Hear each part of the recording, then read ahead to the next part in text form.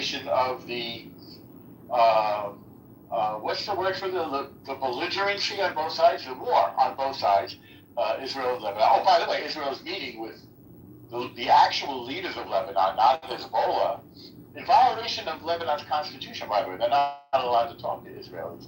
But and Hezbollah does not want the legitimate Lebanese government to meet with Israel, but they are, in order to come up with a Lebanese-Israeli peace deal with Hezbollah. And if you wish, I have a timeline, 7 p.m. the Trump-Bibi call, first call. 7:40, Trump announces there's a ceasefire. 10 p.m., this is yesterday, Bibi tweets, if our cities and citizens are attacked, we will act in Beirut.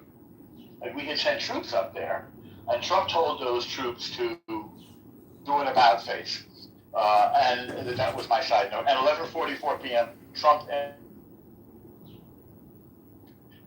So the result of the whole thing is that Israel will continue to act in Lebanon, but will not send troops into the Tahia suburb of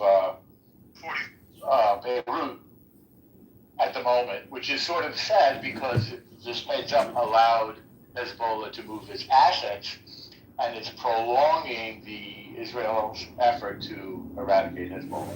So that's what I have for you. I'm staying right on the topic here. I'm staying away from your relationship with the porn star, Gary. I would not make a similar choice, I don't think, because I don't know if you've noticed this, but I like to talk.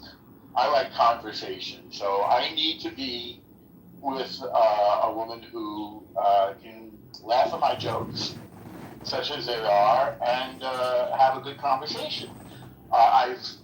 Let's see if I know a guy. Yeah, I knew a guy who was not with a porn star, but with a sex professional who was very pretty, and she seemed nice enough.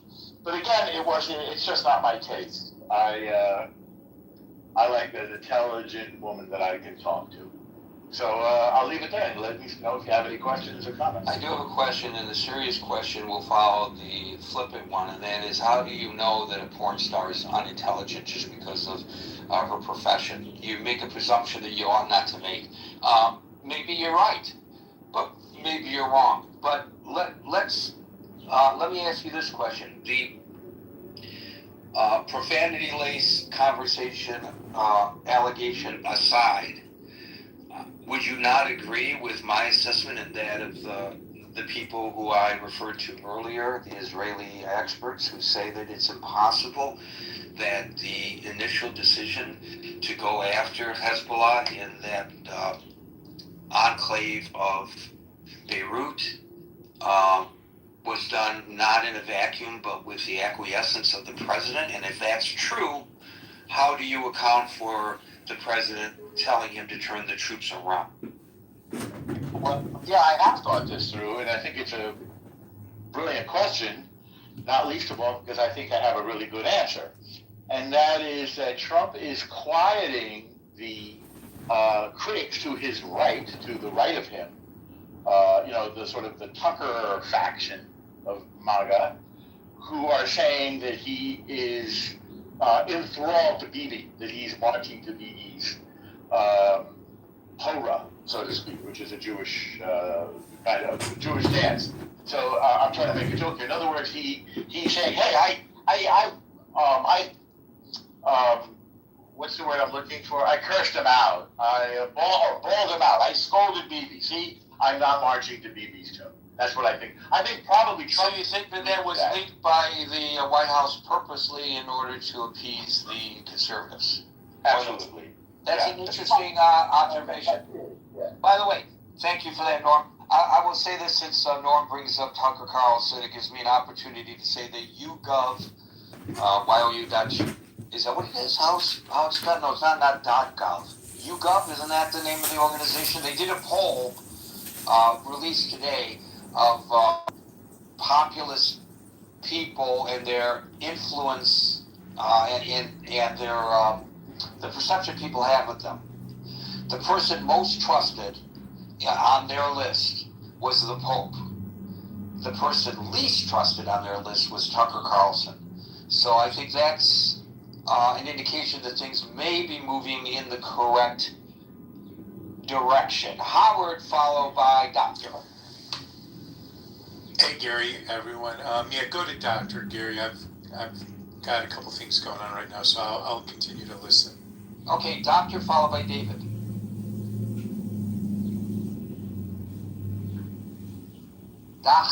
Doctor, Miss MD, or Mr. MD, can you tell me what's ailing me?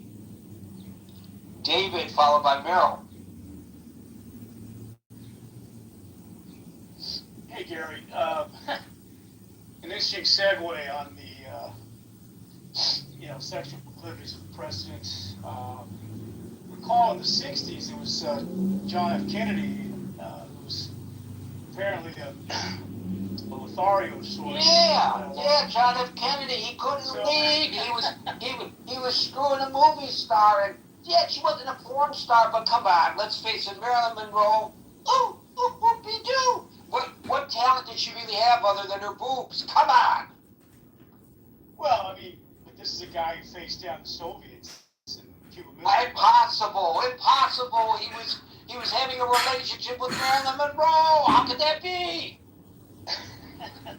Anyway, I'm not condoning it either, but to presume that a person, if they are attracted to a sexually expressive individual, has bad judgment, maybe it is bad judgment, but other people might think that it was really good judgment, depending on their perspective. So it had nothing to do with your ability to lead or not, in my opinion, but there are probably those who agree with the caller who says that there's some kind of cause and effect between the president's inability to lead in the manner in which she wishes that he would, and the fact that he has a high libido. Probably she feels that, and other people probably agree. I recognize other people would agree with her comment. Yeah, and the press sort of gave presidents back then a kind of a professional courtesy with regard to their personal lives. You mentioned the way the press would disclose FDR's, polio or his disability, not being able to walk or stand.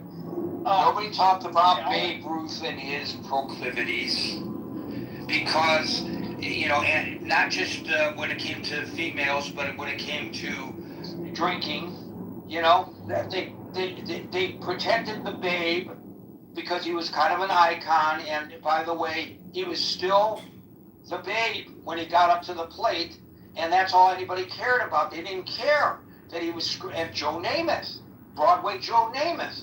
Yeah. For God's sakes, I'll bring him on here someday because I have a source. I can bring him on, and he'll tell you to our face how he was, running through every woman he could get his hands on when the jets were flying high. And so that didn't stop him. Of course, he wasn't a leader of the free world, but it didn't stop him from making important judgment decisions on a split second on the football field. For gosh sakes. I'm not saying that it was behavior that one should be proud of. I'm just saying, what does one have to do with the other? I don't get the argument. Well, yeah, it's how one treats the fair opposite sex. It's more important than what she does for a living, or whatever. But that aside, I think definitely that the midnight tweets, Trump's really becoming unhinged. Whether or not Norm's comments are speaking to a pandering to the right, that I've got this EV guy under control, that I'm going to take him down a notch. I think ultimately he's got to be frustrated and angry, Gary, because he's not a strategist. He's not an operative. He's not. I had this debate with Marshall on the stage about his lack of militarism and his understanding of that, and he's really counting on. And this kind of pokes to this mythology that the IDF and our intelligence and Israelis' intelligence, that we can best any foe on the planet. I think some of that was bought hook, line, and sinker in the war room, in the Situation Room when he's talking to Bibi. And I think Trump really thought that yeah, I'm getting sound advice, and I'm going to be the big victor. I'm going to be the big, celebrity here when I bring the IRGC to heel. And that hasn't happened. In fact, we've seen just the opposite of that. So, it's fodder for the right. It's fodder for the MAGA folks. It's fodder for, and the right wing is very important here, Gary, because, Israel is counting on our legislature. They've tilted more rightward versus leftward because of, some of the things we've talked about in the room. They're counting on the right for continued support of Israel. But if that fever breaks and these talk show guys start winning the arguments, and then the politicians have to somehow say to Trump, listen, Trump, I got to win next year, and midterms are coming up. Somebody has to fall on the sword, Gary. Is Bibi going to fall on the sword over this, or is Trump going to fall on the sword?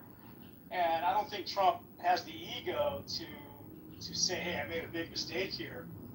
This is your fault, Bibi. You talked me into this. And whether or not that gets aired out in a way that is, private or, more behind the scenes, or if it needs to be public because of the voices are starting to grow louder and louder in this country, it's kind of a no-win situation. And I think the apex of our relationship is really front and center with regard to how we get out of this mess with Iran now. And can we do it gracefully? And can we get more wins out of the situation? They're talking about Bibi playing spoiler here with regard to Lebanon. That while we're trying to promote peace, he's bombing the shit out of Lebanon and going after his enemies there, which is an anthem to what we're trying to achieve with Iran, because they have a big investment over there. So it's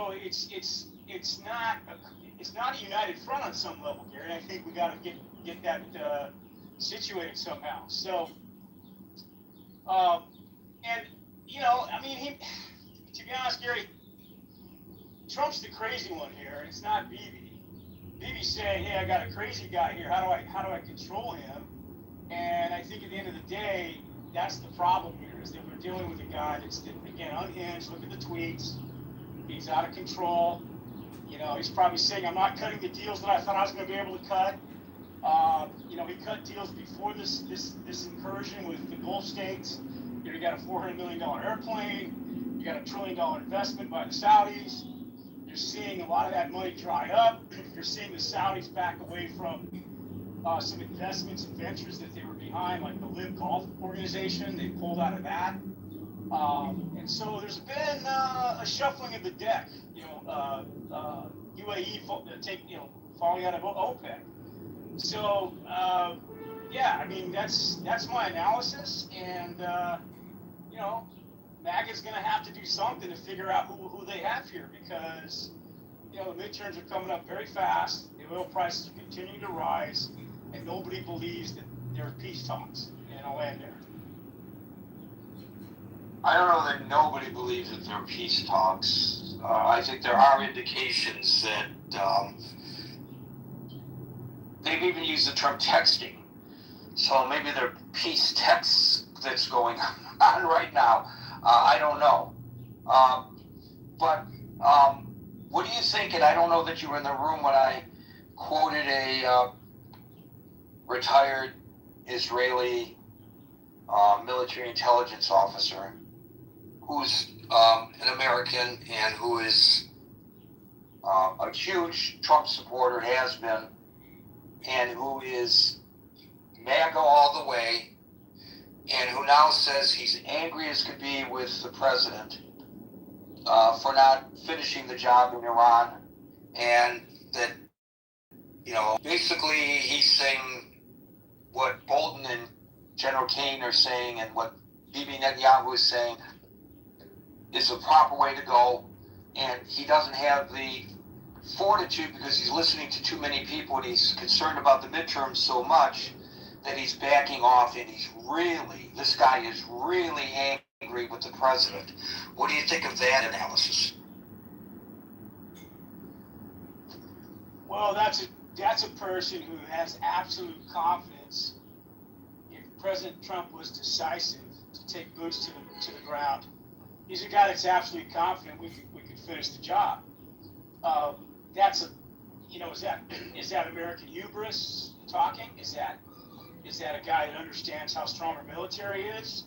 I mean, we've had to draw down on assets. I mean, from Korea, South Korea, we've had to draw down assets elsewhere. We've burned through quite a bit of military fire doing what we've done so far. Supposedly we're out of the Patriot missiles. We need to rearm that up. So I don't know. I don't know what this guy's privy to there in terms of intel. Like you said, we had a family friend who was in the CIA, and he never really got out of it. And anytime there was a situation, I think we had a family friend who had a missing persons issue, and he was able to make phone calls and do some help there. So, maybe we could have finished the job, but the appetite, when the first 500 to 1,000 deaths come home or more, depending on how much we lose in that first round of boots, I mean, who's going to pay for that? Who's going to pay for that politically? So I think at the end of the day,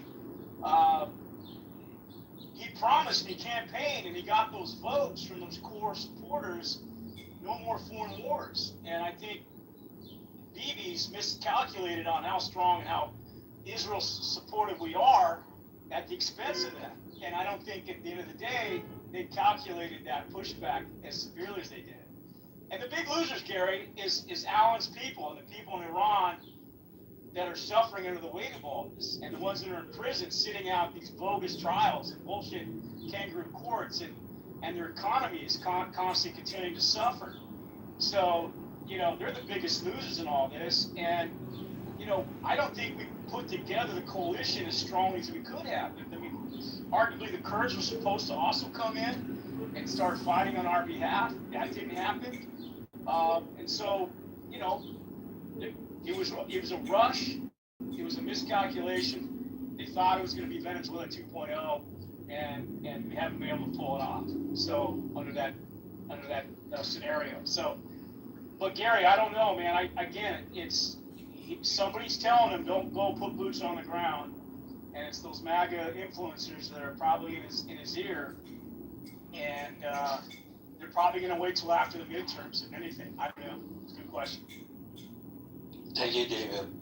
By the way, in my conversations with these people, there's been no discussion of boots on the ground.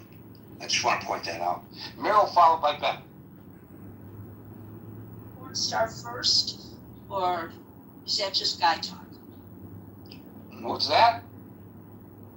Should I talk about the porn star first? Or Hey, it was brought up by a female, not by a male. I just responded to what she had to say. So it's an equal opportunity discussion for all genders. You just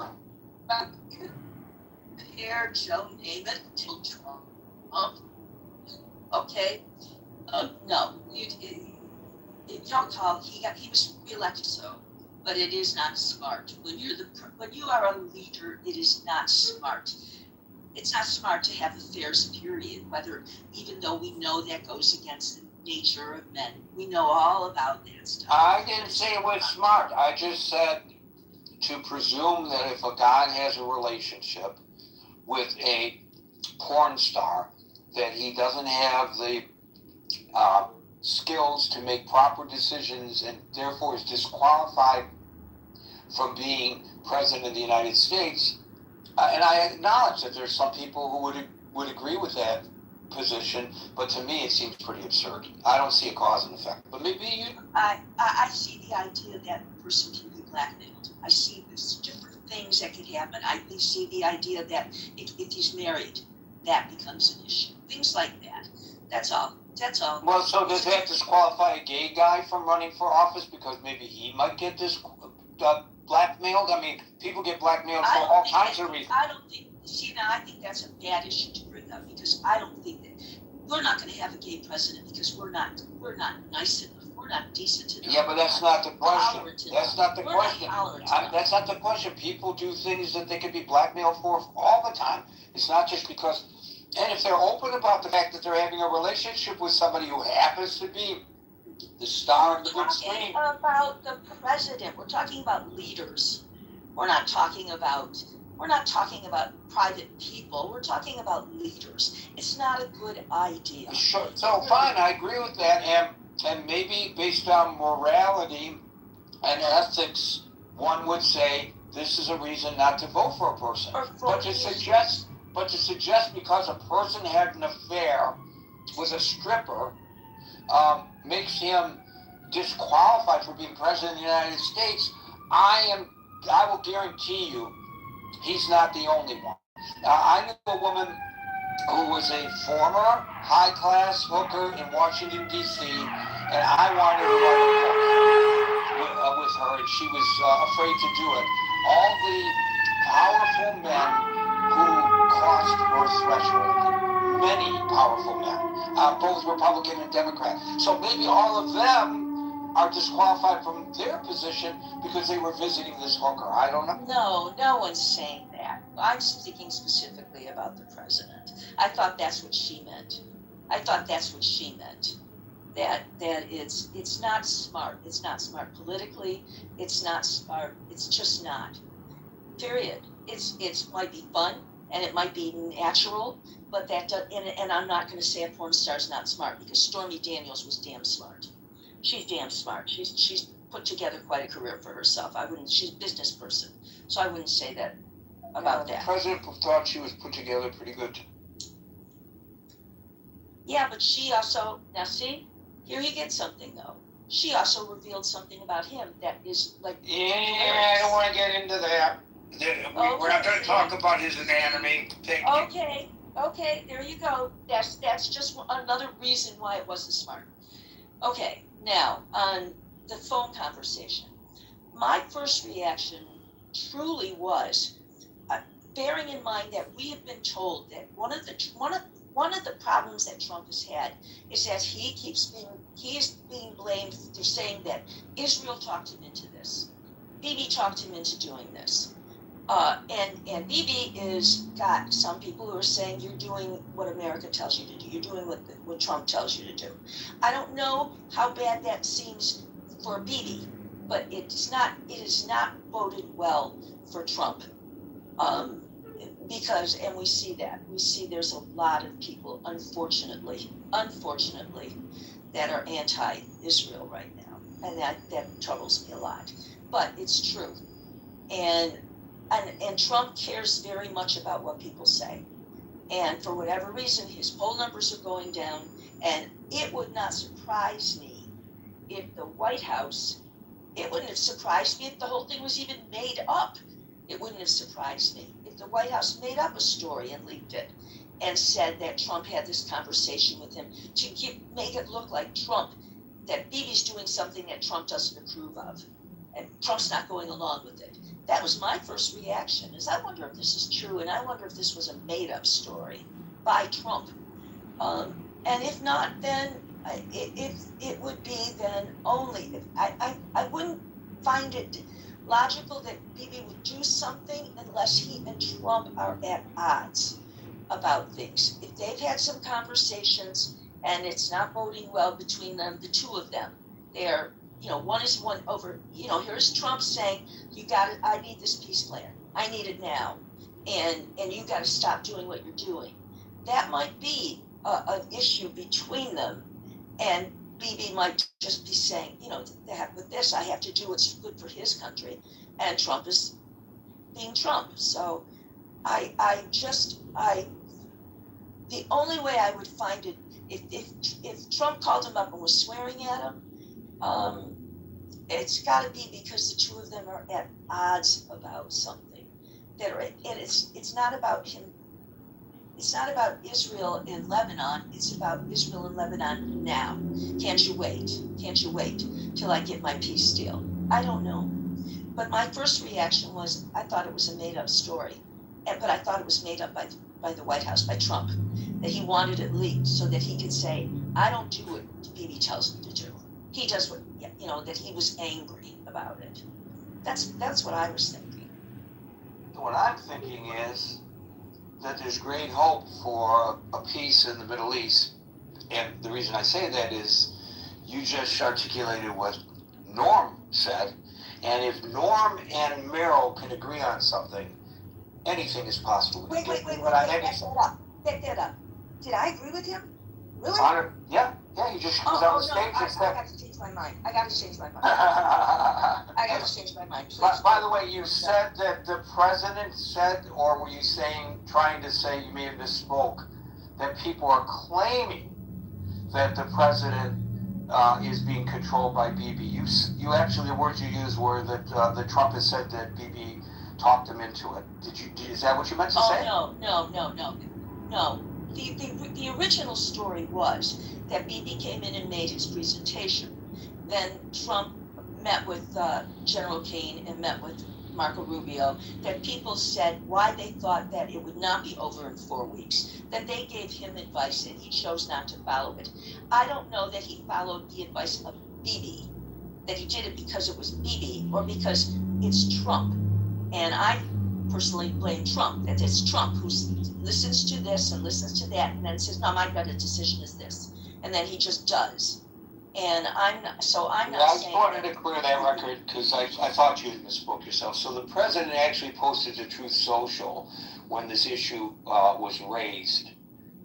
Israel never talked me into the war with Iran. The results of October 7th added to my lifelong opinion that Iran can never have a nuclear weapon. Did. And maybe grammatically a little off base.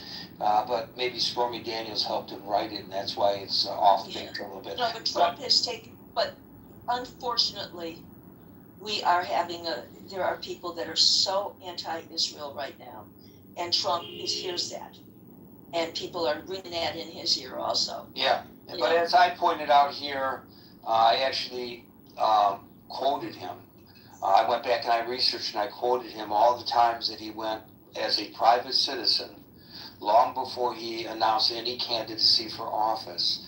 And he went on national television at least 3 or 4 times that I cited, including with Barbara Walters and I can't remember who the other people he was on with right at the moment.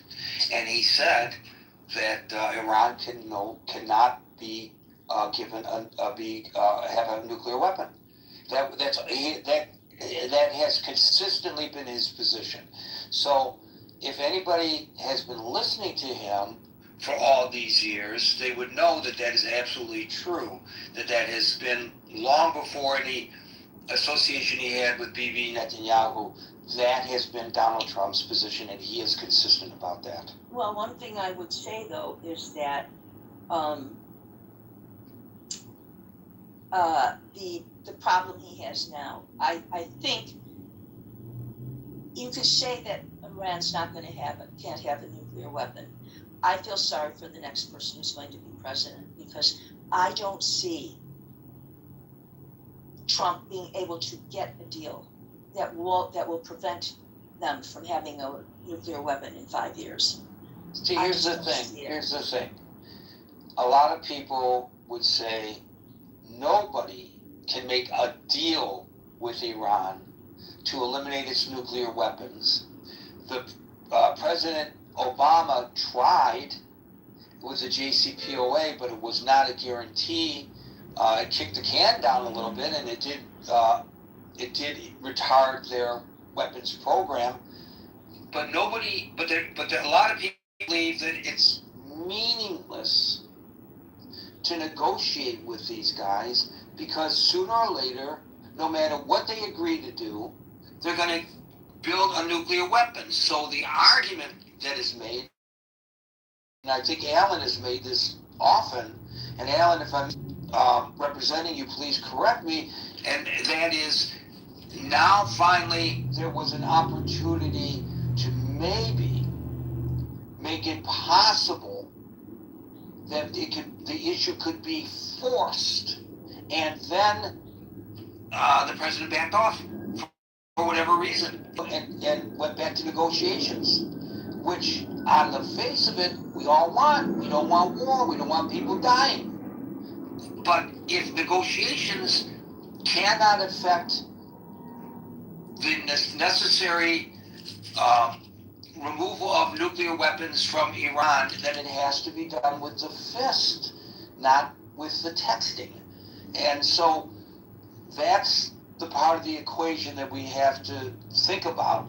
Whether you agree with it or not, there are people believe that, including folks who are in a position of knowing what's going on in Iran with that regime and what effect the war has had on that regime, which I don't pretend to know, but they do. And they believe that Iran was on the ropes. And if they just kept the pressure up, you heard it from John Bolton. You may not like it because it's coming from John Bolton. You heard it from General Kane. And, now you're hearing it from a couple of my sources who I'm not going to name, but I'm their proxy. And that's what they believe. And it's something to consider. I listened to retired generals, people that were involved in intelligence, and they know Iran, and they are all saying the same thing. They are saying there's no way you can do it without boots on the ground. They're saying, you've already tactically won this war. You've done, you can bomb and bomb and bomb and bomb and bomb. That's not going to get you what you want. And it does involve boots on the ground. And I think Trump was told that. I think he made a decision and then got scared about that decision. Well, let me jump ahead and skip over Ben and go to Amir. Amir, I want to ask you specifically, please, sir. What if the Israeli program of whack-a-mole had continued? In other words, every time a new leader pops up, they get him. Another leader pops up, they get him. Another leader pops up, they get him. Would that not destabilize the regime to the point where they would acquiesce to the demand that the nuclear weapons be turned over, or not, Amir? Gary and everyone else. I think that is the strategy that will be pursued. I actually have quite a bit to say when it comes to my turn, but specifically to this question, I think it is going to be layer by layer until you get a layer that is going to agree to the demands of Donald Trump. And those demands are very clear. He calls it, Iran will never have nuclear weapon, but what he actually means is that he wants all the enriched uranium to the 60% plus, which is now actually not just 60%, it's 50%, 40%. They're talking about 10,000 kilos, 10 ton of this stuff they're talking about. Okay? He wants all the enrichment facilities completely demolished. He wants the missiles range to be reined in, and he wants the proxies not to be supported. Now, that kind of thing only requires a layer of government within Iran that is going to change the complete strategy of the country, and 180 degrees. That's your specific. That's a specific answer to your question, Ken. And I think the people I talked to today are frustrated that remember, it was the Israelis that was going after the leaderships. It was the Israelis that had Mossad in country, and they were killing people in their apartments, and there was no collateral damage, as they say. I hate that term, but innocent civilians were not killed in the process. They were very specific, very smart, specific attacks that were occurring.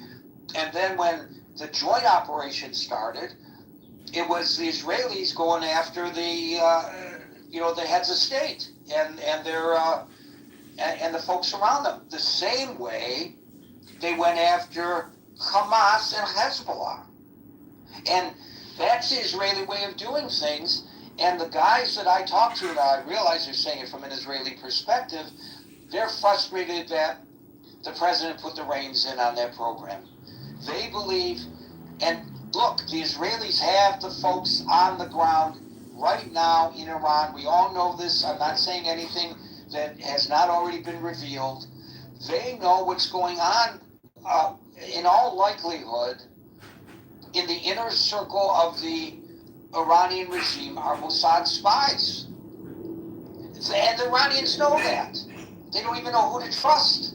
That's why when they send messages to the new supreme leader, Baby Khamenei, they do it through courier and they switch them up. It's not just one, take a message, Garcia. It's a bunch of runners that they run it through. so that it can't be traced back to where he is in hiding, because they're afraid he's going to be the next one to be eliminated. I think that if Bibi had his way, this would have been over by now, without putting boots on the ground. Now, I could be wrong. I'm not a No, you're not wrong. Don't say that, Gary. You're not wrong. You're absolutely right. As Mr. Amir said, this operation had to be layer by layer by layer. The 12 days hit by Israel, it was so significant. This regime didn't lose his head from his ass. And we didn't need any boots on the ground. You had 80 million people. There was 1 million people that were dancing on the street of Tehran the day Khamenei got hit. Come on. There was no place in the history this thing happened. We didn't need any food. Iranian, they would do the job. But right in the middle of the most sensitive time, all of a sudden you hear ceasefire. Ceasefire. What did it get us? The Strait of Hormuz got shut down. Kuwait got hit. Qatar got hit. And the rest is all history. You all know. Why? The same thing you're saying, Gary. 80 million Iranian, they were thinking and was saying, what happened? We were just doing it. Because the Basij, they were lost. We don't have enough, we don't have an army. It's all bullshit when they said army, we have 2 million people army. No, they don't have it. And then all of a sudden everything is stopped and regroup. And now we're all talking about peace talk. There is no peace in here. It's all blood. Every single of it. And you said it the other day. How come in the part of peace, it's not any restriction to Iranian regime to stop killing the innocent people? How come that's not part of the whole equation? It's all about money. Amir hit it right hit the nail on the coffin, and also you did.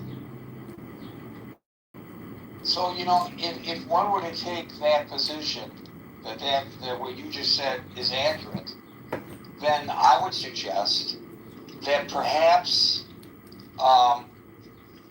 it would have been better if Iran, if the president did listen to Bibi Netanyahu. It might have been a different outcome. I don't know that it would be a different outcome, by the way. I have no way of knowing.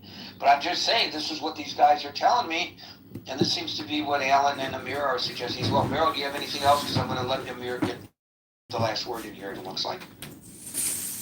Yes to say. What's that?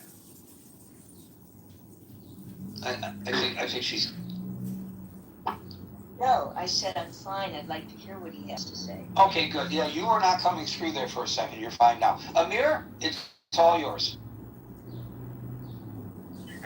I just have to say that there was certainly an element of surprise in the initial attack. They did think that this would be finished very quickly, and it does take quite a. I mean, basically what Iran proved is that they have this matrix management or mosaic type of management in the military, and they call it atash be ikhtiyar, and basically what that means is that every group can have their own little organization, and they can fire at will, and that is going to make it very difficult to sort of to assume that you can hit the layer at the top and everything will fall. So that is where I think Trump disagreed with. That was the reason that he disagreed with Netanyahu, and he said, let's pull it back because this is not working.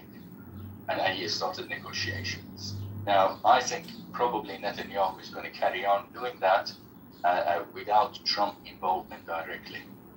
So I'd like to just make a couple of comments, if I may, on the discussions. Sure, of course, sure. That's great. I appreciate it. Thank you, Gary.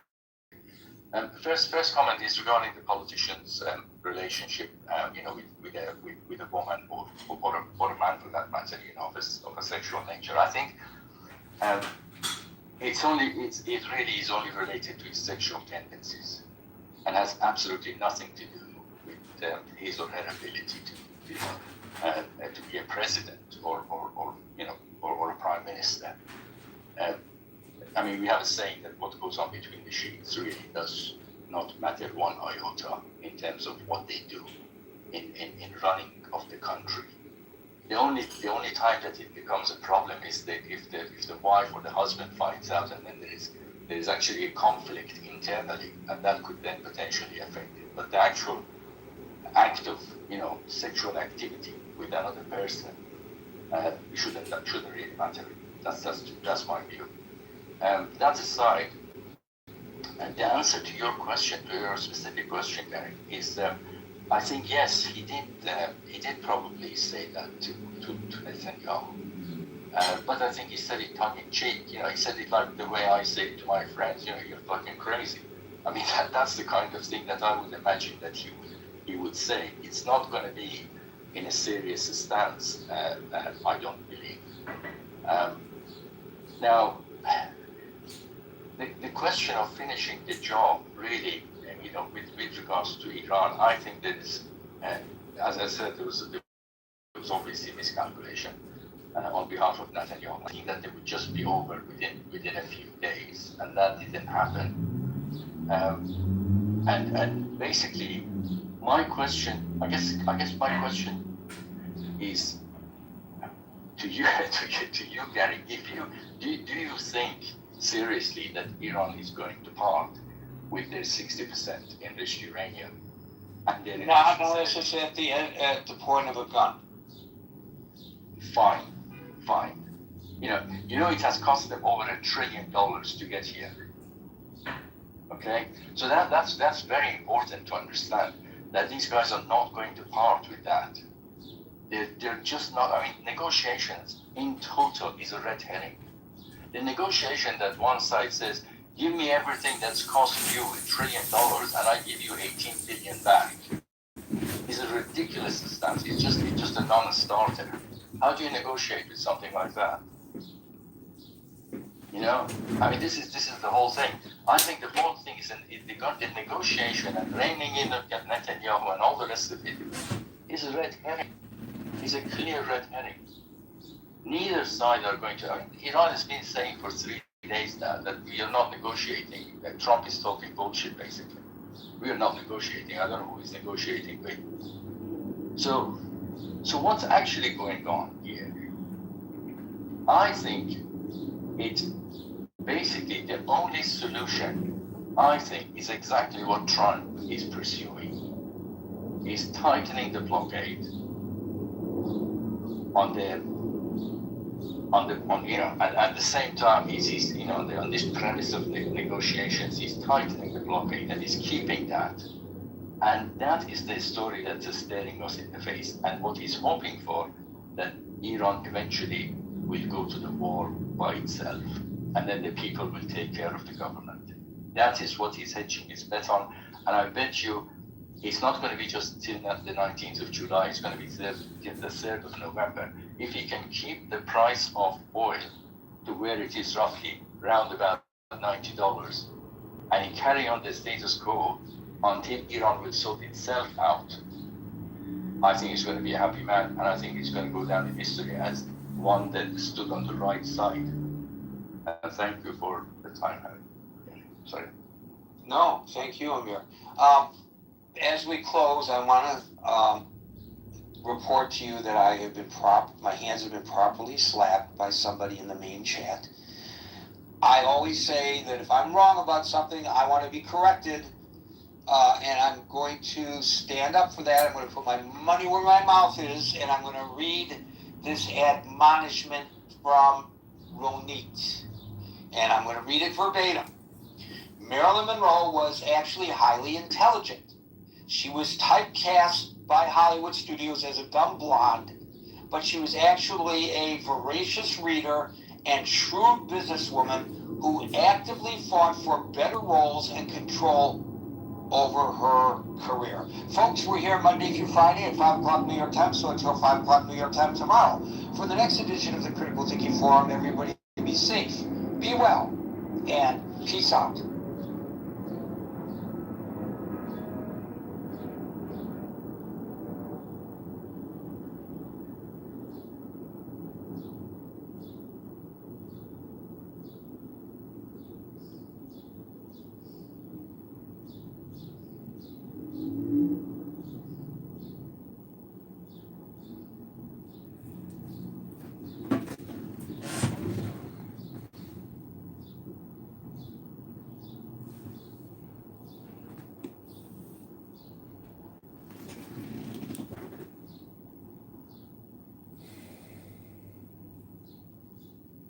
I used to think.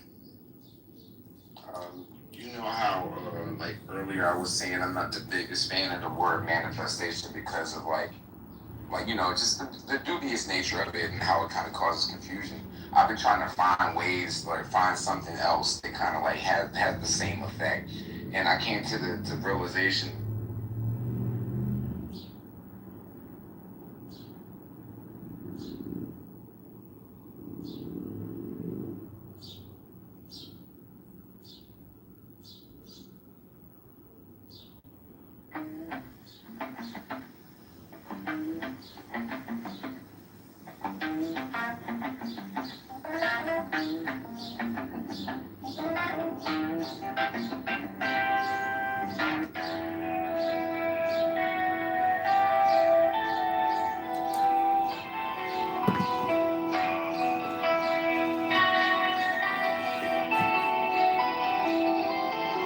I am the charioteer of the east, Lord of the past and of the future.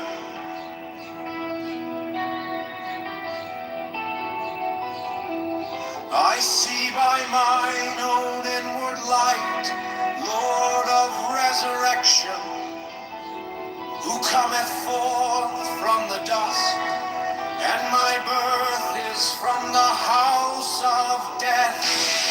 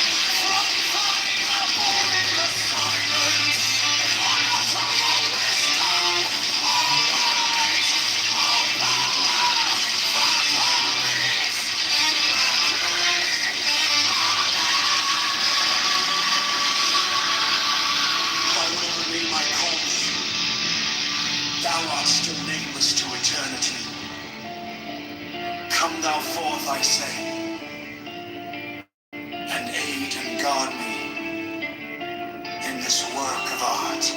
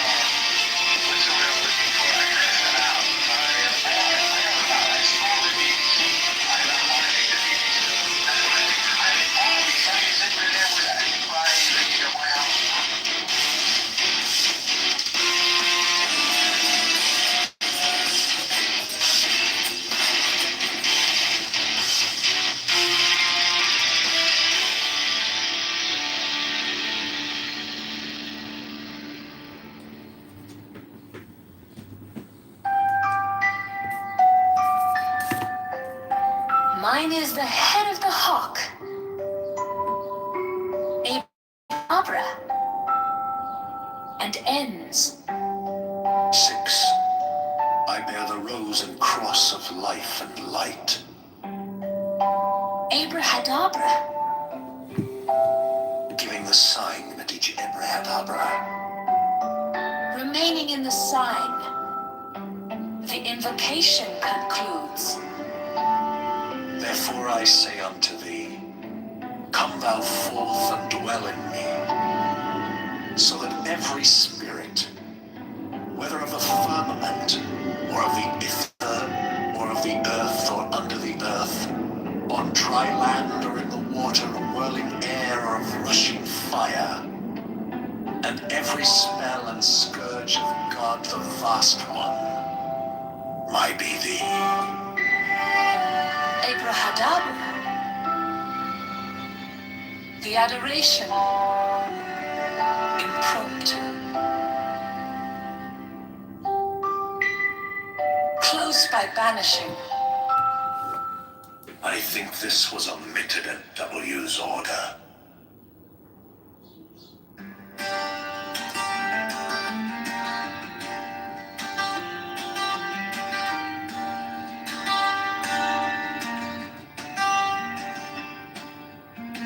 The letters around the rim are Enochian letters, facing outward in the illustration, including the corner letters facing toward the outer point of each corner.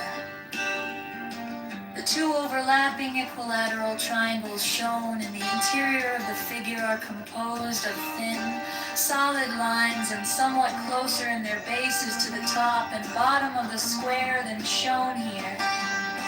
In the illustration, the base angles touch the fourth edge letter from the corner of each instance.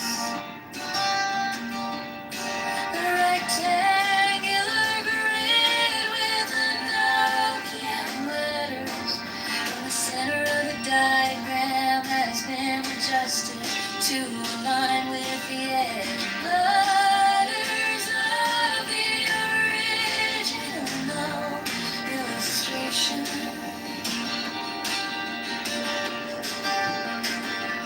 This rectangular grid has its corners overlapping, the lines defining the hexagram in the original illustration.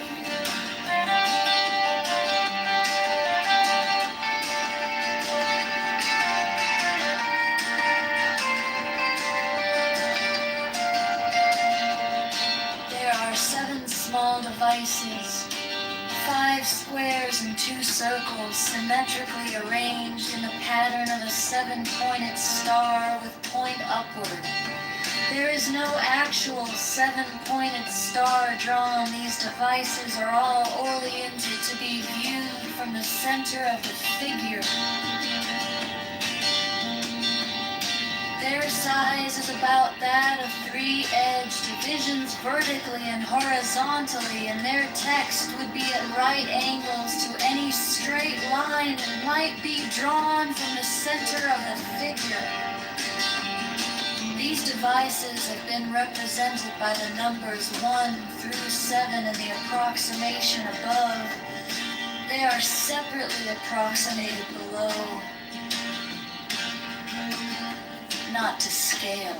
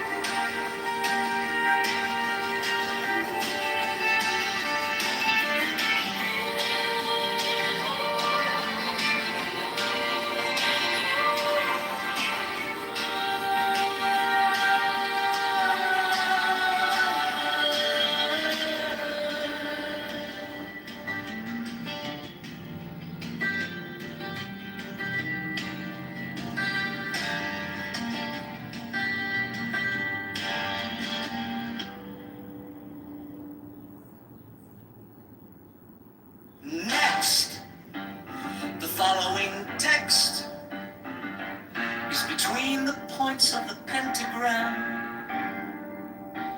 Starting at upper right, the words below are arced in a circle.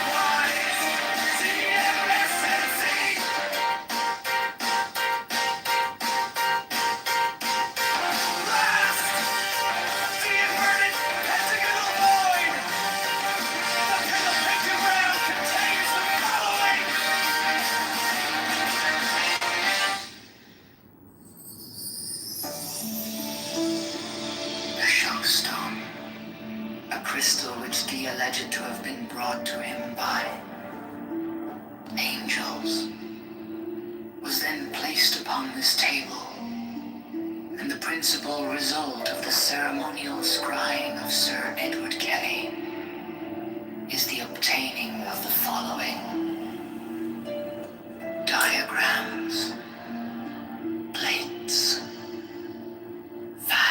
viewing. He symbolized fourth dimensional universe, in 2 dimensions as a square, surrounded by 30 concentric circles, life is or errors, whose radii increased in a geometrical proportion. The sides of the square are the 4 great watchtowers, which are attributed to the elements. There is also a black cross, central tablet according to the arrangement shown. Compare the black cross bordering the tablets in plate A with plate B.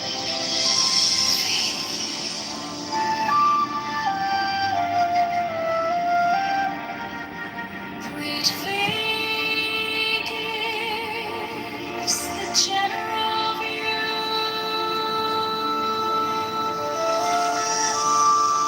Plate 4 gives the complete attribution of the tablet of air. The 6th file is called linea patris. The 7th file is called linea filii. The 7th line is called linea spiritus sancti. This great cross divides the tablet into 4 lesser tablets, the left-hand top corner being air of air, the right-hand top corner water of air, the left-hand bottom corner earth of air, the remaining corner fire of air. Each of these lesser tablets contains a Calvary cross of 10 squares, which governs it. Plates V, VI, and VII are similar for the other element. This is the way in which the names are drawn from the great tablets.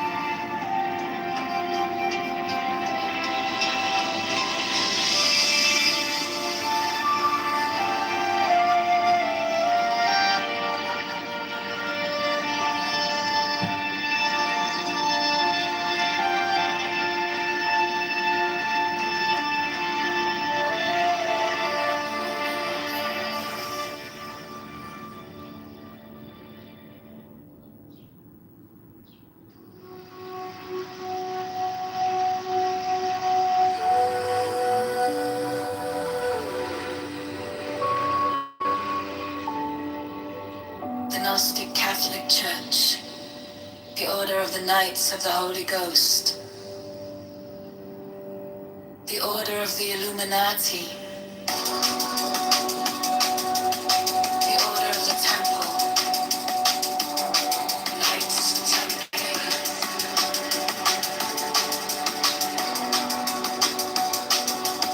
the Order of the Knights of St. John,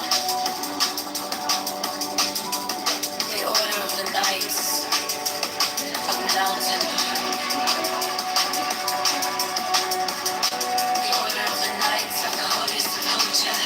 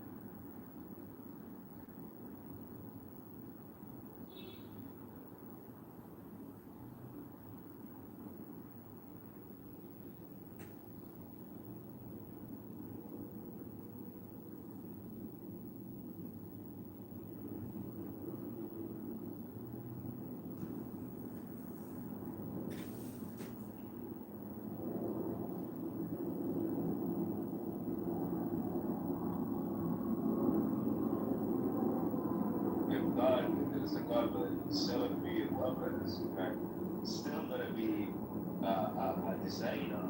It's very much different from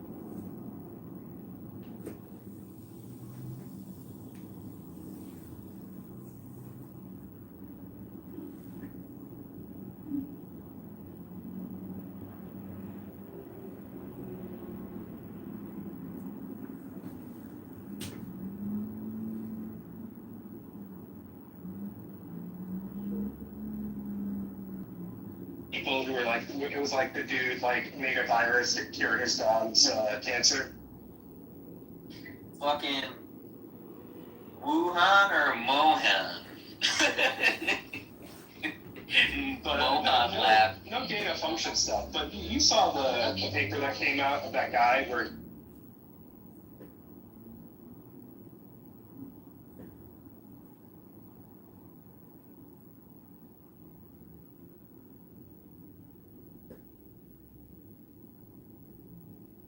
Sorry.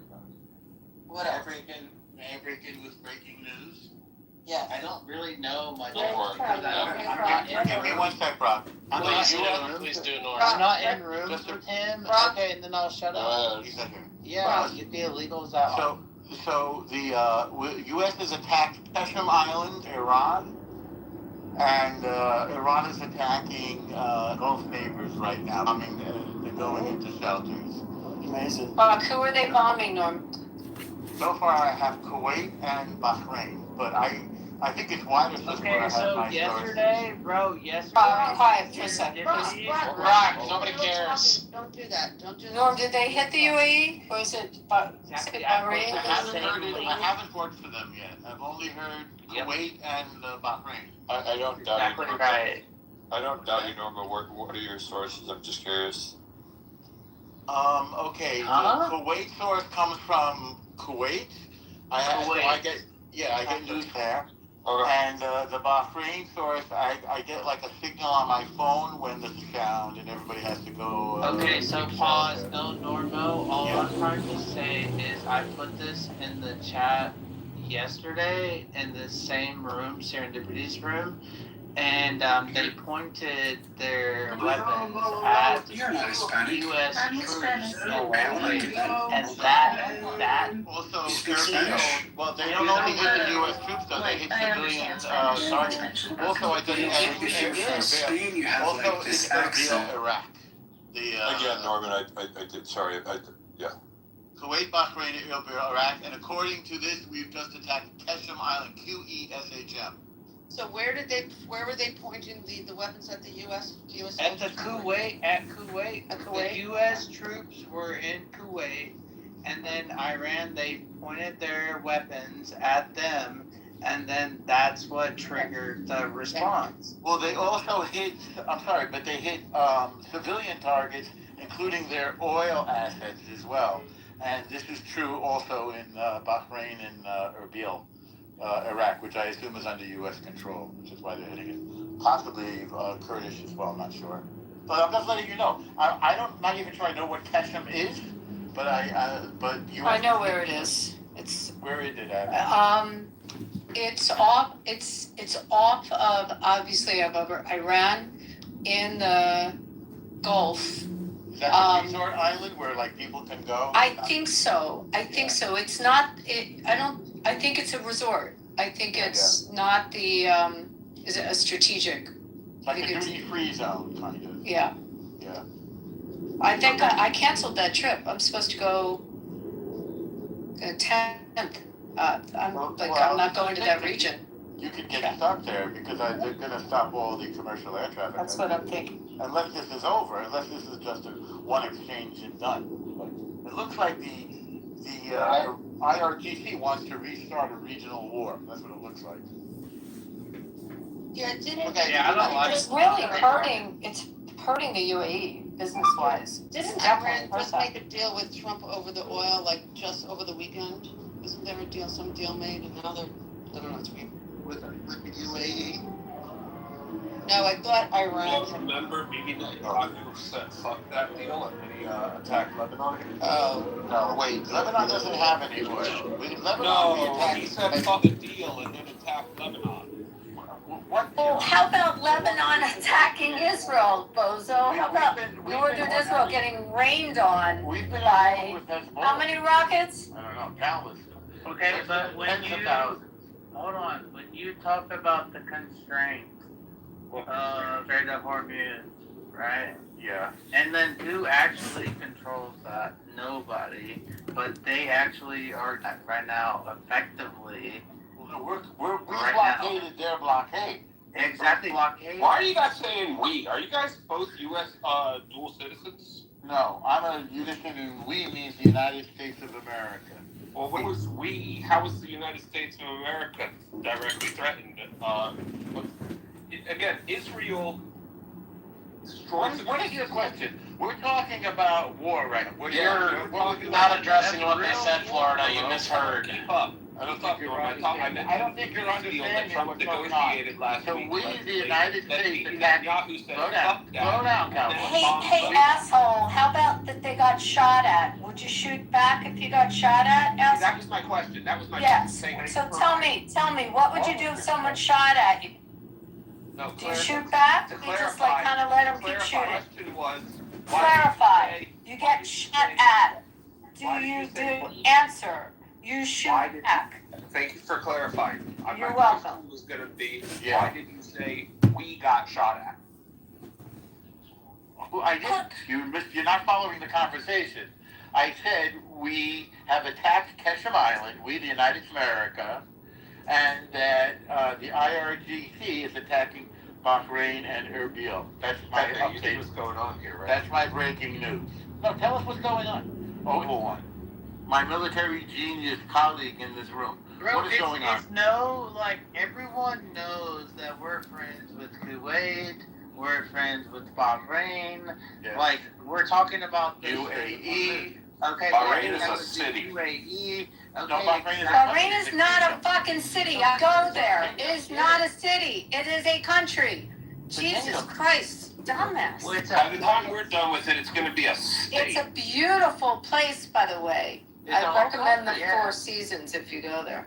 Oh, okay. I've been there. That's They right. got American Alley down there, right? It's really nice. Yeah, the old Bahrain, the old area is really Bahrain tells me right now that they have some freaking princess ship that has made it through there, then I don't want to listen to you. I don't get it. Why do you want a princess? Because there's princess? a blockade. And? Yeah. Yes, it's a tool of war. Yeah, it's war. Yeah, so what's the new? I don't get it. Why Why? would it be None bad of you have if they end up basically making it so that nobody can cross through the Strait of Hormuz unless they want them to? Well, why would you let the people they want to cross the Strait of Hormuz? Then the entire world will make war on them because the entire world will be hurt by their trying to take control of the Strait of Hormuz. Even China's on our side with this one. I'm telling you from the people that I know that I just went to a wedding at a chapel. Just leave it at that. Yes. Yeah. It's What not do you know? happening. There's Going to a chapel, I don't Wait, what do you know? Classic, Abby. Classic. Also, Abby, I thought you were talking about the NBA. I was thinking that playoffs too, last Abby, night, but or I the didn't NBA think- finals. No, the NHL. The NHL. Sorry, I've been calling you that with Boston sports. The IRGC is bombing the NFL? Excuse me, Brian. Brian. Is somebody saying something?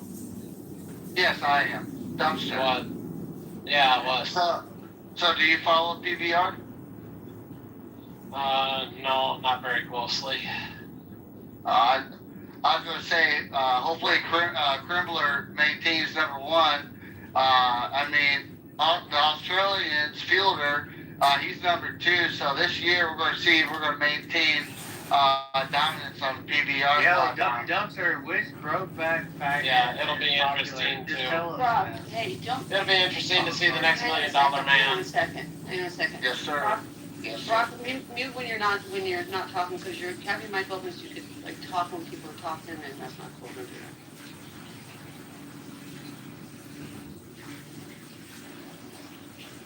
Yeah, it'll be interesting to see who shows up for the new World final series this year, and I just hope that there's less controversy and stuff that happens this year in the rodeo world, because they lost a lot of good horses last year, and they had a lot of issues with some of the riders and stuff getting hurt and being out for a while. So it'll be interesting to see how that shakes out this year. I don't follow it very close, but I also don't follow many sports either. How expensive that ticket is, Brian, to the finals? It's like one of our most expensive tickets in our city. I don't know. So, but it's a big deal to go to. Are you guys? That's when you know a stockyard. That's when you know a stockyard manager. He can hook you up with some nosebleeds. Let's just put it that way. That's right. Hey Abby, are you guys hosting World Cup games? No World Cup in Vegas. World Cup in Philly, but not in Vegas. Not in Vegas. And Why the fuck would anybody pick I feel like if you want to think Americans are assholes, you'd go to Philadelphia and invite the. Who's gonna go to the world? Like, it's just funny that it's there. There are gonna be people from other places, but I can't imagine. What do you mean that it's there? It's in multiple places. And by the be clear, some people keep their mic open because they're driving. That's cool. It's just the people so they can interrupt people. I want you to do that. That was if you can manage yourself. I don't care if you keep it open. I don't want people all think I can. I mean, if I kept my mic open, you might hear me swear at a cat. That's all right. So. We're cool with that, Brian. Everyone, shut the fuck up. Hey. What happened? I saw some people might mute up. I'm like, I wasn't telling that's the whole group. Well, Brian, I'm more like an NFR guy because I got a lot of buddies of mine. They make a little bit of pocket change because they got some good bucking bulls and good bucking horses as well. I know, like up by Columbus, R comes through. They'll reach out to some stockyard. They'll come out to the countryside and grab a low rated bucking steer. I mean, I think it'd be cool if they went to like Salt Lake City or some shit, like had like this World Cup there because like everybody's I don't know, it's like a wholesome, at least for a city, it's like yeah, it'd be a good image for America. Well, so there was a big issue. They were supposed to go to they were supposed to have a World Cup match between Iran and I forgot who the other country was. It was supposed to be held in Seattle. Somebody could fact check me because it might have been Portland, Oregon. This is a story that came out a few months ago. They wanted to have it during a Pride celebration, and the teams were like, I think it was Morocco. It was another Muslim-dominant country. Yeah, both countries or both teams were like, hey, we're actually not okay with what you guys have. I agree, and I think like I don't know, just as a regular like American citizen, the World Cup coming to America, like I don't know how to embrace that. Like there's large amount, like people care about this shit, and we call it soccer. Y'all call it football, you know. Like, but now we have to be the host. Well, yeah, I mean, I follow club soccer, and club soccer is getting increasingly more popular in the United States. Like, teams are, like MLS is not a bad product anymore. Like, there's a lot of teams out there, a lot of smaller teams joining. Like, there's professional soccer popping up all around. Like I said, I follow Liverpool. Like, I'm a big Liverpool fan, so I like European soccer as well. So. What was a big tournament we had in Vegas? I don't know, 2 years ago maybe. It was like the Latin American finals. Oh, like CONCACAF or something. Something like that. And it sold out. It's hard tickets to get. Are you going to any games then? Am I going to any games? World Cup. No, I'm not. Because I can't afford. Like, yeah. Yeah, I look at the prices. Like Foxborough, and I don't think. What are the prices for? Thousands of dollars. Yeah. What, just to get into any of the seats? Just to get into any in particular, because there's one in Foxborough. They're not calling it Gillette Stadium because they don't allow corporate advertising, so they're calling it either Boston Stadium or Foxborough Stadium because it's not really Boston, so I think they're calling it Foxborough Stadium. And then I forgot, it's two teams that, like, even if it was the United States, like if there were USA games, like, it would be crazy expensive. But just to go watch two random countries play doesn't really excite me at all. Yeah, I was looking at, I think US and Australia are playing up in Seattle, maybe. And it was like, not worth the money. Yeah. Like a Super Bowl prices, Beaver? What are the prices? I probably one in par with Super Bowl prices. Like, what's the cheapest to get into a Super Bowl? Like, well, let me see. Was it 3 or 4 grand? Yeah, pretty much. Upper, like to go to the upper bowl. I mean, face on them is 3 for the upper. Yeah, I mean, like World Cup, I was together. So, for this. So comparatively. Sorry. So this is for Gillette Stadium. The games What's at the Gillette Stadium ticket are price? Haiti versus Scotland, Iraq versus Norway, Scotland versus Morocco, England versus Ghana, which, to be fair, would be interesting. Norway versus France, the round of 32, and the quarterfinals. It's like none of those games I have really any interest in going to see. Oh, unless the US makes it. Ben and Brock. Ben, can you see what they're playing in Philly? Do you know what game that? I can look it up.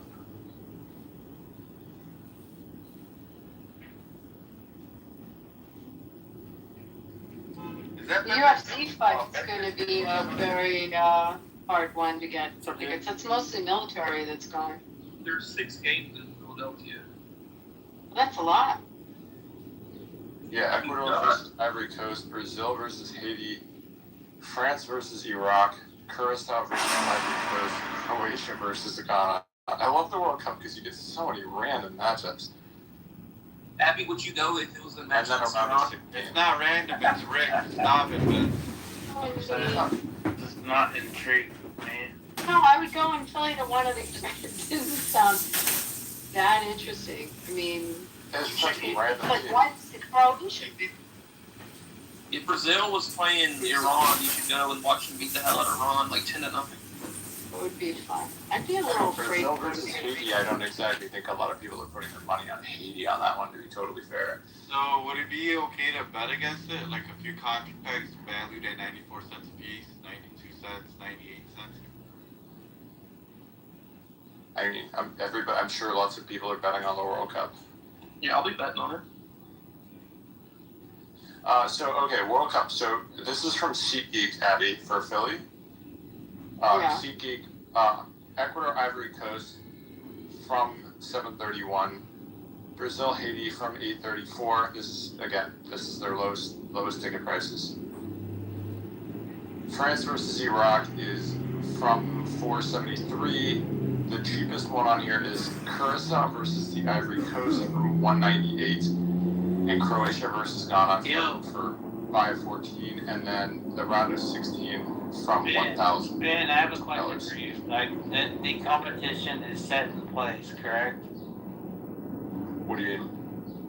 The group stages are against. Who? I'm sorry.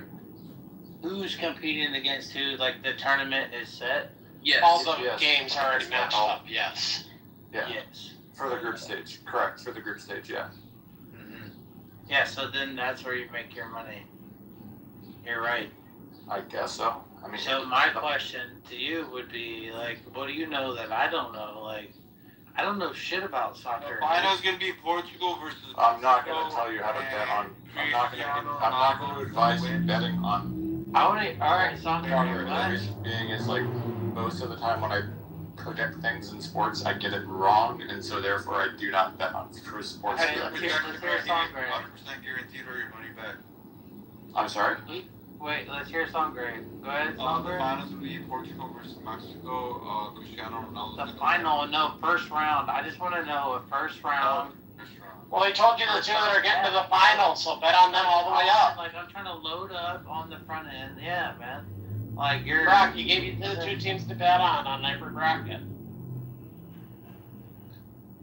The final four: Brazil, Mexico, Portugal, possibly Germany. I don't even know how the groups sort out to say who could possibly make it to any of that stuff. So. Well, there's more teams this year. There's like I don't know, but we're gonna need the National Guard in our city. Please send the National Guard now. It used to be knockout round with 16 teams. Now it's gonna be 32, I believe. Yeah, there's more games. All right. So according to Kalshi, right now, they have Oh, that just changed today. Oh, wow. Okay. They currently have Spain in the lead at 16.7%, France at 16.3%, England at 11.2%, followed by Portugal, Argentina, Brazil, Germany, Netherlands, and Norway are the only ones with significant amounts of money behind them. So didn't you say there was a Norway-France game? I'm sorry? Did you say there was a Argentina. Norway-France game? I thought I may have said that. My money's on Argentina. Man. France Like, if they play a hell of a lot. France versus Iran. Hey, what if Messi takes it again? You're talking about the ones in. You're talking about the ones in I'm trying Argentina. What if my little Messi takes it again? I think Argentina's got a fair chance at it. But yeah, they got better fucking chance. So this is kind of the general rule with the World Cup is the best players oftentimes don't do that great because of the fact that like you're playing for your home country as opposed to your like you can't stack a team like Real Madrid does or PSG like Paris Saint-Germain does. Well, if you look at European football, You have to play with the cards that are dealt to you in the terms of who you have on your team. So like Mo Salah is like one of the best, or historically one of the best players in soccer, but he plays for Egypt and there's nobody else on that team, right? So like you may be from a country like Zlatan Ibrahimovic was one of the most incredible players to ever play the game, but he played for Sweden and there's nobody else from that country that was really good at soccer. What about Ronaldinho, Maradona? Right, but they played for Brazil. So, like, again, if you're looking at, or I guess Maradona's, but not Brazil, but what about like Rooney? No, you're go. No, it's just it's kind of interesting. Like, you can't stack a team like Manchester City does this in England. Like, they're stacking a team.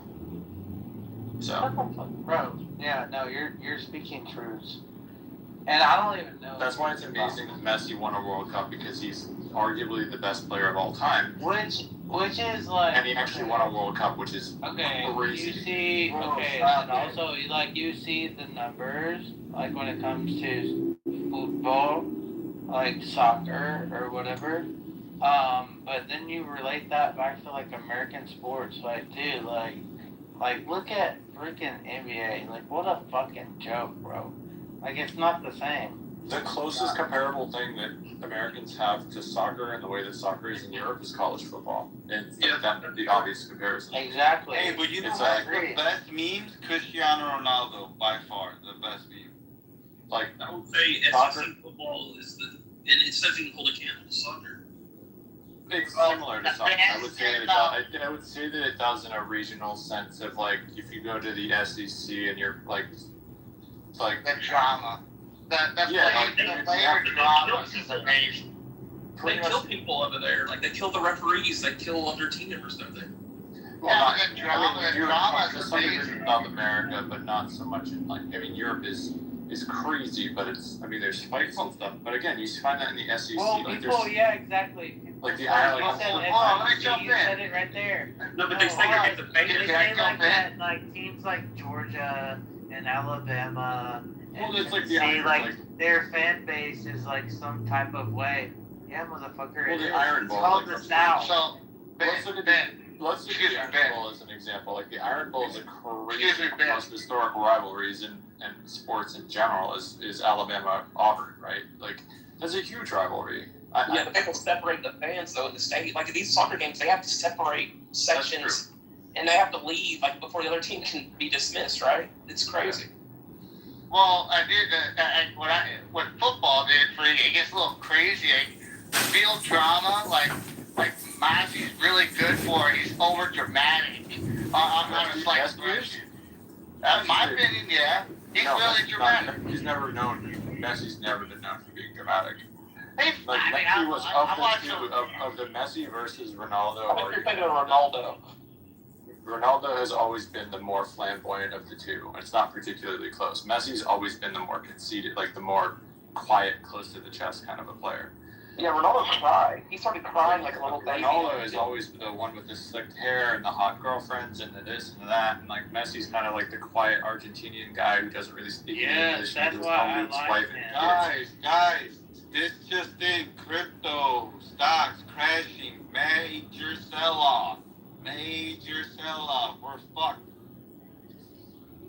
Okay, but no, when it comes to like I say Argentina, the reason why is they play a whole different style, dude. Like if you look at like But bro, are the English not good at soccer this year? that's why they go to South Europe goes to South America for a lot of their players. But here's the deal with England. England, historically speaking, has stacked teams on paper, and they suck in the World Cup. That's historically been the case with England. Like, and again, I'm not saying that to talk crap about England. That's just the reality. England has Can I jump World in, Cups. Ben? Can I jump in, my guy? You've been going for like 20 minutes. You've been going for like 20 minutes. No, it's good. Really disappointed as American to see the significant support for the Zionist cause and the Zionist Christians and evangelicals. They're a huge part of this problem. And at some point, when this side of Israel and America, the Zionists, start to recognize just how devastating this is for their friends and allies and their paymasters in the Middle East, will they be a force for peace or an equal time after? Just some more breaking news. Explosions in apparently on the base in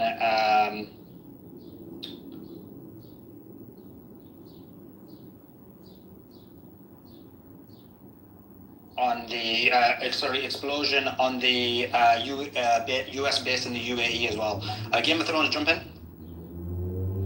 Yeah, I just wanted to say to follow up, Doc, good to hear from you, sir. And, we grew up in a time, honestly, that if you didn't learn from the Vietnam War, I mean, Korea was a little early. I was born in 55. But Vietnam should have been a wake-up call to everyone from our generation as to the heinous bullshit of funding both sides of any war, all of the crap we've endured as Americans, the higher taxation, the higher property taxes, all of this bullshit.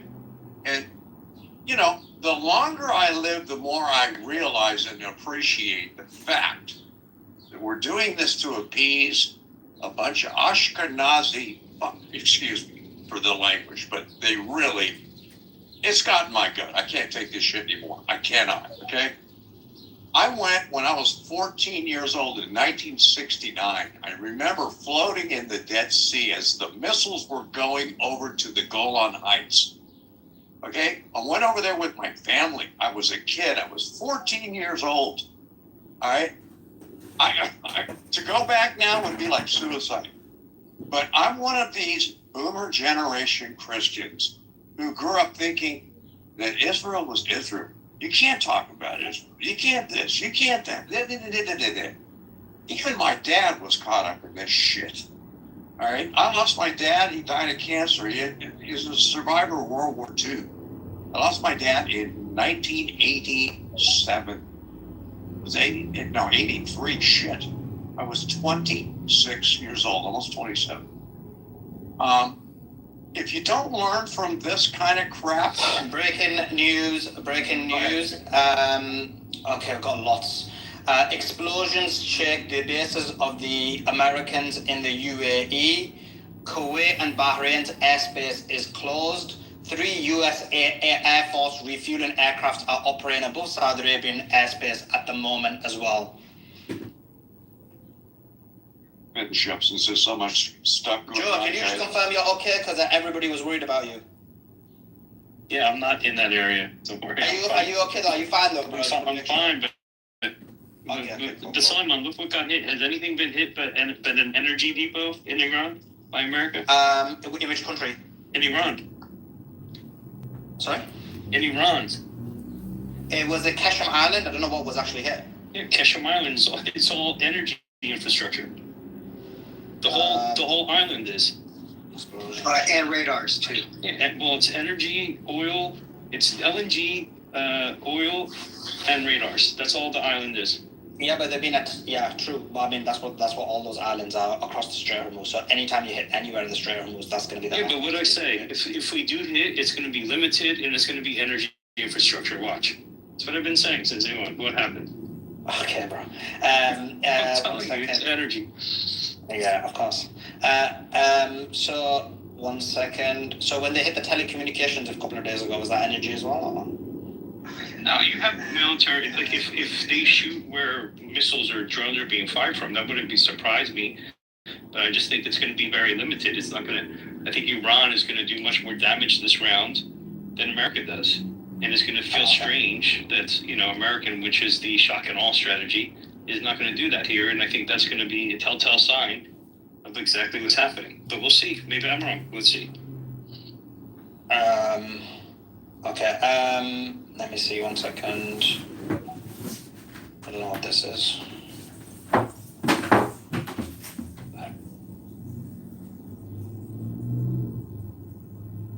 Okay, sorry. I'm just looking at the news at the same time.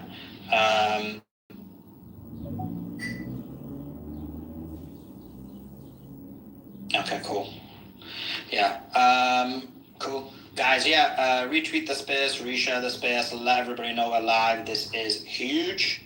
We're not going to be ending the space, obviously, as you know, sometimes we do, but we're not going to be ending the space. We need to continue running the space, but I will be going live in YouTube as well at the same time, so I'll be giving news on both. And yeah, that's the latest. Sorry, was somebody speaking when I interrupted? I can't remember now. It's okay. I was almost done. That's fine, Sully. Carry on. Appreciate it. I'm sorry, because I'm trying to organize the interviews as well. I was trying to get someone in earlier, but unfortunately I couldn't. But we'll be back in the normal time. Okay, let's go to Matrix Resist. Hi. Can we emphasize on something? I think there are going to be two reasons, or probably more, why Iran is now retaliating throughout the region. One thing could be Iran emphasized that the armed forces of Iran, their patience is running out because the US has violated many times the ceasefire in all fronts, or what happened after Ali Larijani's death. The Iran said basically, if any assassination happens, we go after throughout the whole region, and I'm worrying that maybe one person got assassinated. That's my take. Why they should vote? I mean, maybe that's because their patience is running out. That could be too, or we lost someone great, and I hope we didn't.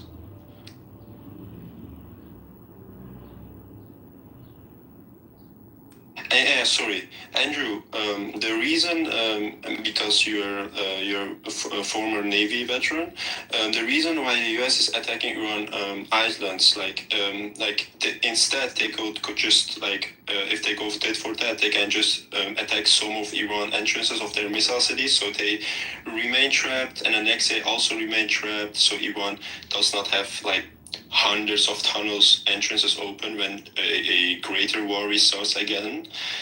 Why do they not do that and just focus on maybe radar installations at the islands? Is this maybe assuming for a ground invasion? Because why would they just attack Iran's islands? It makes no sense, because attacking Iran's islands and giving Iran reason to retaliate to your bases throughout the whole region is and expanding your missile interceptors and still Iran hitting. Yeah, it's way better deal for Iran. This exchange of fire. Yeah, exactly. Doesn't make sense, does it? Because the United States cannot do anything more than just some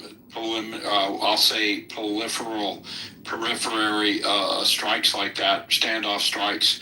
Because if the United States went in full blast, I'm talking shock and awe stuff, the United States is going to take heavy casualties. Yep, we saw it happen. We have all the evidence, hours of preponderance of evidence with military experts. Yep. But we can't get inside and given intelligence. Yeah, no, we can't do anything. We can't get, if we actually go inside there, I'm talking because we only have 3 weeks left of standoff weapons, 3 weeks, and in 3 weeks max. So now we got to go in with dumb bombs closer in, and they say, oh, they'll fly higher. Doesn't matter. They can bomb and bomb and bomb with the dumb munitions, but they're not going to at all have any effect on the underground bunker complex systems, complexes. Do we know if they were dumb bombs? Or if they were rockets? Oh, that one strike, don't know. It's probably standoff. I don't have anything, Joe, on anything substantial on how they did it. Probably, my assumption probably be tomahawks or something like that. And Andrew, given the U.S. intelligence assessments themselves, they reported like Iran has 70% of their launchers left and 80 or 90% of their missile cities remain functional, and now Iran has cleared out all entrances. So when a full war restarts, we could expect another time 300, 400 missiles in just 24 hours, just like the first day, if you remember. But the first day, the US was way more prepared. The US fired 700-800 Patriots in just 2-3 days. But this time they cannot just fire the 500, 600 Patriots, because that's what they from the whole region in total. So I mean, you're already asking that would mean a double question. Tap. Every missile would seem like a double tap, because you're expanding your last interceptors and more are getting through. 30 to even 60-70% of missiles getting through, and it means massive casualty event after another. Yeah, I know what you're saying. You're speaking as in you're surprised. I think we all are of how stupid, incredibly insane this is in the United States. This is why I don't have any reason, no expert can give you any reason. There's no strategic victory here or even end game here for any military strategic end game. It's insane beyond unreason, beyond, I have no words. It's beyond insane, stupid, crazy. I don't have words. I really don't. So let's go in with this further. So if it's insane, why is the United States doing it? I have no justifiable reason other than we have a madman at the helm. Yeah, because if there would be a plan, so at least one great analyst would explain what the U.S. strategy is. They can't. It cannot be Trump is playing 7D chess or something. No, they can't. You bring in people a lot more intelligent than I am, okay? And I'm an average guy in there. I can hang in there, okay? But you get people a lot more intelligent than I am, and Soleiman himself included.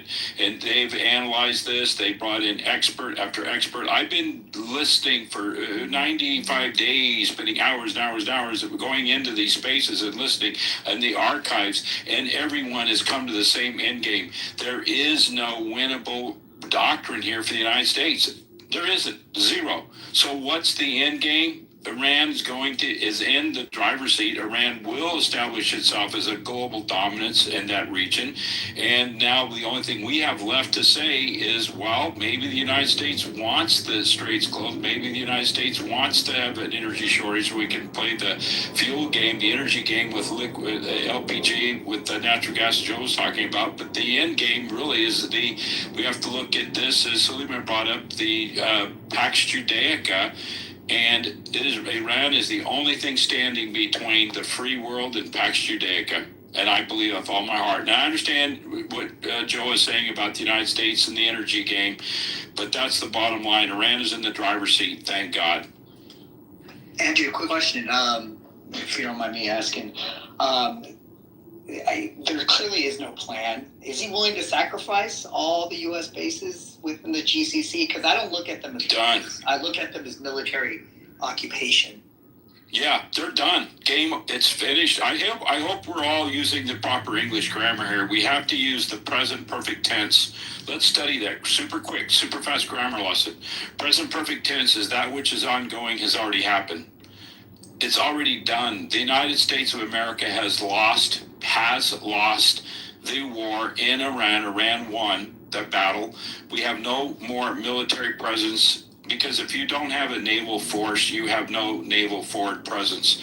All Navy doctrine is based on any global presence. If the strongest country in the world has to have the number one Navy in the world, do the math. I was trained in that. I know Alfred T. Mahan's law of the sea, how that works. Naval power projected. We do not have any forward naval projection power in the Middle East. That's gone, and it has been established over 90 days now. And there will be no more reestablishment of that. And someone says, oh, it'll come back, make America great again. Okay, well, go keep drinking the Kool-Aid. We're now in a new multipolar world. That is past tense. As Simon Dixon has said, so we've all said this, we're seeing Suez Canal. Breaking news, let's not mention people who are not in space. US forces successfully defeat multiple Iranian ballistic missiles and drones, conduct self-defense strikes on Qasem Island in response to attempted attacks by Iran across the Middle East on June the 2nd. Iran launched several ballistic missiles towards regional neighbors, however, all failed to hit the intended targets. 2 Iranian missiles fired at Kuwait fell short or broke apart en route. 3 missiles launched at Bahrain were immediately intercepted.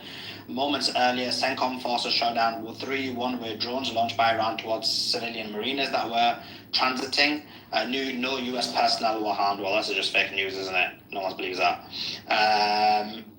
What else have we got?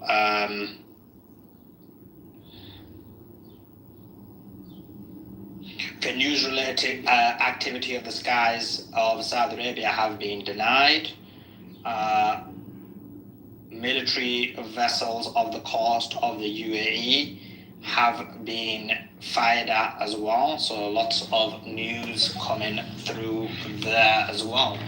Let me see the last thing I posted. Did you see the air sorties, by the way, Salman, between the border of Iraq and Iran?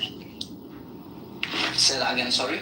Multiple reports of air sorties between Iraq and Iran on the border. Don't know what side it's on, though. Okay. I would assume. Seems like once again the US are trying to play this down, so it looks like they don't want to go further. They just want to take the hit. There's about a $6 fluctuation in oil price for the day. Has it gone up? I thought the market's closed though, isn't it? Is it not? Well, it seems like they knew something was coming. It probably went up like right before.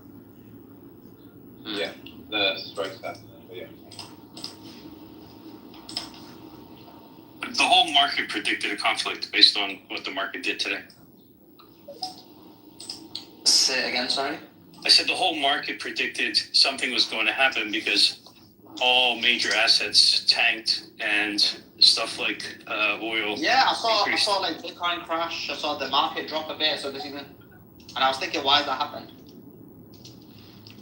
Yeah, it's because it seemed that these tensions were something was going to happen.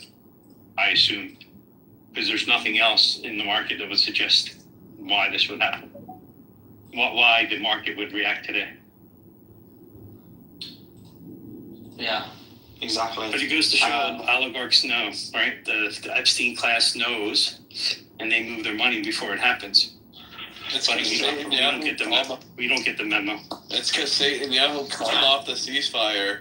So to the market, that was like, okay, like the ceasefire's over. Oh, you think that's the reason for the drop? It's definitely the reason. The market's not stupid, you know. Like they know when things are going on. They know as soon as Netanyahu came out with that statement, that's when the whole thing reversed. And I was like, all right, like this idiot's like gonna like obviously ruin the ceasefire again. Okay, guys, listen. Also, if you're on the second channel, we're going to be moving to the first channel. Guys, if you're on the space, if there's any huge breaking news, then do open your mic and speak, but be very clear. Tell me what it is in case I missed it, because it's very important, and tell me where the news is from as well, because when I do the interview, I'll have to do the interview and double check at the same time. So, of course, we continue on with the breaking news, but if there's any breaking news from any of you guys that you see and you want to relay, you need to just unmute your mic and then just let me know that way. So that's kind of the way we'll do it. Iran is reporting multiple attacks. Sorry, one second. Iran, no, that's wrong. 1 second. Okay, that's not, ignore that, I misread that. So yeah, that's that. So that's the way we're going to do it. So just so if you're on the second channel, we're going to be moving to first channel now, so just watch out for that. I'm just going to do all the things. If there's any breaking news, guys... announcement, Simon. Sorry?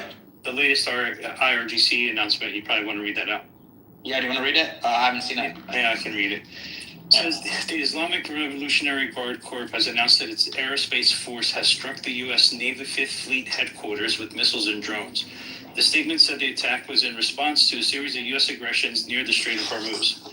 According to the IRGC, a U.S. aircraft hit an Iranian tanker near the strait, causing engine room damage. Iran then targeted a U.S.-Israeli vessel named Panaya.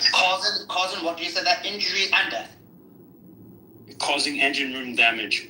Oh, engines, okay. Yeah. Iran then targeted a U.S.-Israeli vessel called Panaya. The U.S. subsequently struck the IRGC telecommunication tower in South Kashem Island. In retaliation, Iran attacked the U.S. air and helicopter base in a regional country and the Fifth Fleet headquarters. And then it has a statement. We have warned any aggression would be met with a different and heavier response, and we acted accordingly, the IRGC says. Disrupting the security of the Strait of Hormuz will have heavy price for the aggression of the U.S. military. Joe, can you send me that, please? Yeah, it's on one of the TG channels that I know you go to. Have you got to? Just send me it. Yeah, I'll send it to you. Thank you.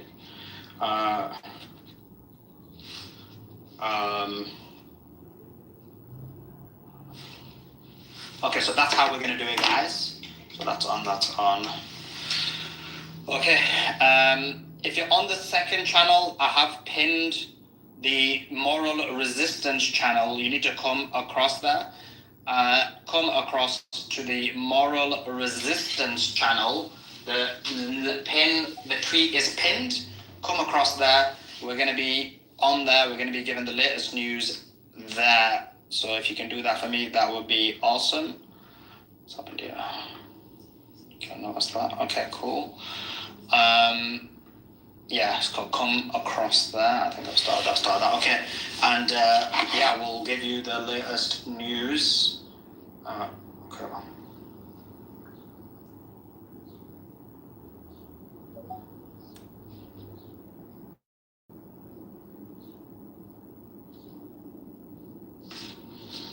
On that regard.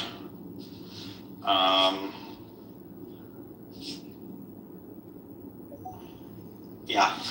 Matrix, you want to add something while I'm switching over? Oh yes.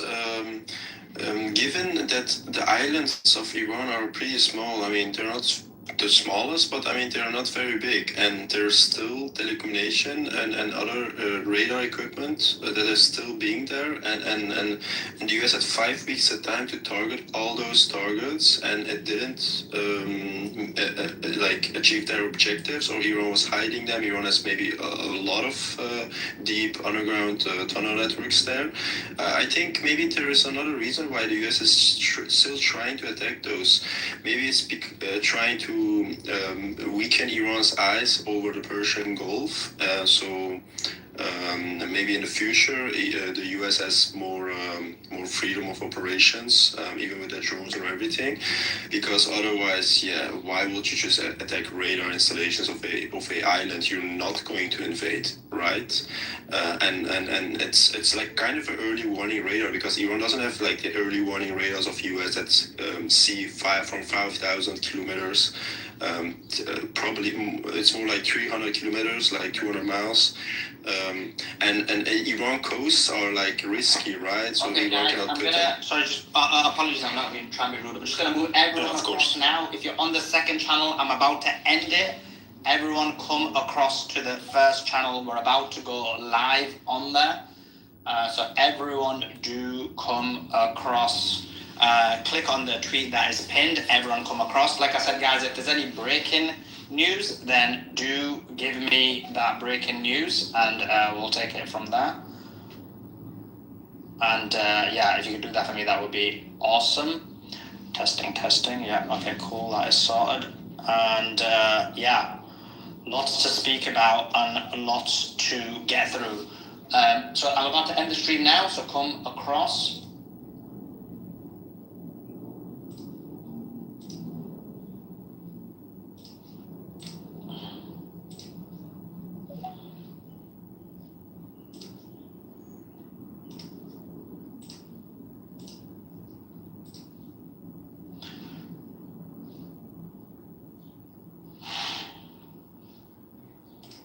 Okay, sorted, and we're going live now.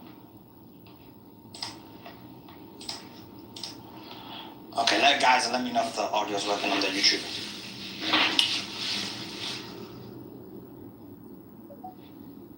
Huge breaking news. We have information now, confirmation that Iran has fired a number of missiles towards a large number of countries in the Middle East. Kuwait has been hit. At least 10 missiles were fired towards Kuwait. Two of the possible targets that we're hearing is the US base Ali Al Air Base in Kuwait, and the other one was the Arijan Air Base in Kuwait as well. The US 5th Fleet in Bahrain was also targeted and hit. We had multiple explosions. We also had reports that there were explosions in Dubai as well. We're going to be giving you the breaking news throughout this conversation. We're going to be obviously having on ex-CIA Larry Johnson come on the show as well. So do me a favor, like this video. Let's try and get as many people in here as possible. Very important news. And we're going to be giving it to you throughout the night. We have ex-CIA Larry Johnson, then we have ex-CIA Ray McGovern, and then we have Lieutenant Anthony Aguilar, and possibly more guests. We're also live on other platforms as well, and so people may interrupt to give us some breaking news as well. For example, right now we've heard Iran has continuously and in a sustained manner attacked Iranian Kurdish opposition groups in Iraqi Kurdistan for the last 30 minutes. We also see US bases are on fire. I see here now US base in Kuwait is on fire. A US base in Kuwait is on fire. Guys, if you're on the YouTube, I do need you to do me a favor, and that favor is to like this video and get as many people in here as possible. And as I'm looking down, whenever I look down, it is because I'm looking for some breaking news, and this is breaking explosion. It's a good day, right, Suleiman? In just only interrupt, guys, if you could do me a favor when there's some breaking news. Thank you. To the people on the panel, if you can, because normally I mute when I'm on YouTube, but if you can just mute, if you can just open your mic when there's some breaking news, that would be marvelous, just to keep the stream clear and going. So breaking news, explosions in Bahrain. There is confirmation, CENTCOM are claiming that there was no strikes, but there was indeed some strikes. We have got a statement from the IRGC, and the statement from the IRGC is as follows. And let me get that for you. And actually, let me see if this works. And guys, like I said, like the video, share the video, and let everybody know that we're on this channel. Many people may not know that we're on this channel. We have ex-CIA Larry Johnson coming on, and as we normally do, it's something we've always been known for, is to provide the breaking news as and when we receive it. So let's pull up.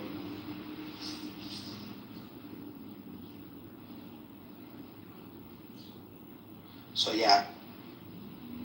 So there was explosions in Bahrain, Kuwait.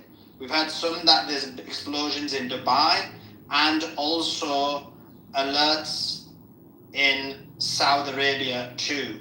Now, there also was a report that airspace in Bahrain and Kuwait has been closed.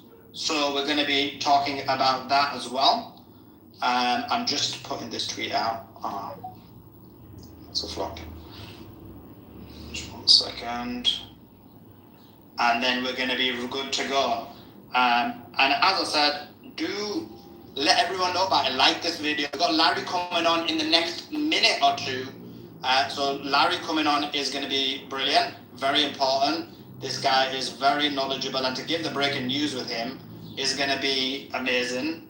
We're going to continue on with the space in case anybody thinks that we're not. We are going to. So if there's any breaking news, we'll continue to give you it on the space. If anybody wants the link to the YouTube, I'm going to put it in the nest at the moment. And let's get into it. There's going to be a lot of news to speak about, a lot of news to get through. We're not going to end the space. We're going to continue on with the YouTube. Let me just...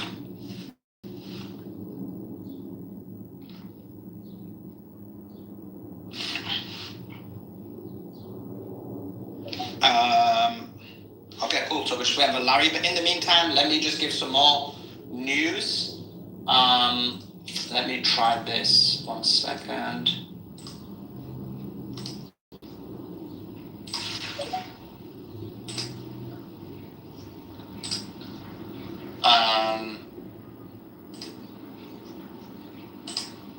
Okay, so I need, here we go.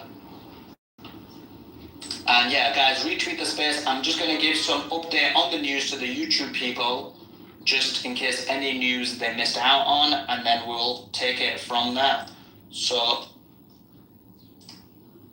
here you should be able to see the news, and let me spotlight it for you. So we've seen explosions in Bahrain, and we have this statement from the IRGC, which says, in response to the flagrant aggression committed by U.S.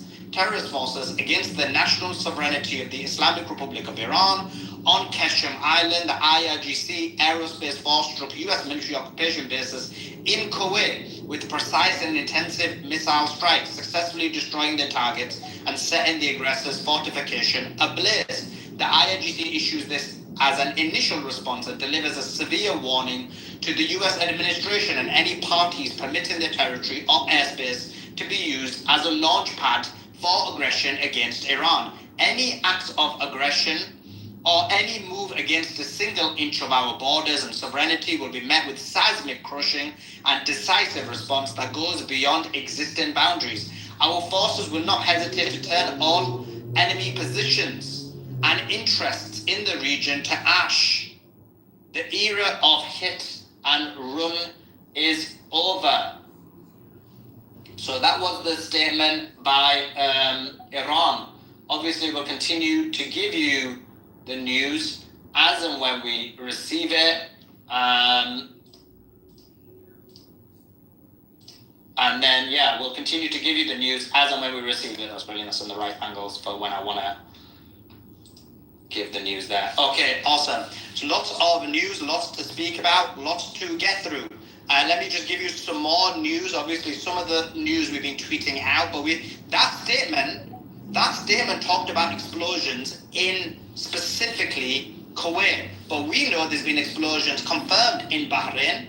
We know there's reports of explosions in Dubai. We know that there's alerts in Saudi Arabia. So this is a significant, and also Iraq. Iraq has been dealing with explosion after explosion after explosion. So major explosions happening throughout. And yeah, let me just have this ready for more news as well.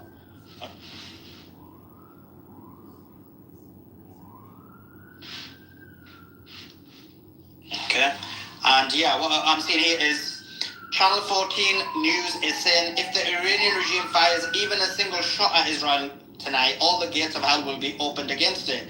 Cabinet of Kuwait said, we demand Iran to stop attacking Kuwait and we condemn it. So obviously we're going to continue giving you the news as and when we receive it. The news is coming out. Let me just make sure.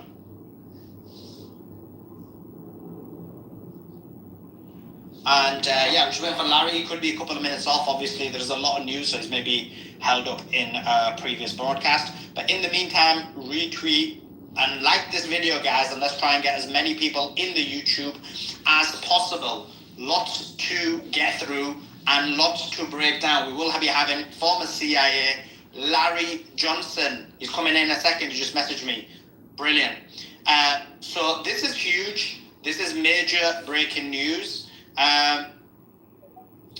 And we're seeing a lot of evidence. It says escalating attacks from Iran in response to ceasefire violations by the United States of America. The U.S. attacked island with at least 3 projectiles and at least 1 impact. Iran hit Ali al-Salim air base in Kuwait. They hit Arif Jan military US base in Kuwait. They hit US Navy 5th Fleet base in Bahrain. Targets within the UAE, apparently an American base in UAE. Possible sirens in Saudi Arabia. There was sirens in Saudi Arabia, but we don't know about if there was any strikes. And also, Separatist HQ in Erbil in Iraq were hit as well. Multiple strikes and multiple hits. That's the latest news. Obviously, we're going to continue to give you the news, and actually, let me catch up the YouTube for any of the news that they missed. Although I did a kind of overview give it, but we've seen multiple hits. CENTCOM are denying that any of these visuals were hit, but they've done that in the past. They've done that in the past where they deny strikes, and then we find out that strikes did indeed hit. We're going to have Larry Johnson coming on. He's going to break all of this news down with us as it's coming through live. The only thing I ask of the YouTube audience is if you can like the video. Dude, brilliant. Everyone's hitting the emojis on there as well. Appreciate that. On the X, if you can retweet the space as well. We're going to be continuing to give you the news throughout the night. We've got so many great guests coming on to break the news down. Larry, thanks for joining us. Can I ask for a 2-minute delay? Because I've been sitting here back to back since 6 o'clock. Of course, Larry. Do you take? Never mind 2 minutes, Larry. Take 3 minutes. Okay. I was gonna say take the number of minutes as missiles struck, but then there'll be too many missiles. There'll be too many minutes. I'll be right back. I gotta turn the lights on anyway. It's starting to get dark. Appreciate it. So Larry will be coming on in a couple of minutes. Don't worry about it. I was gonna say to Larry, take as many minutes as the number of missiles that Iran just struck today. But then I realized there's so many. I don't want to be waiting so many minutes. So I changed my mind and I didn't say that to him. But let me continue to give you the news as this is happening. In the meantime, like I said, you guys, I'm not going to repeat it, but you guys know what you need to do. Kuwait did receive a large number of hits too. And this is ongoing. So obviously, as the news comes in, we'll continue to give you the news as and when we receive it.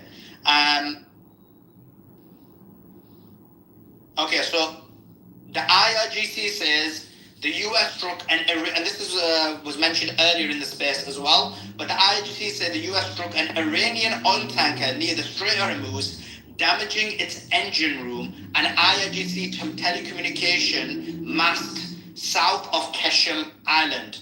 In response, the IRGC says it targeted a vessel named Panaya with anti-ship missiles. Apparently that vessel is an American-Israeli vessel, or an American vessel at least. A US air and helicopter base in a regional country, they targeted those. US HQ of the US Navy 5th Fleet with missiles and drones. And I mentioned all of the US air bases where these strikes were carried out. So we have a huge amount of breaking news coming through. Obviously, we'll continue to give you it as and when we receive it.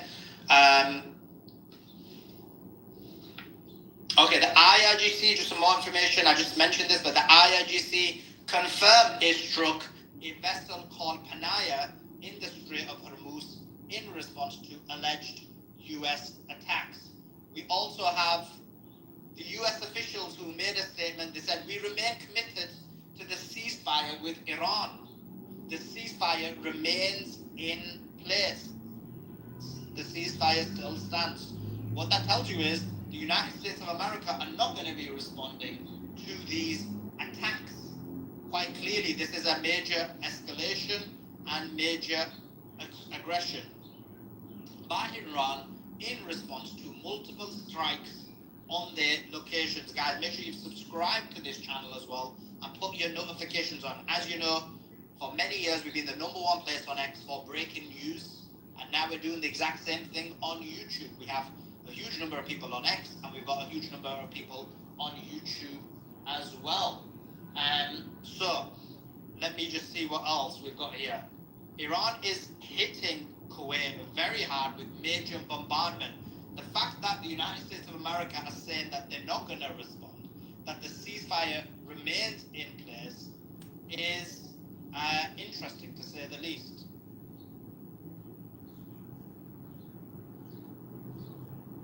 Okay, and I've got another. Okay, brilliant. And we've got another statement. Hi, Larry. How you doing? Not bad. Thanks for coming. Thanks for coming. There's been a huge amount of news, Larry. I know you're aware of it because you've been on a number of podcasts. What's your thoughts about what's happening? Well, this is, let's go back to the news that they asked for my broadcast. We received intelligence last Thursday. And so when we're getting it like Thursday, I'm getting it midday Thursday, it's already Thursday night. And maybe it was early Friday morning in Iran. But the Iranian Supreme National Security Council had met. And they met in response to the attacks that had been taking place on Keshem Island in Bandar Abbas, and the attack on two Iranian naval speedboats. And so the message, they made a decision and then directed President Pezeshkian to contact Foreign Minister Sharif of Pakistan. And Pezeshkian delivered the following message to Sharif. Remember, this was last Thursday.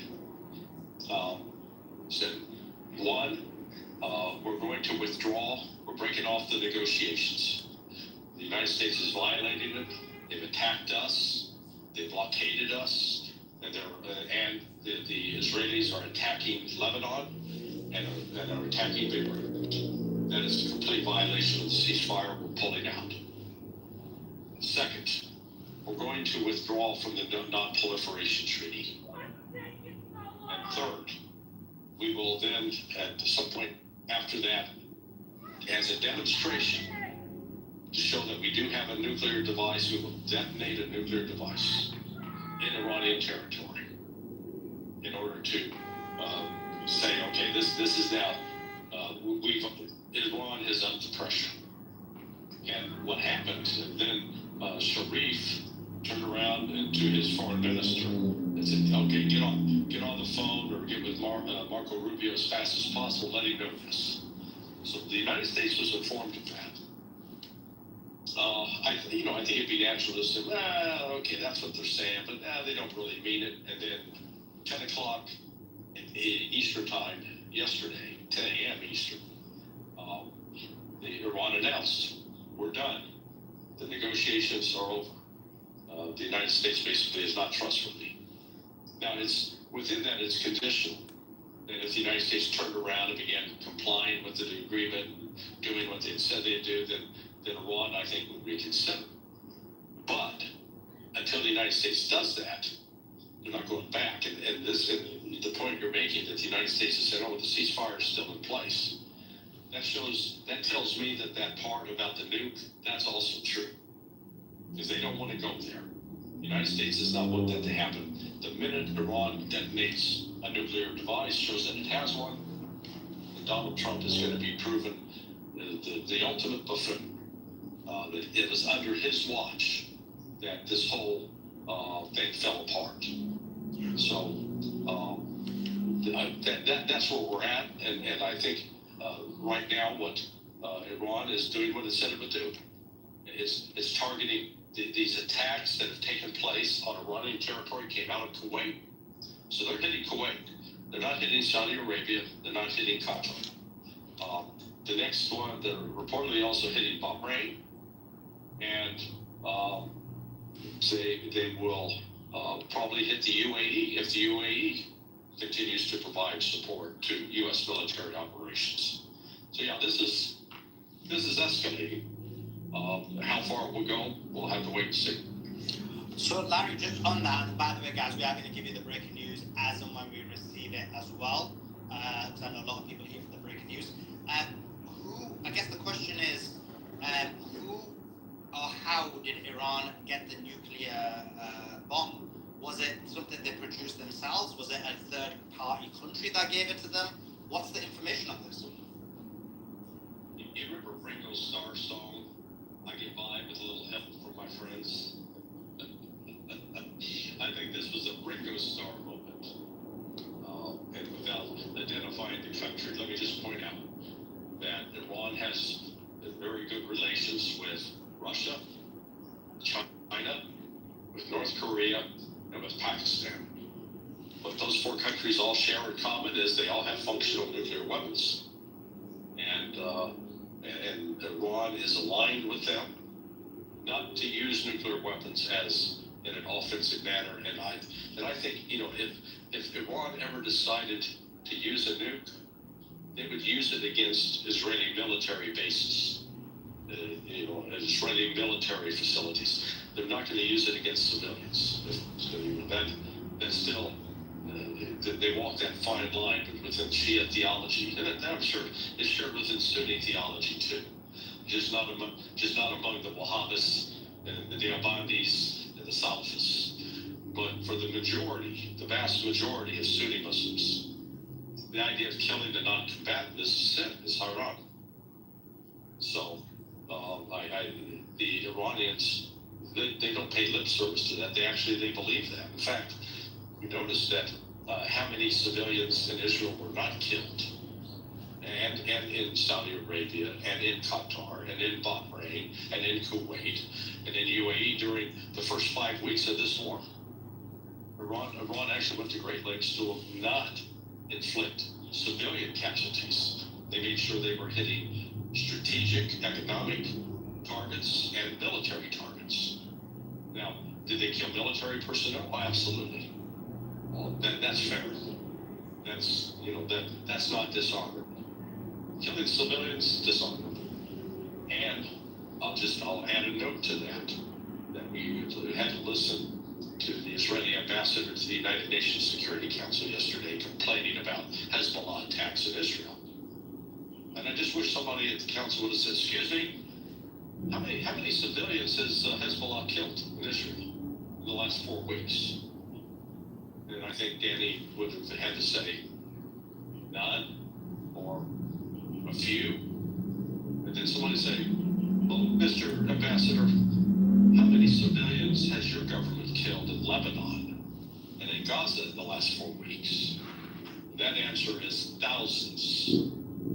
Women, children, men who are not military, elderly men, thousands.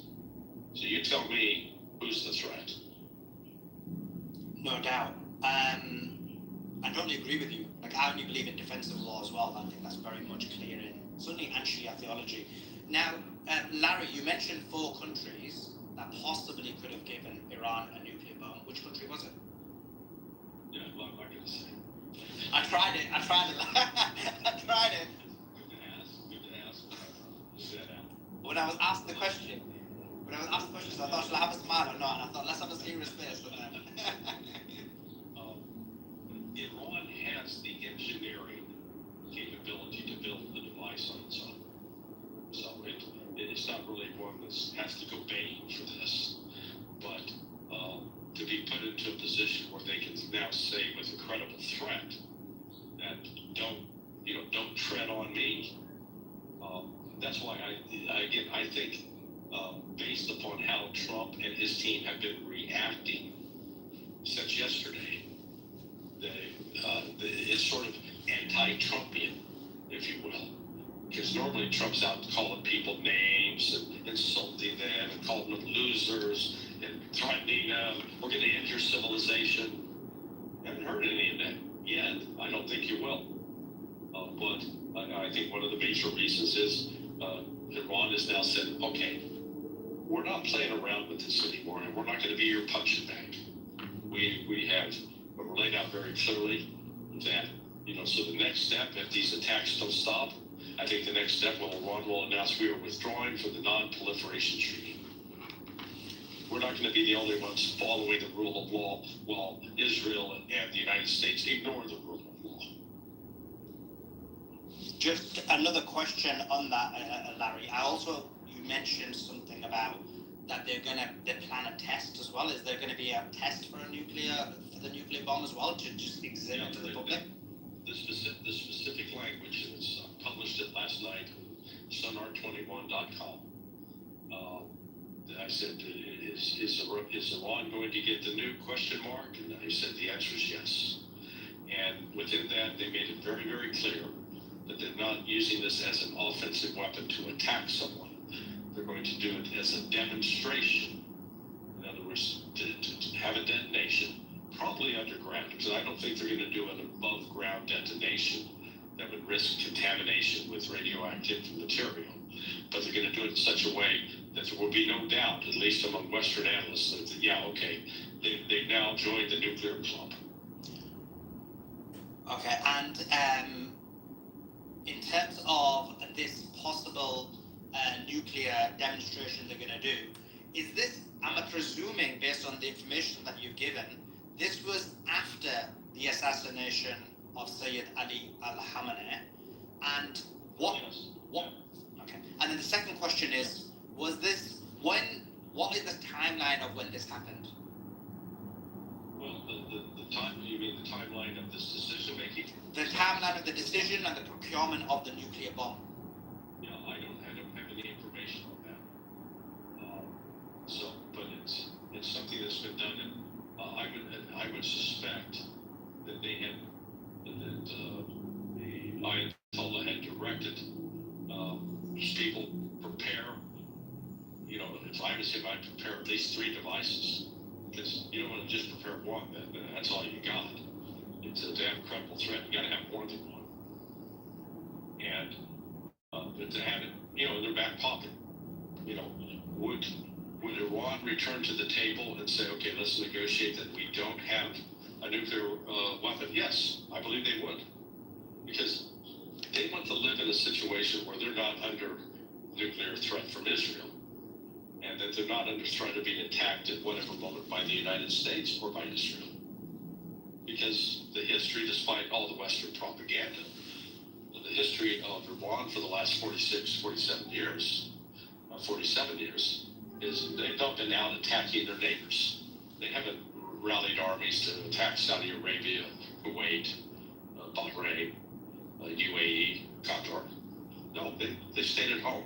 The only time that they went outside was into Syria, when they were asked for help by Bashar al-Assad, who was under a concerted attack by the West, by U.S. intelligence, by British intelligence, by Israeli intelligence, who were aiding and abetting the radical Islamists, the Salafists, the Deobandis, the Wahhabis, that, you know, and they're under their, I'll call it the un-Islamic version of Islam. They would kill other Muslims simply because they took it upon themselves to judge who was a Muslim and who wasn't, which is, again, I think, anathema to mainstream Muslim thought. Totally agree. And we've got some more breaking news. This is a statement. We did get a few statements, and we'll just give the news as well as we're having this interview, the breaking news. This was a statement by the IRGC. The earlier statements allegedly weren't accurate. This is an accurate rendition of the statement. It says, quote, late last night, the invading U.S. military targeted an Iranian oil tanker near the Strait of Hormuz with a Hellfire missile, damaging the engine room. In response to this aggression and violation of the regulations of the Strait of Hormuz, the IRGC targeted an enemy Zionist American ship, the Panaya, with missiles. In renewed aggression, the American enemy also targeted an IRGC communication center on Keshem Island. In response to this aggression, its air base and its helicopter base stationed in one of the countries in the region, Kuwait, as well as the headquarters of the US 5th Fleet in Bahrain, was subjected to an attack by missiles and drones of the IRGC Aerospace Force. We warned previously that in the event of an aggression, the response would be different and harsher, and we have acted accordingly. These responses should serve as a lesson. We reaffirm that undermining the security of the Strait of Hormuz will cost the invading US military a heavy price. we also have another piece of breaking news which says, quote, a no-fly zone has been set up over Erbil in northern Iraq, covering 13 nautical mile radius and up 6,000 feet, officially for a military exercise running from 7 a.m. to 10 p.m.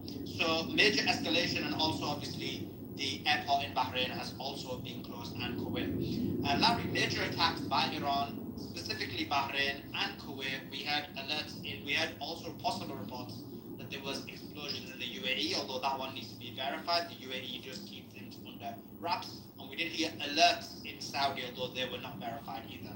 What's your thoughts about these specific attacks? Well, again, they are measured responses. And the key is they are responses to U.S. attacks. These have not been initiated by Iran. And that's been, that's been the track record throughout this war. And so, Iran is, I'll say, maintaining its integrity. That they're not going to play into the hands of the West that wants to create a narrative that they're this crazed Islamic fanatics who want to destroy Christians. No, Iran is defending itself and is specifically targeting Kuwait because, the Hellfire missile, I suspect that was fired by a drone, not by a pilot. And those drones apparently are coming out of Kuwait. And so that's why they're hitting both the air base and the Army base in Kuwait, the U.S. Army facility. So, the U.S. is going to have to make a decision. Are they going to escalate? And if they escalate, then that's the end of the ceasefire. Putting Donald Trump in a real pickle. I heard, I haven't verified it independently, but I was told on an earlier broadcast with Peter Kerson that the Trump's popularity is now below 30%. And I find that quite believable. We're also seeing that, with the past manipulation of oil prices, that the price is now declining. We got to think the oil market's waking up and realizing that this whole thing about an imminent peace agreement was a complete fraud. Yeah. And guys, make sure you like this video and get as many people in here as possible. Very important breaking news happening. Larry, the Americans are obviously the Americans are denying that these missiles struck their targets. They're saying that Iran is lying. What's your thoughts on that? This is directly from CENTCOM.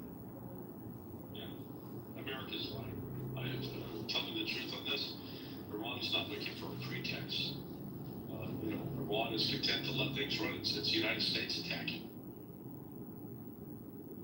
I mean, who can give the United States any benefit of the doubt since they're the ones that in the midst of peace negotiations or negotiations to secure and ensure that Iran did not have a nuclear weapon, the United States betrayed those negotiations and used that as a pretext to launch that attack on the 28th of February. Even though the mediator from I think he's the foreign minister of Oman, he was very, very upbeat on the 26th of February. Said, "Oh boy, we got, things are looking really good. I think we're making some real progress." And that got blown to hell on the morning of the 28th of February. Okay, we've got some more breaking news. Bahrain has closed its entire airspace until 4 p.m. All flights grounded amid fresh regional security alerts and Gulf air defense activity. That's the latest news on that. We did hear earlier on today that Bahrain had cancelled their flights to Iran and Iraq. Could that be in relation to this? Did they kind of smell something was coming? Yeah, I'd say so. I don't believe in coincidence. So if it's in fact, if that is true, then yeah, that would show that they knew this was coming. They knew the United States was going to go after this Iranian tanker. So the U.S., Larry, is saying that they don't want to escalate. They're trying to, again, play this down. The countries that were hit, the smaller Gulf countries like Kuwait, like Bahrain, Do you think this does escalate, or do you think that Trump's, as you mentioned, because of the fear of the nuclear bomb, because of the fear of various other things, Trump wants to play all of this down? Yeah, well, I think he's trying to play it down right now, because of that message that was delivered to Marco Rubio, pointing out that this could advance to a demonstration that Iran has a nuke. And I think Trump and company want to avoid that embarrassment. I mean, that would be a complete, the questions that would be coming up at the press conference was, wait, you said you obliterated their capability. Now, of course, they turn around and say, see, we told you all along Iran was going to do this. but it is the fact that Trump has avoided getting into the name calling and doing that kind of thing that he normally does, tells me that he recognizes that this is quite serious, and that they're trying to keep this from getting out of hand. But in order to stop it from getting out of hand, the one thing you've got to do is to make sure that you don't cause the initial confrontation that will cause this to get out of hand. And if you look at each one of these incidences, every single one of these days have been initiated by the United States of America. So why prod and cause such a response? Why attack and cause such a response when you know you don't have the ability, the capability to respond? I think that in the continued test, I think that they're not certain that Iran means what it says. That's why Iran's responding as it is. Yeah, we absolutely mean it. Trust us. And, we're not going to talk. We're going to do our talking with missiles now. We're not going to do our talking with words. So we have got some visuals. Actually, stop looking. Now, guys, by the way, guys, when I'm looking down this list, we're looking for news, we're looking for new information and clips. But this visual should hopefully show, and let me, here it is. Let me show a better angle. Here we go.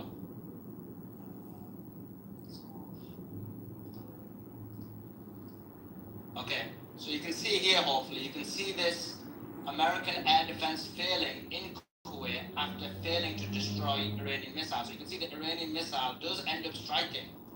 So this kind of debunks the claim, Larry, about them stopping the missile. Are you suggesting that the United States is lying? Oh my goodness. Yeah, I mean. Yeah, you are, and they are. Okay, Yeah, this is. We intercepted everything. Yeah, sure. Tell that to the people on the ground. Yeah. I don't rule out the possibility that Iran, in its missile response, is using what I'll call lower grade, lower capable missiles. That they are using. That these are more just as a reminder that, okay, we're not hitting you with our full weight. We're hitting you enough that you know we're serious about this. But if you keep fucking around, you're gonna find out.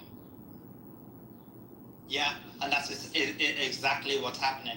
Larry, just on this, actually, let me get up the targets that were struck in these different locations. So it was Ali Al Salim U.S. Air Base in Kuwait.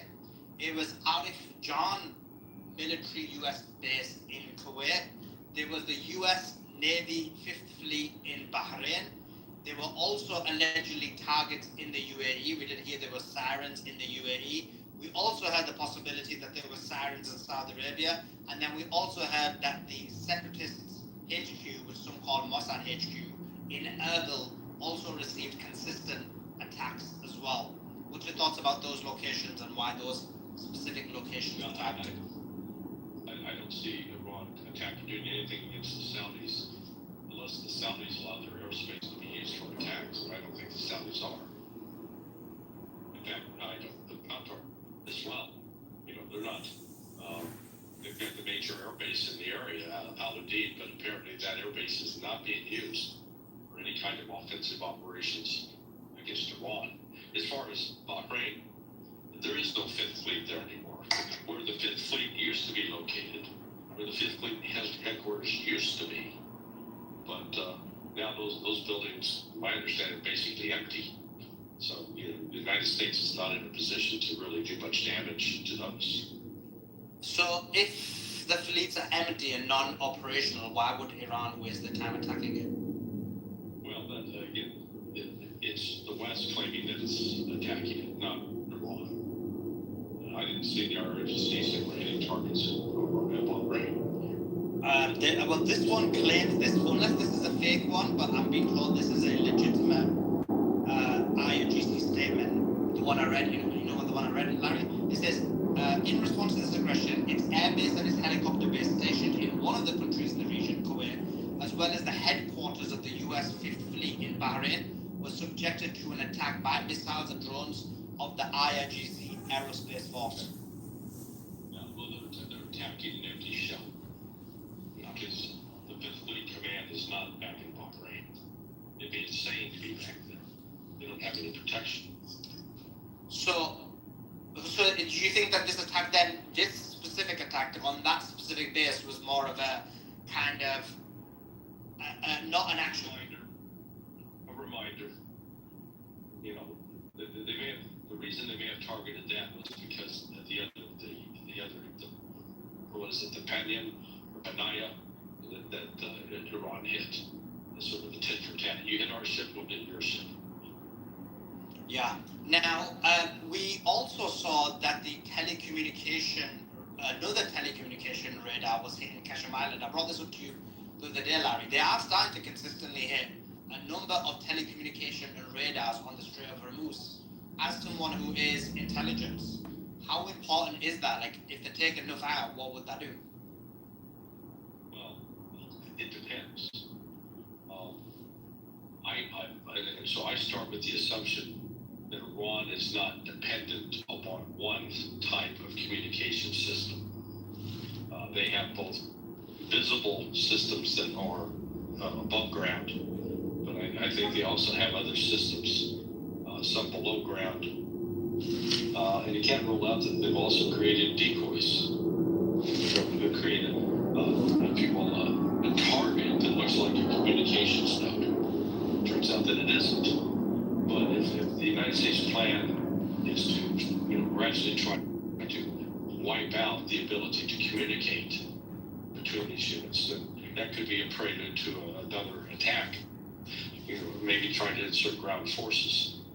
But I don't think the U.S. is there yet, because I'm not hearing the chatter that you normally would hear, that if that kind of major operation was planned, then there would be activities undergirding it that would be underway right now. And I'm not seeing or hearing that.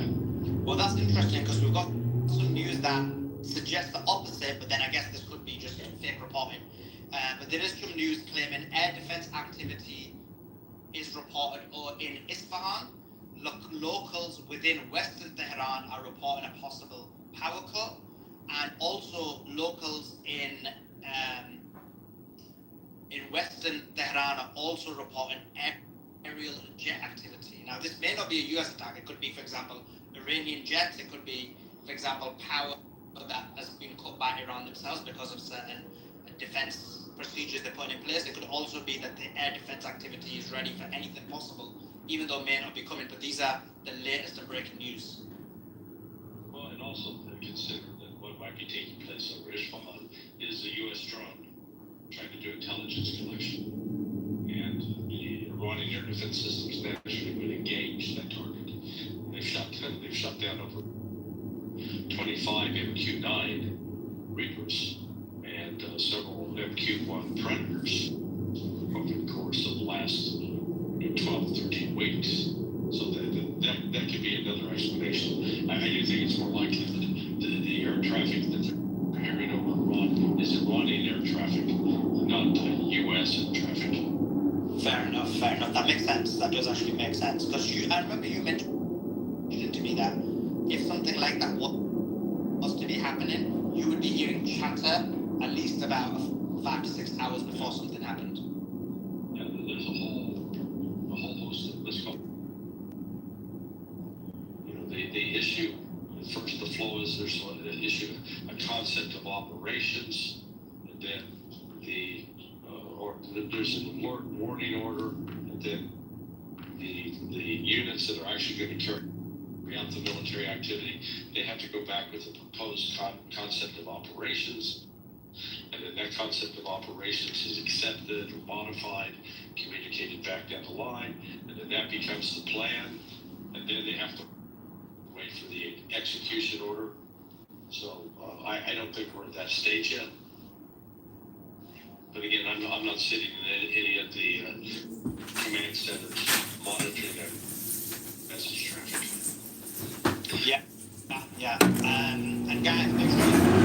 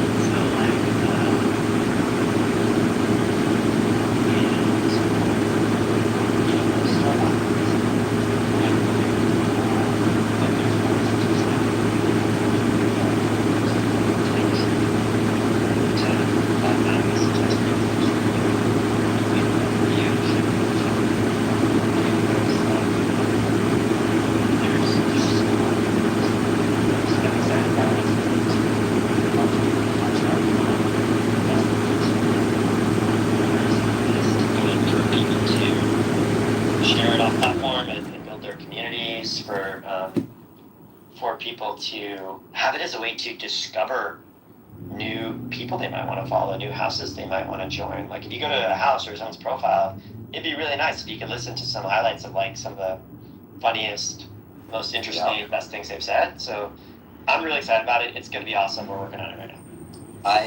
As you know, I get asked about clips a lot. And since you said it's been kind of pandemonium in terms of great feedback.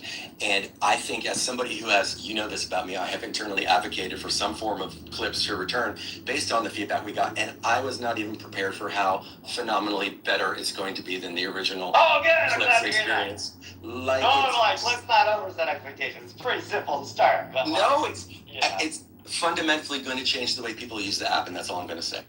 Oh, that's awesome. That's cool. Yeah, well, I'm super excited about that. Hopefully people like them. I will intend to make sure that they do. So, Paul, we have made it just in time. I'm super glad we got to everyone's questions that sent in. Again, please send us your questions so we can answer them here in Town Hall. And Paul, please bring us home for another Town Hall. June is in the record books. All right. Thank you, everybody, for coming to Town Hall. We say this all the time, but we really, really, really want your feedback. We're really trying to do a great job of building what you want and building what you're asking for. So please tell us what you want more often, and we're going to see how quickly we can get it out to you. I'm really excited about the big things that are coming up that we've talked about, and also ones that we haven't yet talked about. And we'll see you in just a couple weeks. I think June 2nd. Wait, what's our next town hall? July 7th. July 7th. Okay, perfect. We'll see you, I guess, July 7th, which is not in a couple weeks, but we'll make sure to drop a ton of updates, and more importantly, a ton of new product updates to the app over the weeks that follow. And thanks for hanging out with us. Hope you have a wonderful rest of your day, rest of your evening, wherever you are in the world. And as we like to say here at Clubhouse, we'll see you in the hallways. Thanks, everybody! Big thanks again to Natalie. Here comes the plane, everyone. Cool, I got it too. Double digits. Bye.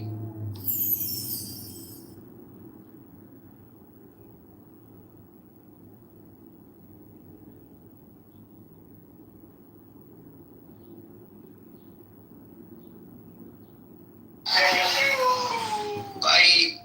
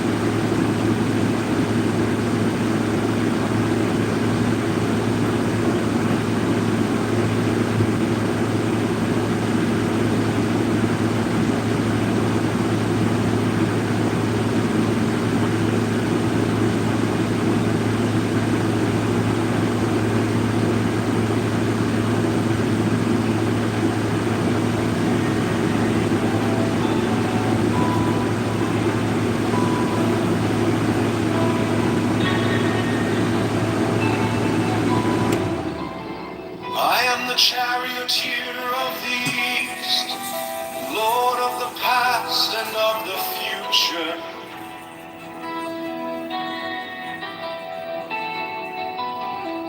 I see by mine own inward light, Lord of resurrection, who cometh forth from the dust, and my birth is from the house of death.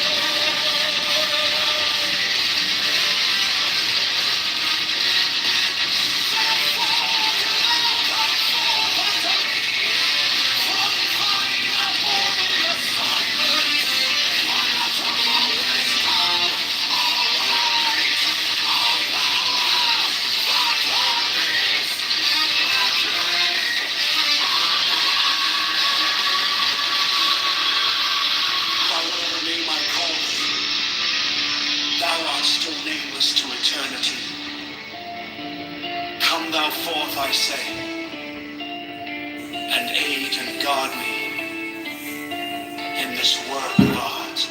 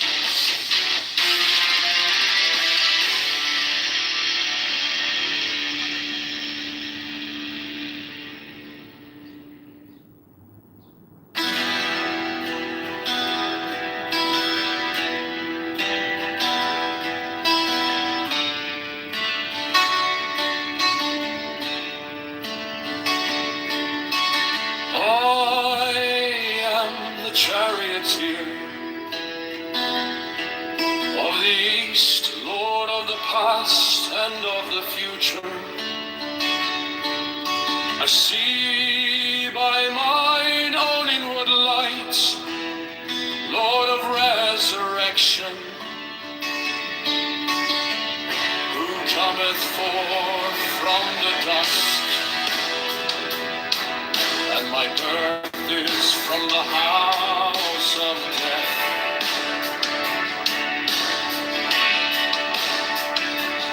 O ye true divine hawks upon your pinnacles, who keep watch over the universe, ye who company the bier to the house of rest, who pilot the ship of wrath and sing onwards to the heights of heaven, Lord of the shrine which standeth in the center of the earth.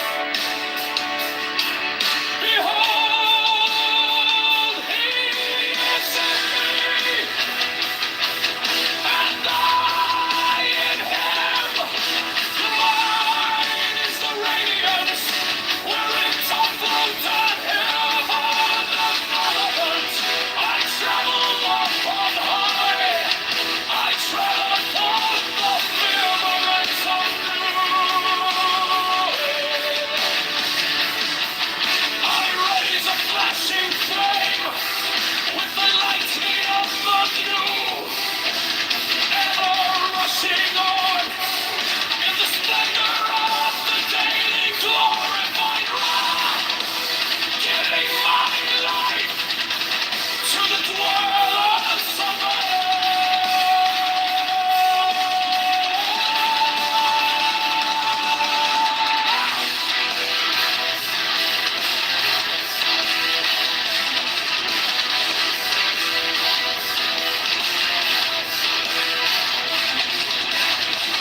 I say, come up upon the mountains,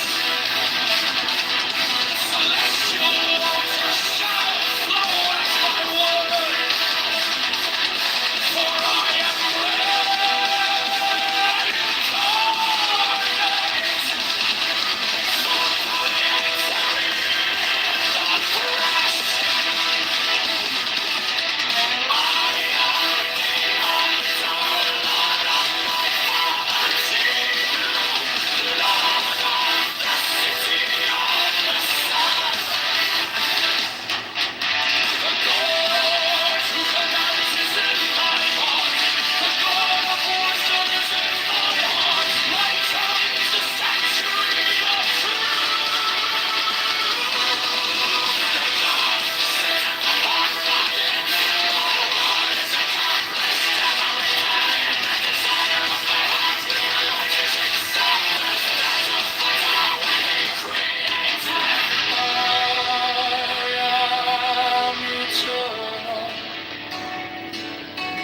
Therefore all things are as my designs.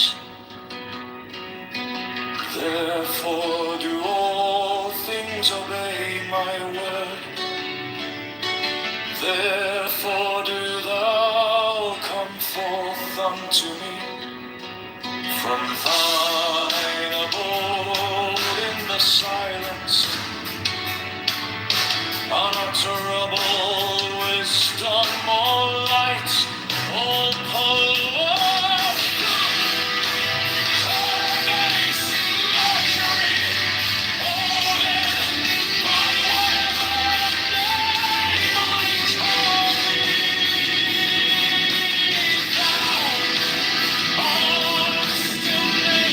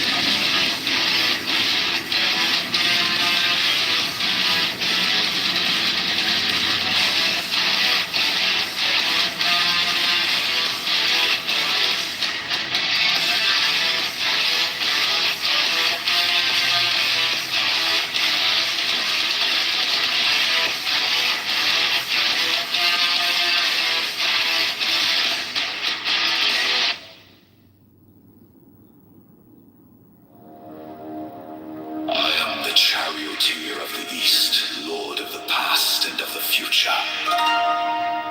I see by mine own inward light, Lord of resurrection, who cometh forth from the dusk, and my birth is from the house of death. O ye two divine hawks upon your pinnacles, who keep watch over the universe, ye who accompany the bier to the house of rest, who pilot the ship of Ra, advancing onwards to the heights of heaven, Lord of the shrine, which standeth in the center of the earth.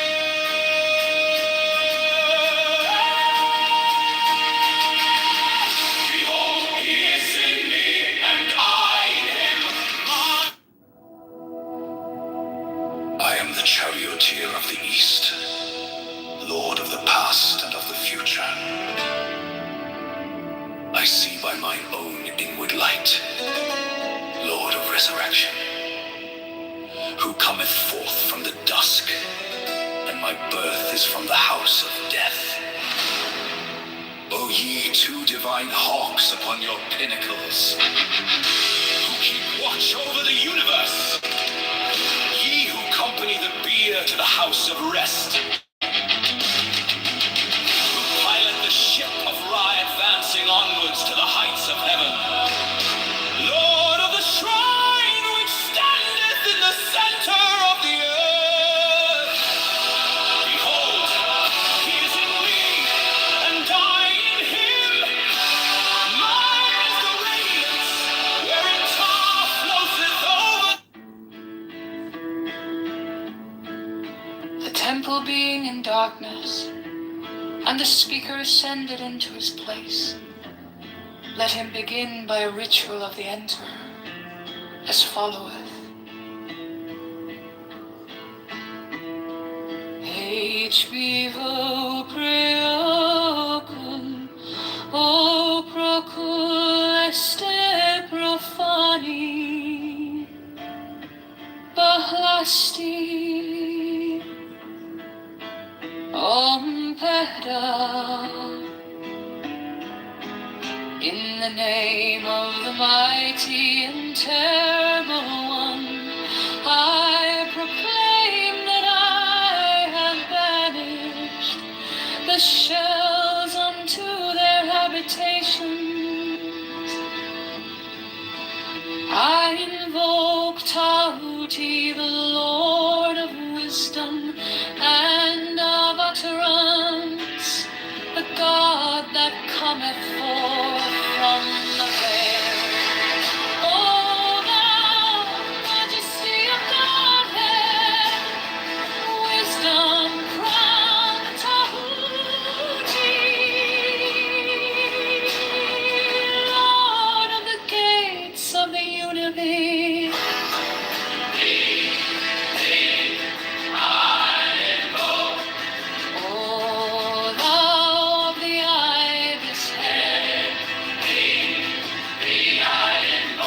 Thou who wieldest the wand of double power,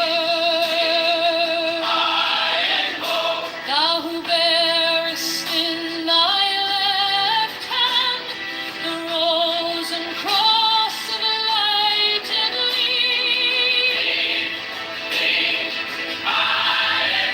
thou whose head is as an emerald, and thy lens is the night sky blue.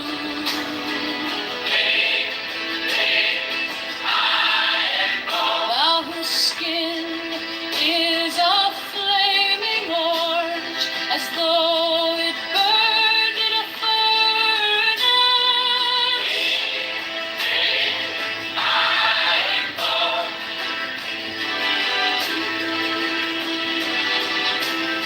Behold, I am yesterday, today, and the brother of tomorrow.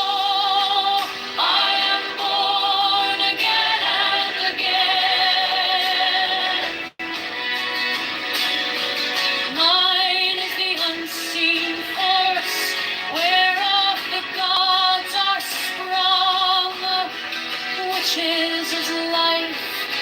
unto the dwellers in the watchtowers of the universe. I am the charioteer of the east, Lord of the past and of the future. I see by mine own inward light, Lord of resurrection, who cometh forth from the dusk, and my birth is from the house of death.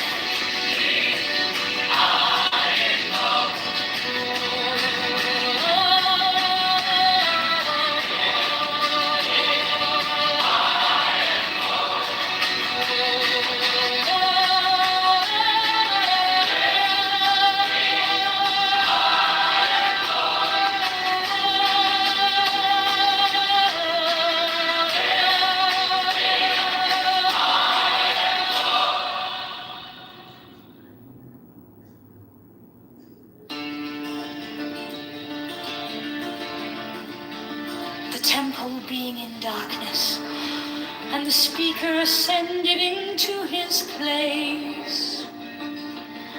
Let him begin by a ritual of the enterer, as followeth.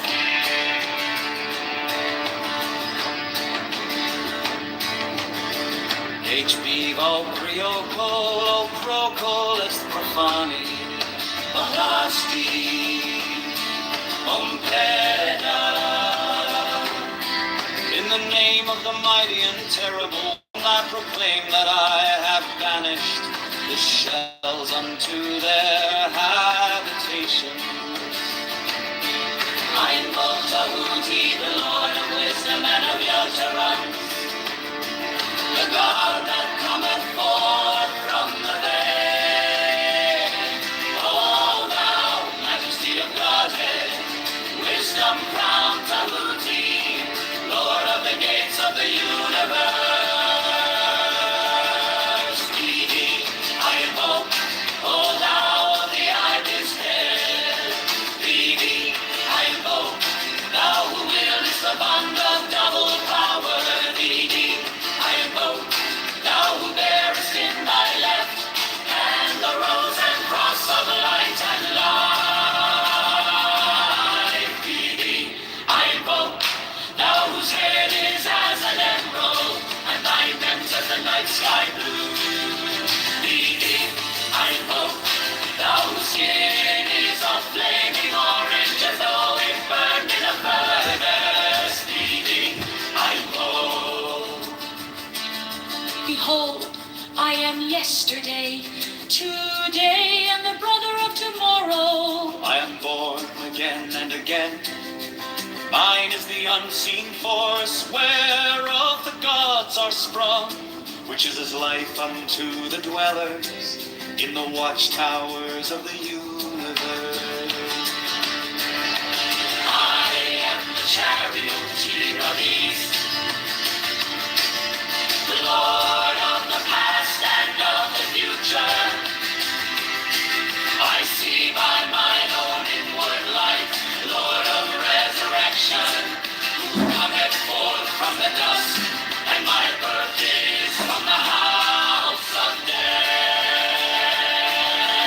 Thee I invoke, O thou of the ibis head. Thee I invoke, thou who wieldest the wand of double power. Thee I invoke, thou who bearest in thy left hand the rose and cross of light and life. Thee I invoke, O thou of the ibis head. Thee I invoke, thou who wieldest the wand of double power. Thee I invoke, thou who bearest in thy left hand the rose and cross of light and life.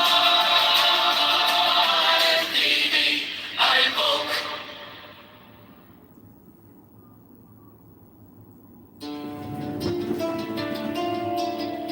The temple being in darkness, and And the speaker ascended into his place. Let him begin by a ritual of the enterer as followeth. Va priamcul, o procul este profani, balastion hera. In the name of the mighty and terrible one, I proclaim that I have banished the shells unto their habitations. I invoke Tahuti, the Lord of wisdom and of utterance, the God that cometh forth from the veil. O thou majesty of Godhead, wisdom crowned Tahuti, Lord of the gates of the universe. The temple being in darkness, and the speaker ascended into his place. Let him begin by a ritual of the enterer as followeth. Vau priocul, o procul este profani, balasti in the name of the mighty and terrible one, I proclaim that I have banished the shells unto their habitations.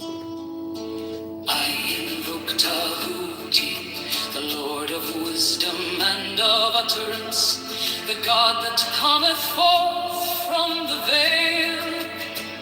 O thou majesty of Godhead, wisdom crowned Tahuti, Lord of the gates of the universe.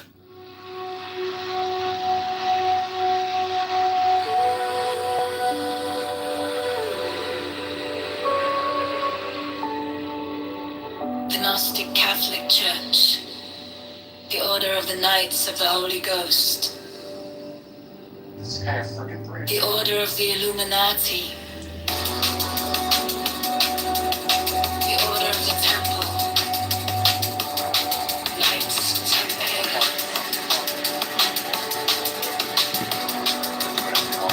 But I need to. I have Hello? 1 hour. No clubhouse. 1 hour before bed policy. So That's smart, Ben. But I got a question for you, Ben. go for it. I'll answer it really quick, but I do have to go. What do you think what's your best and smartest response for a solution to what we consider a cultural problem in America? That's too vague of a question for me to answer. Can you be more specific? I'm not trying to not answer your question. Please help me. It's more of a philosophical thing. Do you think improving yourself is the smartest and fastest way to solve the problem that maybe Pepe and Beaver or yourself are discussing? In regards to what? In regards to the problem that you're talking about. But what problem are we talking about specifically? Yeah, I'm a little confused. What do you mean by that? I don't know. My theory. I'm not rejecting you. I'm just trying to understand. My theory. Well, if you read the Dhammapada by the Buddha, it says that the universe is mental. So, if you believe that the subject creates the object, the inverse must be true as well. If you want to change reality, you have to change yourself. So the question is, how do you change yourself?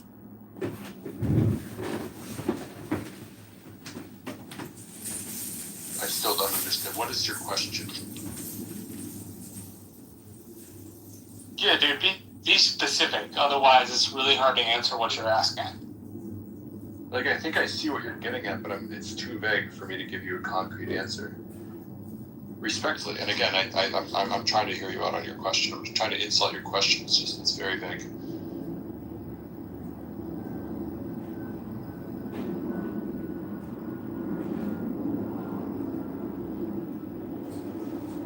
Do you want to try to answer it again? Do you want to try to ask it again?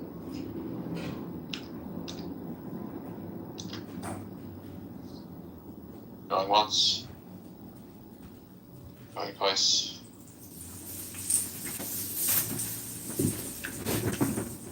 Hello?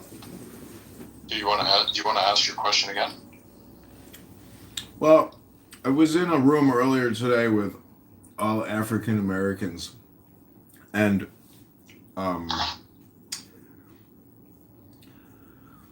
some people are very disagreeable towards white people. Some people say, "Why are you so disagreeable? You talk to white people every day in the real world. Why on this app do you feel that, you don't have to talk to white people, or you can be rude to white people for the sake of being rude to white people?" Sure. So I'm just saying that on this app, like I've come to the I think the beautiful truth of basically it's completely pointless to attack anybody personally. And when people attack me personally, I always call it out now as ad hominem projection. And so that's what I'm saying is like what Pepe does and other race hustlers do is they're always calling out racial identity politics, or crime statistics. Because the truth is crime is crime. If an American commits a crime, an American commits a crime. It's not our people committing a crime. It's American people committing a crime. But it's individuals commit crimes. I agree with your general premise, sure. I also think that yes, Clubhouse is not the real world. I would agree with that. So, but yes, individuals commit crimes. And yes, I don't know how much of the conversation you were around for, but yes, I would agree with that general premise. And I agree that Pepe believes it. It's symptomatic of a larger of the group. I don't agree with that statement at all.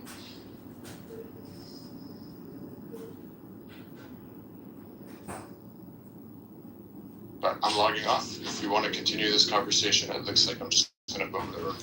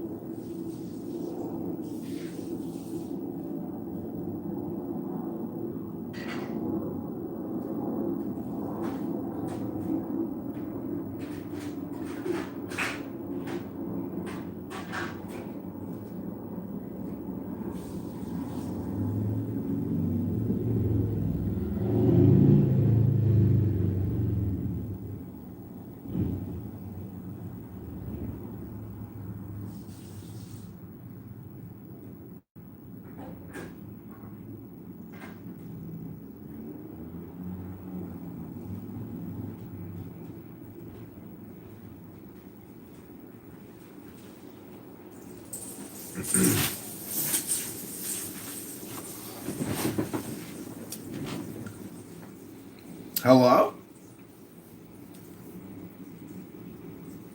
Peter, we want you to go to Iran right away to join the war. We are going to make you a general. You're our last and final hope, Peter. God bless. And we hope that you are successful.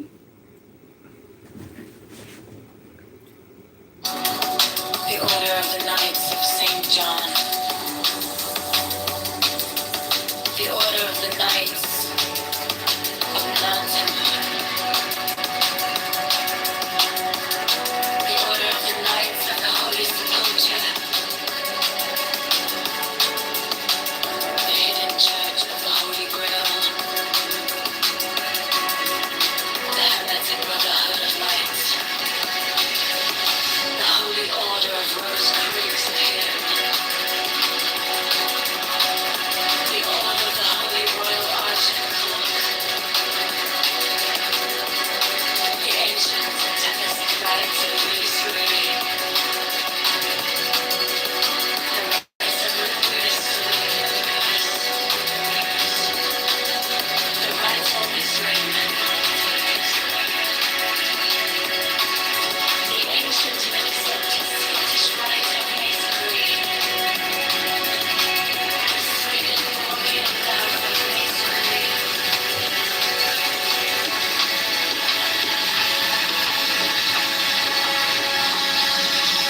The Order of the Martinists. The Order of the Sapphire, and many other orders of equal merit, if of less fame.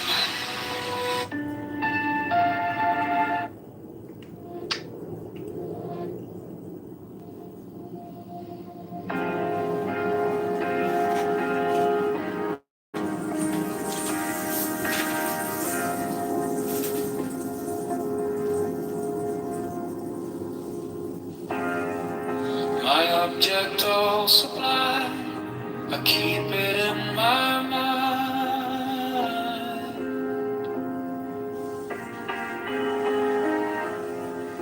A needle made of light, threading through the night.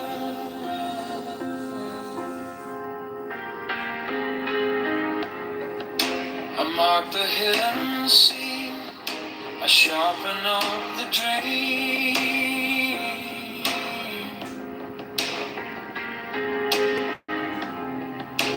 The case is cold but clear, I waited long enough here. So let it come around, let the gavel kiss the ground. I want the scales to sing on the edge of everything, to make the punishment fit the crime.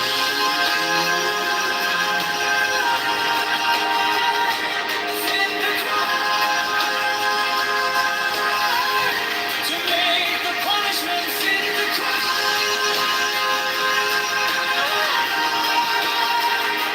Fit the crime. My object all sublime. I shall achieve in time.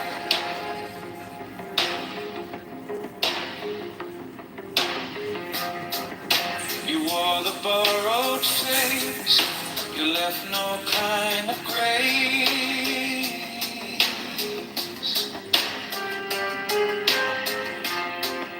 But every lie you spun turns back beneath the sun.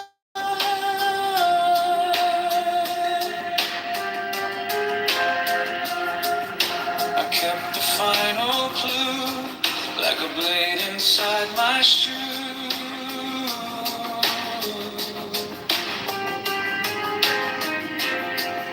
Now every step you take feels like the earth might break.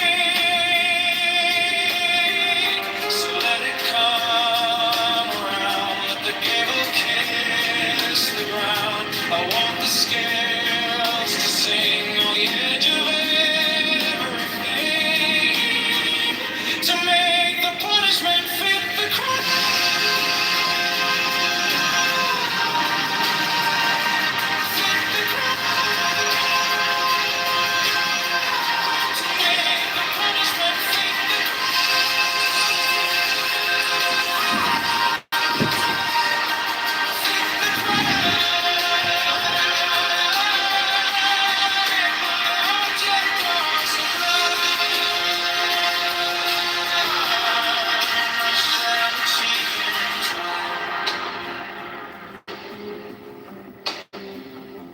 And if I'm wrong, but I have held on long to the shape of what was lost, to the price, to the cost,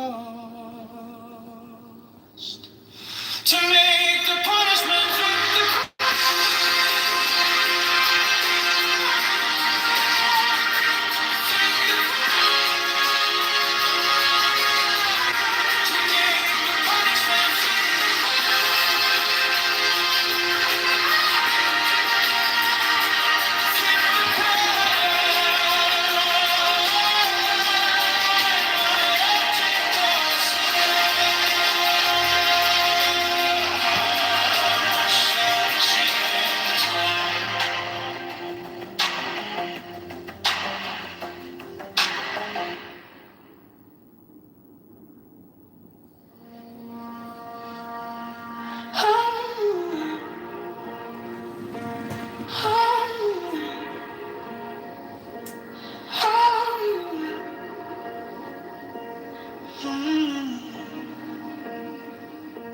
my object all sublime, I keep it in my mind. A needle made of light, threading through the night. I mark the hidden seam, I sharpen up the dream. The case is cold but clear. I've waited long enough. So let it come around. Together kiss the ground. I want the scales to sing on the edge of everything to make the punishment fit the crime. Fit the crime. Make the punishment fit the crime. Fit the crime. My object all sublime. I shall achieve in time.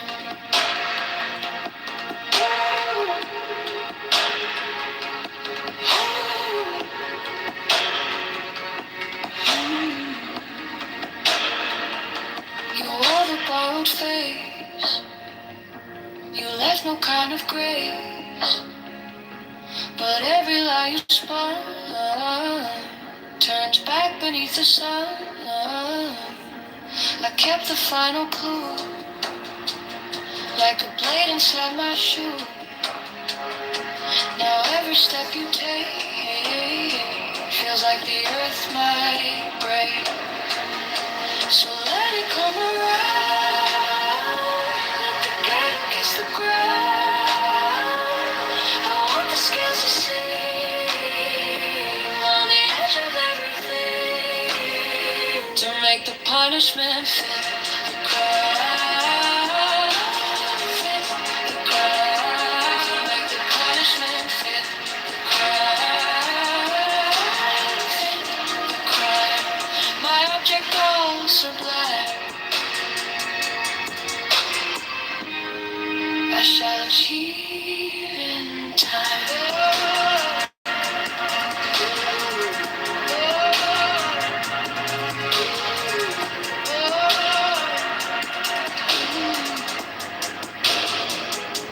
And if I'm wrong, but I have held on to the shape of what was lost to the prize, to the prize. To make the punishment fit the crime, fit the crime. Make the punishment fit the crime, fit the crime. My object all sublime. I shall achieve in time. Cohesive, like military operation. I'm saying that people will exploit people's emotions. Bad actors who may be part of an operation will exploit people's emotions on the internet to carry out their will. Right? So do we think it's because you took the sponsor on? Like they don't want you to be associated with the sponsor? Anything that will, one, right? I shall achieve in time. Exploit, they will. The same thing with my subscriber community, right? And anything that will keep me going, right? If I have a sponsor, then I can continue to work full time as a citizen journalist, right?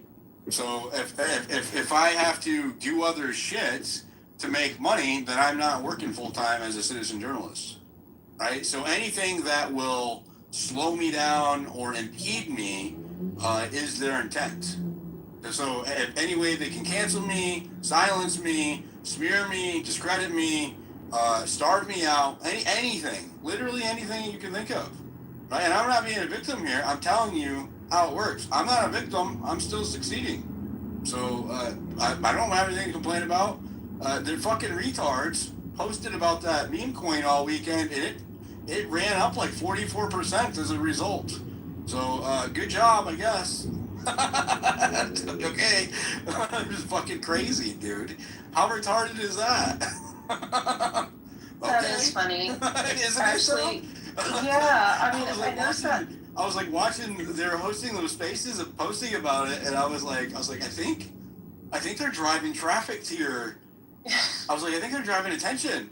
Oh my God, they are. Thank them, because they're driving up the price. It's crazy. That's hilarious. Totally backfires on them, which is How so mad do you think that comically. makes them, right? Not only am I still here, um, it has the opposite of the intended effect. Very, very Yeah. odd. It's like the people that go after Elon and Trump. You know, it's just hello. You're just making them more popular. You know, I think the good outweighs the bad, and I think in the end, people can sense who's good, who's true. You know, I think it's cool that you got a sponsor. Kudos to you. I mean, you know, I did hear that things changed with the payouts, and you know, I know that a lot of people were like on not furloughed, but you know, they like stopped it for a while, which I thought that was kind of an interesting thing. Which I mean, I think did help in terms of removing the bots because they're not getting, you know, monetized. So, but yeah, I do think it's interesting that the more they're unleashing their hate on you, the more popular you're becoming. Now you got a sponsor. Who knows? Maybe you'll get another sponsor, you know, out of the deal. So kudos to you. Yeah, thank you. Appreciate that. Very supportive of you. You're awesome, Barbara. Yeah, Just to she's let you know, yeah. you've been sticking through it this whole time. You're a real one. Like, Yeah, thanks, so Barbara. then the complaint was that, oh, there's some old ladies might buy the crypto and lose their life savings. Let me tell you this. One, I'm not telling anybody to buy crypto in my spaces. Okay. Two, crypto is gambling, right? And so when they said that, how mad do you think it is that I took it and I went and posted it, said, what does it say here? Yeah. Crypto is gambling. Do not buy crypto unless you know what you are doing ever. I really appreciate the reminder to add the disclaimer in there and caveat. That's very responsible of you to remind me to be responsible. Totally appreciate it. Went ahead and did it, and we'll continue to do so. Yeah, definitely don't want any old ladies spending their life savings on crypto. It is 100% gambling. 100% gambling. People can make money on it. Generally, no. Right? The match is against you. If you know what you're doing, you can. Never financial advice in here. But yeah, so that was the next one. I'm like, well, what else is there? You know, what else is there? It's just constant. So what do we have here? Okay, I'll just do a recap. I'm going to finish it here. Put a bow on it. We have an account. We have botted spaces to attack me, right? See it there, right? 8,000 impressions, 16,000 listeners. So I wonder who's botting them. There's a certain account that's been hanging out in those spaces that's known for botting. I won't say who she is, but we all know who she is. Okay? So there's a certain account in there that's been known for botting spaces. And so she's been pumping up these spaces attacking me in the background with bots, making them look like they are popular. I just showed you that. I showed you the account attacking me since February, making the account in 2022, activating during my peak Epstein coverage in last year. First reply or post ever was to my CIA space about the the Washington D.C. shooter on Thanksgiving last year, and then also this account had the subscriber attack and now attacking my sponsorship, whatever, right? These are ways to try to stop dissent, right? I am a dissenting voice. I get attacked from all sides. I'm a moderate. I was more hardcore MAGA last year, right? And for the previous years than I am right now, right? I would not question the Trump administration. I was a straight up cheerleader, right? And I was one of those people who would push back on dissent. Maze knows this. I used to get in arguments with her about Trump regularly in 2024, right? When Epstein happened, I became far more critical when the Trump administration said that it was a Democrat hoax, right? Let's look at my grok, huh? was the first time I talked about, he talks about Epstein. So I had been covering Epstein while I was trying to get, see guys, I was covering Epstein while I was trying to get Trump elected. He specifically said that this was a campaign promise, right? He specifically said that that they would release the Epstein files. He didn't put it on paper. He said it during podcasts on the campaign trail. It's still a campaign promise, regardless, right? And when he came out last summer, first they leaked a fucking memo. I think it was to Axios, right? And I even held a space on it that said that, there was the suicide was a suicide.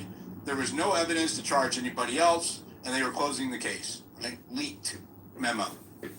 And I was like, no way this is real. We held a space on it all day. Like, there's no way this is real. And then the next day, they had a sit-down meeting, a cabinet meeting with the president and Pam Bondi, and a reporter asked them if it was true, and they said yes. And then I deviated, right? I was no longer a cheerleader because they did something that conflicted with my core principles, and I couldn't do it. Right? I could not reconcile that with my political views. That's when I started catching heat from my own side on the that was my first big cancellation, right? Huge cancellation from the right on that one. Most brutal attacks I've had online ever. Doxing attempts and death threats and all kinds of shit from all kinds of people. It was also the first time that I openly criticized the CIA in my spaces. And like I said, that was just happened to be when that account activated. Right? I'm not saying that they activated her, but the timing is there for anybody to go see. Right? July of 2022, they verified, had never been active for 3 years, and then decided to activate during my peak Epstein coverage, right? And my criticism of the CIA for their role with Epstein.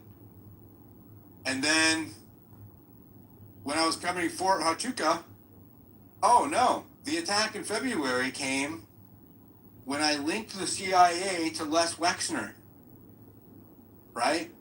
So that reminds me, the February attacks from that account, they coincided when Wexner was doing his interviews. They taped his interviews. He went in front of Congress. Very, very suspicious back and forth. He accidentally slipped that there was a Romanian consulate that was brought back to his house by Epstein and managed his house for him, right? So I did what I do and investigated and figured out who it was. Well, I posted that and it went fucking ultra viral, right? Well, that same week, at that same time, the first attacks from that Katie happened. The very thing, that whole fucking thing activated that same time, right? So the account activated during my peak Epstein coverage. It became verified during this is all verifiable. Go check yourselves. Do your own due diligence. Or go back and watch it. I showed you. Okay? The account created in 2022, it activated. Did you just say do your own diligence? Became verified in July of 2022 during my first peak Epstein CIA coverage, right? The very first time that it posted or replied was to my CIA space on Thanksgiving, right? The first time that it attacked me openly on the timeline was in February during my peak CIA Wexner coverage, right? This is the pattern. Go look at it yourself, okay? Search for Wexner on my timeline. Look at the video when I was scrolling through, or search the mentions of me on that account, right? You'll see the timing is there. let's see. When was the first time? When was the first time? I know I'm just doing this because I want to show you guys. I would rather just show you. First time, I know that you're in the space, you can't see it. He posted about Epstein ever. We'll see when the first time I posted about Epstein ever.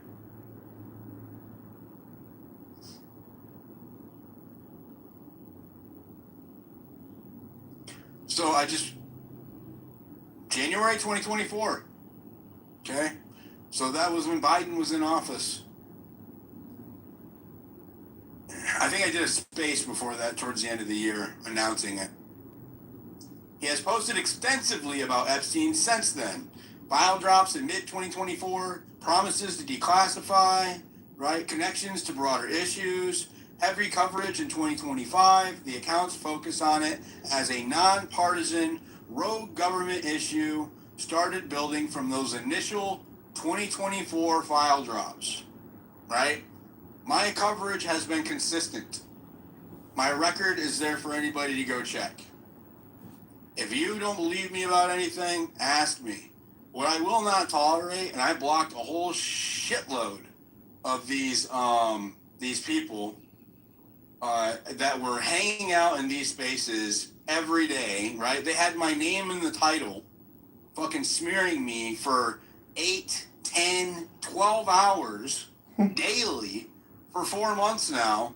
And my mutuals, right? People who host spaces with me or speak in my stages or act like they're my friends are hanging out there. I started fucking unfollowing them and blocking them because you can see what I do, right? I cover high profile, intelligence adjacent government corruption cases, and it brings me heat from all sides. I get attacked from the Democrats, I get attacked from the Republicans, I get attacked from the foreign squads, right? The fucking Zionists, everybody, right? I piss everybody off. And so I don't need any snakes around me who are going to give attention to or airtime to or any kind of credit to people who are trying to destroy me when I am effective at my job, right? So I started fucking unblocking people unfollowing people and blocking them just to kind of cut out the noise. Because I have a limited amount of time to pay attention to what I research and work on all day. And half of the time I am getting DMs about these accounts, posting about me, hosting spaces about me, whatever, right? It's constant. It never fucking stops. I eventually had to tell people to stop messaging me about it, right? They're like, oh, I didn't mean to do anything. Fucking just stop. Stop sending me that shit. I don't fucking care, right? I'm doing this one space to address all of this shit because I'm ignoring it going forward, but I'm also highlighting what these people are, what they do, right? Who are they? What is their intent here? Do they have an agenda? What's their agenda? Look into them, right? Or do they hate Candace Owens? Some of these people came after me because Candace Owens follows me and reposts me sometimes. I don't always agree with her, right? I'm not like personal friends with her, right? But I do like the work that she does, and she's an incredible voice for dissent on the right, right? And we need that. We need dissent. And so they will swarm me just for that fact alone, right? Just if she reposts me once, all of her fucking haters will swarm me just for that fact alone. Outside of that, whenever I get really viral content, these fucking Fed accounts, literal like Fed accounts, right? Enrique Tarrio, for example, who I've never engaged with, right? Worked as a Fed under the Obama administration, federal informant, will start working together, reposting each other, quote posting me, replying to me out of fucking nowhere. Anytime that I go viral about intelligence or Epstein or Charlie Kirk, Fort Huachuca, anytime I hit a fucking nerve, this is the response, right? And so if you are claiming to be my friend or acting like you are a friend and you are like helping these people either passively or directly, I do not want you around me, right? That is just a fact. It has nothing to do. It's nothing fucking personal, but that is going to be the case. I don't need any fucking snakes around me, man. I get enough, right? I get. There's fucking someone came into a space and threatened to kill me. Told me they're gonna I was gonna catch a bullet last week. I don't fucking need that shit. I don't need snakes around me too. You know, I'm over it. So here's what's gonna happen, right? This is gonna be my last time addressing this, and I promise you that. For now, because I think it's kind of reached peak momentum. And I am gonna focus back on work. I'm getting ready to travel, hit the road, and do some on-the-ground investigation. I was gonna do it earlier. I was gonna leave last week, but I decided to postpone so that I could get more done in one trip. Right? So I'm going to be doing some on-the-ground investigation, covering some of the topics that I've been discussing over this last year. Because of these fucking weirdos stalking retards, I'm not going to say where I'm going and what I'm doing exactly, but you will know it when you see it. And it's not going to be just one thing. I'm going to be going to at least 4 or 5 different cities on this trip across the United States, and interviewing some key people that are involved with these topics that we've been covering in person, right? And investigating things on the ground. And that's what I'm going to be focused on. So I'll be traveling this next, I'll be traveling soon, right? And you guys will see more there. Yeah, and I'll host some video spaces. I love hosting video spaces. Love hosting video spaces on the ground. So, anyways, that felt good. That felt good to get off my chest. How mad are they? How mad are they? LOL. LOL. What do you think, Harmony? It didn't have to be like this. That's what I think. I know that you're saying it's more sinister, but I'm thinking to myself, man, I wonder how I could have avoided it all. You women are fucking. You are like. Coyote, why can't she see that these people have a fucking agenda? Like, everybody, why are y'all always so, like, you're trying to be empathetic, I don't know. It's because she does yoga. It's always like that, bro. They'll say that we're going to be wrong, and this, that, and it ends up being right. I think it's compromising your ability to think clearly. No, I'm seeing what you're saying, I'm just digesting it. You know what I'm saying? Like, you kind of have to... You think someone's one way, and then you see how they act, and you're like, wow, you really were nothing like how I thought you were. 100%. The timing's what's crazy, because to think that it's been, 6 months? Less than that? I mean, it's not really, but that's a us problem. I do think, because, bro, I know how it feels. It's like, you wanted to just say that. I don't think you said anything wrong, but you feel like, they think I'm crazy? No, bro. This shit's happening. Well, and it's, you don't want it to happen to them. Maze just said, you're fucking lucky I can't speak. But she said, she put her piece in the comments, and I can read them. That's the thing, man. We're right on this, Maze. Everybody, it's like, fuck, I don't know what we're gonna do. What are we gonna do? What's crazy is the ones who are like, I don't know, man. Like the Zionists coming after me for Epstein. I'm probably one of the most moderate people on the right that's critical of Israel. Right? I'm never say it's the Jews. I believe in individual accountability. Right? But if I have a problem with Israel being involved with their politics, I'm not going to be quiet about it.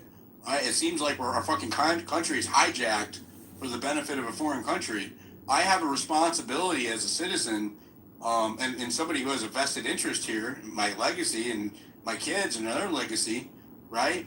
To make sure that our country is not fucking hijacked and that we don't end up being destroyed as a result, right? Like, I have a responsibility to point that out, and the nastiness that comes with that, man, is crazy. It's absolutely crazy. Like what we saw with Massey, he doesn't support the integration of the technological and intelligence aspect of our military with Israel's in an official capacity, and so they were already calling him anti-Semite for it. That's fucking crazy. That's crazy. That's woke. Listen. That's the same, emotional virtue signaling that I was critical of the left of for years when it came to hate speech and shit like that. That's the same thing, right? You can't call somebody a racist because they have an objective opinion about their future, right? Like, what is that? Hey, I don't think that a foreign country should operate our military. You're a racist. What the fuck is that? That is a psyop. Listen, anytime somebody tries to emotionally manipulate you to make your point, if you're pointing out something objective, the tactic I was talking about, this account that's been attacking me for fucking months, every time I respond to that account, it's victimhood. It's emotion, right? You can't criticize me and attack me for fucking months, and then when I point out your tactics or your activation, say, oh, he's attacking me, right? That is an emotional response to an objective claim, right? That's like calling me a racist or calling me whatever, because I'm saying something you don't like, right? So if you come after me, okay, in any capacity, I reserve the right to fully respond, and when I do, it's usually with a very, very thorough pile of receipts every fucking time. And if you accuse me of something, I'm going to be transparent about it, right? Good, bad, or indifferent, ugly or not. And then I'm going to point out your shit, right? Who you are, what you're doing, why you're doing it, when you started doing it, right? And there's nothing wrong with that. You have that shit coming, right? And my track record in this regard is very good, right? I can give you a couple of examples if you want, right? People who came after me for Epstein and all kinds of shit. And I usually sit on my hands and don't respond and just start collecting receipts. And if they keep doing it, I just annihilate them with a post on the timeline, and then they go away, right? And that's what's happened every time. So you can just look into it, see if I'm right. Go ahead, Cody. No, man, it's like the big thing is people, like they just come up and like speak. Nobody wants to be that. Just said they know attack. Like I gotta attack the person and find out. Like why don't you just come ask somebody, hey, you do this? Are you gonna say no or yes? Like honestly, it's not. I'm very transparent, man. But people don't know how to do that anymore, man. It's crazy. I told you to quit engaging with them, though. They feed off of intention. I saw the victim. It's just like that one day, bro. Still, nobody sees it. It's like I saw it with you, but nobody else can see that there's a victim thing right there. And to your statement earlier, I think that on the Christian Zionist aspect of it, I think that they feel it's an attack on their faith or something. I don't know, but maybe we'll figure that out. But yeah, man, it's just rather, this is kind of a serious thing. I just want to kind of float that out there again for everybody. And it's okay to know somebody for 6 months and them maybe not be all right. Like, it's okay if they're not all right. Go ahead, America. Yeah, I mean, it just goes to show the gravity and the impact that your spaces have on the grand scheme and the bigger picture of things, right? Because if you're truly not making a difference, or truly not covering the topics that matter, or making no impact, then you would never hear from people like this, and they wouldn't be an issue for you or the people surrounding you in your circle. And a wise person, said once to me is, if you don't have people that are disagreeing and trying to attack you, then whatever you're working on, is it really worth it? Is it really impactful? And the answer is no. So, it's a good thing that people like this are around, even though they're doing a very negative thing, but enough is enough. So, I appreciate you nipping this in the bud for everyone involved. The cool thing is about this is that they kind of flush out the snakes, right? Like you see people for who it's a lot of masks off for people who are around you when this kind of shit happens, right? But also on the flip side of that, there are people who have had my back consistently. Even people who I was like ride or die MAGA with, Sally, for example, some others. Ride or Die with, when I deviated on Epstein, they did not fucking attack me, right? That was cool. And Hit Slap, for example, these people, being my friend has done them no favors. I can tell you that. Like, from outside of me, right? They will go after people who are around me, right? And so not only have they been consistently like helping me out, like showing, had my back, but they're also doing it in the face of a lot of attacks themselves, just for sticking up for me. That's what Coyote, right? He didn't jump on the bandwagon, and they started going after him. Right? Anybody who dissents, that groupthink mentality, right? Anybody who dissents, they go after. The people who can stick on principle and face that and continue to remain the same, I value those a lot, right? Incredible. It's incredible. It really does show like how good people are too, right? Like how consistent those people are. They don't fall for the bullshit or like the tribal group think mentality. 100% have a lot of respect for those people.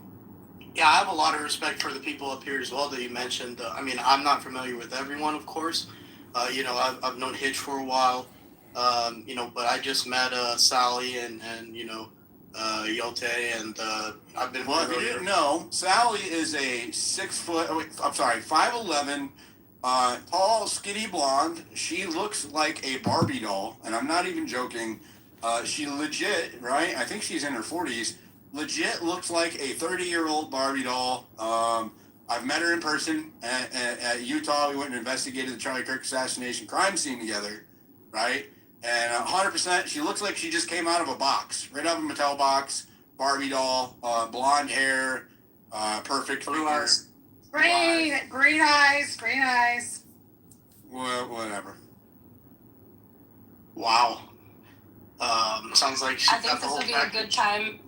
But yeah, she definitely does. Oh, my bad. I don't want to cut you off. I just wanted to thank Yote because he actually defended us as well. We weren't even aware of Yote, but Yote did his own research. Yote. It's Yote, bro. What do you mean Yote? What the fuck is this? Coyote. You know what I mean? Yote. I looked at his ad. My bad. Wait, are you Mexican? No, I'm not Mexican, but I am mixed. I'm mixed with my dad's from Trinidad, right? And my grandma's from Southeast Asia, and my mom is from the States. So I'm like, she white? She white though? Or she Mexican? She's white. But my cousins are Why do you Mexican. want me to be Mexican? My cousins are Mexican. I have He sounds Mexican. He sounds Hispanic. I'm from South Florida. I speak some Brazilian, you know what I'm saying? I speak some Spanish. I speak, some Portuguese, you know what I mean? Portuguese, right? Different He said Yote in the whitest voice ever. Yote.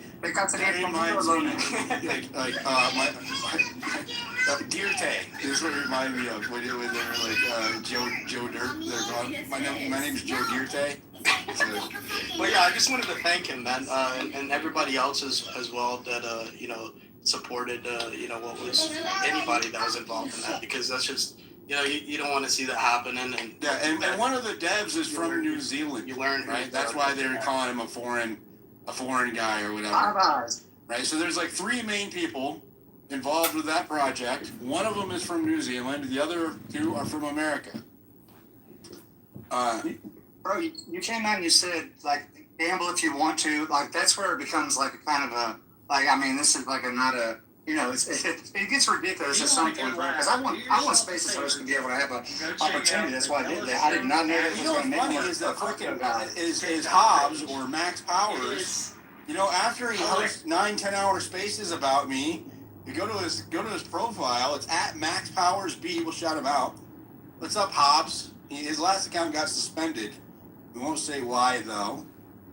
He made a new account, and he hosts spaces about me for fucking 10 hours straight, and then he shows his buy me a coffee link. Oh, imagine that. Oh, we don't like people to make money though. We don't like people to make money. Just us. Yeah, I mean, curious though. Do you think that he could host spaces without talking about me? You think that he would be? I mean, he's getting botted. He's got all of this thing. Do you think that he would be able to talk about anything if it wasn't? I mean, he kind of owes his entire existence to me, right? Like if I give him content, right? Without me, where would you be? Something to consider. Yeah, just to build on what you said, we've never come up here and chilled, and we will never come up here and chill. This is not what this is about. You know what I mean? And you know, it's sad that people are going to try to paint a narrative, you know, that fits their picture. But you know, I hope we don't have to show this again in the future. Right? You know what I mean? I mean, yeah, like you said, it reveals people's hands. You know, your friends and your enemies alike. Those your enemies will stick their necks out, and people count on you. People count on when they try to attack your credibility, right? They count on you being afraid, right? That's what it is. They want you to be afraid, or to continue, right? To keep speaking out, or to keep doing what you're doing, or whatever, right? They or they want to convince people to not listen to you anymore. Right? It's to get you to stop. Anyway, you think about it, it is to. Oh shit! Did I just boot Maze? I hope I didn't boot her. I was trying to. She was glitching down. No, I didn't. Anyways, they try to censor, right? Censorship happens in a few different ways. Okay, cancel culture is kind of a form of censorship, and you know, we saw it happen really hard with the left under Biden, and then I saw it flip and happen on the right under Trump with the Charlie Kirk assassination, right? And Epstein. I saw the same people who were admonishing cancel culture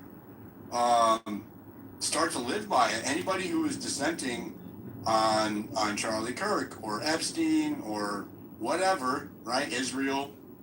I saw the same accounts who were opposing cancel culture before now embracing it. They will try to discredit you through smears, right? Doxing attempts, all kinds of shit, right? They will try to threaten you. If you don't stop talking, they will go after the people who are around you to try to isolate you. And if that doesn't work, they will try to go after people who listen to you. And I have people who have supported me for years who are listening right now in the anonymous section. I thought the anonymous section was all haters. But I have to give a few people a shout out that listen to me anonymously, that are big players on the right who support me and do not want to deal with the drama of being seen listening to my spaces. But they not only support me, they contribute. If I'm investigating something, they give me leads, or they ask me to cover topics on the right that they are afraid to speak out about publicly because they don't want to get canceled by their own side or to get the same smears and doxing attempts and dragging that they watched me go through, right? And I'm happy to have weathered that shit because it doesn't faze me now. Right? I'm already like, okay, my audience is used to it. I'm used to it. I have no problem looking into or talking out about shit that people are afraid to speak out about because they don't want to get canceled. You know, there's a race happening in California right now, and one of my MAGA friends asked me to investigate the Republican candidate because they're tied to the AI data centers and some weird shit with the Palisades fires, and they are afraid to ask any questions or speak out about it because they don't want to get attacked because the person is endorsed by Trump, right? That's not how it should be, but that is how it is. These are the psyops of today on internet land, right? Is groupthink and attack of dissent, systematically canceling people, right? Inorganic activity to prop up campaigns. I showed you the botted spaces, right? The accounts that activate out of fucking nowhere. that correlate with covering high profile, when I say high profile, topics like Epstein or Charlie Kirk or whatever, right? These are the things that occur that I have observed that are documented on the timeline since I've started covering it. I can tell you, I've dealt with some bullshit online before. Nothing compares to what I've observed since I started covering Charlie Kirk. And I'm sorry, Epstein, and then Charlie Kirk. Nothing else compares to it. It's fucking insane. Absolutely insane. And it's only worse, right? Or better. Now I kind of like sit back and laugh, right? Or my biggest problem is distraction. When you not only are the attacks meant to like discredit you or maybe even scare people. I don't. My pattern has been consistent. When you come after me, my response is always to double down, and with receipts, every time, right? That's just how I'm built. I'm stubborn in this way. It's not always a good thing, but that's my pattern. Right? Every fucking time they come after me, I double down. But also fighting back, right? Arguing, dealing with the attacks. It distracts you from the work, right? And so what can happen is, and this has happened to me a few different times, right, is that you ignore it long enough to the point where like you reach like this boiling point, right, where you finally fucking respond, and then you feel like you are just like going after it. My approach with this has gotten more systematic, right? Where I will compile receipts for a short period of time, and then I'll drop it all as a thread, and then move on, right? What can happen is if you start addressing every attack, you will just completely just be spending all of your time addressing or defending yourself and not working on the mission, right? On what you're trying to accomplish. And so I always have to try to balance that, right? I always have to try to balance, do I need to address this? Do I need to defend my credibility? Do I need to spend time, addressing this? Or do I need to focus on what I'm investigating, right? I think I've done okay. I think I've spent too much time addressing this. But the problem for me is that spaces are kind of my weak link here, right? Is because I am a leader in spaces, and I love the people in spaces. I have a lot of friends in here, or quote unquote friends. A lot of people I do like in here, and want to build the community up as a whole, right?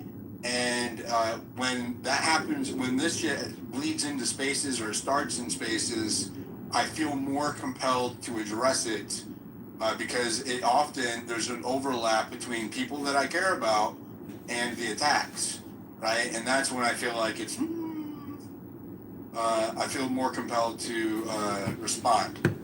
So this is going to be my break from this. After this, I wanted to address those couple of things that have been the smears on the timeline, and I'm going to be focusing on. So I looked into. I'll share a couple of things that I'm working on. I've been looking into the scientists, particularly Melissa Cassius.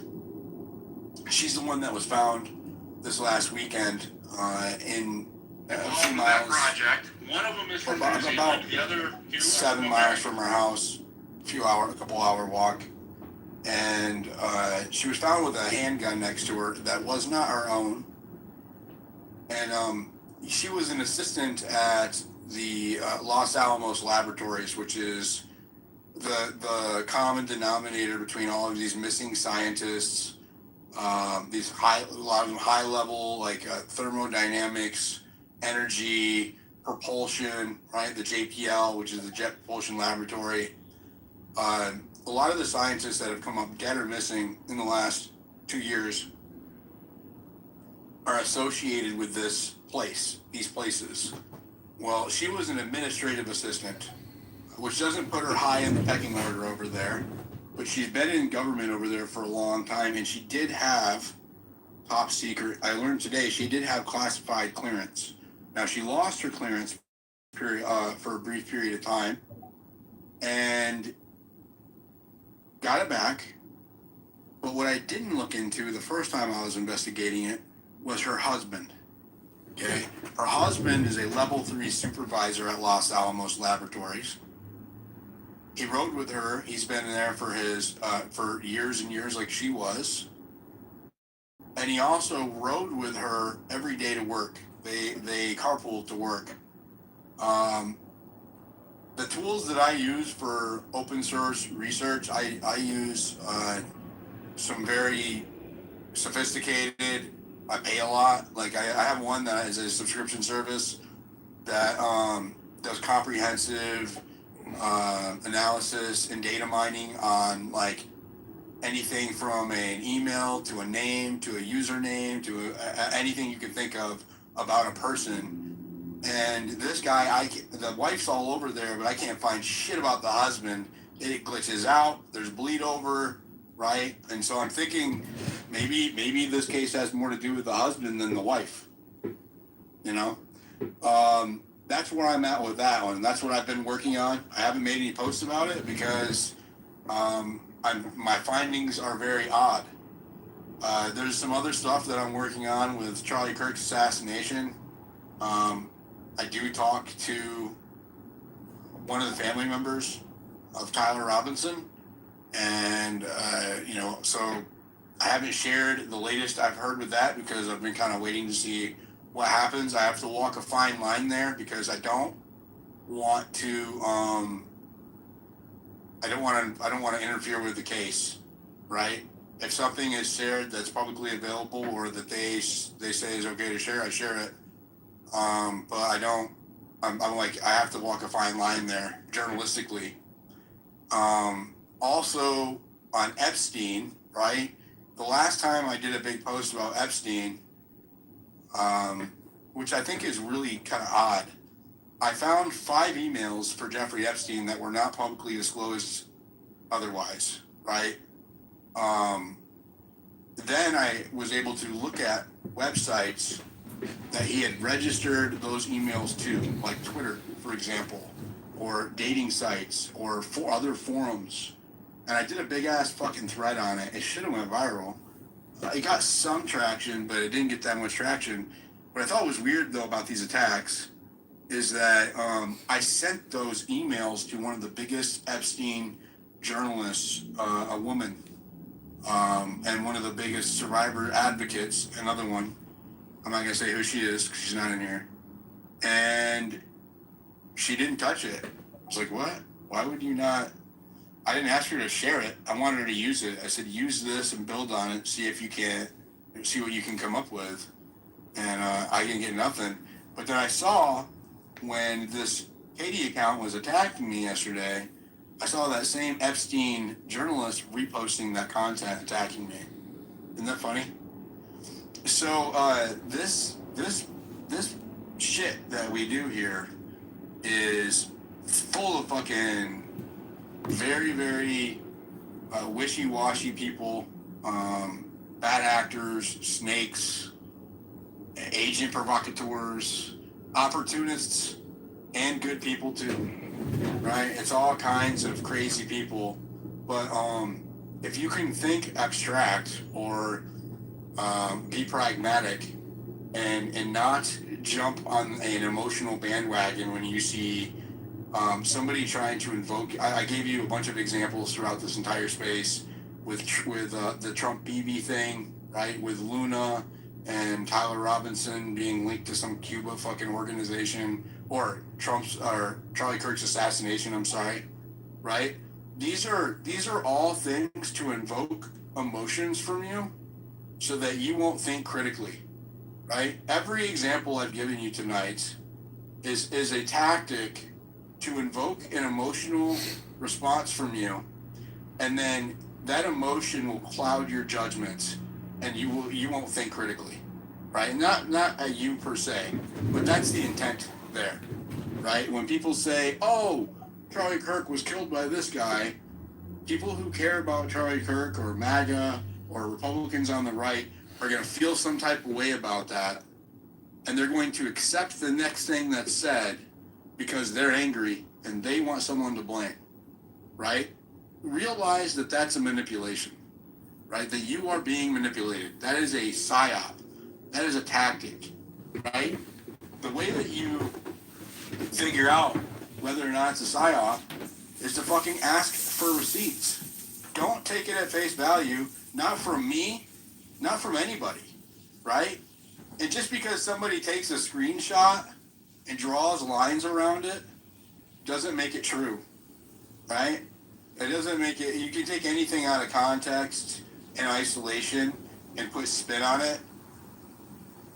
I can add a lot of narrative to one thing out of context, right? I can take one benign thing in isolation and then and that thing may be true, right? And then put a lot of spin and bullshit around it to build a story or a narrative, right? And then make the whole narrative look true, right? The way that you see through that is to ask for specific things that prove it's true, right? Not just the one thing. Say, hey, where does this connect to this? Show me exactly how this connects to this, right? Ask the question. And if people don't allow you to ask the question, they have an agenda, period. Right? If you're not allowed to ask questions or to point out something that doesn't make sense logically, they have an agenda. If you try to ask a question or point out something that doesn't make sense logically, and then they give you an emotional response like, oh, well, that's a bad person, or they're bad, or I'm a victim, or they're a victim, or she's a victim, or he's a victim, right? Instead of answering you, that's a manipulation tactic, right? Anytime someone deflects to emotion, that is a manipulation tactic. Well, why is this important? Because it happens at scale with our governments, right? With corporations, with organizations. It happens with Democrats. It happens with Republicans. It happens with foreign policy. Iran does it. Israel does it, right? Anybody who wants to change the way that you think employs these tactics, right? That's why having evidence is key. Not just a screenshot, but often a link, right? A web link or a post link, something that you can follow the chain on is preferable, right? Not just one thing out of context.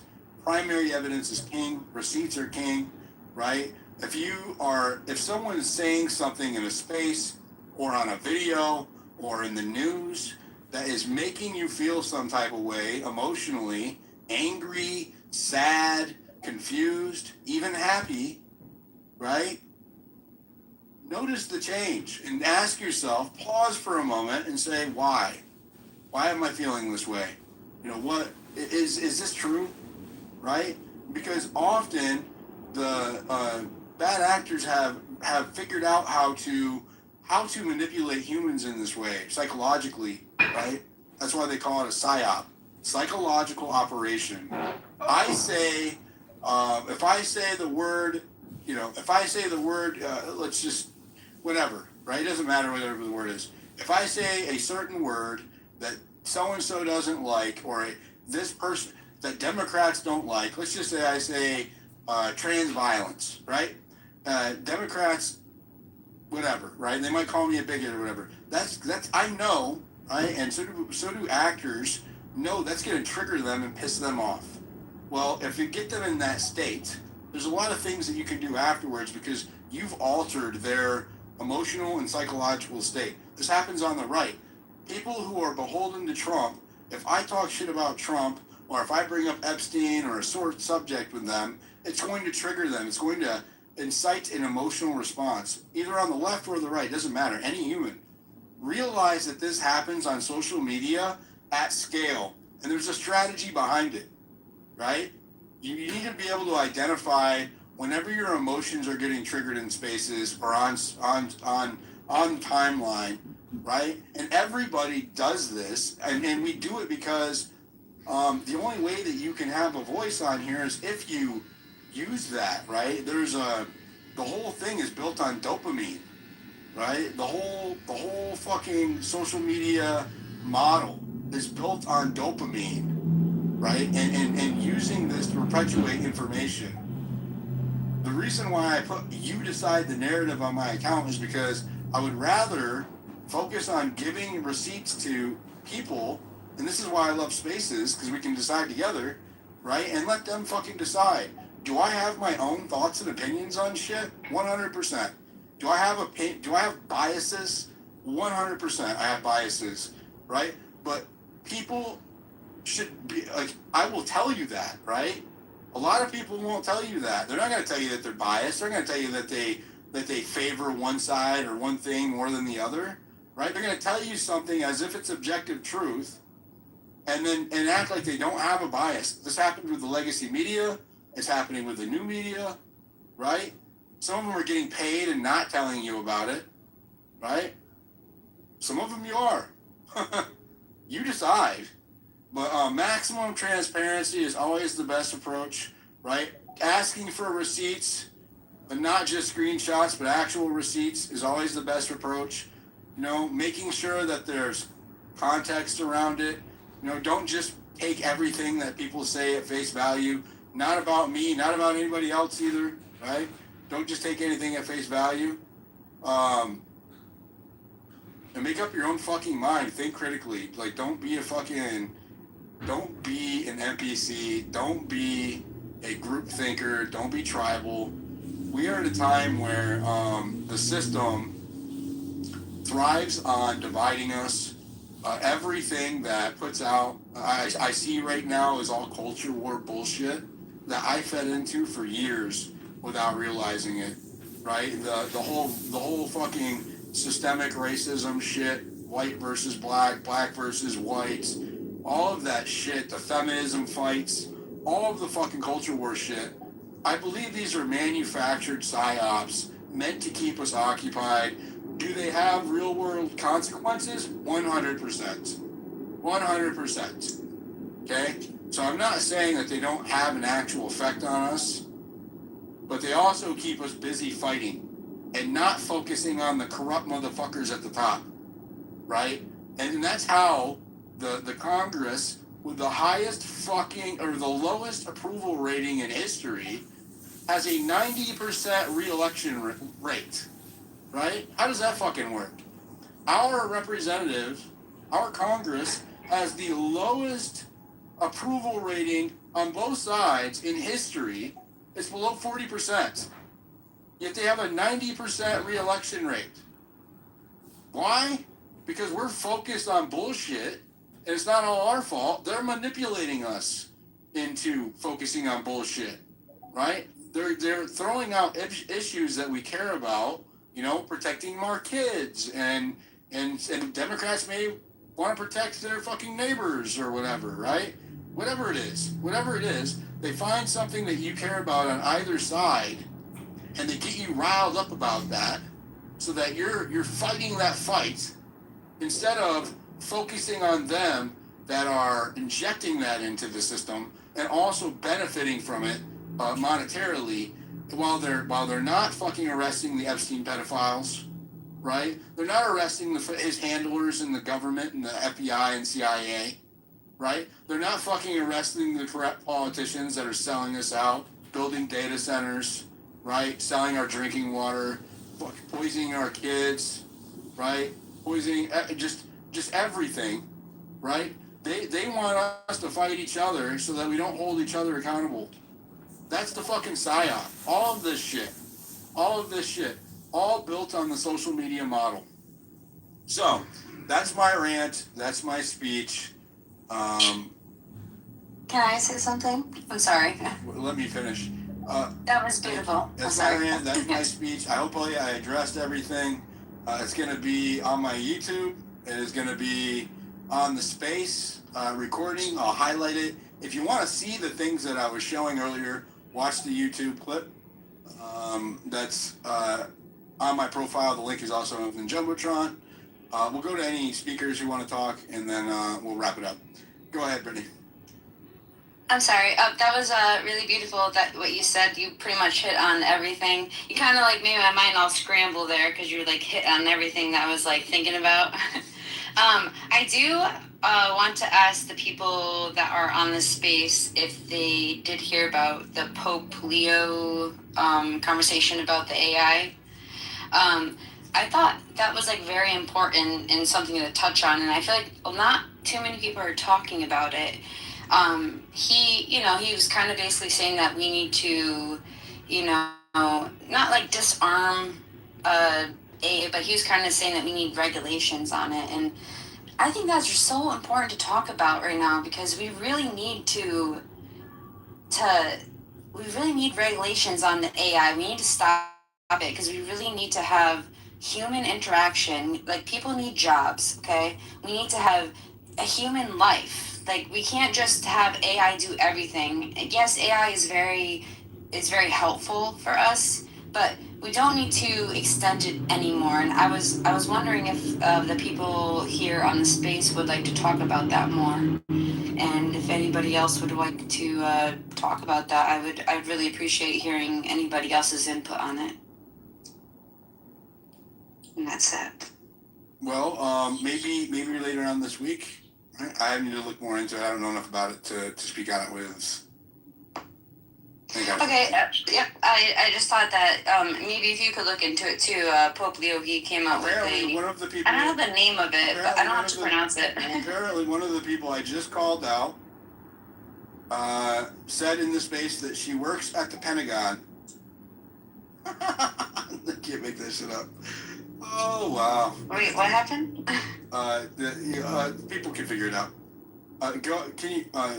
Can you explain it? I'm sorry. Did I miss something? Yeah, you missed it. It's before you came in. Oh no. I'm sorry. You said go ahead? Oh. I'll mute my mic. Sorry. Thank you. Go ahead, Coyote. Yeah, so Brett, I'm with you on that. Like we have to figure out how to do this right now. It's like this is a PSYOP, bro. It is foreign. Our government's not supposed to be able to do this to us, but who knows? They're letting it anyway. It's a problem, but we'll get through it because we always adapt. That's the thing about it. Like we adapt, we come to terms. We say we got to get out of the PSYOP because we will, and that's how it goes. But we could do it a lot faster if people would talk to each other. This tribal shit, like looking at it now, bro, like actually kind of sitting down. You know, sometimes when you get stung, you can see things from a different lens. This is a problem. We're fighting people that we like. We share the same values. And when I looked at the whole SAVE Act, and I'm not, that's the thing. It's like people want to fight you just for saying that. Just breaking it down and understanding that you can do this at a state level. You don't have to have it at a federal level.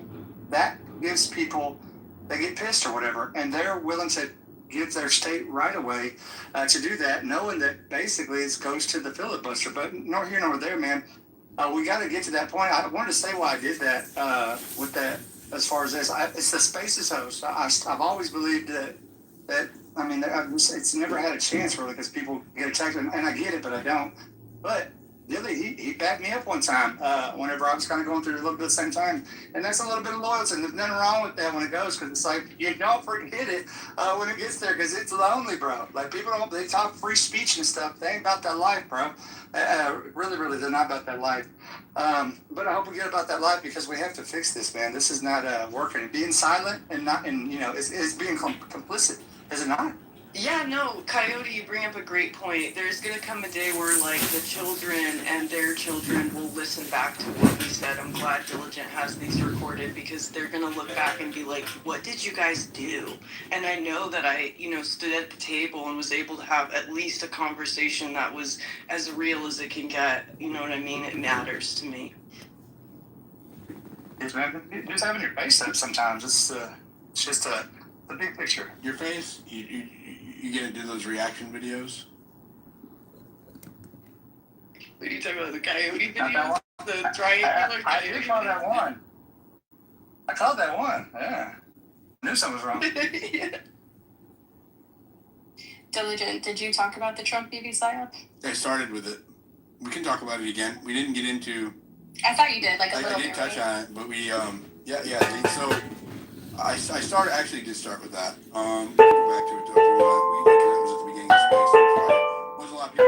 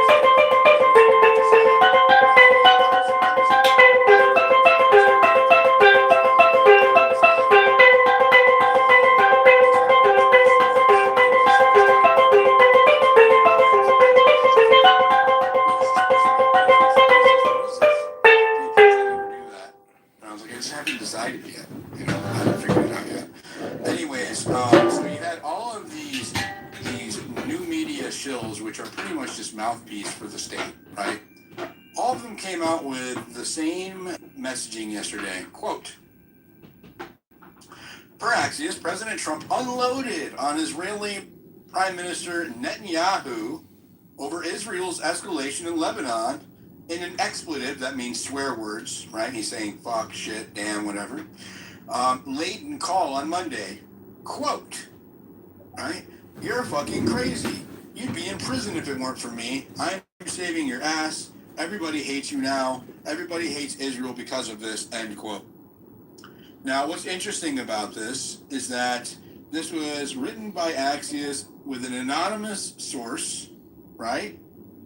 What does this do? This is the psyop, the emotional part, right? Everybody is pissed off at Israel right now because of Iran in the United States, right? A lot of people think that Trump is Israel's bitch. I'm going to say it, right? I see it. People reply to that to me in posts all the time. I've never said it, but that's a fact. A lot of people think that America is acting like Israel's bitch right now, right? And that Trump is beholden to Israel for whatever reason, right? Now, I didn't understand before that he was a Zionist. A Zionist told me he was a Zionist. I didn't know that when I was like trying to help get him elected. I didn't know he was a Zionist, and I was ignoring the people who were trying to warn me. Shout out You to never Maze, said that, yeah.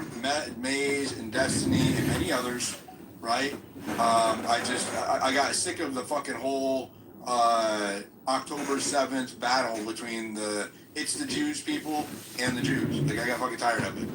So anytime somebody brought it up to me, I would shut down. And to my credit, sometimes I would be talking about shit that had nothing to do with the Jews, and people were bringing it up. So I'm just gonna throw that out there. But right, this is a PR move to make Trump seem independent, right? To make Trump look strong as an American leader when it comes to Israel. That's what the intent is here. It is a psychological operation to invoke an emotional response of loyalty from you, right? And if you don't believe me, right, I'm going to copy the first sentence of this, right, and we'll do a search, and you'll see that all of the most viral posts spreading this did the same thing. They all have the exact same F word, completely start out exactly the same, right? It's verbatim. There we go. Verbatim. So, look, the bolded titles are what hit. The bolded search terms are what are exactly the same in every post. So Andrew Colvett used the search term. Look, you're fucking crazy. You'd be in prison if it weren't for me. Blah, blah, blah, blah, blah. Jackson Hinkle is saying it, right? These are people who are opposed, typically. It's so weird to see all of them. The mainstream media, right? The legacy media, the Democrats influencers, the Republican influencers. I mean, all of them, almost all of them, even though typically Jackson Hinkle does not typically agree with fucking TPUSA. But here he is quoting the same fucking thing. Why? Right? Why? And not just yesterday. He posted this today, 13 hours ago. It didn't make any sense. Spectator, hey, look at the views, okay?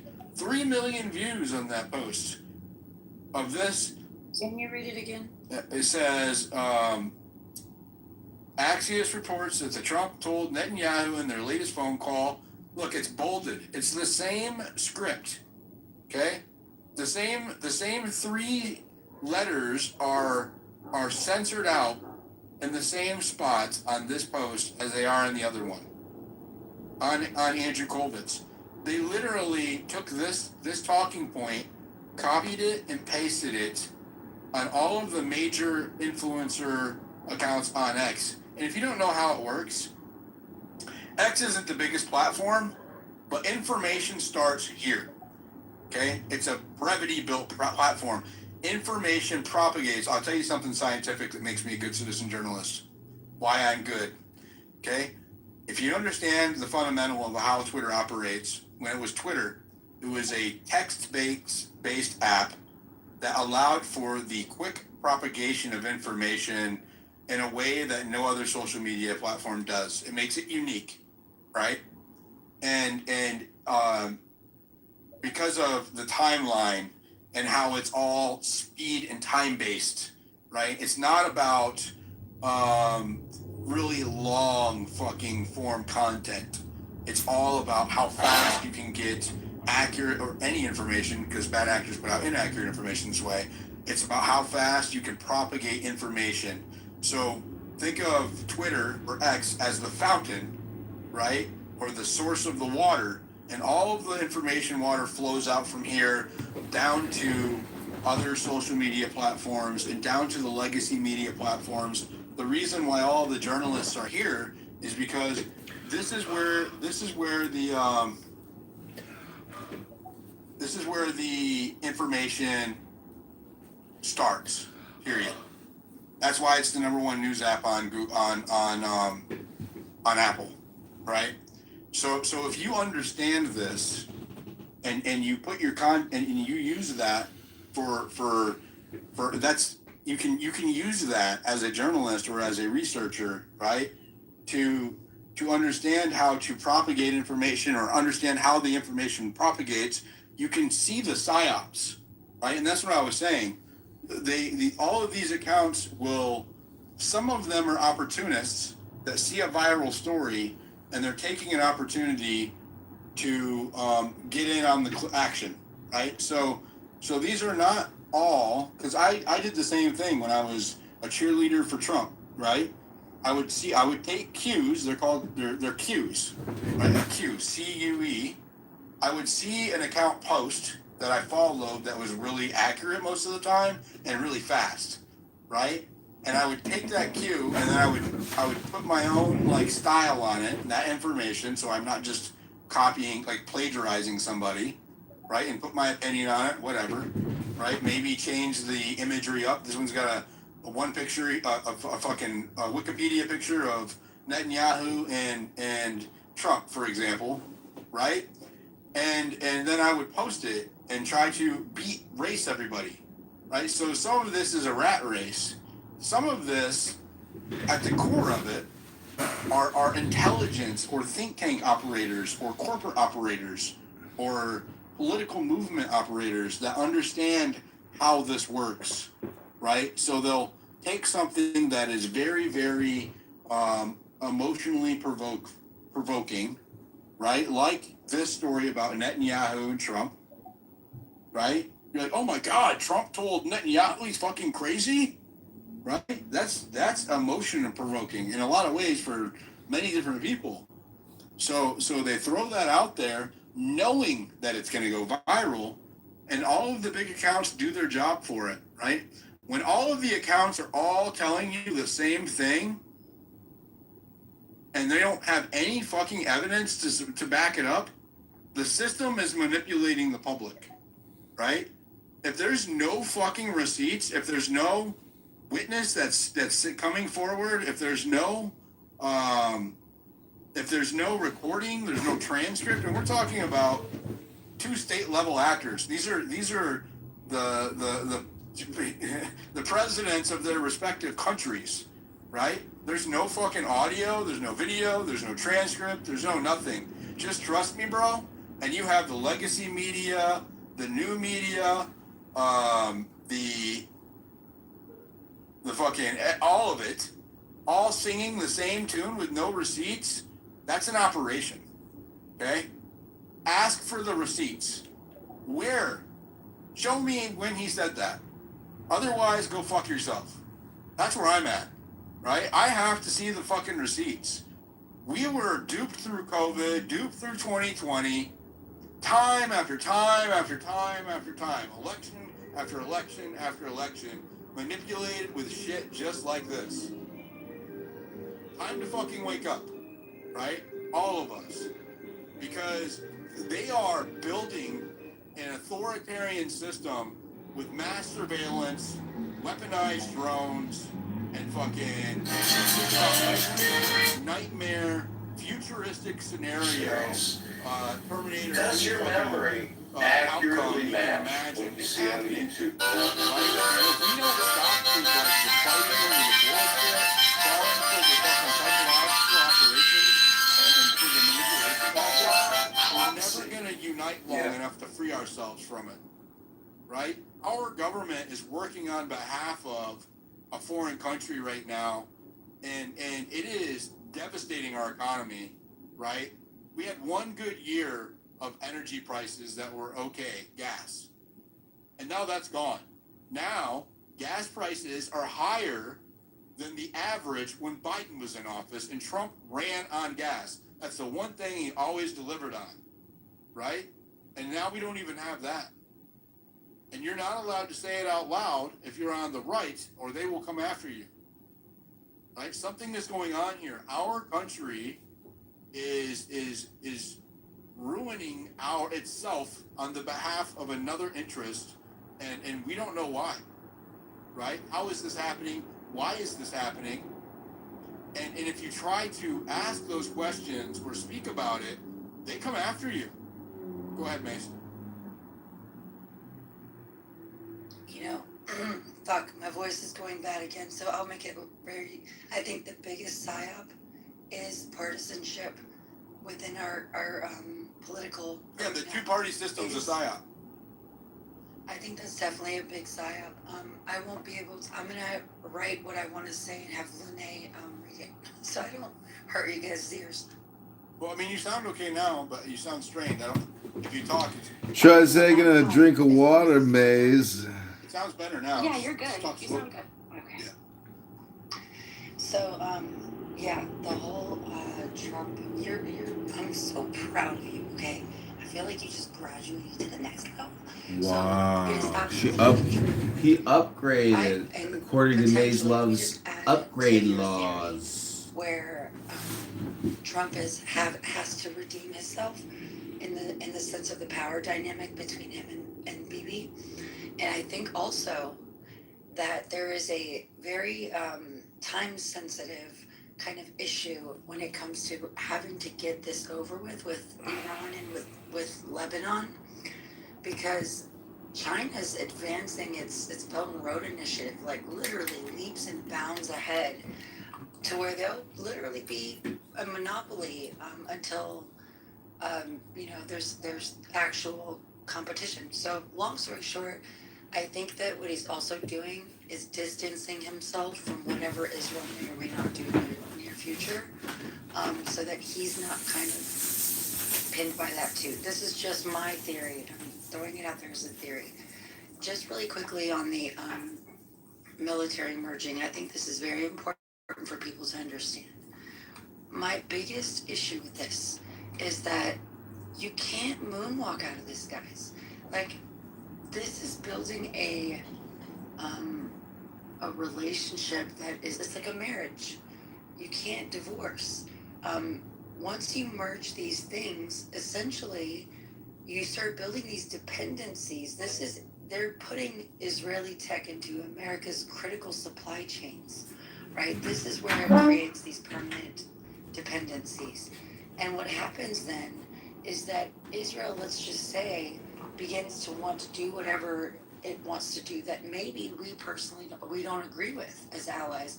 We shouldn't have to be forced into participating in whatever they want to do, because if they're merging all of these things, it is here's another piece to it.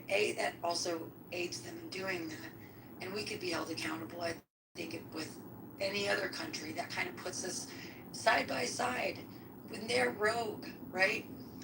Here's another thing.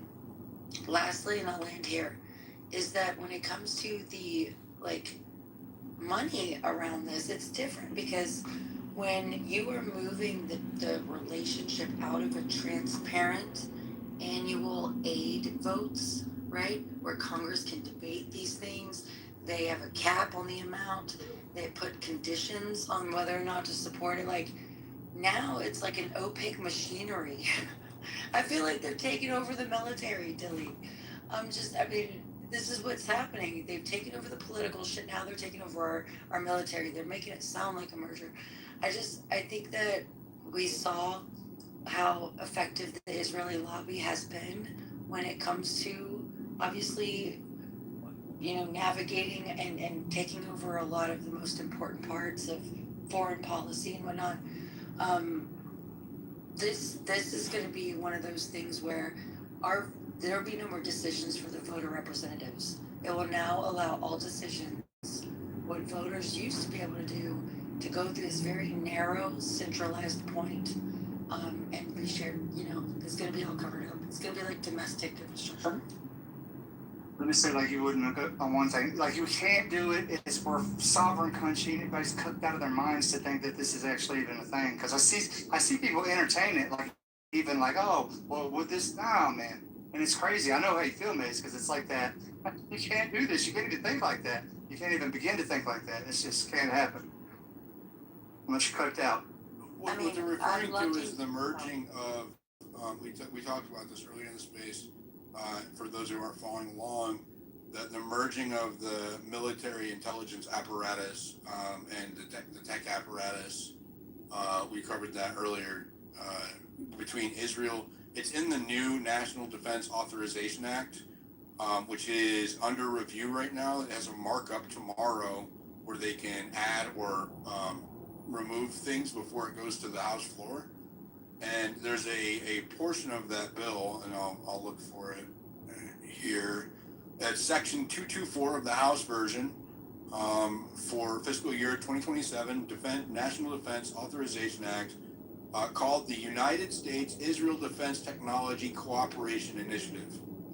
It requires the defense to appoint the Secretary of Defense to a Secretary of War, actually. Well, I guess on paper it still is defense. That's not actually all the way through. So this is accurate. To appoint one executive agent to coordinate and accelerate joint work between the United States and Israel on defense tech. Things like research, development, testing, co-production, licensing, and this is the part that I have a problem with the most. And integrating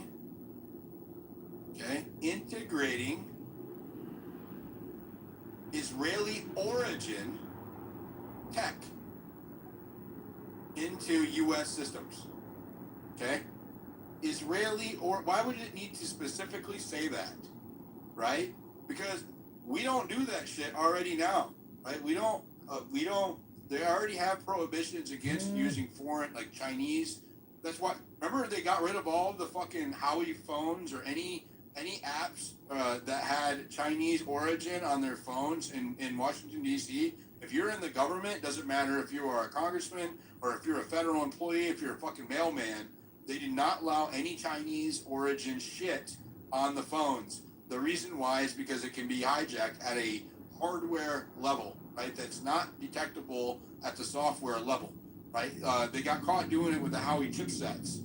China did. So why would you open the floodgates for Israel to do that to our highest? Did you hear what it says? These are the domains that they want to integrate Israeli origin technology from. Okay, it covers a wide range of areas: counter drones, missile defense, AI, quantum. They mean quantum computing, cyber, biotech. Okay, let me say it again: biotech. Think COVID. Okay. Network integration, data fusion, and more, right? Why would we want to allow a foreign country to have that much fucking leverage over us? What if that foreign country does shit that's not in our best interest? Israel has been caught before selling our shit to China, right? This is documented. It came up when I was looking it up the first time, right? So obviously, they do think they get involved. They like to fight. Apparently, they get involved with wars that are not in our best interest. We get involved in wars on their behalf that are not in our best interest. And now we're talking about compromising our systems at the highest, most critical levels with their technology. Why? Why? We have the most advanced fucking tech industry in the world. We are a service economy based on how advanced our technology is, right? That is how we survived after the loss of the manufacturing base, as a service economy based on our technology, right? So why would we outsource our most critical infrastructure to them? That is fucking stupid, right? That is stupid. These decisions, the fact that this is even in a bill, the fact that so many of our congressmen not only are not going to oppose this, that they are endorsing it, tells you how captured we are to this ideology, right? That's what it does, right? No country, this shouldn't be China, this should not be Israel, it should not be Austria, it shouldn't be Australia, it shouldn't be any fucking other country. It shouldn't be Mexico. No other country should have access or this much leverage over our core infrastructure like this. What the hell is going on? Go ahead, Mason. Yes, I'm so glad you picked up on the very important points. One other thing to add in. It's pretty peculiar. They're going to have this executive agent. Who do you think they're going to pick to put in that role that decides what accelerates, what merges, what doesn't? Like, that's a very centralized position for all of the decisions to be made. Like, we don't know if they're more Israeli first or America first. Do they care about our national security, independent national security? Because whoever's in that position, Dilly, is going to be making those decisions. And are they ever going to put somebody in that position that is not necessarily 100% Israel first? I doubt it. I doubt it. And I think that they're going to be advancing things that would really put us on our fucking knees. This is what bothers me. People need to understand that this is the hill to die on, bro. I don't care. I'm going to keep saying it. I'm telling you, this is the hill to die on. I mean, this is where we need to focus the conversation. Also, can I tell you something else? I'm so glad. I'll host a space about this tomorrow specifically. Okay. Yes, please do. Please do. This is the hill to die on. What you brought up is actually a great observation, because when you talk about the Israeli origin, are you familiar? Do you know about the whole pager thing? Do you know what happened? This is exactly how they did it. Yeah, they posed as a manufacturer of pagers, and for years it was a high-level, very deep operative situation, and then they intercepted the orders and sent them pagers. Yeah, they centralized also kind of the flow of the manufacturing, the production of it, right? Yeah, they bottlenecked it, so it would have to come through them.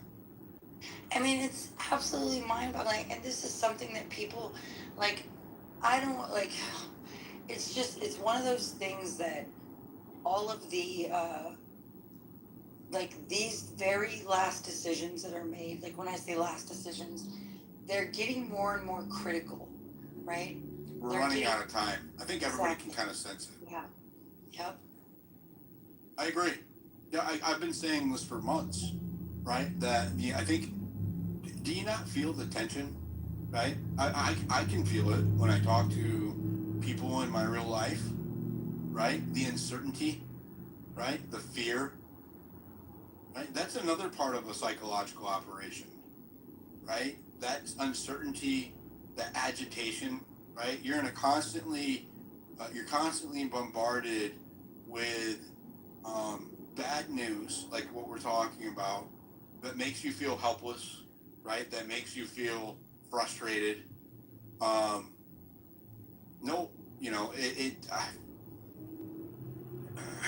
There's I think that there's a demoralization there, right? That occurs, right? They want you to feel completely powerless and helpless so that you do not resist, or they try to trigger you into an emotional reaction, right? That creates the response that they want so that they can employ policy to deal with that. What do I mean by that? Well, it's inciting a problem so that you can offer a solution. It's called the Hegelian dialectic, right? David knows what I'm talking about. No, that's. Oh wait, one really quick. That's not what that is. One quick statement. Bad analogy. But I get it. And Yeah, it is. The Hegelian dialectic is proposing a problem per se, and then creating offering a problem and then No, the solution. that's Guys, you're gonna make me Wait, forget my fucking thought. David is our stationary philosopher. yeah. So correct me, David. I'm Okay. willing to be corrected. Well, Can I just get this out really quickly and Please, correct yes, him? my And I'm friend. gonna Go shut right up ahead. because I've made tea. Absolutely, my friend. Diligent. This is what I want you to understand. This is so golden. I'm so impressed with you right now because I actually think that what we can do, it helped me think of a goal. I think what's the solution, the healing to the learned helplessness, and we talked about this. Des has been bringing this up, and it's really helped me recognize it. It is to actually win something. We haven't had a win, right? Like what I mean by that is that we've been pretty. I don't know what's the word. I mean, we did. The people, Trump supporters did, and then I we got know. rug pulled. Yeah. But that's what I'm saying. Do you remember the momentum? Do you remember the high after that? Because it felt like we finally are doing. Yeah, I went to DC and I covered the inauguration on the ground. It was amazing. I walked the entire 3-mile line and video recorded all of it and turned it into like a fast-paced video with like music, and was really felt hopeful and like accomplished 100%.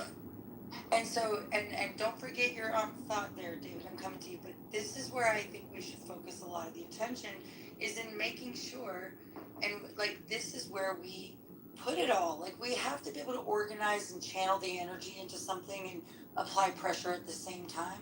That type of power is what's going to wield success, and we just have to focus.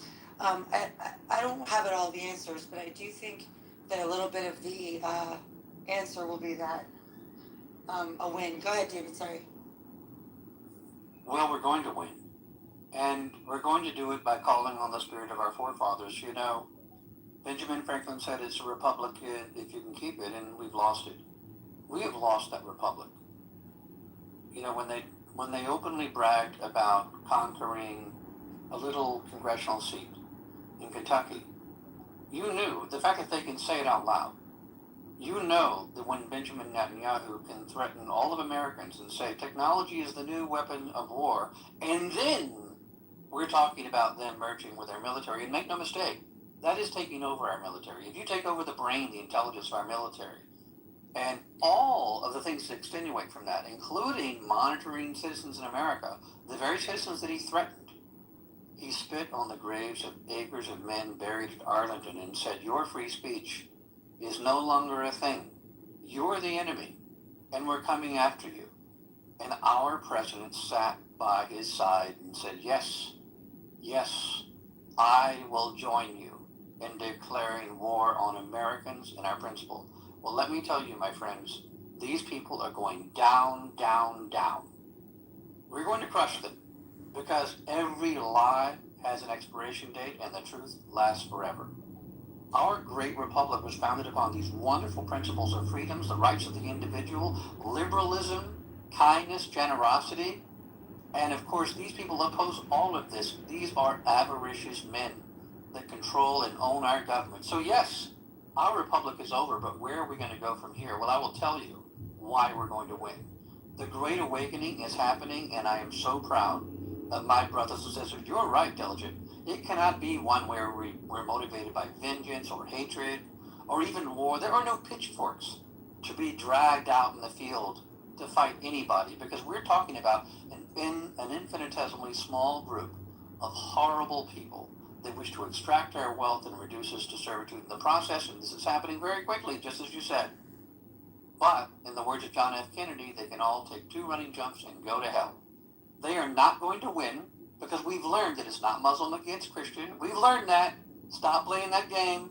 Not black versus white, not gay versus straight, not white collar versus blue collar. We don't care what color shirt you wear anymore.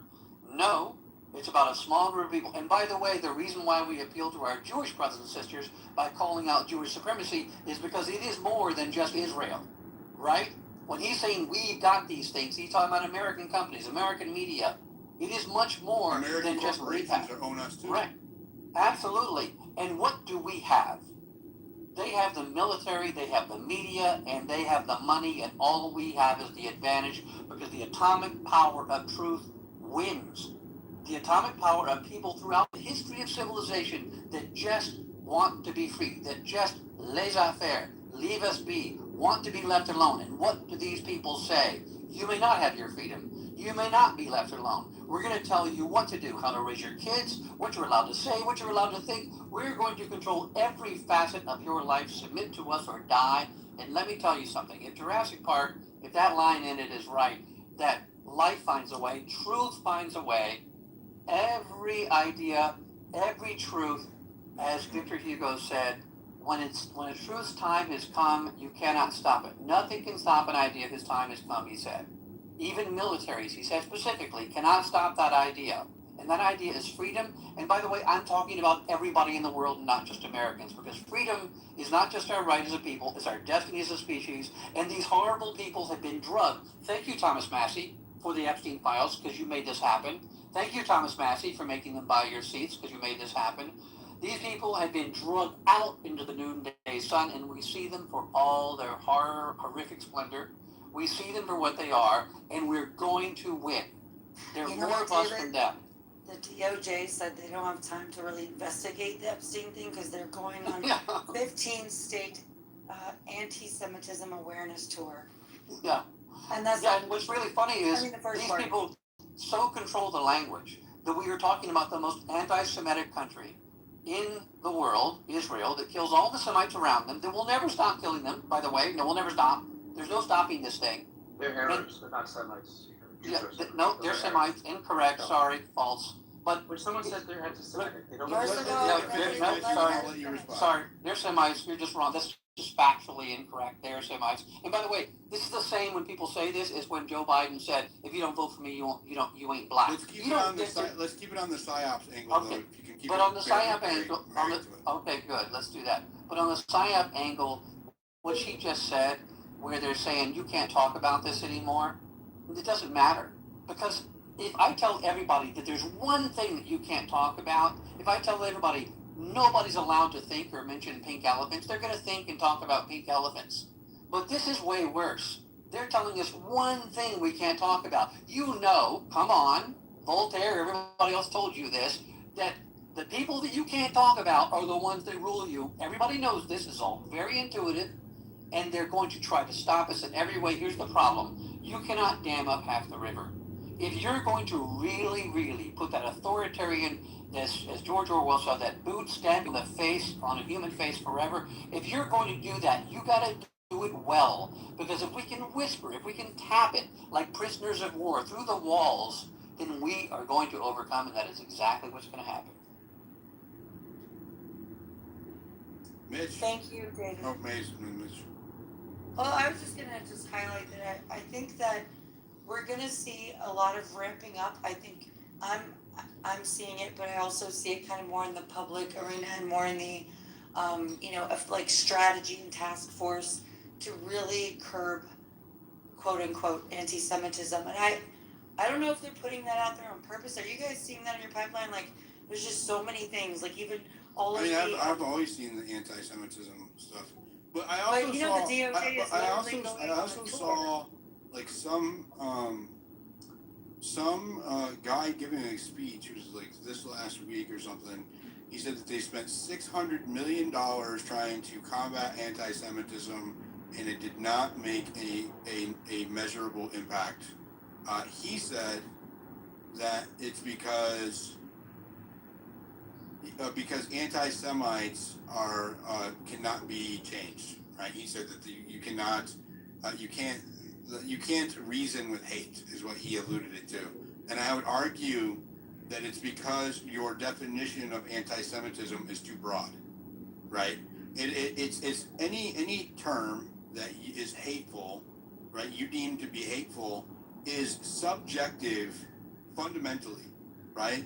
And therefore, it does not exist. Hate speech does not exist, and I'll tell you why. Because it cannot be clearly defined, right? The definition depends on who you ask. right? There is no consensus on what hate speech is. And so you can't enforce, right, an idea. You cannot, we already know this is antithetical to human nature. Human nature is always going to win, especially at scale. So you can't enforce an idea that is fluid, that is not, doesn't have a firm foundation in reality, right? And you just can't. So stop trying to prevent people from thinking or saying something, and start fostering a culture of education or information. And I don't mean propaganda when I say education, right? Be like, own up to things that are true, right? Stop trying to convince people that Israel doesn't have an oversized influence in the United States, for example. One, right? Stop trying to convince people what you're trying to say are your lying eyes are deceiving you. Don't believe what you see. Believe what I tell you. Stop doing that. It doesn't work, especially over time. A lying, as David says, a lying liar. They have the story becomes less believable over time. A lying liar lying through their lie hole. There you go. Lying liar lying through their lie hole. Thank you, David. It becomes harder to maintain the lie consistently over time, right? And that deviation is noticeable from people who are already jaded, that have been lied to over a long period of time. I personally don't blame the Jews for everything, right? And I don't really care what Israel does as long as it doesn't involve us. Now, that's probably a more pragmatic approach to them than Mays or David have. They have an ideological position on Gaza, right? I don't. That's a human thing, right? It's not ideological at all. Well, I mean, it's your own belief, right? You have your own position, right? What do you mean? Everybody has to fucking care about the goddamn Holocaust. But I don't have That's to care. exactly. I don't really have a position on the Holocaust either. Okay, well, it is not. I'll just say this then. I don't really have a position on events that I wasn't there to. Wait, hold on.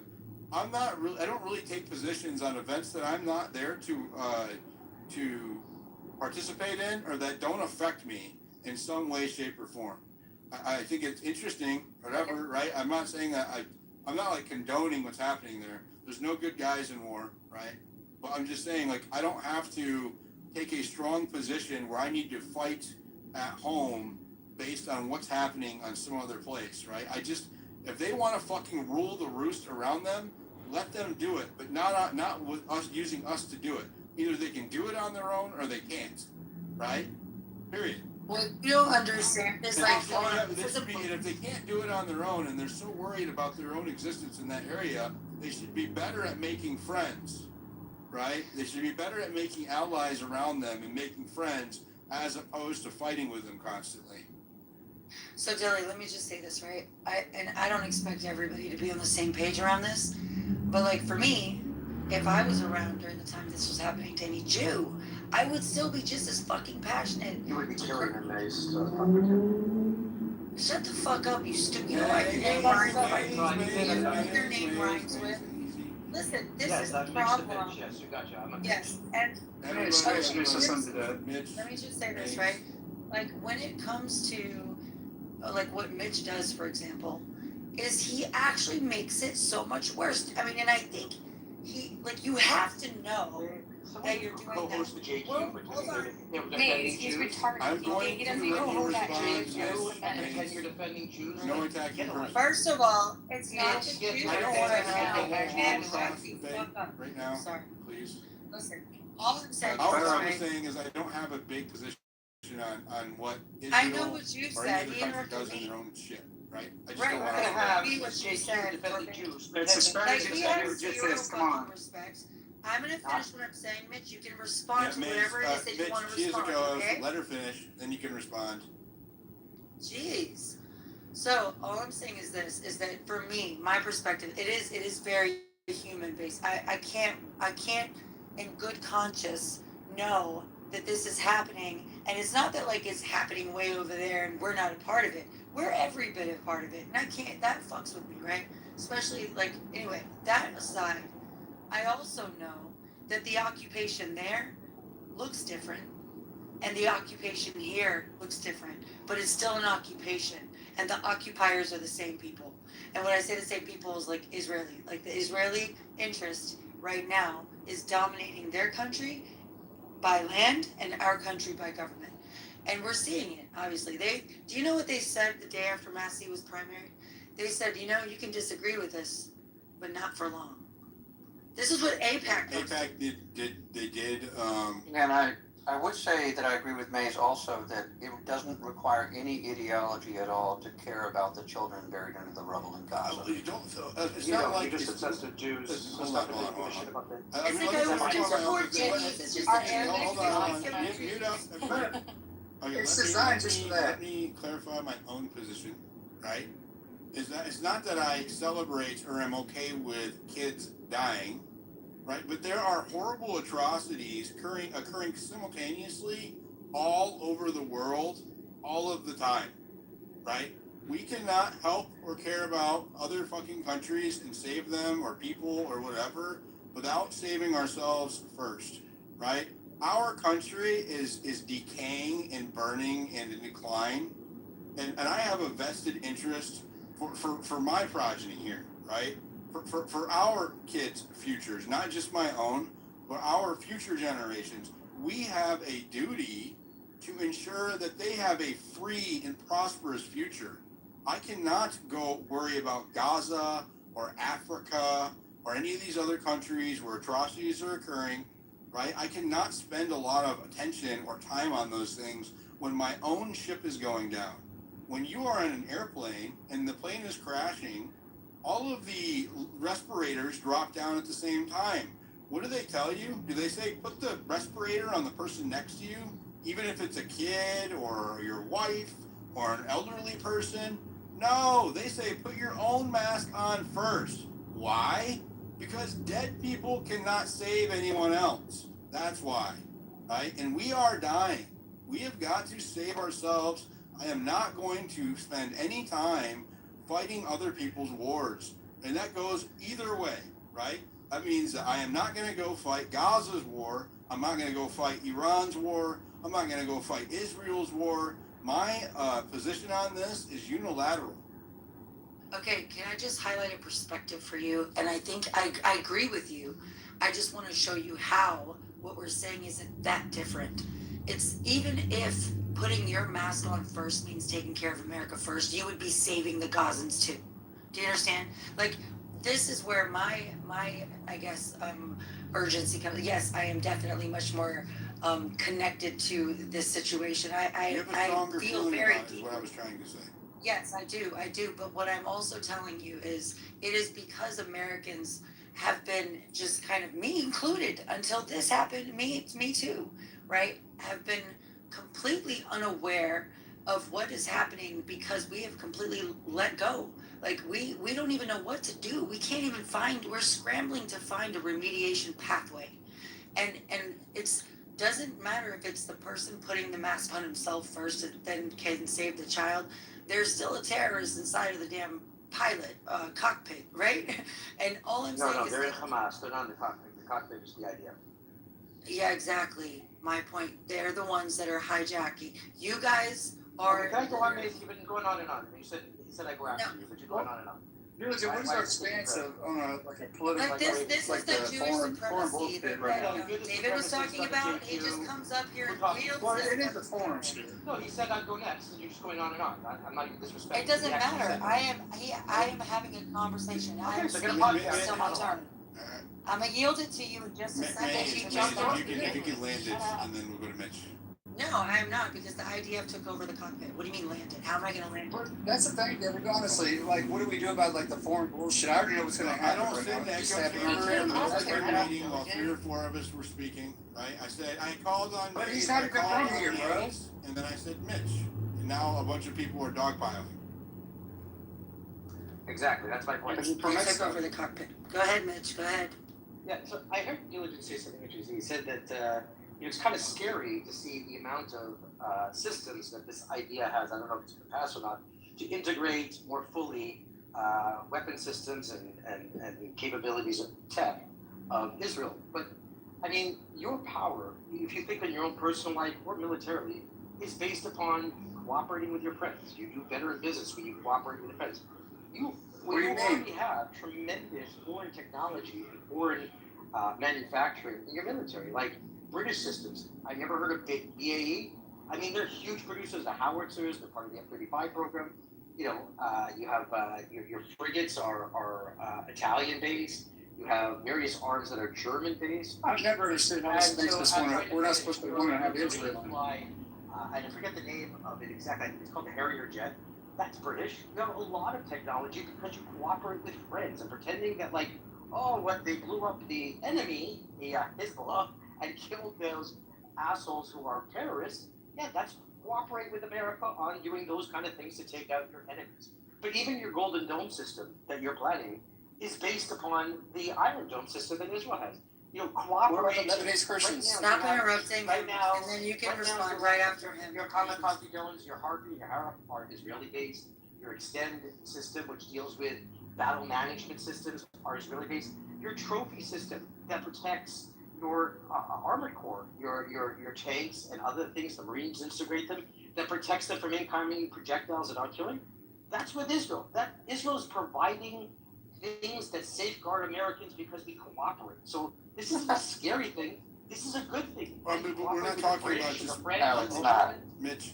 You cooperate with all of them. But it's not. We're talking about integrating foreign-based technology into our core systems, not just weapon systems that are at a level. What you're talking about is it is crucial or critical defense technology in some regards. I've always said, and my position has not changed. As a matter of fact, I think this bolsters my position that what's going on with Israel and Gaza is so that they can develop weapons with our partners in our Sounds nice. Yeah, and I would say that giving Israel access the fact of the matter is that they have increased their technological capabilities when it comes to identifying and killing targets, using Gaza as a testing ground, and that technology is then passed back to us. This is a fact.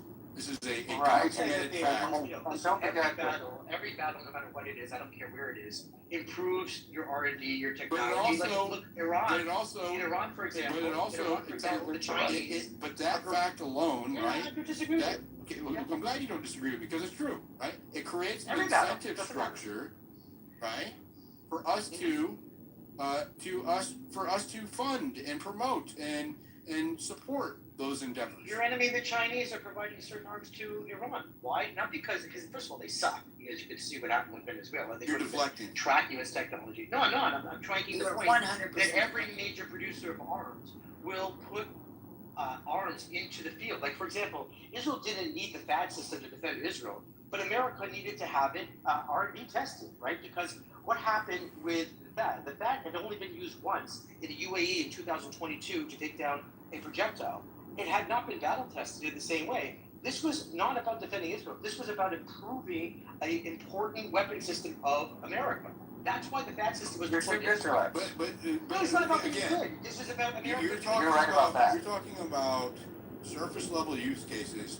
What this bill does integrates core functions, right? AI, quantum computing technology, biotechnology. We're talking about all of the leading edge, most impactful core functions in the technology defense sector in our country that is originated in a foreign country that has its own interests, right?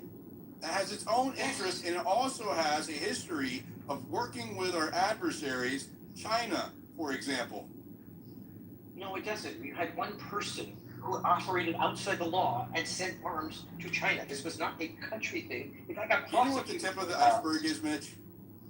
Man, you've had Americans who supply technology. Didn't Jonathan Pollard This steal happens in nuclear secrets from America? This happens in every Did you hear me? Didn't Jonathan Pollard steal secrets from America? Have you heard of Jonathan Pollard? And there are He literally stole secrets from America. Okay, so you're just, instead of denying it or acknowledging the concern, you're justifying what occurred. Pretending that this is.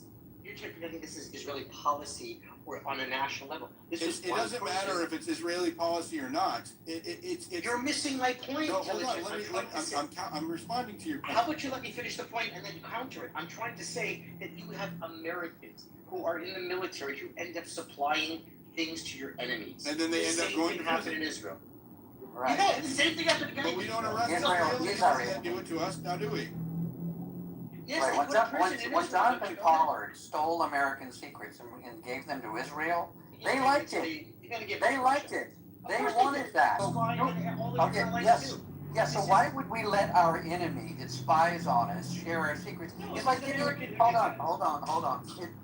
Let me give you the comparison. Giving them access to all that information, our military information, is like giving Ted Bundy your little black book, okay? These clearly are not. Look, the biggest threat to America, and everybody knows this. Hold on. No, we're not. Unfortunately, not. The biggest threat. Hold on. The biggest threat to America of any country in the entire world is by far Israel. In fact, Israel is more of a threat to America than all the other countries combined. And let's take. Let me give you some examples. Okay? Hold on. Calm down. Don't splurge out. I'm representing America. You can represent the foreign country that's our enemy in a second. Hold on. Not America. Now, hold on. Far from it, my friend. Far from it. Mitch was promised to have some time and interrupted. Well, he's got some. Hold on. No, because I did. Mitch, go. Dave, I'll let you respond.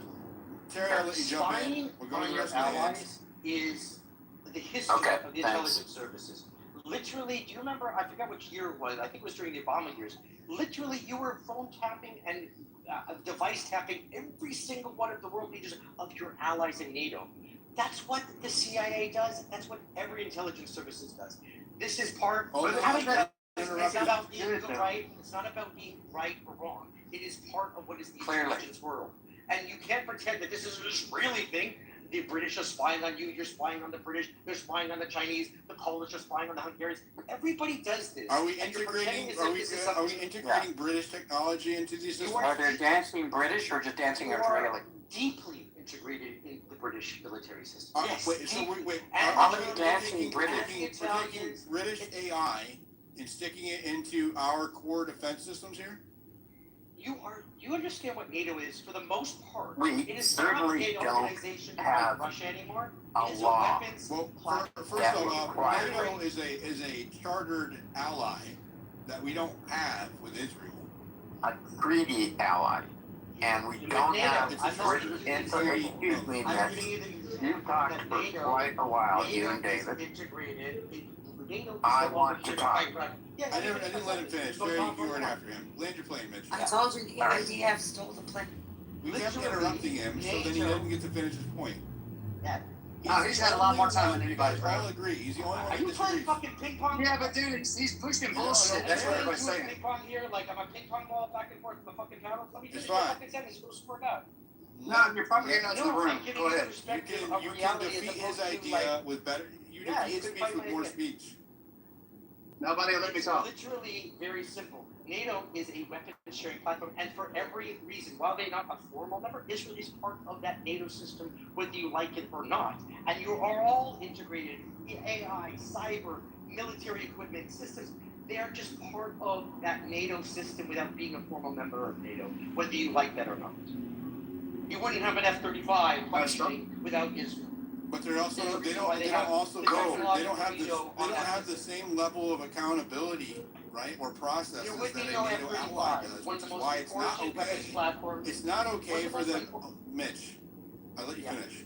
It's not okay for them to act like and to get the benefits of and have the trust of an ally which has a vested interest in us that can suffer consequences that are clearly laid out in a treaty, right? That's the difference. They are getting all of the inside hookup, right? The homie hookup. They get the homie hookup from the United States, but without having to own up to any of it, right? They and are so the when they act in their own interests that are against our interests, like starting shit with their neighbors and getting us involved or influencing our politics and unseating unseating a sitting congressman and bragging about it, right? Or multiple city congressmen signaling if you oppose us, if you oppose this idea, if you oppose the pro-Israel ideology, we will get rid of you, right? AIPAC bragging about it. These are real things, right? So you don't have Germany doing that. You don't have Poland doing that. You don't have Austria doing that. You don't have England doing that. No other country is impacting our politics, both foreign and domestic, and bragging about it the way that Israel is. That is a fact. Massey unseated himself. He has the largest number of veterans, and he was partnering with Ryan Matta, who is proudly calling He didn't partner with Ryan Matta. Ryan Matta showed up at his events. That's what he wants. That's what he wants, man. Mitch, Okay. Terry, go ahead. that he had, and literally the Mitch, man is calling I'll come back to you. Terry, go ahead. You think a congressman who works with Ryan He's Matta taking advantage of the society. Calm down. I can't do this. He's impossible. Mitch, I don't want to have to drop you. So, Mitch and David, I disagree with both of you guys. David hides by his language of these people, and I don't say these people. I say Jewish supremacists. you said, Jewish supremacists. what you really mean, David, is Jews, and you hate Jews. No, Excuse me, let me Stop, talk. man. No, I'm not going to let you act diligent. I'm not gonna have. This is the culture war shit that I think also is kind of a psyop, right? Like we are getting dragged into the culture war aspect of this. I think it's manufactured. It's a race war. I don't want to have it on the other You side. should defend me here. You know that I don't do this. I always appeal to our Jewish Well, I mean, brothers. Terry is not. It's not fair to make his position for him. I always interrupt people and make sure that my position is clearly stated whenever they try to assert it for me. So you can say you perceive him to be, but don't declare his position for him. That's not fair. I would interrupt you too. That's just what I'm saying. So you're saying he hates Jews. Well, he didn't say that he hates Jews. You're asserting that he hates Jews based on your perception. I have always heard him say. I agree with that. I have always heard him say. Good. Let me finish. I've always heard him say Jewish supremacy is a problem. He actually says to my Jewish brothers and sisters in the room, I don't think you're the problem. Jewish supremacy is a problem. He always makes that statement constantly. I've heard it so many times that I just read it back to you about verbatim. The problem I see, though, is when you get down to it, who isn't a Jewish supremacist in David's mind? Dave Smith, Glenn Greenwald, I could name a million of them. There are People who millions are of not people. actually Jews, he calls Jews. This is hilarious. They're Jews. Those are Jews. Sax Blumenthal is not a Jew. He's literally You qualified have for Tourette's, Protestant Mitch? marriage. Oh, okay. Glenn Greenwald's a Jew. Mitch, why are you so riled up? Usually you're more Glenn calm. Greenwald's a Jew. Dave Smith is a Jew. Are you joking? Okay, Terry, finish your. And Let's then let the Terry finish. those are my Jewish Let's friends. let Terry. Oh, I love Mitch, those Jews. I don't want to have They're not Jewish now? My favorite Jew is the fake Jew. You know, it's all a guy like David and Mitch. They just roll. They just talk. I don't want to have to stop talking over everybody, Mitch.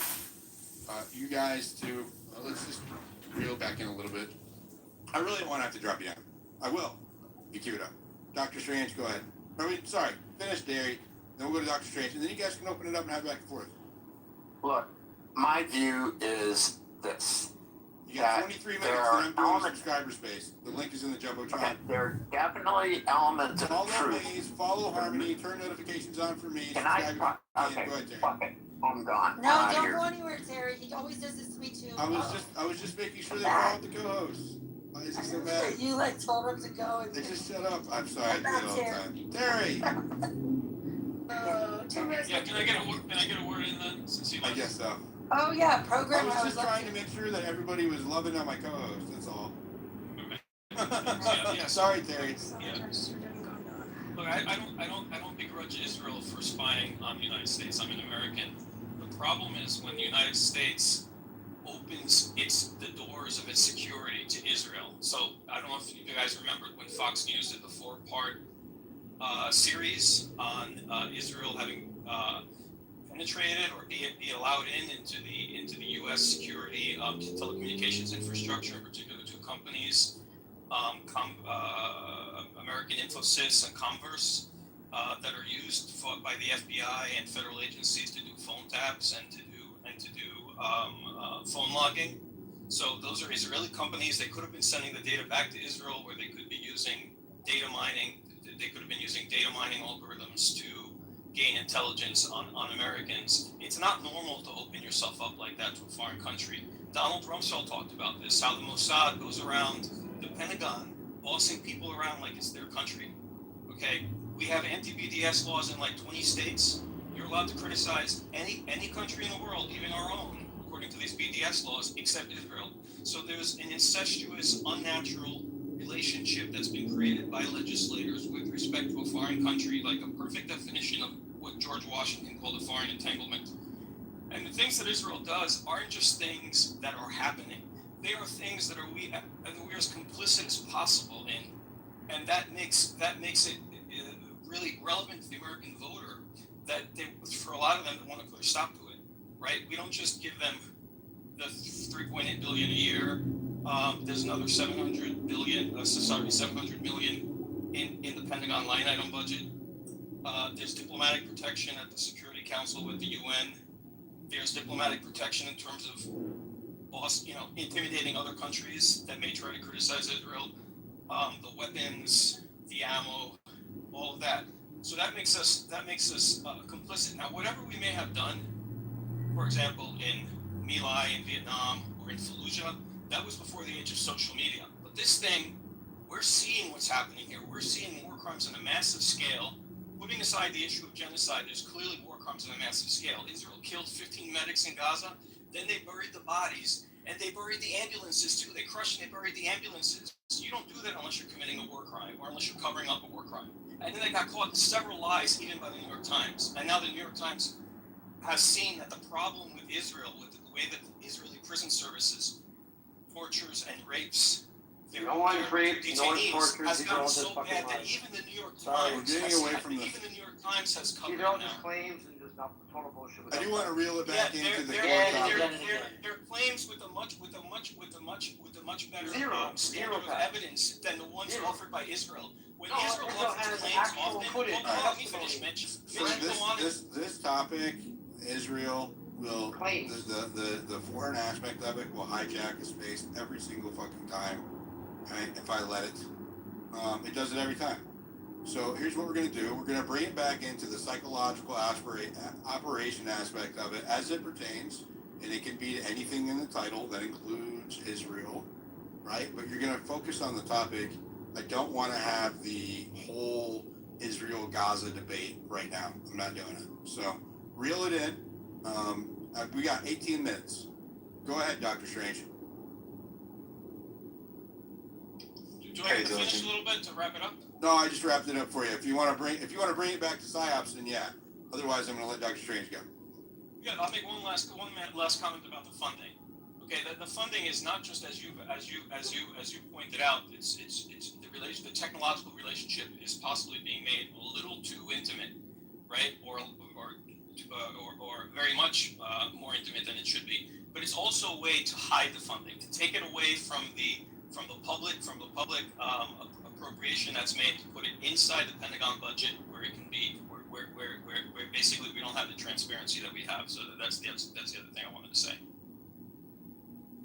Thanks for letting me finish. No problem. Go ahead, Dr. Strange. Thanks, Iljan. Appreciate it. Wonderful space. I appreciate you holding the space. I wish I could have been here earlier, but I'm traveling. Nevertheless, I do want to mention a couple of quick points regarding what you guys were talking about regarding Israel and how they've spied on the U.S. and shared sensitive technology to the Chinese. So I've said this before. You know, the former CIA director, James Woolsey, told the Senate Government Affairs Committee that Israel had been selling U.S. secrets to China for about a decade. And more than 12 years ago, the U.S. demanded that Israel cancel the contract which supplies China with Python 3 missiles, which included a number of other technology. And it went on and nothing happened. And then there was a U.S. investigation for a number of years where they proved that the Israelis were selling U.S. secret missile technology and electro-optics technology, which was transferred, not selling, was transferred to China, because Israel, what they do is they want to curry favors with everyone, whether it's Russia, whether it's China, whether it's India, because they're thinking long term. They don't care about their ally US. They want to make sure that tomorrow, when they've got to move away from the US and leech on to another country, they've got that opportunity to do so. And this is exactly what Roseanne Barr said. He's like, US can go fuck itself. We'll just go over to India. That's the mindset. This is how they operate. They don't like rely on just one US superpower or one superpower. That being said, after the US investigation found that they had passed technology, and under a lot of pressure, the Israeli defense minister had to resign, and again, this was after an investigation, a multi-decade investigation, and this was reported on an Israeli newspaper, Maariv. So this is not, nobody's making this up. The irony is that the Chinese turned around and helped Iran with their missile technology, which Iran is now using against Israel, or have been in the past couple of years. In addition, the Israelis, every U.S. tech that goes into Israel, they force them to have R&D there. And then not only do they force them to have their R&D, it's almost they put a lot of pressure on them. And then they basically want their secret sauce, the source code, as well as backdoor access. And they did this with WhatsApp. This was back in the early 2000s. I don't remember exactly when. So they took the backdoor access and they created an illegal product called Pegasus spyware. And the spyware basically they sold it around to various countries such as India and other authoritarian dictators all over the world, again, to curry favors with them. They sold it to these countries, where these countries then use that technology, the backdoor access. You're talking about Pegasus? To spy on journalists, lawyers, human rights activists, and then Meta, the formerly known as Facebook, pursued a legal not case just state actors, but also high-level criminals. Yep. Actually, Jeff Bezos ended up being one of the individuals who was spied on through spyware that the Israelis sold. If you guys to don't know, Saudis. Pegasus is an exploit developed for phones that is zero action. Means that you don't even get a text that you have to click on or anything like that. It can be married. It can be Trojaned in with another type of data packet sent to your phone, and then it completely takes control of your phone. Clones the data, sends data back to a server. They can control it. They can see the different sensors, your microphone, your camera, all kinds of shit, all of your text messages, any of the keys that you put in there. If you type in a password, all of that shit. That's what he's talking about. Go ahead. Sorry, continue, Dr. Strange. Well, so there was a legal case for many years, and then the court finally basically ruled that the Israelis did exploit these WhatsApp's backdoor access, and they did install spyware to target your camera and microphone and access data, effectively turning the phone into a pocket spy. And we have that going again, with Carbine 911 right now. Yeah.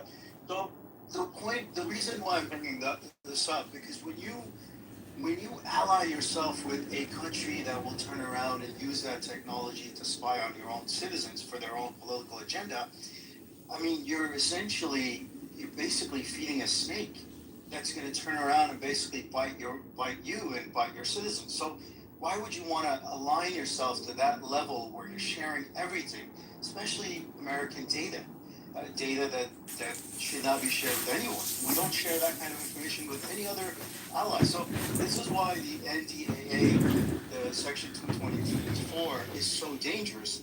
Now, I bring this up because this has also an economic impact on us in the U.S. We are right now competing with China for consumers and raw material all over the world. Now, what's happened in the past few years is that because of our alignment with Israel, a lot of countries are boycotting us. So instead of buying iPhones, they're going around and buying Huawei's phones. And this has a major impact on us long term. In addition, a lot of these countries, and I shared this with somewhere in another space. I feel like we're getting off into the weeds. I'll land it with this.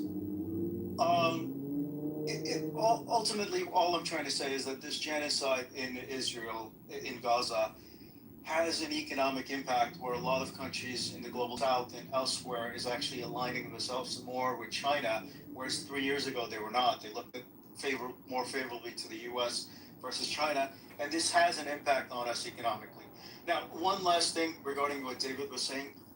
David has always made a point that he's specifically mentioning Jewish supremacy, not Jews as a whole. So I want to make sure that I corroborate what you were saying, Diligent, and others. Regarding the PSYOP, look, I'll say one thing. It's a game of distraction. Whether it's the fucking UFOs that a lot of naive imbeciles fall victim to, whether it's entertainment that they push on you, every single thing that you possibly imagine that has no effect on your life, they will want you to get busy on, except the real stuff, except the actual stuff that matters to yourself. All this BS about Trump cursing out Netanyahu. One, they would never leak that unless they didn't want that to be leaked. Subsequently, I don't even think it happened. I want the receipts. Even if it did, right? Even if I agree, but even if it did, ultimately what they're trying to, it's all a preparation for the midterms. In addition, the point to note is that if you really wanted to do something, you change policy. You don't just go yell and scream and curse. That's meaningless. You threaten saying, I'm not going to deliver any weapons to you in the next month unless you back off. And then advertise that. That actually says something, that I'm going to change policy instead of just cursing and showcasing bravado, meaningless bravado, which means nothing at the end of the day unless you change policy. So, or at least the threat of policy that we're not going to supply you with weapons. We're not going to basically provide you these missiles or that stuff. There's a lot we can do in terms of policy. Otherwise, I don't buy into it. I think it's all a facade just to fool people, because a lot of people have realized that the Israeli lobby has a significant influence over the U.S. presidency as well as a lot of politicians. And this is detrimental to Israel's future. So they're trying to showcase that, no, these politicians actually have agency and they can think for themselves. In reality, they don't, because ultimately money talks, bullshit walks. And a lot of these, we know who funded a lot of these campaigns with hundreds of millions of dollars. It's essentially as simple as that. Unless and until we get money out of elections, we don't have a country, we don't have politicians, they become prostitutes to somebody else. I'll end it there. Thanks. Thank you. Go ahead, Mitch, you can respond if you keep it short, and then we'll go to... So Massey didn't lose because of Israel, Massey lost because of Massey. Massey aligned himself with people who called them their soldiers. That's not a good message in a district that literally, that's not a message that is going to do well in a district that has 50, 60,000 U.S. veterans. Did AIPAC take credit for his loss? I'm sure they will. They'll take credit. No, they did. No, this already happened. Himself, his message and his behavior results in But AIPAC did take credit for his loss. Are the people in that district voting because of Israel or the Jews? And they also spent more money than any other organization in history. They're voting because they saw Massey as becoming, once upon a time, a patriotic American, become delusional, and they no longer wanted to have him as a politician. People have brains. The people is it anti-Semitic to not want to hold on? Is it anti-Semitic to not want to integrate our military technologies together? I'm actually, like, look, to me it's a double-edged sword. Like, I see it as golden handcuff, right? Like, just like I want to see the end of military dollar support to Israel, because I do think it restricts Israel's military industrial complex, which I think should be strong and developed and should be able to trade with others. I think this integration is handcuffing the IDF because it will become overly integrated with the U.S. and therefore something that could be detrimental to the IDF. So I also see it the same as you, but from the other direction. Fair. That's fair. Thank you. Go ahead, Miss Lou. Thank you, Diligent. I'll be real quick here. I heard something disturbing today, and it's an actual addendum to the arm of surveillance in this country. But when you think about it, it's perfectly logical. Apparently, the NSA and the various IC community is targeting U.S. citizens who are criticizing data centers and criticizing the development of AI. They're just being monitored. Social media, anyone who does this is being monitored because they want to. Monitored for a whole bunch of shit. So. Yeah, it's the idea that Who do you think's on more Hello? lists, Maze or me? Hello? More on a list. I think Who do you think is on more lists, Maze or me? Oh, that's neck and neck. Doctor Strange. Right. Yeah, that's neck and neck. But I do want to say that so many of these people now. You remember about all the We parents need to that ask listed. Mitch that question. You need to remember the parents. Miss Lou, go ahead. Thank you. You remember the parents that were, considered domestic.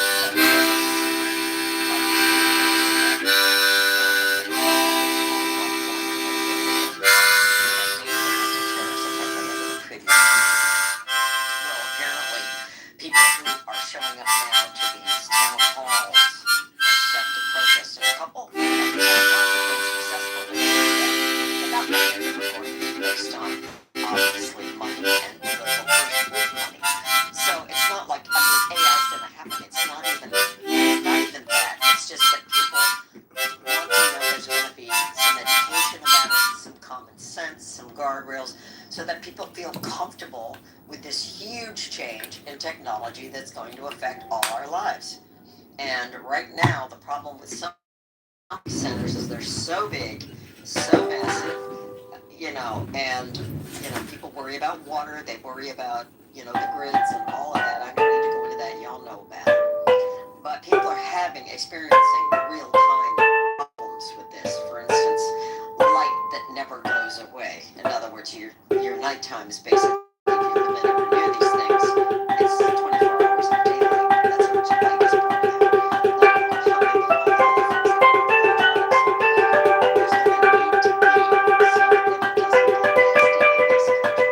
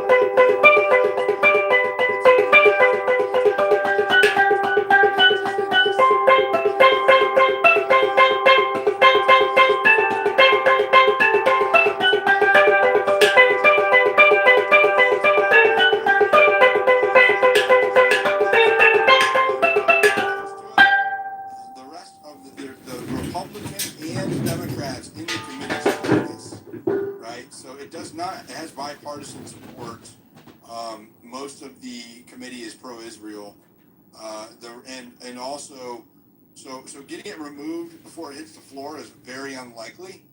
And then it's going to go down to the House floor, and then it'll be a debate and up for a vote for everybody, where it has a more significant chance of either getting nerfed or stripped out or amended, right? So that it's changed a little bit. So it's not so invasive on U.S. Infrastructure. That's my concern. I don't really care as much about the rest of the stuff. My main concern is them having so much leverage over our infrastructure. So yeah, I mean, I'm going to read the bill. I'll read this section tomorrow morning, and then I'll educate myself with it, and then we can have a discussion on it tomorrow night. So I'll just get that scheduled tomorrow. We'll have a debate on this particular issue. I know Maze wants to, other people as well. Maze is going to rest her throat, but that didn't sound good. Take some drinks of honey and be easy. But help you heal, Maze. Thank you. Make sure you guys are following my lovely co-hosts, Maze, Harmony. Really appreciate you. The rest of our speakers, follow everybody up on stage. The best way that you can support me is by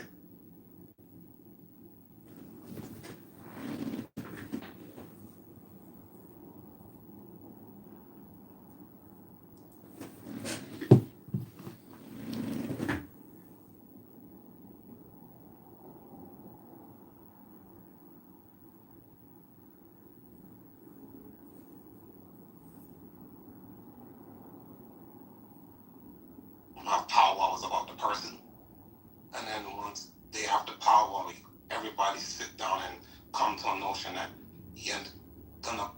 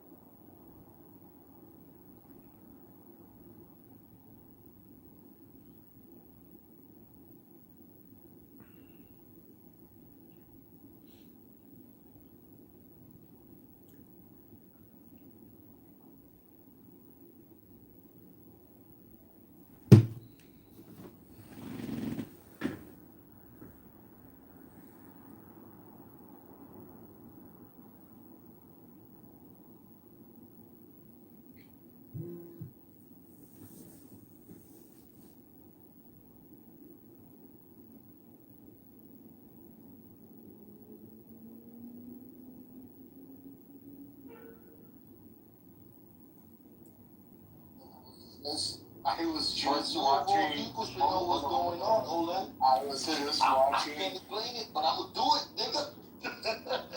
I was just watching a barbecue video from Argentina, and the title was "The Forbidden Techniques." Yo, literally, Ole. I don't know what's going on. I'm Ole, I don't know what's going on. I'll take a shower. I'll check it out right now. I'll take a shower. Look like you take showers. I'm gonna check it. Look, Take okay, any yeah, shower, bro. look. Yeah, they got this all the skin going on.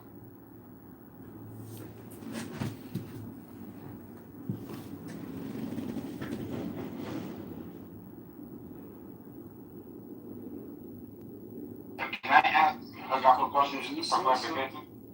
Okay, like, why are you using the word shouldn't, not couldn't? Let him do it. It's ought versus is. Things ought to be a certain way, or things are a certain way. Something they are very, very different things. So, like, when God says, do this or lose this, you should do it or you could do it? You could do it, and you know what the consequence will be. You'll lose it. To lose it, right? But if you want to keep it, could you do it? No. All right. It's skin, my nigga. That's why there's a difference between shouldn't and couldn't. Right, and I thought that you, like, respectfully, bro, I thought you fumbled earlier when you understood the narrow scope of could she do this thing without violating her agreement? And the answer would absolutely be like, no. Right? Like, unequivocally, no. When you say 1,001, you're talking about, like, the practicalities of if she could possibly do it in her lifetime, like, individually. But we're talking about the spirit of the union. In the spirit of the union, you're charitable for both parts, living to their fullest potential. So could she do it? I think that you value the win of the battle. Oh my God! All right, never mind. Now, the win of the battle versus the win of the war. No, the crazy part is, like, when you identify a narrow scope, right? You say, hey, that's a narrow scope there, and then you bend the scope just to be accommodating for other people instead of letting them know that they made a mistake. Accommodate to psych is to accommodate to what I believe. Now, hold on. Why is what you believe relevant to the scope? Because I had him first, and now you want to eat my food, you fucking snake. That's what y'all do. You see somebody eating, and wait, hold on. Like, so there's a difference between, like, being an arbiter and a combatant. You got to pick one. Why do I have to be either? Yeah, eat your own food. Because you just said it. If you're arguing your own point, you're a combatant. If you're an arbiter, you remove, like, your personal position and objective and analyze the position. You say, this is the position. You're not actually addressing the position. This has been the position. Or, this is a shuffle. He went from here to there. I didn't say shuffle. Let me finish with my friend. I'm just picking it up. If the conversation is around what Jacob said earlier, or Jacob would agree with me, I need to obviously clarify what Jacob agreed with. So am I the arbiter still while being a combatant? Can I be both in that position? Of course I can. I have to defend what I agreed with.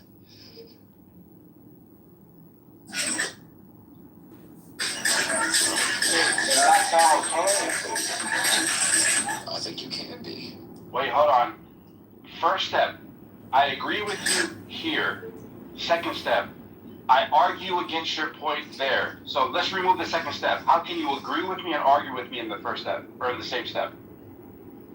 Because you're putting a position that I didn't fully hold. You're, again, only using one small portion. You're pulling context.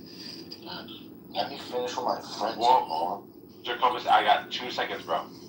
In the concept in itself, God says, I will bless your union if both of you satisfy my requirements. So in the concept, if everybody honors their commitments, God will bless them. Can they be broken without God unblessing them? Like, can they... Painting only a specific portion of the canvas. No, wait, hold on. This is the only thing I'm saying you agree with. That the concept is that God blesses you if you are committed to, like, the agreement. Did I not say that within the contract? Yes. But within the whole scope of it? No. Alright, there you go. So, I didn't shuffle though, right? I mean, I think the shuffling accusation comes from you trying to narrow it to one specific portion. I don't know whether you said that within the contract was only with me, or you had that conversation with Psych. It was the same day. Bro, no way! You found my channel. Most people just scroll past, but not you.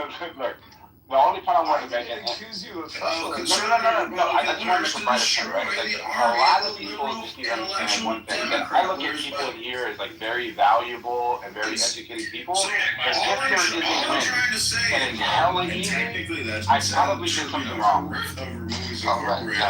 Whether gonna K-word in terms of their life has to see what are your keywords and advertising anything. They don't do anything. Boundaries and time limitations. People going to play dollar to get you off. I'll say, hey, if they get send months on that. my desire speaks. That's so beautiful. This is in here. Just bringing it, get it. Bro, try to put some Kool-Aid in a cup of water. It can be done. That's a bar. An offensive bar, which is not. You must finish using the No, that's a bar. Some things are too sweet to desire. Of course. Right. Of course. Now, Samoa. Bro. A million of them? Now, Samoa. The reason I am telling Samoa, look. The reason I'm telling him that is because I and many of us have been doing bread, and I just drink a cup of wine, and whatever this is the most saddest story I ever heard in Genesis.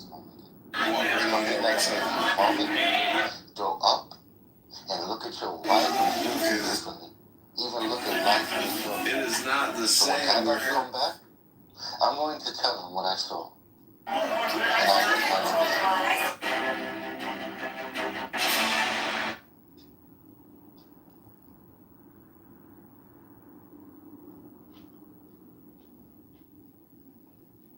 You guys ever ate, which I get back to Kitover. You know, I love you, Samoa, right? Oh, you know, I love you too, bro. I love my friend Samoa, but I hate you. You who? You said it. You who?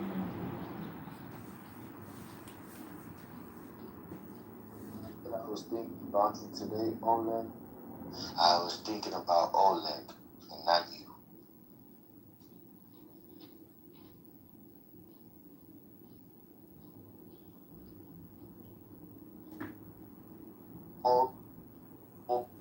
Understood.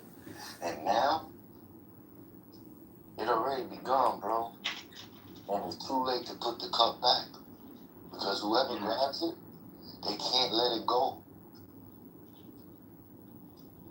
And even if I ran to a friend to help me pull it off, up to.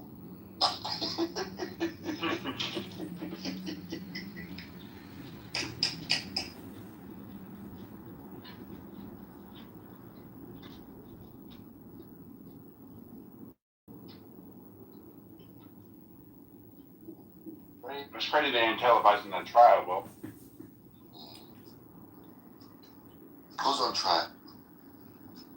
Boy, Carmelo Anthony. I thought he was on trial when he married his wife. That's a different Carmelo. Yeah. Oh, yeah, different one. Thank you, bro. I'm Yo, not aware of this world. Jacobus, tell us the story, bro. I want to hear the story. About what, bro? The one that you read in Genesis that messed you up. Oh, Or just give me the verse and I'll look it up. Concrete. I told you I saw an angel, right? I mean, I In met real an life? angel. I saw, In real life? I met a, yeah, I met one, but not seen him. You mean figuratively or literally? As real as I'm talking to you, and 2 days after I kissed the feet of Christ. Come on now, Jacobus. Dead ass, bro. And if I'm lying, I'm ready to die right now for Jesus' name. I'm not saying you lying, but No, that's what it's I'm hard telling to you, bro. believe. But go ahead. And listen what I'm telling you. If I seen this, and knowing everything I ever knew, I don't think I'm supposed to say shut, bro. I don't think so. I want to, because I understand if I think what's going to happen. But if I don't think about it, it's going to happen.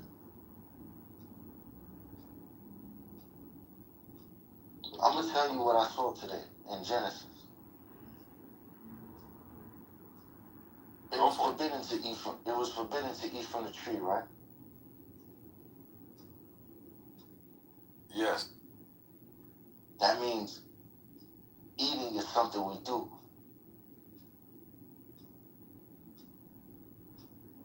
Right?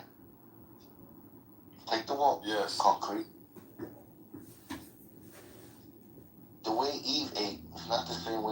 ate, right? I'm gonna cut the light off as I talk to you. I disagree. I disagree. They both ate. They ate the same thing, right? But did they eat the same way? I didn't see a difference. Was it? Did Adam look at the tree and see that it was desirable for food, or did Eve do that?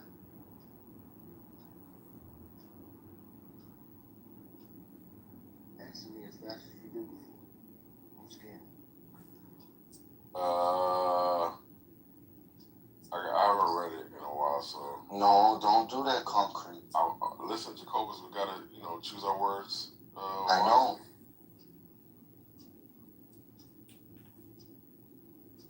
Read it. And then we're gonna come back and talk. Because whatever I saw, you go to see it too if you follow me. Or walk with me, I should say. Because how can two walk together unless they agree?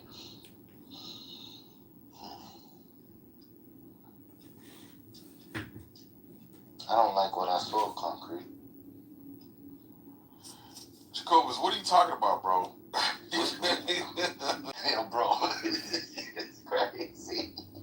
Look, bro. All right, look. Start from the beginning, as usual. Did Adam and Eve eat the same way when they ate that fruit?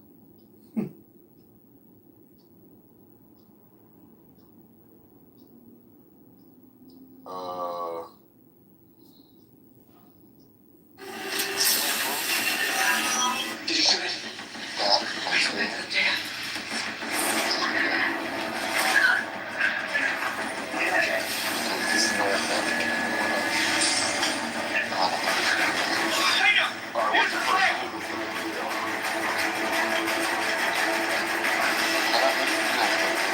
I just want to smoke and try to be extra consistent, bro. Come on. Watering down your gift, bro. I'm a You gotta water down your gift, bro. Take it. I'm a birdie your gift, bro. Well, you're not walking down the road. That's the problem. You're not walking down the road.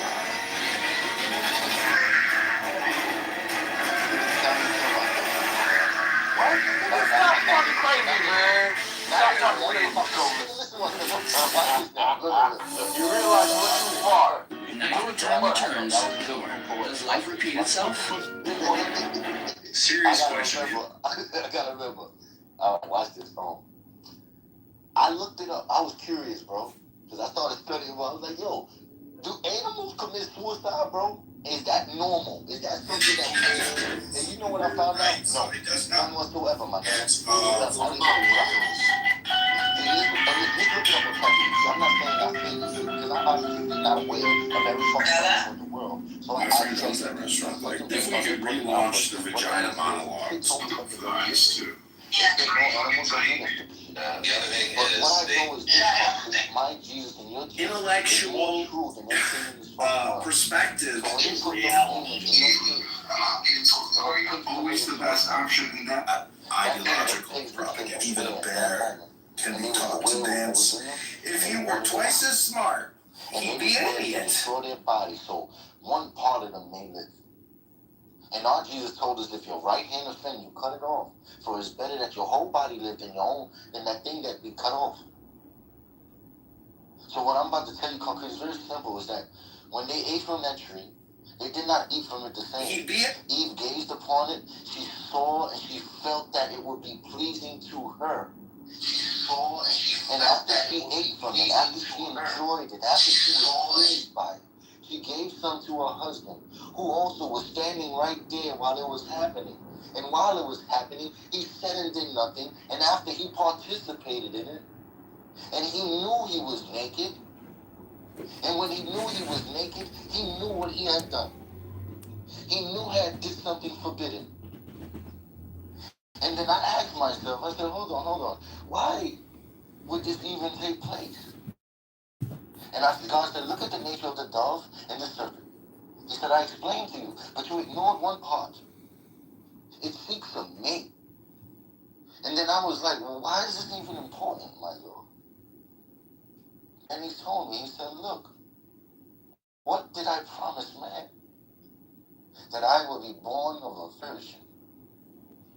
And I asked myself, what is it about the snake that is likened to him on the cross? And I looked at that brass serpent. The serpent can do something called parthenogenesis. It can be born without a mate. It can be created without a mate. Like one thing, like boom. And I'm looking like if this is the original nature of it, and it's seen man, it would say, I want that, but it would want something outside of its nature. So in order to have it, it would have to change, yet remain the same. Now the snake has the woman's nature. It can have a mate. But the woman was so shamed by it. Even a husband who looked at it and did the same blamed her for it. Adam was the greatest cuckold of all.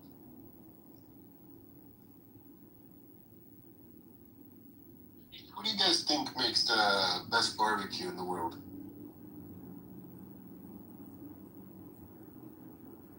Which region of the world, or which region in the country? The world. I can only judge them.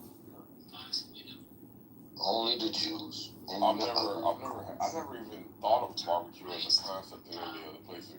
Except I know China has barbecue, Korea has barbecue, but not the same way, right? I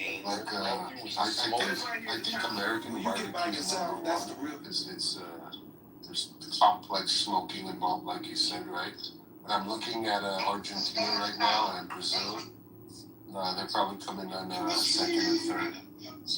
Seems like the Argentinian one's pretty legit. Brazil too. How long have you been in the barbecue? I've been doing Armenian barbecue since I was young, and I watched my dad do it. But Armenian barbecuing is more grilling. Similar to, I guess, the smoking aspect is what I'm intrigued with. So I'm gonna start smoking. So these other countries are smoking or grilling? They're grilling, but very indirectly. Like there's a huge bonfire situation, and then they make a circle of meat around it. It looks intense. It looks like it takes a very long time as well. A lot of effort goes into it. Yeah, I like to go to different barbecue spots and see what they got going on. And it's really tough to get good barbecue. Most places are very mid.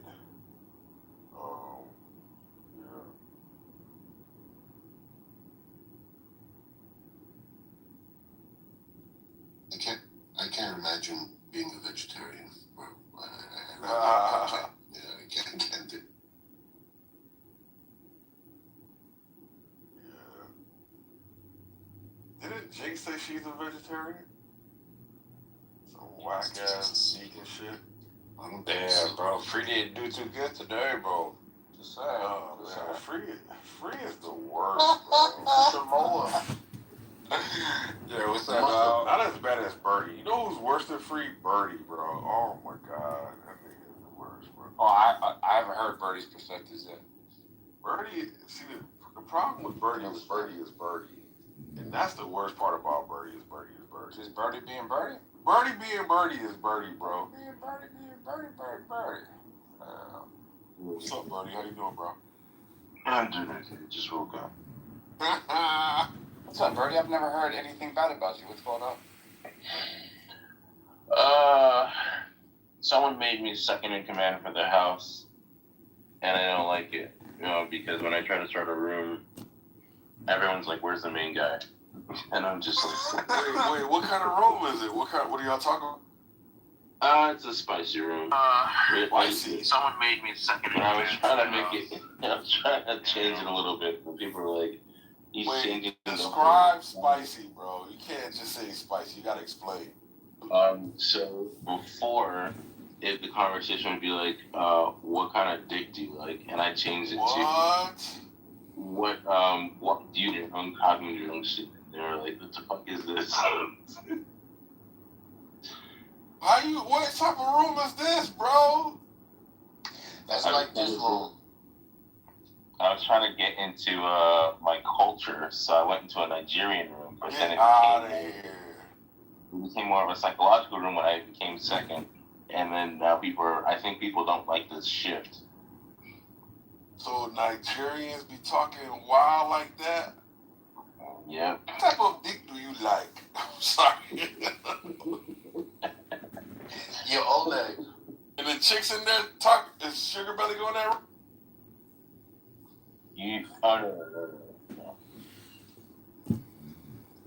No, hello, Miss Fifi, how you doing? Good evening. There's like a whole new people who have never been on this side of Clubhouse. Oh, okay. But like there's like their rooms filled up to like hundreds, and so I was like, y'all speaking in English or your country language? They speak in Pidgin, but I understand it because my ears are just tuned into whatever my aunts and uncles used to talk about. Gotcha. But they speak in English. Yo, ping me in there, bro. I want to check it out with you. Okay. Oh my god, how gay. How is that No. gay? What are you talking about? Like the room I don't know what I'm talking about. I'm just being annoying. Because you're a vegan? Yo, Birdie. Okay. Yeah. Lord. You want to hear something cool? What's up? Wait, James, why do you have a pink ticket? Why do you... Because I'm a cool kid. Hey, yo, Birdie. You want to hear something cool? Yeah. I'll tell you this, right? If the perfect nigga was standing right there, and the devil and his full glory was standing right there, a woman would choose that devil over that perfect nigga. Well, see.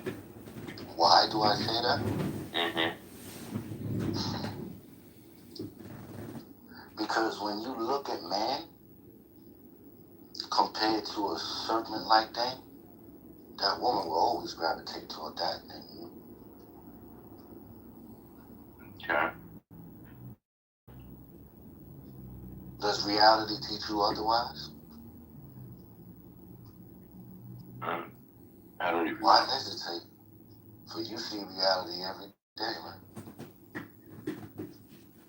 I guess so. I think I showed you a dead body, my nigga.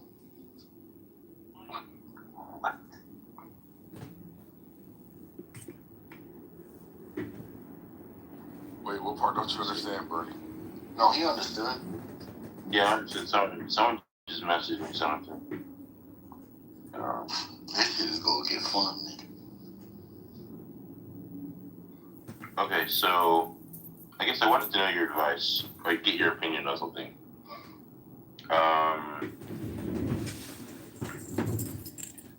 So the divorce is progressing. I know. Wait, what? I know, brother. Bro, fucking A, bro. Sorry. Hold on, Concrete, because this is about Hold on. Ask your question, brother. Hold on. No, Sorry, your question, brother. Hold on, Jacobus, let me talk, bro. No, if you want to ask the question, let him ask. Let me talk, Jacobus. You can talk to him. I just want him to ask the question. I spoke to two of my pastors, and they gave me advice based on what she's been doing that they think I shouldn't get back involved in that relationship. Your pastors told you not to reconcile with your wife? They said, given what she's been doing, they said I'm no longer obligated because she's been in infidelity. Bro, so bro, I'm gonna give you the answer. Look, bro, I'm gonna give you the answer, and it's coming straight from the Lord, bro. You ready? God decided not to pass judgment on you know who. He showed love and mercy, and God took time in order for him to have a moment. So if you love him as you love God, right? You must be willing to let her walk the path she walked so she could walk down the road of repentance. And you cannot do that for her. What you can do is remain where you are. So when she turns back, you are still dead. Now, is this easy? No. Will you suffer? Yes. Will it feel like a punishment in the beginning? Of course. Will you see a reward at the end?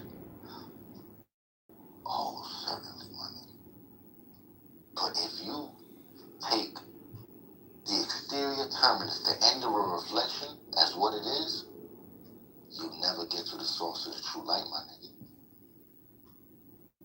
See, God is going to allow some people to see, some people to hear. Don't be one of those that have to feel. Because it's a terrible thing to fall into the hands of the Lord. Birdie, I second what Jacobus is saying. And it's really, it is forgiveness, long suffering is emblematic of God in Israel. You can look at one of the examples. What was his name? God used him as an example of his relationship with Israel, where he had Hosea. Hosea. You know I can't say words. Hosea. Yeah, Hosea. There's no Hosea. Birdie, listen, I don't know what's going on with your pastors, bro.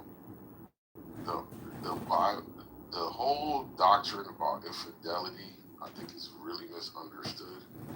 Because at the end of the day, Jesus says to forgive 7 times 77, right? And what God has put together, let no man put asunder. And when they talk about, but for... It's not me initiating. No. I'm not saying you're cheating. I'm saying...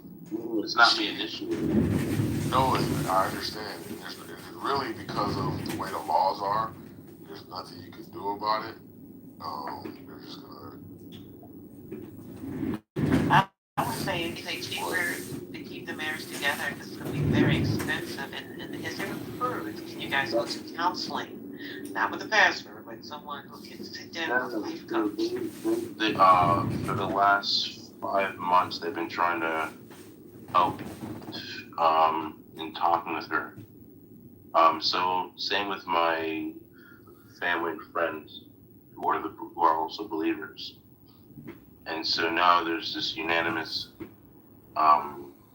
disposition where they're saying they've talked to her one-on-one, and they talked to me, and they've all talked about the situation, and they're all in the same unanimous outlook. My best man at our wedding, he talked to her, and he pretty much told her, he's like, look, everything you're doing and everything you've said has shown me that you're operating worse than an unbeliever. And he started reading her scriptures about how we shouldn't conduct ourselves. But he said for himself, he was reading scripture showing where he shouldn't conduct himself with someone who claims to be a believer but acts in such and such a way. Unequally yoked. Did he bring that up? Unequally yoked.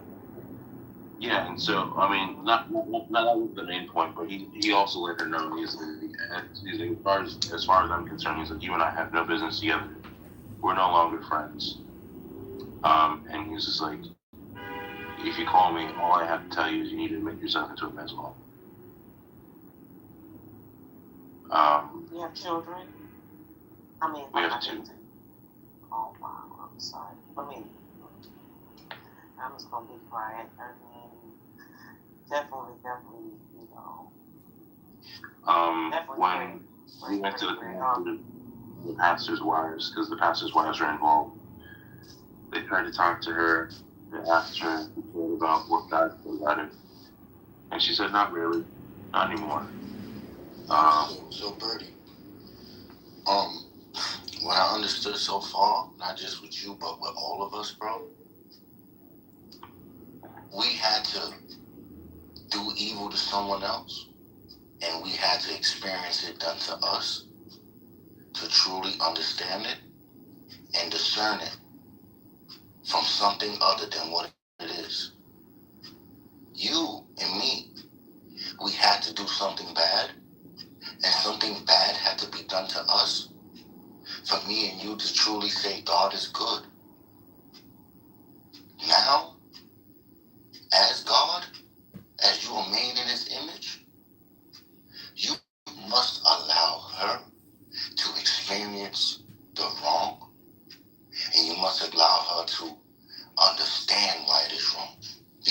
she done it to you, it must be done to her. And if she doesn't learn from then, you cannot save her. Who can save their spouse? It is your faith that she would turn back. Jesus had faith Peter would turn back after he did wrong. He didn't hope that God would do the work for him. So just be patient. Be ready to be a light to her. Don't be angry. Don't remember what she done. Because the moment you remember what she's done, she will not be able to get from under that bush. She would be so ashamed of herself. And a broken woman is no good to you, nor anyone else. So if you want her whole again, you're going to have to do what God did for you and let his hands mold you.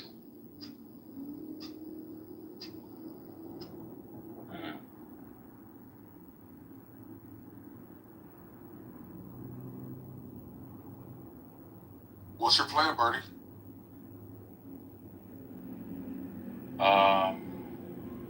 I need to pray and search the scriptures. You don't need a plan. Your plan is Christ, and every action of yours should be instinct of what he commands.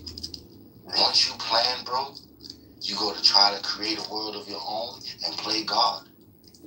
Let God be your plan. Give your burden to God. Give your strategizing to God. I know that sounds difficult. It sounds like you're committing suicide, putting yourself in danger, like a sheep amongst wolves. But that's where he sent you. How do I do that, Jacobus? Do what, bro? Not plan and give it to God?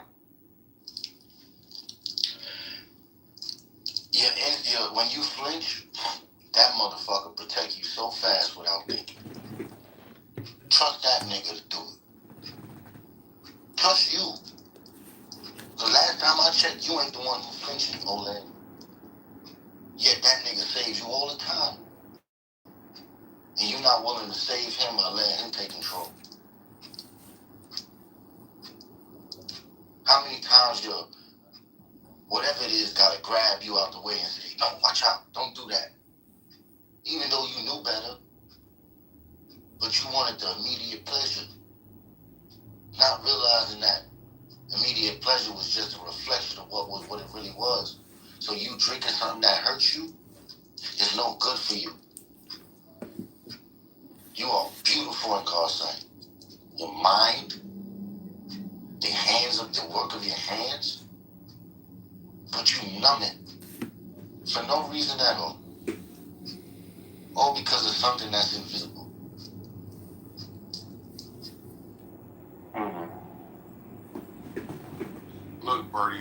Look, Bertie.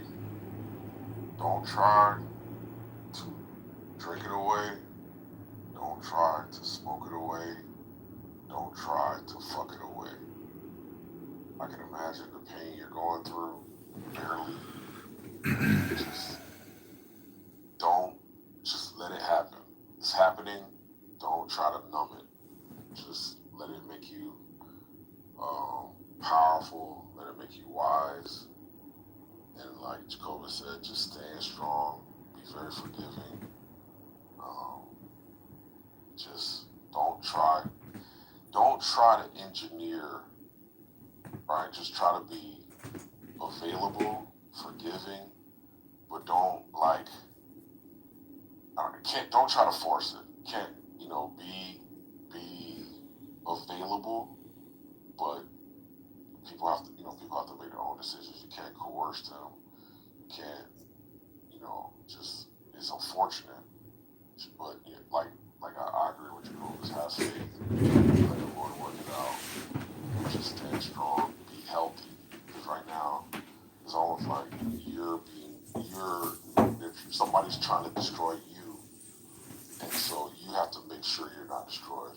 You have to make sure that you don't lose it.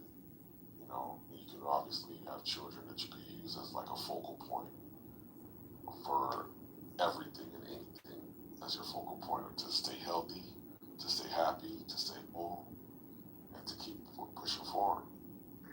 it. I think a little different, Concrete, when you're done. That was beautiful, Brother Concrete. Thank you. Okay, I do, Birdie, if you don't mind, I do agree that you definitely put God first in the situation, and whatever that looks like for you. But you have children, 2 of them, and with Mama parading around like that, when I say that, that's another word for whatever she's doing out there. But bringing it back to the home, that's that energy coming back into your home. She can bring into her to your home. You know what I mean? So some hard conversations have to be had, because like I said, I do agree with having God in this situation, but I do think that God will guide you in those hard I'll go after conversations. you, Miss Fifi. Okay, and that's all I have. So, it'll be okay. I'll say this, Miss Fifi. Your intuition is on spot on. You need to get this man home now. One thing they always taught me was, whenever I say a word of God and not my own, I must try to get them niggas hope. And watch what I'm gonna do. This is what I think is masterwork from the Lord. Whoever can answer this will be King Arthur, for he will lift the Excalibur, and the woman who helps them will be the Lady of the Lake. But the one who is strong enough to lift it did not do it on his own. So the question is, when you doubt, whose mind are you trying to change? The hope that he needs, Birdie, and I'm gonna let you go because you've heard it, both of us.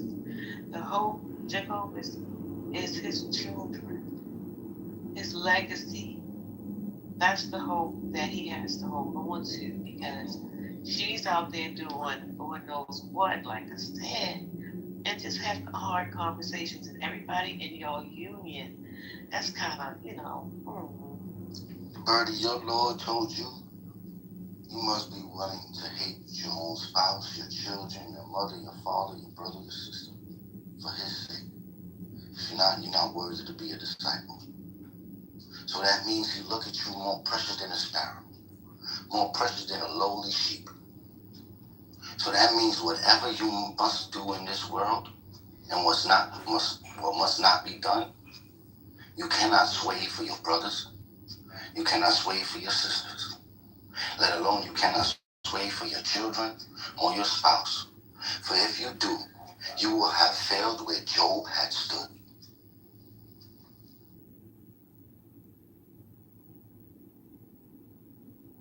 Okay.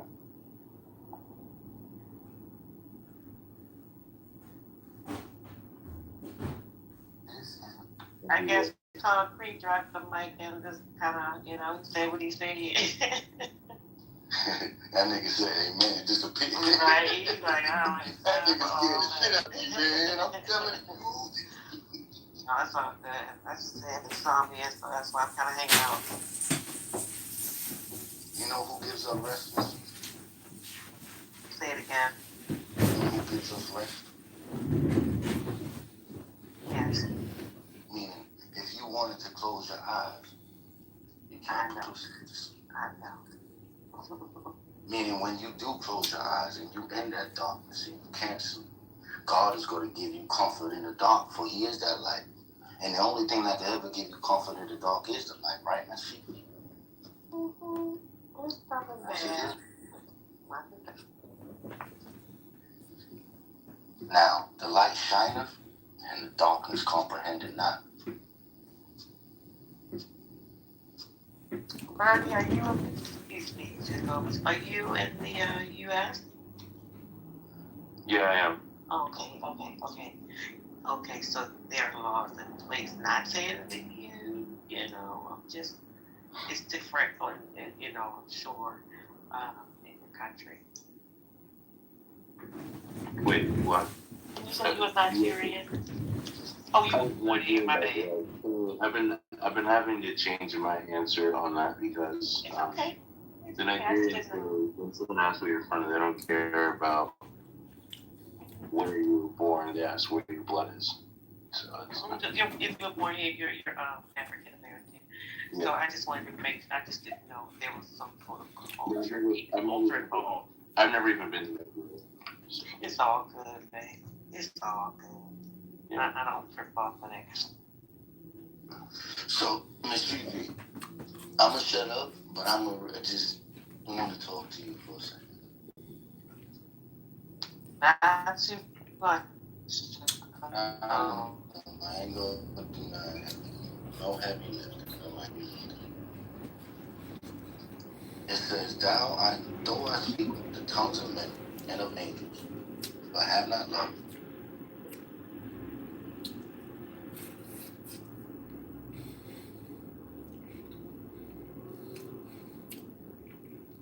Successful. Now, mind you, this was the first 4 years when they did that interview. So they only had 4 years of data. There's more data that came out, and I was reading it like 2 years ago about Harlem Children's Zone, and that's where I got my.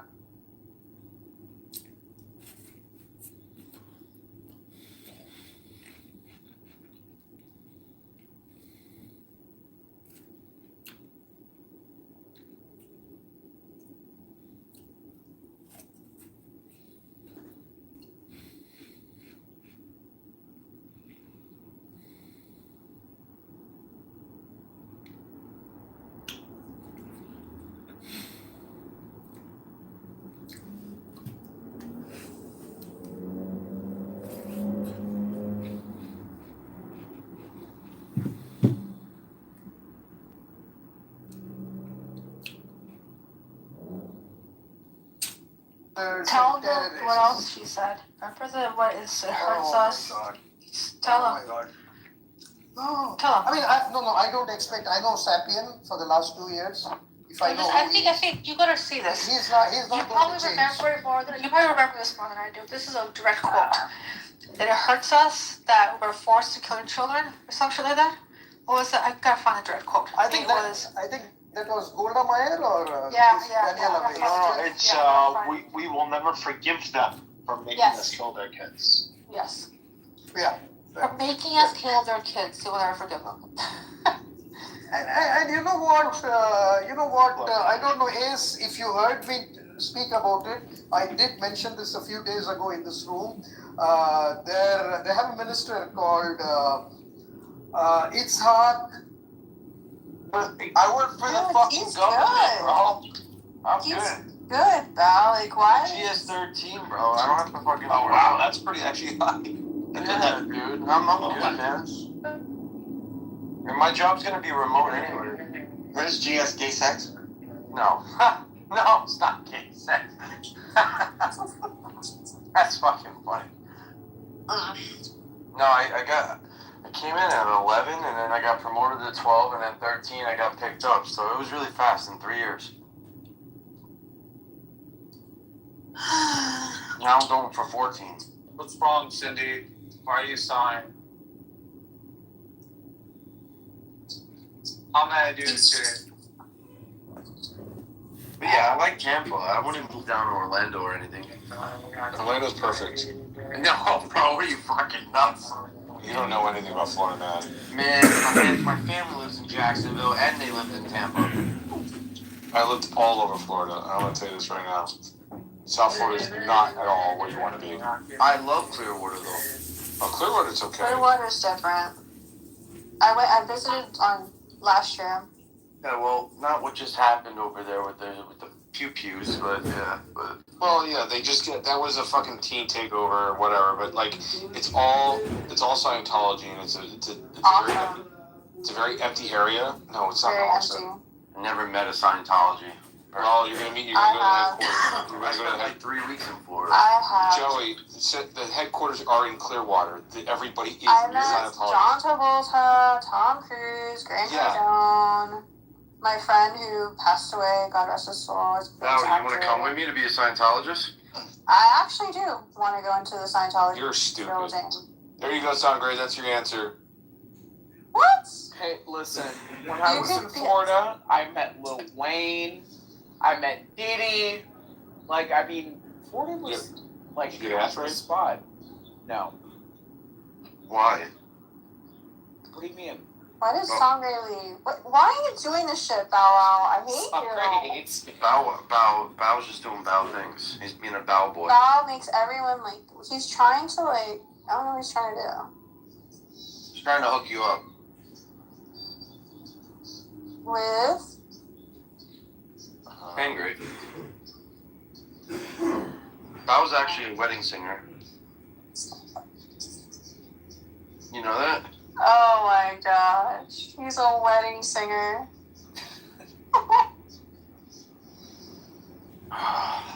Wedding crasher. No, I doubt that.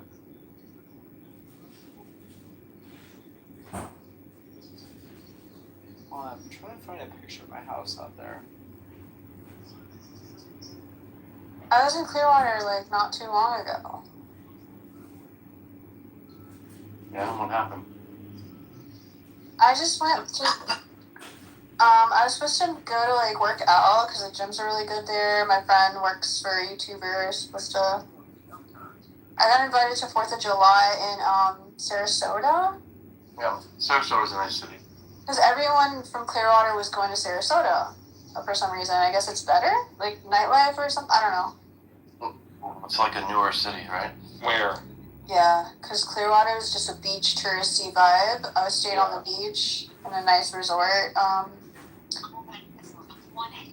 And I just stopped for a day and checked it out, basically. I used to live in Tampa, and I know a lot about Clearwater. And let me tell you, I'm kind of glad that it's actually like.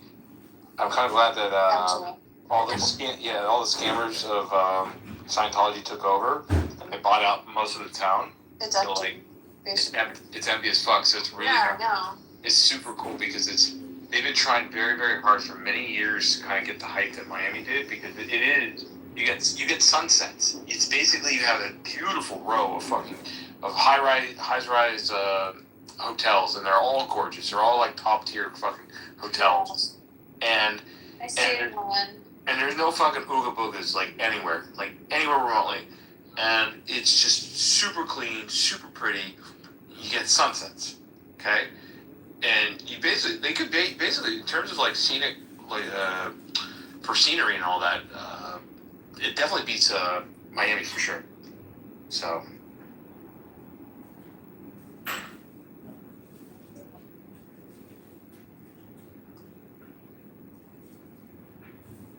No Ooga Boogas? No, What's a Ooga Booga? we don't know. I still don't know what it means. Ooga booga.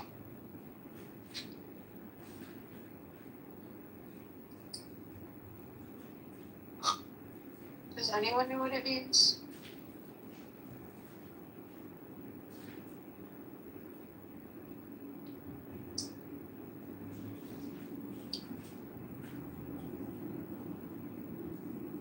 Tommy, I want you inside my pussy. What?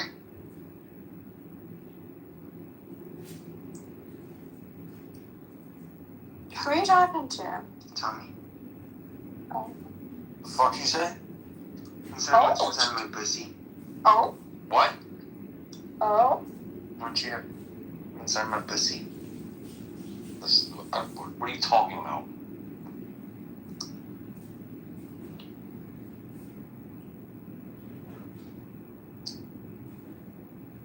What the fuck? You can't choke me, but I'll take ketamine. Oh, damn. We were going Jesus, to it. bro.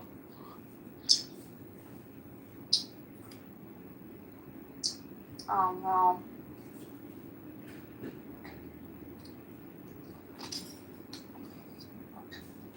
Fine, you can choke me, but not till I pass out. Oh, fuck.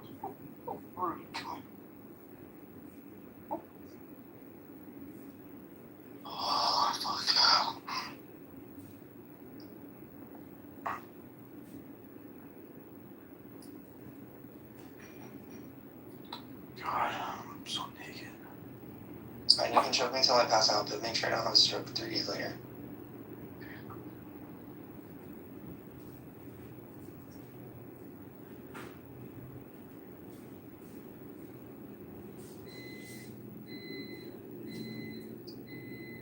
Are you okay now still? Are you feeling... Yeah. You're feeling normal? Okay. Yeah, I mean, I have a brain injury.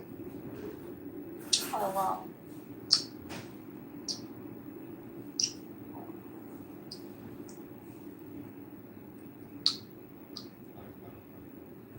Do you feel normal? Like, okay?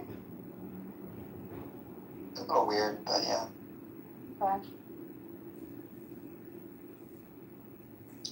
I'm glad you're okay. Yeah, me too.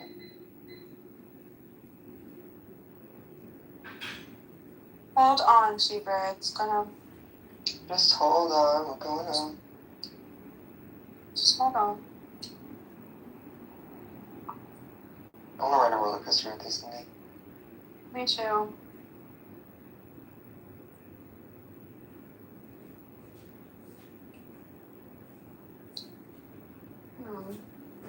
How far do you live from Busch Gardens? 4 hours. Oh, really? Mm-hmm. 4-hour drive. Mm-hmm. Oh, wow, that's pretty fun. Yeah. We'll do it.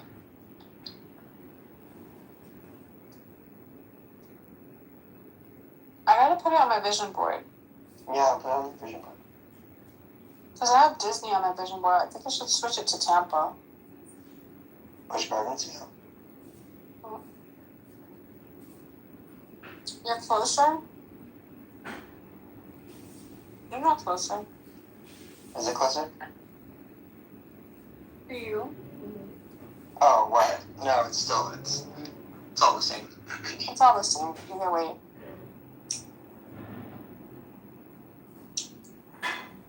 Yeah, I mean, Busch Gardens has better roller coasters than Disney. Or Universal Studios? Or yeah, Islands of Adventure is good. Yeah, that Islands of Adventure. But I haven't been to Busch Gardens in a long time. Wow. I remember. Islands of Adventure versus Busch Gardens, which one? I don't know, I guess it depends. Like, what you like. I would want to go to Islands of Adventure more probably. Even though Busch Gardens has better roller coasters. More roller coasters. Islands of Adventure is like a classic.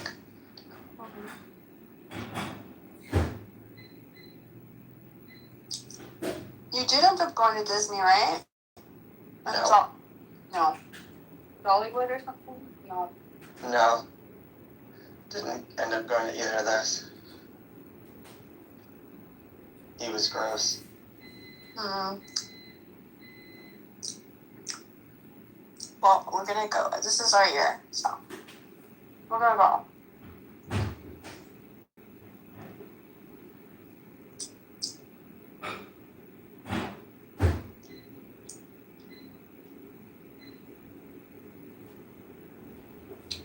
We'll go to Scientology building. We'll go to Disney, Universal. What else are we gonna do in Bow this year? Do you eat with your mouth open? So yeah. What? Ew. What? I mean, I want to annoy you. It's extra annoying. Fucking gross. Did your parents teach you to like how to chew? Mm-mm. No. I didn't know you were a cow. Excuse me? Let me eat. Stop giving me an eating disorder. No, that's what cows do. I'm saying I'm not saying that you look like a cow. I'm saying that's Oh my. Can you? Cows chew like that. You only wish I would chew on you. Wow. Wish. You know what's really funny? I'm like looking on Facebook. There's these girls that they're pushing 40, and they were like super pretty, and they're still pretty, but girls they end up gaining like 100 pounds, and they're like so stubborn. They lost the plot. Like, bitch, you're like almost 40, you're 100 pounds more, and you've been struggling all this time to like find a guy. Just give it up. Like, you're done. You're fucking 40 years old. Why aren't you are you talking to yourself? No, I'm just like looking at this girl that I know that like I had a crush on years ago. This bitch has like a pretty face. Why can't you just go to the gym? Take her to the gym. Stop it. No, they're saying she's too stubborn to date. She's been always stubborn to date people, date guys. No one's good enough for her. No one. That's the problem. Did you try to date her again? No, I mean, other guys like tried, reaching out and all types of shit. I mean, I How reached do out you with know? because I know how. Because I know her. Okay, well, why don't you like work out together if you think she's overweight? Like, why don't you be the one to like? Because she's not going to respond to me that way. She's so in her own fucking How do you way. know? Because I know. What do you mean? How do I know? I know. Like, fucking, you don't. What are you talking about? You know, like if you work out, if you date The somebody, girl's not gonna go and hang out with me like that. Okay? Why not? She's too stubborn. Because that's how they are. They're all stubborn. They get in their way.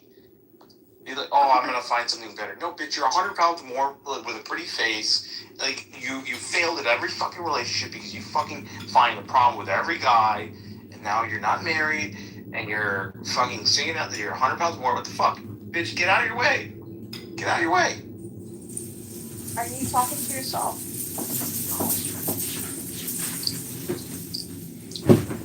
Bow wow! Ew. Bow wow! Ew, what? Bow wow!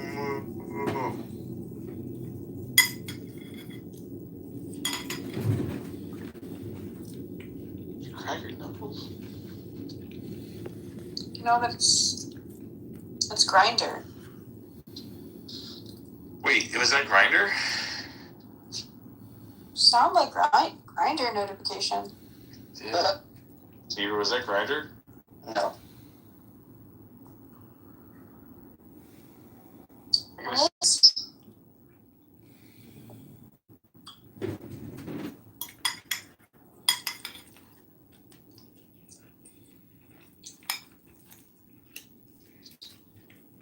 Okay, so why don't you try to date her and why don't you go to the gym? No, it's no dating her. Like, I haven't talked to her in years. I'm seeing her on. But how are you I'm looking at her on Facebook, and I'm looking through different people and different friends on So Facebook. how do you know that she's had all Because these she's still single at 40 and has a pretty face and 100 pounds more, and she still thinks she's some hot commodity. Okay? That's it. How do you know if you haven't talked to her? Because I know who she is. I know her mannerisms. I know how she talks. You think she's hot shit. Just give it up. Fucking settle down and shut the fuck up. Did she reject you? No, it's not about rejection. It's fucking in conversation. You're like trying to date the girl or trying to take her out, and then you hear from other people in the community, that people that know her. Oh yeah, she's a bitch. She's like thinks she's hot shit. I'm like, yeah, I got that whole perspective from her. Yeah, years ago. These are all things that I put together over the years. Why are you being super...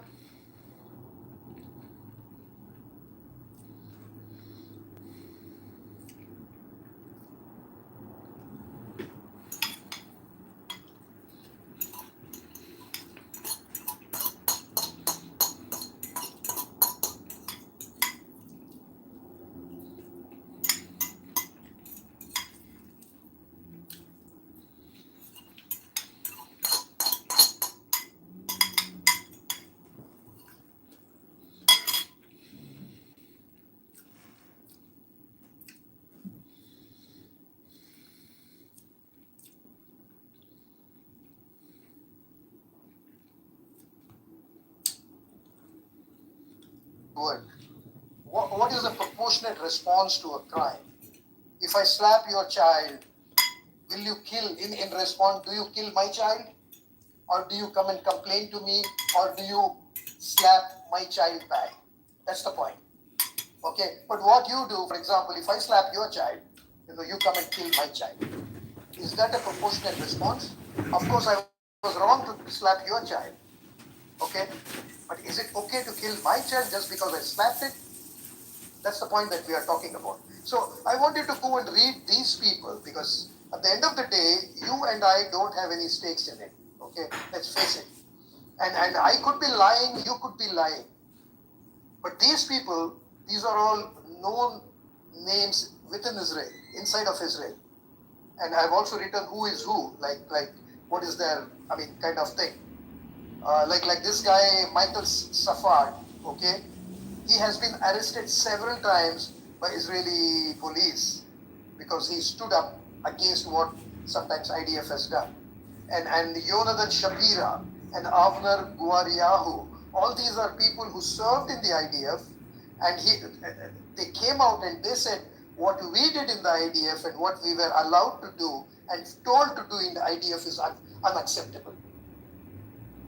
So how is it that when I can access them, I can read them, I can hear what they say? I'm sure you also can do that. That's all I'm saying. I will now shut my mouth up. Yeah, I screenshotted children on October 7th. Maxie, is your dumbass here saying dumbass shit? Wait, what did you say? Ace, I have a question. Can you repeat what you said? See if we did not hear you.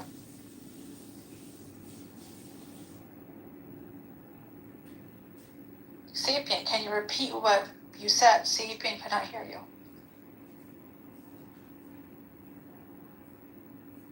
You're on mute.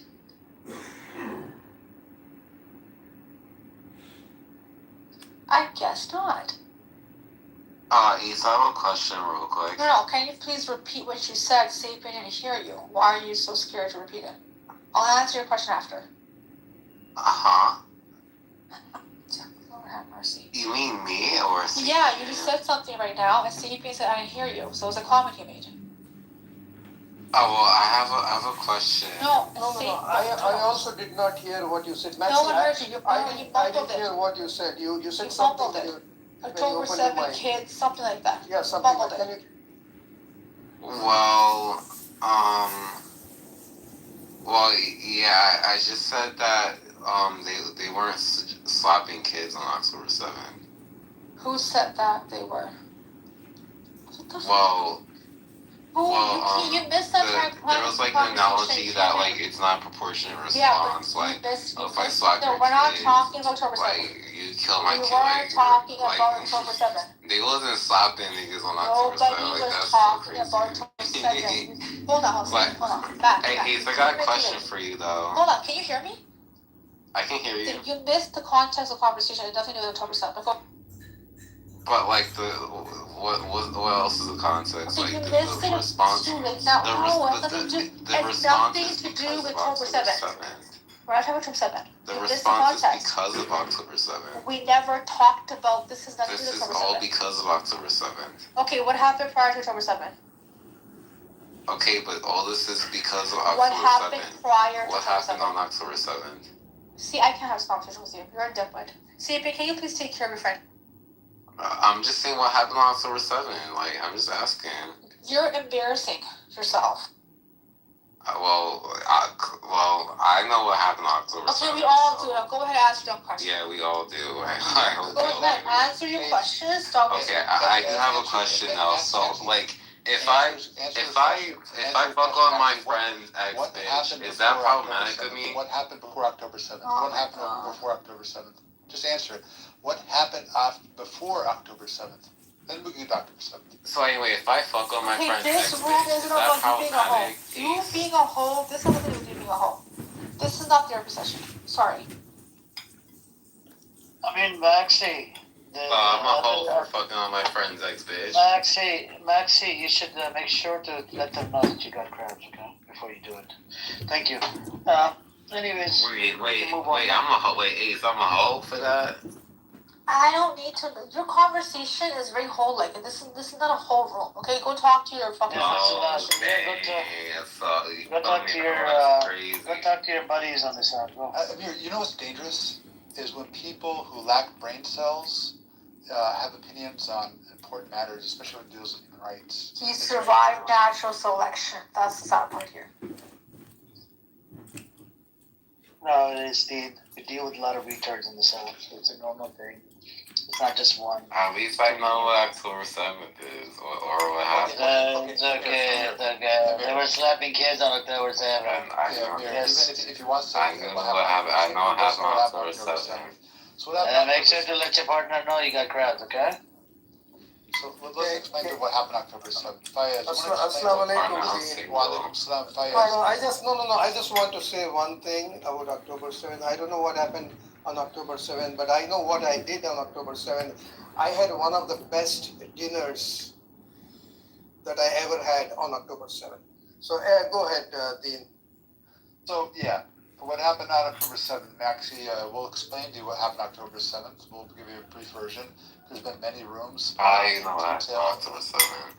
What's that, Maxie? I know what happened on October 7th. So if you know what happened October 7th, as we all do, at least we think, some of us think we do, what happened before October 7th, Maxie? Well, the response is because of October 7th, so like, No.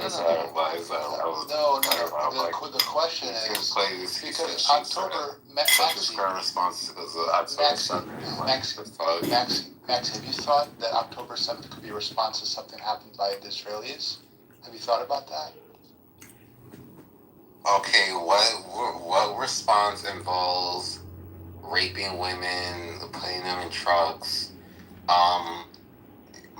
mass murder of like innocent festival goers? Okay, wait a minute. Maxie, there we go. Israeli, You just checkmated yourself. So you just said what response involves mass murder, raping women. Do you know Israel has been mass murdering to a multiple degree of anything ever Hamas has ever done? They've been mass murdering to the point it's been deemed as genocide, determined as a genocide. They've also been proven by the UN and multiple UN. No, hold on. They've been proven by the UN and multiple human rights organizations as committing rape, even using dogs to rape people, sodomize men in the back with dogs. They've been actually doing that to Europeans who are in international waters. They have every right to be in international waters. Is what Israelis do? They illegally kidnapped people, white Europeans, because I know you care about white people probably more than you do about Arabs, because you're bigoted. They kidnapped white. Yeah, you are. I've heard you speak before. I guess. They kidnapped white people on international waters, raped them, multiple counts of rapes by many white Europeans, women and men have testified. We have a video of them being beaten. And Ben Gvir celebrating it, so forth, and happy about it. It's disgusting. So you just checkmated yourself. What kind of people? Even handcuffs. No. What kind? You are ridiculous. What kind of people committed genocide in response to anything? Israelis killed. That's actually the land. They were trying to get rid of Hamas. Oh, but then this chicken and egg.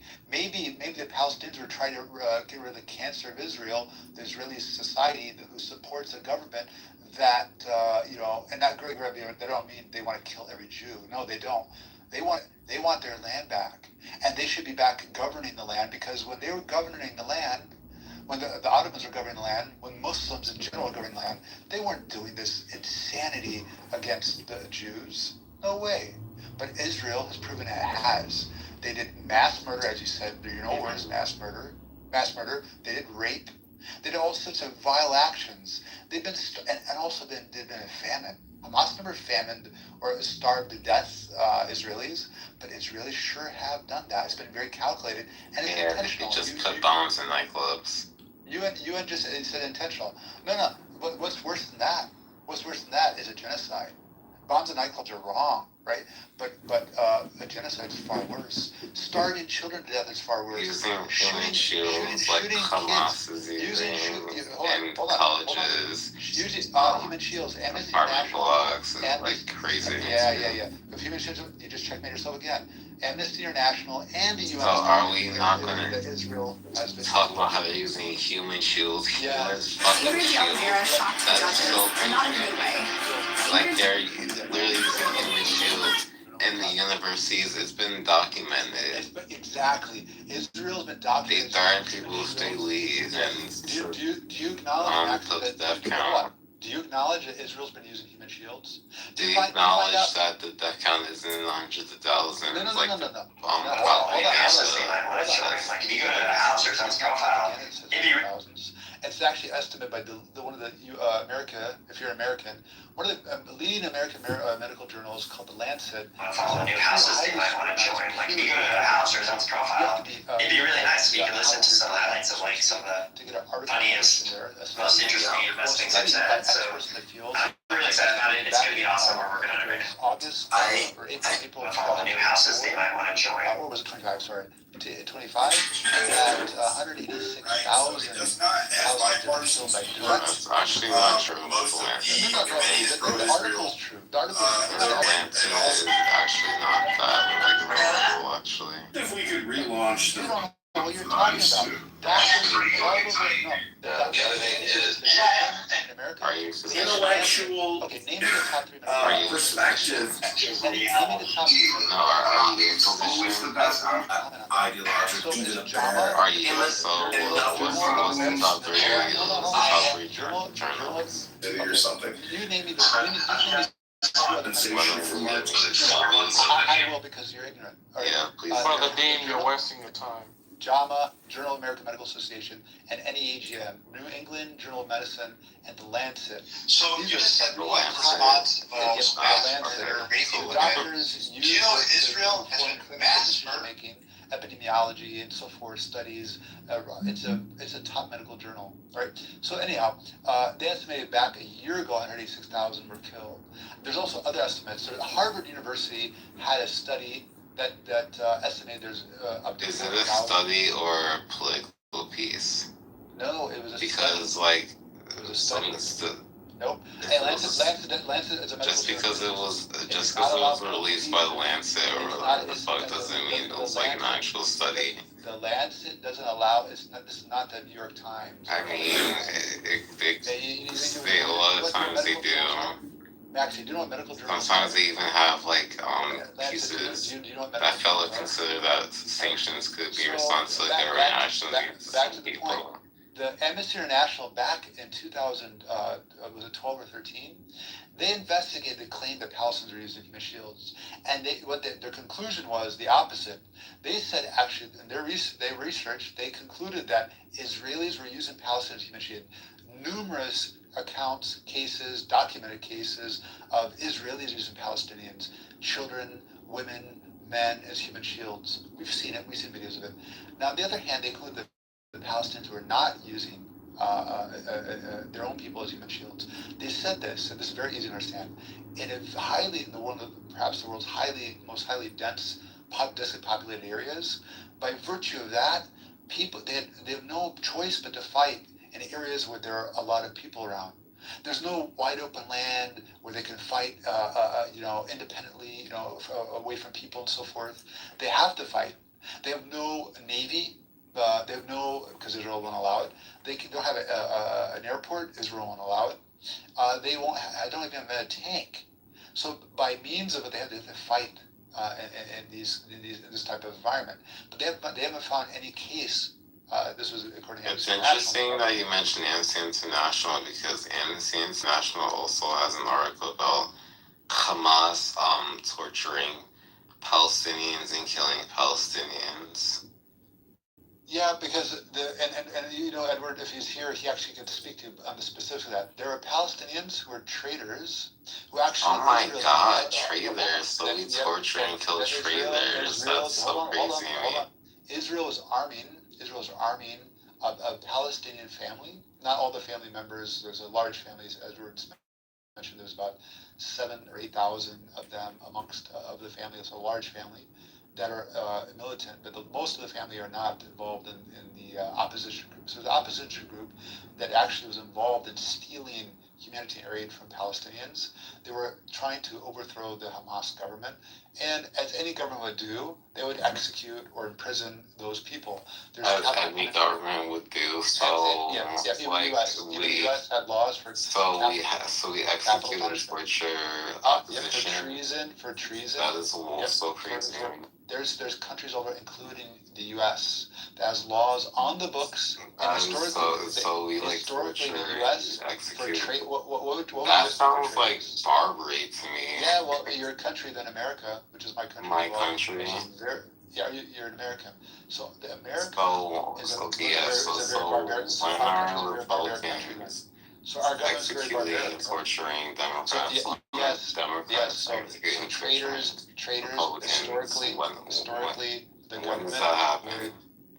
Historically. You clearly don't know your fucking history, do you? I do know my history. I know a lot of Democrats don't. I think MaxiPad, that's like third world barbary bullshit. Sorry. Yeah, you are. Like, that's not Hold on a second. Hold on a second. I'm like, that's so third world. I don't want to hear your voice. MaxiPad, didn't your people get tortured and butchered by white Europeans? I don't know. Did they? Right? Yeah, did they? Didn't they get slaughtered? I don't know. My people are technically white Europeans. Aren't you? Well, native? some of them are white people. Aren't you native? That kind of doesn't matter to the point though. No. I mean, I don't even know why you're entertaining this. Yeah. It doesn't matter. There used to be. Hamas. Hold on a second. There used to be Kyle in the sound, right? He was a son of a bitch, a retarded bitch on the sound, right? That used to bark a lot, had crabs, and had a lot of problems. There was an Amir Car 69 I googled. There was Kyle on this app. He would take forever to repeat. It would take whatever it would take him for whatever that it would take him like so much time just to say one thing. So there's no point of engaging with that person. You know what I'm saying? But thank God he's gone. That retarded, that native Kyle is gone with crabs. Thank God, We don't have to worry about that retard anymore. Thank you. Anyways, what's up with your whiskey? You don't have to worry about Amir 69. Oh, Amir 69 still here. I'm here. I'm still here. 69 at gmail.com. Why do you keep saying 69? Yeah.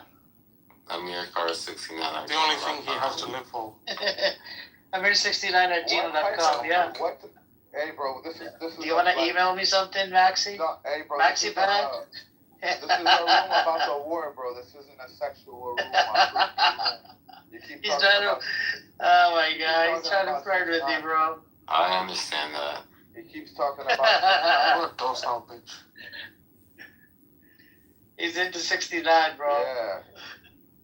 69. That's all crazy. What's wrong with that guy? And anyways, what you been up to, Whiskey? Man, voila, he's staying out the way, man. I ain't really been on this app. My karma went all the way to 20%. I ain't been on the app for real, man. I took a little break from it, you know what I mean? But I remember when you guys were on day 1 of the war, and now I see it says day 95. I'm like, 95 days that fast. General, you see what I did there? Yeah. You see what I did there?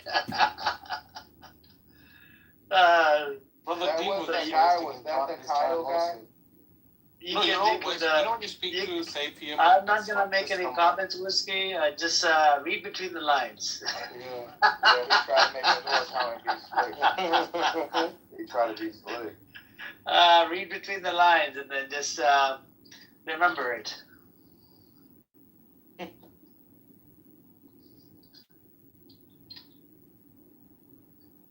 Because I hate it when these annoying B-word, they come into this room for no reason. Especially him. Freaking annoying as fuck. There's two of them, Sapien and this comeback. Sapien I can tolerate. I mean, we can go back and forth, right? That's okay. It's for the audience.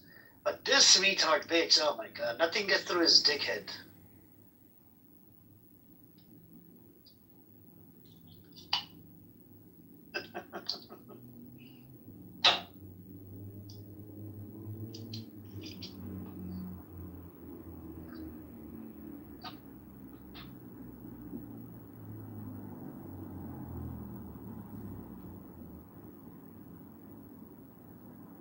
So the war's still going on, how we're 95 days in. I haven't paid too much attention to it. Yeah, so Iran warned Trump that if Netanyahu keeps on going inside, what is it called? If Netanyahu keeps going inside Lebanon to Beirut or something, they will try to that Iran will actually pretty much attack northern part of Israel. You see what I'm saying? And yeah.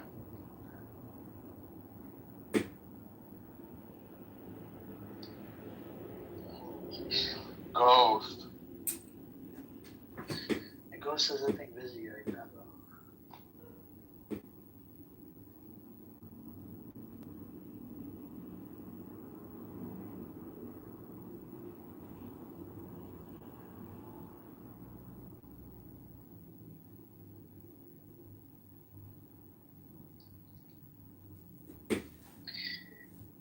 Anyways. What else is new, Dibuski? Anybody else wants to come up? Come on up.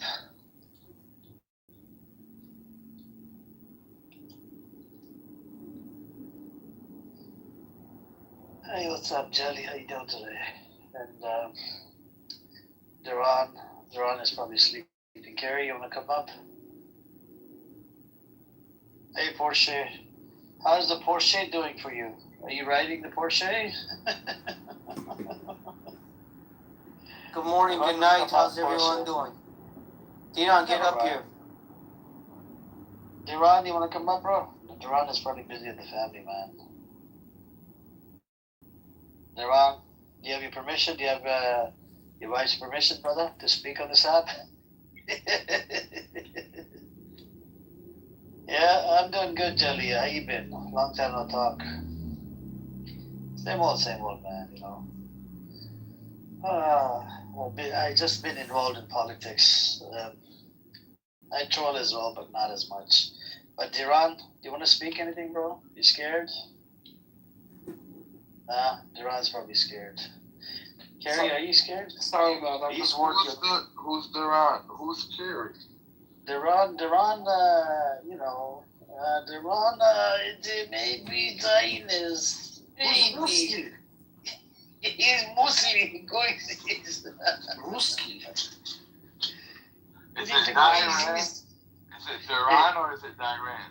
Is that you in the picture or is it DJ Khaled? I can't tell. Oh my god, that's a good one. Bro, DJ Khaled is a fucking embarrassment. We the best. Man, that guy is terrible, man. What does he do? Does he just like scream in records or does he actually produce something? All he says is DJ Khaled, that's it. He's a real producer. Like he got hit records with a lot of artists. He's not, but he's a sucker. He's got family, by the way, in the West Bank, DJ Khaled. Yeah, I know, it's sad. So why isn't he vocal about it? It's kind of strange. So he's working for the special group that you love so much, Carrie, that you don't want to speak up against. You love them so much, Who does he like? Hamas? No, the special group that Carrie loves so much, right, Carrie? Don't you love them? Who does he love? Daesh? Come on, Whiskey. Read between the lines, brother.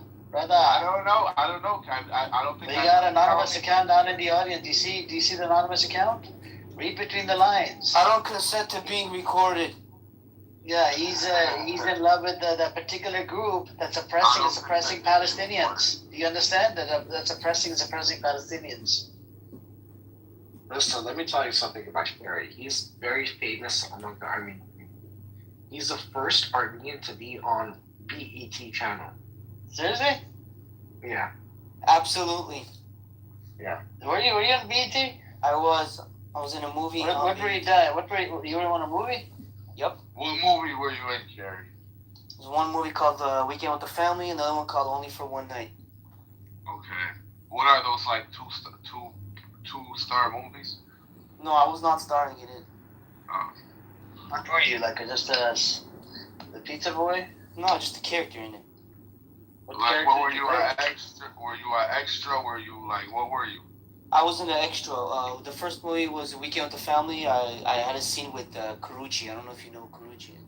Yeah, Chris Brown's old girlfriend. Yeah, I was in a scene with her. She's pretty sexy. Yeah, she was hot. What is she, like, Chinese and black or something? She's mixed, like, Asian and black. I think she's half Vietnamese and half black. I didn't know. Kerry, you're a celebrity. I didn't know that. Wow. Excuse me, but that is a bad bitch. She's really hot, yeah. When I first met her, I didn't know who she was. Hey, Let's not call the ladies the B word, No, I'm sorry, bro. But hey, no, but she's fine. But Chris Brown was crashing out over her, and he's way bigger than her. Yes, he was. I think she got a restraining order against him. Yeah, he was going crazy over her. So what? So you like you support who that oppresses Palestinians? Who does he support? I mean, bro, like, can you not read between the lines, Wooski? I said bro, he loves. Hold on. Anybody can read between the lines. If there's a certain group of people on that land that's oppressing Palestinians, make it make sense. Who is the group of people? Who's that group that's oppressing Palestinians? He's a Zio? Oh my God. He's in love with Zionist Jews that are oppressing and suppressing Palestinians, bro. Oh my God. Amir, it's okay. Like, literally. Don't worry about it. I didn't know that. I thought Kerry was a nice guy. Oh, he's a nice guy. I was kidding. I was pulling his leg. Oh my God. Are you sure? Can you read between the lines, Wooski? Come on, bro. Are you sure about DJ Khaled? Like, it's so easy to understand. Did you understand what I said? I can't believe it, bro. If I'm hanging out with you and if I say something in code language in front of somebody, you're not going to understand, brother. Right. He still doesn't get it. No, I'm agreeing with him. I get it. I'm agreeing with him. So who's that anonymous account? I don't consent to being recorded.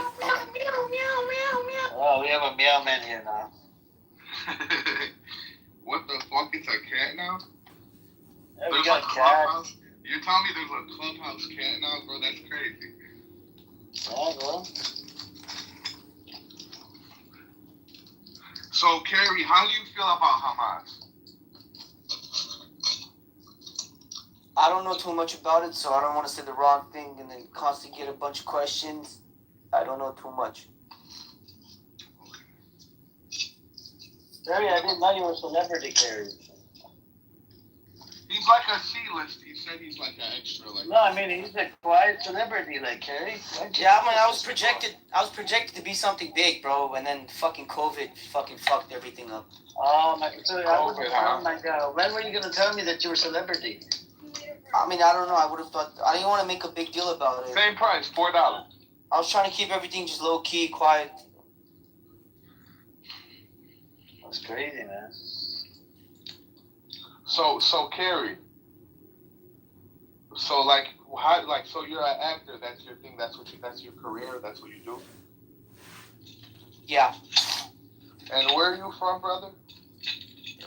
That's okay. I mean, I don't want to talk too much about where I'm from, what I'm doing, things like that. Yeah. Bro, what's the problem, bro? That's why you don't speak up as much. Bro, are you ashamed of who you are? Oh my God! I think you're ashamed. You're like DJ I'm not ashamed. I'll tell you, I'm Palestinian. I'm not trying to. Don't try to play the reverse card, bro. Very nice people. Come on, gang. Very nice people. I appreciate it, bro. No, I met a few very, very smart people. Oh. You met few very smart people. No, so I met a very few Palestinians. They're very smart people. Okay, where are you from though? Don't worry about where I'm from, bro. I don't want to fucking talk about where I'm from. Damn, bro. All right. I'm Armenian. That's all. In America. I love America. I'm Armenian in America. Bro, I love America. I don't consider being with. We heard you the first 3 times. All right, Gary. If you read Clubhouse's terms and agreements and all that, there's nothing you can do about it, brother.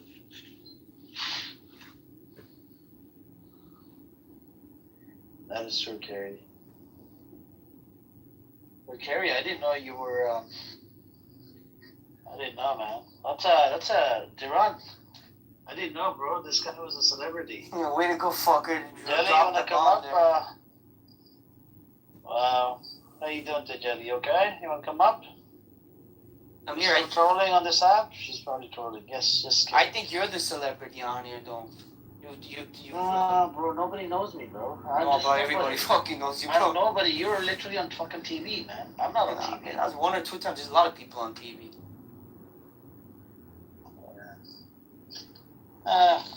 It's good. Good.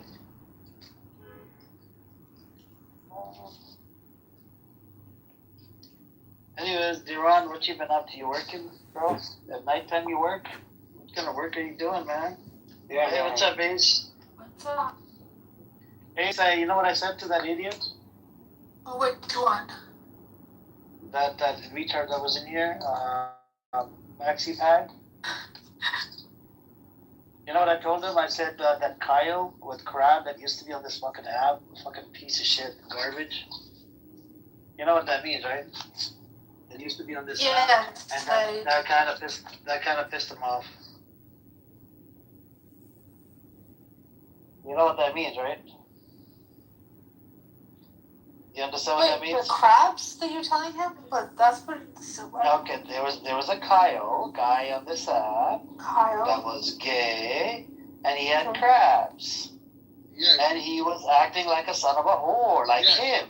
No, Crabman. You understand? Read between the lines. I get it. He was just in here. The Crabman was just in here. Hi, Ace. Hey, what's up? Bro, that guy's voice was so fucking annoying. My God. That's why Carrie can't get. And Ace, Carrie's a celebrity, by the way, Carrie. Ace. Okay. I'm here. Leave it alone, please. He's been in 2 movies, man. Oh, that's why he didn't take a definitive stance. Because he got a Hollywood career. Ooh, I got you. Devon, you thank you for the update. I didn't know that, man. Yeah, you just had to drop the bomb. Yeah, that's good, man.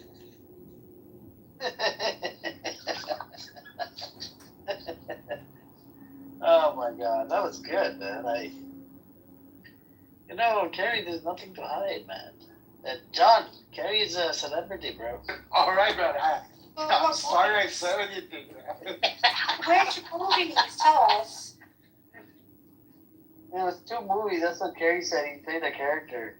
Were you a hero or a villain? No, it was comedy. Well, one of them was a comedy movie. It was one of my big ones. Big scene. Is it? Yeah, and the other one was just like this office political guy. 2 lines, no big deal. Ace, he was in James Bond and Big Mama's House. Wow. John, did you know that he was in the movie? He was a celebrity.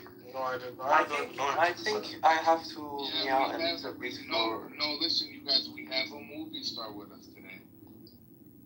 Yeah. Can you bring more movie stars in this app, Carrie, in my room? I can't, bro. You know anybody?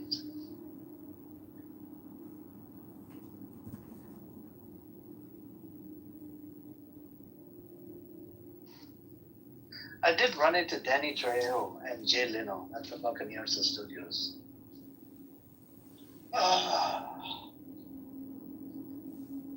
And I ran into, that guy, that chubby guy from Three Stooges at the airport. Turned out he's a fucking Canadian, man.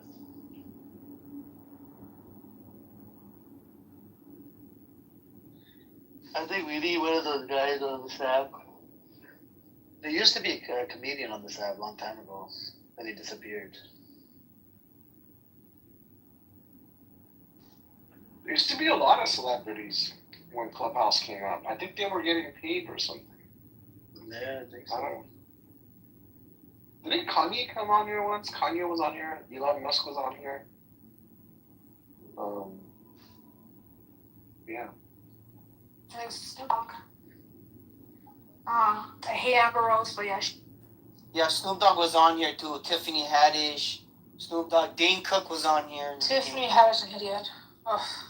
She's a good comedian. She's pro-Israel. No, Tiffany Yeah, Haddish? she's a Zionist convert. She's a Zionist sicko. I didn't know that. Fuck her.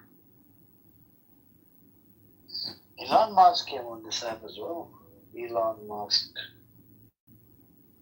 Back in the days, it was a good time. You could build connections.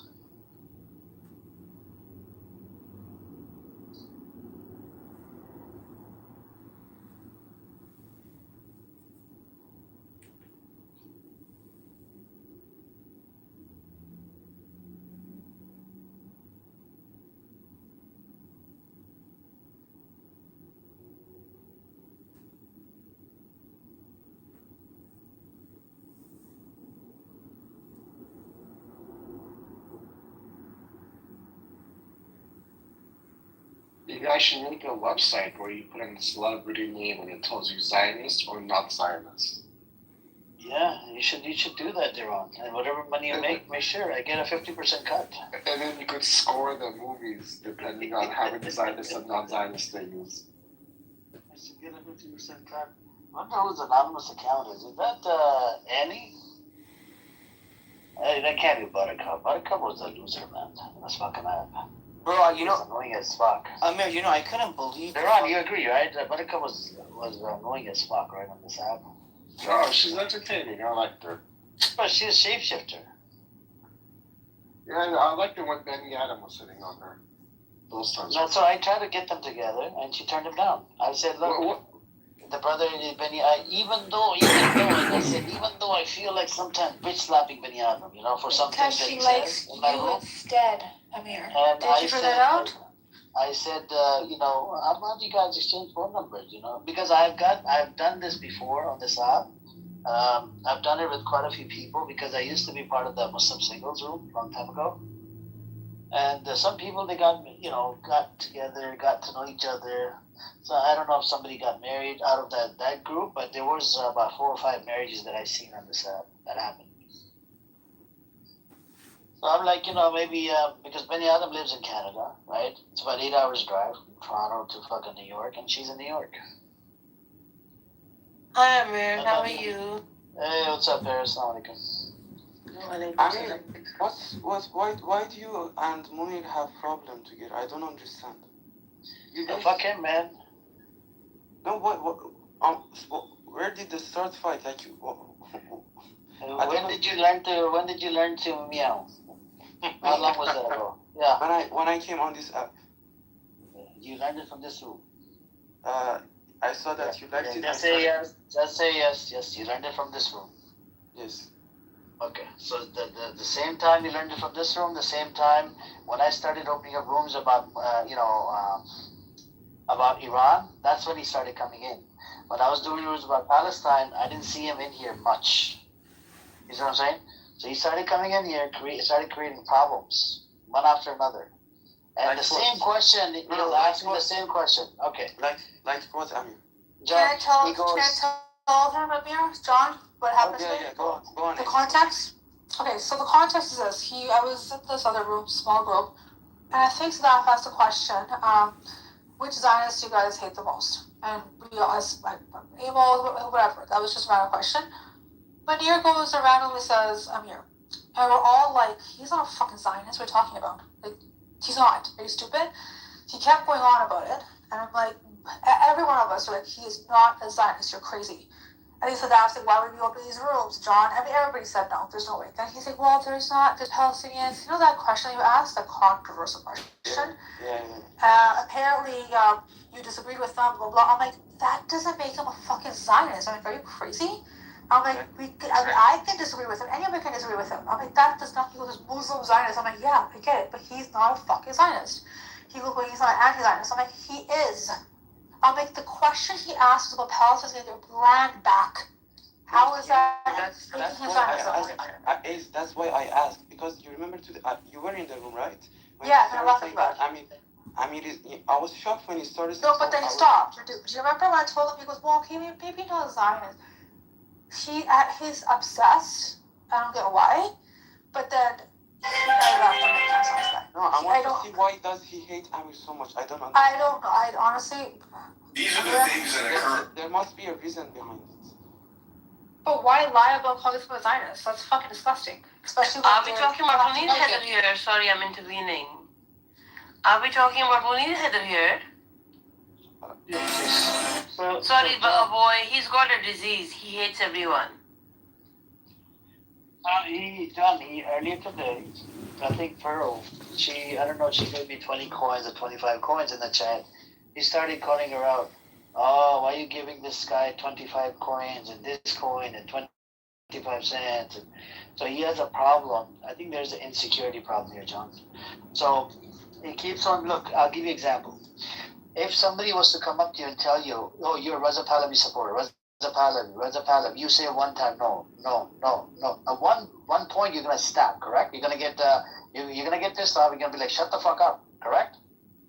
Yes. That's what he did. That's what he does. That's what he did, and I cursed his mother out. I don't really get. No, I want to. No, see, there must be something behind the hate. I understand every time he comes to the room, he starts the hate on you. I can completely see it, but there must be a reason behind it. That he starts hating. Because I know the history of his country, and I go back and forth, and I call him out on his bullshit. Right? I told him that I don't agree, so he keeps on coming in here. He was kept on asking me questions about, oh, what about the Balochis? What about this? They should have their own country out of Pakistan. They don't want to be part of Pakistan. I said, I literally told you, I don't even fucking agree the way that Pakistan was built in the first place because of the genocide. Then why are you asking me these other questions that are internal affairs of Pakistan? That you have to take it up with your fucking government of Pakistan. The Balochis are not being suppressed the way the Palestinians are. That's balkanization. What is wrong with him? And then he chases around Persian chicks. Everywhere you go, you're gonna see Sayla or any of the Persian chicks. He's gonna be following them around. If there's no chicks in the room, he's gonna take off.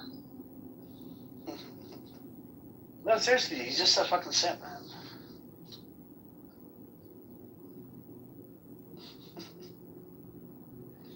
Yeah. I had any trauma dumps on this room, like about Pakistan, bro. This room is not about Pakistan. We don't know the internal affairs. I don't live over there. I don't know. I just read up the news and go off that. And last time, K, you know the guy K, right? The Iranian guy. Yeah, Amir K. So he questioned him on something to do with Iran, right? This guy couldn't even source up on the claim he made. And then he gave him an Instagram video. Now, Instagram and YouTube, there's a lot of AI videos out there. Exactly. Okay? So you cannot use that. It's got to be, nowadays, it's got to be proper news source. So you know what I did? To help out Munir, I had to go fucking on my Perplexity, find the actual news source, a news agency. I put the link in the chat to defend Munir. Otherwise, K would have cooked him alive. Oh my God. But John, do you see, even if you have a disagreement with somebody, how fucked up it is to call them something that fucked up? Zionist? He calls me Zionist. He calls me a whole bunch of names in the fucking chat. I'm like, okay, I'm going to ignore it because there's no point of engaging with this. He's like, how many Palestinians are in there? I'm like, you idiot. So he ended up backtracking. And I don't know. He's obsessed. He has to ignore him, John. I just stop. This is really fucking annoying. He always finds a way to make it up. Is insecure, John? No, before that, I was like, okay, this guy's mad. He's going to talk about Amir. But when today he started calling you out that you were a Zionist, I was like, bro, this guy has been opening room against Zionists. What the fuck are you saying? Yeah, me, Sadaf, you, Madi, we all were like, the fuck is wrong with you? And then he tried to bring up, there's Muslim Zionists. I'm like, so what? There's a lot of times Zionists. I know them here. Oh my God, today was crazy, man. Yeah, it's insecurity, man, to be honest with you. And he does make up some stupid shit. Remember at the beginning of when he said that apparently Iran is somehow responsible for the war between what is it called, Afghanistan and Pakistan picking up again? They're the catalyst for it, apparently. I'm like, what are you fucking talking about? They've always had issues. He makes it up all the time. He's a supporter. So when I called out his bullshit, right? So he thinks that I support the Pakistani military. I don't, because the Pakistani military has been responsible for the genocide of the people in Bangladesh.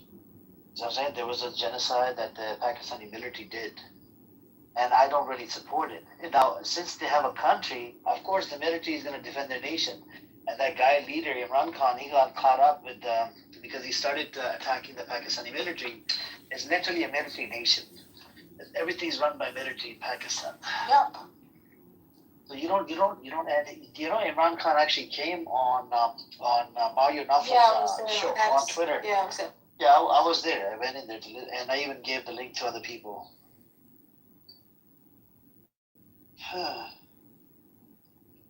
So this is the thing, and and he was putting the blame on the Pakistani military. He said, "Oh, they spent $15,000 or $20,000 on me, and to press fake charges on me, and blah blah blah." He told Mario a lot of this shit, right? And I spoke to quite a few people, right? I spoke to somebody that I know, even somebody, what you call it. What I learned about it is that this guy, Imran Khan, is a good guy, but at the same time, you can't go after the Pakistani military. And that's what got him arrested. I think it's more of that. I think he's also trying to create a union of all Muslim nations coming together to make a defense pact. That was also probably a threat. He's a good guy. He's an honest guy. I give him that. But at the same time, you can't attack the Pakistani military. He didn't play it out well. He could have done like little bit pushback, not too much. You see what I'm saying? He started doing too much, and that's when Pakistan is like, okay, we're the one we put you in power. We can take that shit away from you.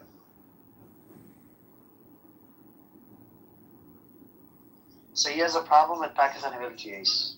I know. He's all of his issues are political within Pakistan, and this group and that group. Oh, God damn. He's trauma jumping all day long.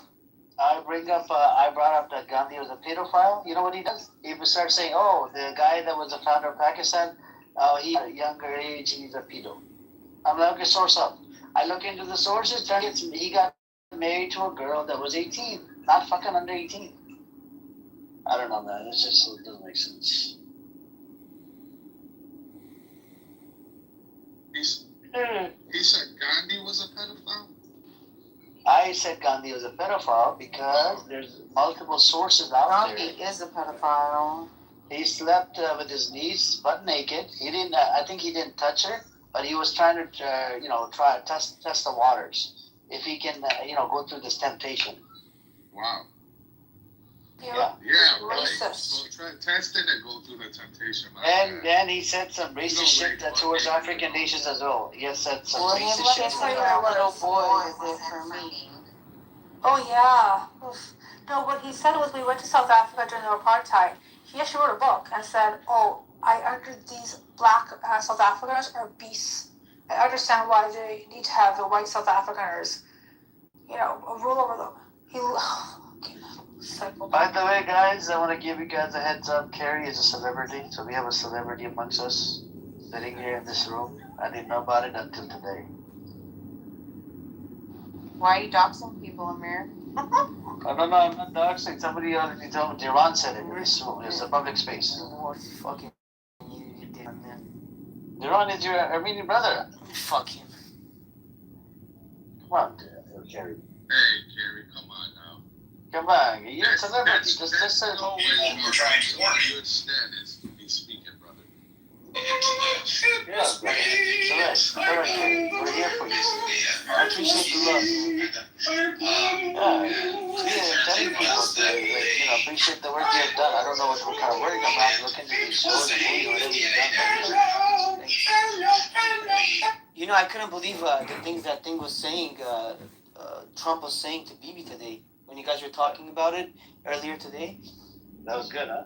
That was fucking insane, man. Do you think it's real? Trump has lost his marbles because Iran pretty much threatened because the ceasefire wouldn't happen, Kerry, and then American economy is actually gonna go into fucking recession. Oh yeah, we're fucked. Yeah, we're definitely fucked on that point. But do you think it's real though, or has the pressure just amounted so much that he said, okay, I gotta show something? I believe it's real, because he's fed up and tired of this situation. That this Netanyahu every 2 seconds he wants to start fucking war in the Middle East, and people in America are fed up and tired. So he has to give an answer. Here comes Iran. You wanna attack him, Kerry? This is a safe space. You wanna attack him? I don't know why you told everybody that you should have. You can tell him in Armenian. How do you speak Armenian? Sorry, Let's keep it the tribal language. Wait, how does Duran even know this? Are you guys homies outside of Clubhouse? Because Duran came in here, he goes, we have to first Armenian. But how does he know? How does he know? Because Duran knows about everybody. He knows deep dark secrets. Our Armenian community is really small. We all know each other. Yeah, it's like Jewish. Everybody knows everybody. Yeah, it's like when we're kids, we all used to hang out with the Kardashians. Right. Yeah, he went to school with Kardashian, right? You know what? Kerry here. Black Rabbi went with Kardashian as well. So, yeah, Kerry knows the Kardashian. Did you see Black Rabbi over there? You didn't see Black Rabbi in your classroom, Darren? No, I didn't see Black Rabbi. Oh my God. Did you see White Rabbi? When we were kids, it was the 90s. It was a different time. They didn't let black people to the parties, to be honest. Wow. That sounds good. Isn't he from Compton, though? So he's got a spot in Crenshaw, but he said he went to West Covina or some bullshit. I don't know. But he said he went to school. He went to school with Kardashian. Good morning, everybody. Yeah, probably. But he said he went to school with Kardashian or sisters of Kardashian or something. No, he didn't. That's what he speaks on, bro. I think they grew up in Brentwood. They grew up in Calabasas. They didn't grow up in Brentwood. Calabasas. There you go, Calabasas. No, they're in Calabasas now, but were they in Calabasas when they were kids? Yes. Yeah. Okay. You're mixing it up with OJ. OJ was in Brentwood. Wow, you went to school with OJ? I mean, I don't believe anything that guy says, bro. Just Kerry, are you like 50 or 60? No, not me. I'm talking about the guy you were talking about. I don't believe anything he said. Black Rabbi? Yeah. Oh, you don't trust the rabbi, the new leader? He's going to be a leader in 2032, man. I wonder what his parents think of him, because his parents are Muslim, right? Yeah. Don't say that, man. Bro, we have a lot of losers that become the president of this country. Trump? Yeah, but look at don't say that. Like, don't. Because if it goes there, considering the things he said in this room, I still have I want to become famous. Oh. Can you imagine? I'll be famous. Oh, wow, this Amir guy. And I'll become famous as fuck. Javan, can you imagine? If this fucker actually becomes the president? You think you would get famous off of him? On YouTube? Oh my God, on my YouTube? A whole bunch of fucking... TMZ will be parked outside your house. TMZ, wow. And then we're gonna have Sapien, he's gonna be covering that story. He's like, Amir said this, Amir said... Because he was doing YouTube videos with TMZ.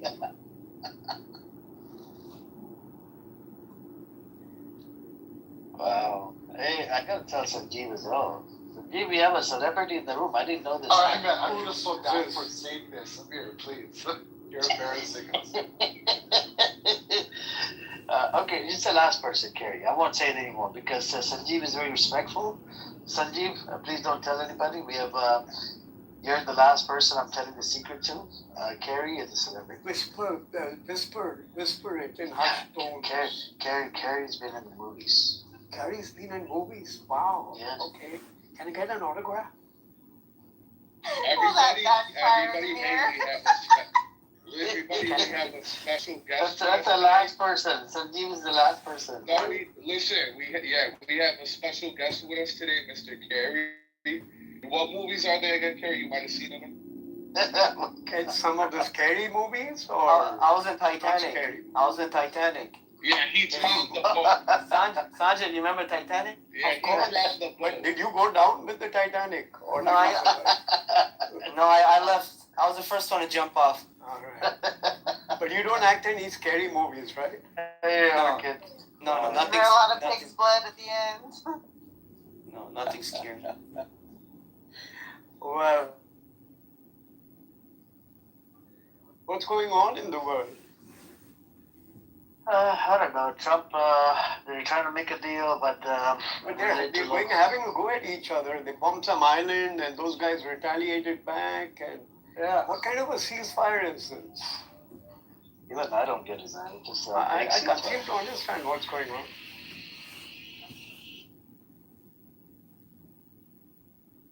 It's yeah. I mean, it's a crazy type of ceasefire. Let me see.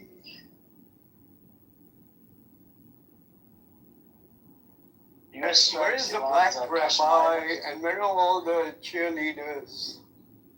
Black rabbi, he was here earlier and he was just bullshitting again. Did you tell him about the way Trump addressed his supreme leader? Yeah. My God. He must have felt terribly humiliated. He would not concede, Sanjeev, 2 days ago, he would not concede that the objective of Israel was different than American objective and relate to Iran. And the Israeli objective is very demonic. Extremist fucking garbage, shitty fucking objective. Like they actually want to do a regime change. And they want to destroy infrastructure. But America doesn't want to do that. Bro, you remember when we were having that convo about his Trump's base getting pissed? Yeah. He's feeling the pressure of that base. That's why it's like erupting. Nobody wanted this shit. So the United States military, CENTCOM said its forces conducted self-defense. No, go on, Kerry. No, it's okay. That was it. Oh, how the hell did I stop a celebrity from speaking? Go on, celebrity. So how old were you in your first movie, Carrie?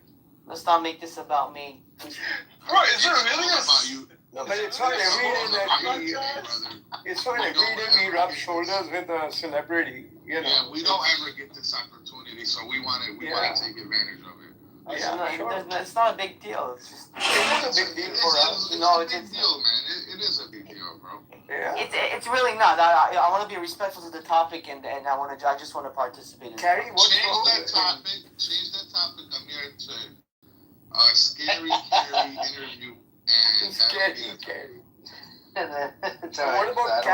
What about cash and carry? Oh yeah, they have cash and carry stores here. Restaurant Depot. Carrie, you should Restaurant Depot. Cash Patel, you guys could form a boy band called Cash and Carry. No, Gary Carey, he's the milkman in every movie. What about Fairy Carrie? Would that be alright? Carrie, listen, don't take any offense. No, but I don't care. It's okay. We're just running with the words, Carrie. I appreciate it. We're just honored to be in the same clubhouse room as you, Carrie. Well, they're totally random. I don't know if you guys are into movies, but this kid that's 26 years old made a movie called Obsession. And every weekend, it's beating the previous weekend. And it's never been like this since E.T. in the 80s. Obsession? Yeah, he made it for $750,000, and it's already done $100 million. We gotta do that, Carrie. Yeah. Was Carrie in the movie? Maybe he could be in the sequel. Maybe. Hey, what's up, Amin? How you doing today? Hey, Amir. Hey, brother. For a while. What you been up to? Not much, just the usual stuff. Just trying to get by. Wondering what's going to happen to gas prices. And hoping that things will eventually calm down, but it just it's kind of crazy. Trump crashed out on the phone with Netanyahu. We just went down to 398 at my store. Oh, wow. Really? Where are you? Detroit, Michigan. Oh, okay. Right. Oh, here I paid $6. It's not free as well. I have to pay $50 to fill up that thing. Usually it's like $35 and $40. Oh, you know what, Amir? I sold the Ram truck I had and I bought a Honda CRV, bro. I've been saving gas like a motherfucker. Yeah. If you switch over to Prius, you save more money, or like something smaller, hybrid. Yeah. I'm kind of a bigger guy, so I don't know if I fit in the Prius. Yeah, that's true. That's true. Switch over to electric. But they got Highlander hybrid as well. The Highlander is pretty big. Highlander. Yeah, the Highlander is nice. You need to switch over to electric to save money. I always thought that the electric, like the Prius, was not a good kind of idea because it's like too complicated of a vehicle because it's electric and gas together and all of that. But it turns out that the Prius has like a way simpler transmission than even a gas-powered car. Yeah, but here's the problem. I'm sorry, I'm not trying to go from. Here's the problem with electric. There's too much radiation going through the car. So everybody driving electric cars, there's so much radiation. It's unbelievable. Yeah, but it's not fully electric. Woodsky, it's not fully electric. The Prius, it's half electric, half gas. Hybrid. Yeah, there's a Dodge Hornet that's the same way. There's two sides of it. There's a gas tank on the left side, and on the right side, when you open it, it's the charge.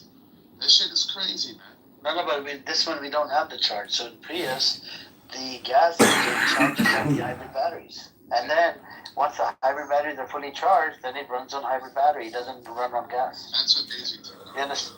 And every See what time I'm you brake, Toyota really need and every time you press the brake, instead of just going into the brake pads, it goes into the battery. Regenerative braking, Yeah, which is kind of amazing, frankly. Pretty great. Yeah. You know, So I really got kind of converted. You know, Toyota's having record revenues because all the other car companies invested heavily in EV, and no one's really buying EV. And Toyota stood their ground on hybrid and said, "No, people aren't ready for EV." So they're killing it now. Like they're selling more cars than ever. Well, when you guys drive an electric car, does it feel as satisfying as hitting the gas, accelerating? Yes, it does. Not to me. I don't know. I Just would like beat gas, you it in feels any race. better. I would Maybe beat it's you in just any my race. head, Plus the car I have gives me fake exhaust sounds and all that nonsense. What car are you driving? Yeah, there's It doesn't have fake exhaust sound. Honestly, it does. It pushes the fake sound into the speakers. Yeah, it's the alien. Yeah, it's the alien sound because of. Is that the BMW? No, it's Ioniq 5N. Oh, the Hyundai's. Okay. Yeah, Hyundai. Interesting. It has that sound in the general for people that can't see or whatever. Like remember Edward was telling us that he was part of the all logic group. electric cars by law have to have a humming sound outside. Yeah, that's what I'm saying. They have it in America. That's how. Because otherwise it'd be very silent. You wouldn't know it was coming. It's true. Not safe for pedestrians. Yeah. To be fair, going forward, I think the best kind of transmission you could have is a hybrid one, where it's combined of you've got electric batteries and you've got an engine, a small engine generator maybe. Yeah, that's what they say. That combination, I think, going forward, is the best way. Is probably a good combination. And it only takes about less than 3 minutes to fill up the tank, bro. Well, as long as you this battery business, I think it's not going to work out. All these governments. Your battery takes forever to charge. No, but it's not even that. Like the UK, they've set a date that all gas combustion engine, as in ICE cars, they're going to stop selling them by 30 or 35. But aren't they? It's unrealistic. They said that they're going to roll that back. They rolled it back in the US. Yeah, it's California too. What's not realistic is the electric. Yeah. Yeah. If you drive around West LA. No, but on top of that, they try and say, it's an environmentally friendly vehicle, the electric car. It's not. Where are you getting the battery materials from? You're getting it's conflict material. You're getting people in the Congo digging up lithium. It's still not polluting the air like gas. Yeah. And where does the battery go when it's been used and depleted? Into landfill? No, we send this through. No, we send it to India, and then they make those TikTok reels showing how they recycle it without weighing any samples on the floor. Yeah, that's exactly what's happening. Look, man, as long as you don't buy a Chrysler, you should be all right on the. But California has passed a law. I mean, by the way, 2035, it needs to be zero emission by 2035. Yeah, same in the UK. So that means it's going to be electric. It's going to be. It's foolish. It's stupid. I think they're going to walk it back. Have you guys tried self-driving FSD on the Tesla? I tried it. Autopilot, I did. Yeah. Isn't it crazy? Like, it's crazy, but I don't trust it. Dude, I put my sunglasses and I put my laptop in the middle, so I'm like checking my emails and working while it's doing FSD. It's very good. There's Mad Max where it drives like a human, where it like swerves in and out of the lane for you automatically. I do not like that lane assist. That lane assist, I don't like that shit, man. No, lane assist sucks. Too bad, actually. Yeah, I'm talking about FSD, full self-driving, where you just put in the destination and it does everything. Yeah, but you still gotta touch the it drives not anymore. It drives for you? Yeah, it drives for you. Yeah, I don't trust that. I don't trust that shit. As long as you look forward, it'll work. You don't have to put your hand on the steering wheel anymore. Also, you can't fall asleep. No, but if you put sunglasses, it can't see your eyeballs. It just sees your face pointing forward, so you can close your eyes. What about the glasses with the fake eyes on them? You don't need it. Sunglasses are fine. Glasses with fake eyes. You know what I'm talking about? Yeah.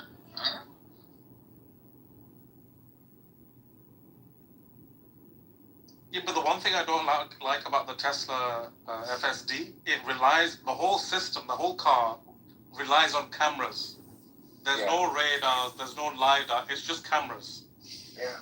So the whole thing is just based on cameras. So if that camera fails, if the camera you have can't see autopilot it doesn't work. in your Ionic General? You don't have autopilot? It does have autopilot, but it's limited. It's not legal in the UK. I mean, only Tesla has FSD. No one else has it. Everyone else has like lane assist, or stays in your lane and it goes straight. But nothing where it takes you from your driveway to the they have adaptive driving. I think it's called. Yeah, which slows down, speeds up according to the car. And it'll turn in the lane or whatever. If the lane turns, it'll turn. It won't actually do any autonomous driving. As far as I know, the gas vehicle, Ford Escape was like was it Ford Escape or something? They came out with a parallel parking.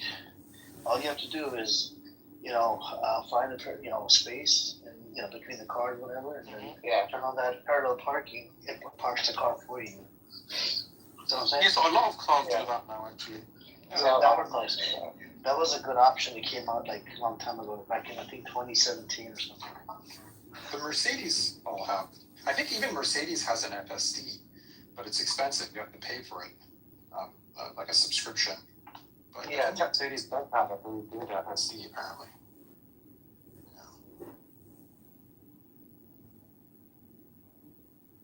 Yeah, Tesla's $100 a month. I calculated it cost me like they've changed it into a subscription model. Yeah. So I calculated it's a lot. $100 a month. Yeah, but it's like you have a full-time chauffeur. How much? Tesla's an ugly car. It's an ugly car for what you pay for. Really? I mean, it's true. Like the inside of it. Like you want what it's worth, right? You sit in a car. The quality of a Tesla build quality is really bad. Have you been in a new one, the premium one? Yeah, I've been in a Model Y, the new one. Yeah, it's pretty. It got a lot better. The body panels don't even align on it correctly. They're still having problems with that. Yeah, they just patented this. Like, don't get me wrong. The efficiency of a Tesla you can't beat. But the car as a whole, if you're spending $100,000 or $90,000 on a car, it should look $90,000. A Tesla does not look what you pay for. Yeah, the one I got is $45,000. I got the Tesla Y Premium, rear-wheel drive, and I like it, man. You got the Ys? I got the Y. Here's the thing. I also have a Porsche that's manual, so I'm like a manual driving kind of guy. When I want to have fun. Yeah. But now that I'm driving my kid to school and it takes 45 minutes each direction, FSD really takes off a lot of stress. Yeah. Like I don't have to really worry about, do I have to brake, do I have to left turn, am I in the right lane? I zoned out, man. I completely zoned out and I have no idea what's going on in front of me. I'm on Clubhouse checking my emails, whatnot. It's like having a full-time driver. It's and yeah, it's just a plain car. It takes you from point A to point B with the least amount of stress. It's not a sexy car. Yeah. Yeah. I think the new Model Y looks nice from outside. To be fair, I think if the Americans and the Europeans let in the Chinese brands, like Zeekr, they'll kill it, man. Yeah. They would kill Tesla overnight. Because they could beat Tesla at its own game. Yeah. In FSD, in electric vehicle efficiency, the look of the car would beat Tesla. Is there and there's like 10 brands that are Chinese and electric. Is there British do a deal with BYD? Didn't they? Say again, sorry? Or something? Didn't the British do a deal with BYD for the Chinese cars to import a bunch of Chinese cars? I'm not sure. We are slowly allowing them in. I think there's a few big brands coming to England or the UK this year. But they are becoming very big in Europe. Like BYD, when it entered Europe, I think only a few years ago, it's got a big market share of the European market now. Within a matter of 5 years. Yeah. Because they are good quality cars. They're not bad quality. And you get a lot what you pay for.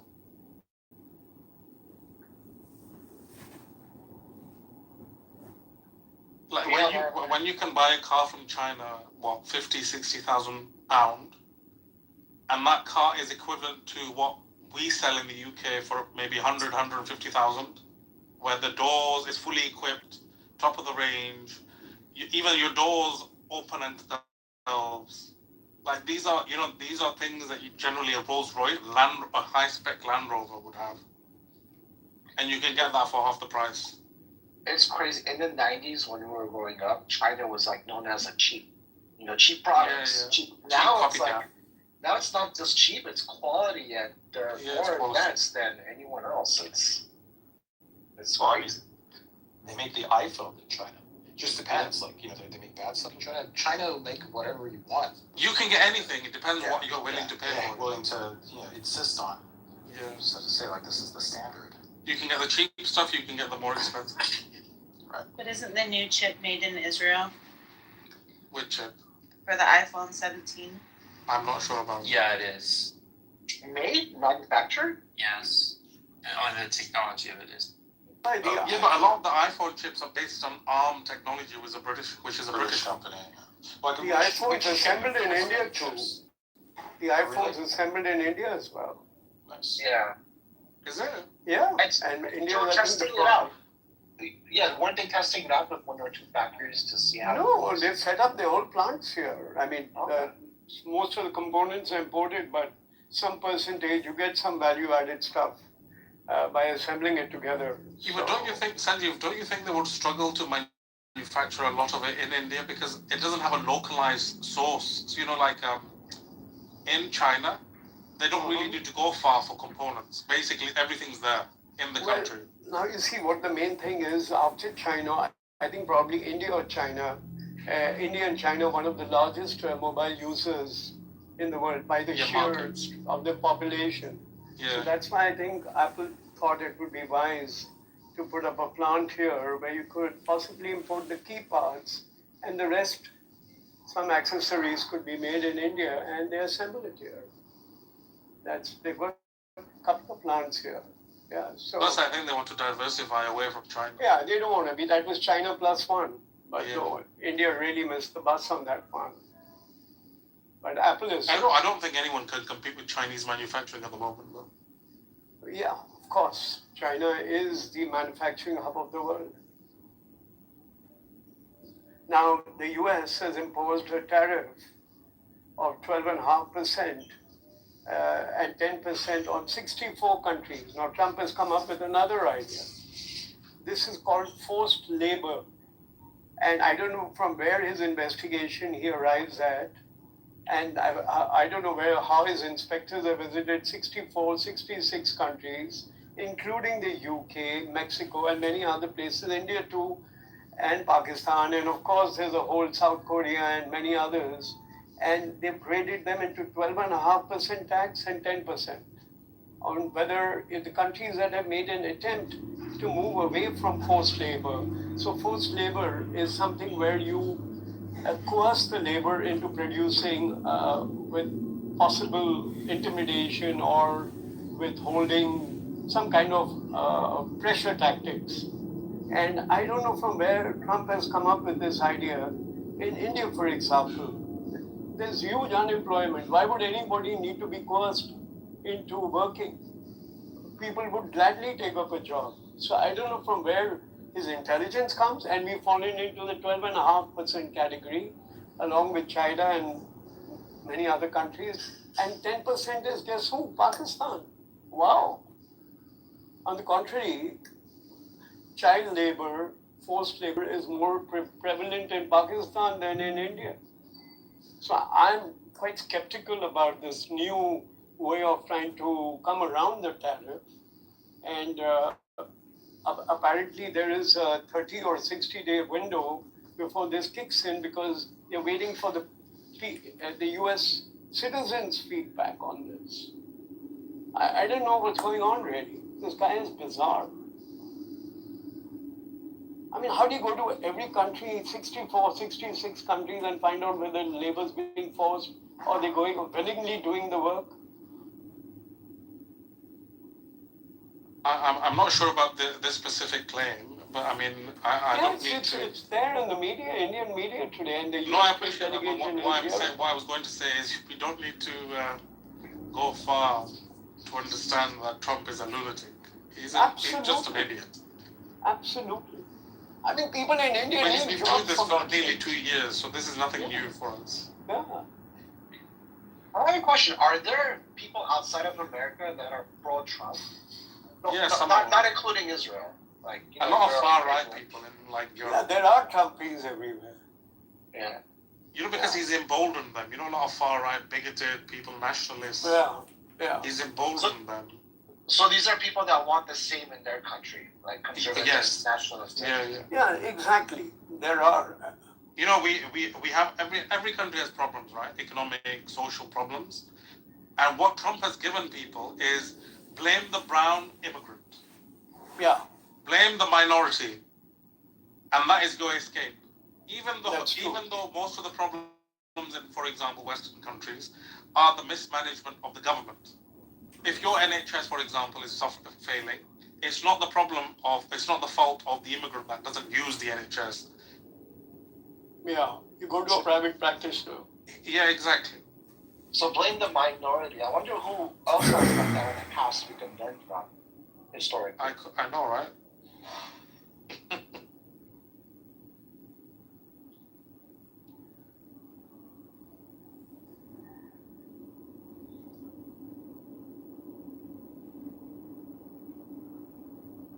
Even the EU hasn't escaped the wrath of Trump. They are in the 10% category. UK also, I think, is in the 10% category. Yeah, he's tariffed everyone, or most of the countries on the planet. I don't know whether this will also... I don't think he understands how tariffs work, though. Yeah. Because when you tariff, the country is not actually paying it. It's your consumer. Yeah. The American people are paying for it. True. Which ultimately causes a recession. That's true. And all that money which he collected by the tariffs when he charged 50%, 40%, 30%, where is all that money gone? Has he refunded it back to all the companies? Because that's what the companies said, that the tariffs were illegal, so give us our money back. What about the consumers who paid a higher price for things because of these illegal tariffs? Were they refunded? I'm not too sure. You guys should be asking for your money back for whatever you paid extra during that period of time. I think I would even go a little further. I'd say they need to do the election again and get him out. That's right. The guy needs to be dumped.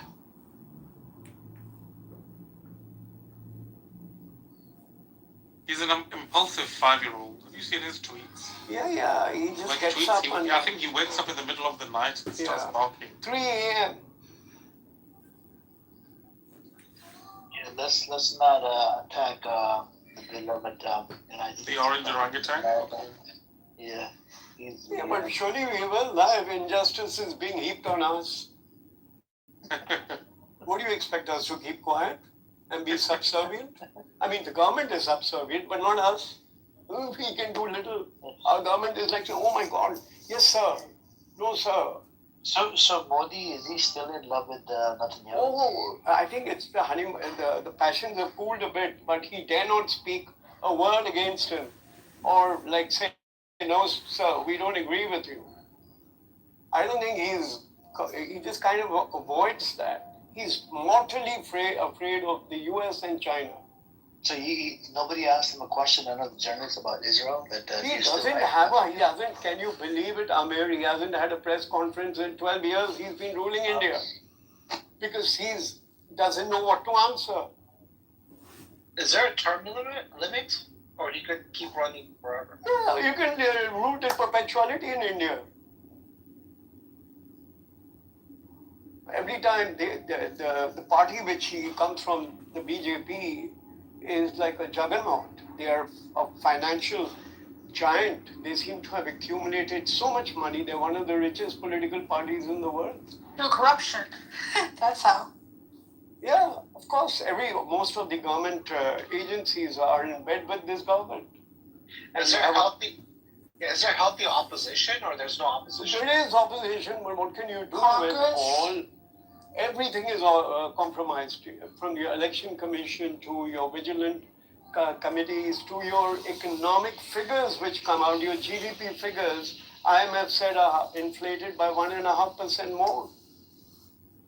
So the GDP per capita is, I don't know, and there are about 800 million. The other big part is, besides the corruption, it's the population of India is unfortunately still very in line with the principles of the BJP. The whole Hindu, the Hinduvata, the Mahabharata, that whole idea. So some people are very much in line with it. Well, you're right on that point. I would grant you that the basically Hinduism is a way of life. It's a very pacifist, very peaceful kind of a religion, you can say. But the Hindutva is like Hinduism on steroids. It's a supremacy. It's a Christian nationalism. Yeah. Same idea. Yes, that's right. Ultra-nationalists. And little tolerance for the minorities and stuff like that. And then, obviously, you have just yes men running the government who have completely messed up the economy. And they refuse to admit it. And they keep making the same mistakes again, time and again. So what do we do now? So, question, I don't know this. So how long can Modi stay in power for? Is there a limit? He's now 75, I guess. No, terms. Forget his age. How many terms? I know he's had... There's no law in India, unfortunately. You can keep standing for elections. And you can keep having the election commission, which is completely partisan and favors his party. So he can rule it in perpetuality. They should actually have something like not more than 2 terms, like you have in the US. Thank God for that in the US. Thank God for that. Oh, yeah. Just imagine if Trump was there forever. Seriously, yeah. Oh, gosh. It feels like he's been here forever. The problem, every day. It's only been 2 years and it feels like it's been 10. It hasn't been 2 years yet, has it? 1 year? It's like a year and a half. Maybe 2 years.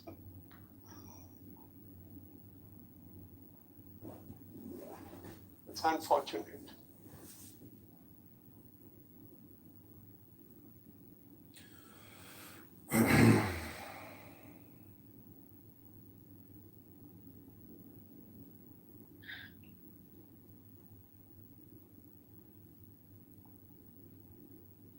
So, Devon, do you like your Porsche better than Tesla, or?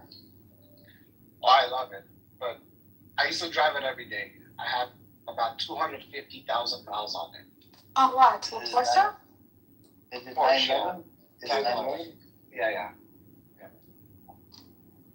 And but I have a kid now. I get a car seat. He's older. I put a car Get seat. the panorama, so that's to get the Taycan if you want to do electric. No, he needs to get the new Cayman. The new Cayman sense. Kayak? The new Kayak sense. Well, 3 months ago, I needed to get an SUV. I was gonna get a old Porsche Cayenne, and some of them come stick shift, and they're like 500 horsepower, and they're cheap. They're Really? I thought they were all automatic. I think the Panamera is good. No, there was some that come stick. It's on carsandbids.com. And but then the Iran war started, and I'm like, fuck, the gas is going to be crazy for the next few years, so I got a Tesla. And I don't regret it, man. I'm saving. You should have got the Taycan, the Porsche Taycan, the EV. Yeah, I don't know if you were here, but I love FSD. It's like the car just drives fun. It's autopilot. Yeah, oh gosh, I would have trusted it.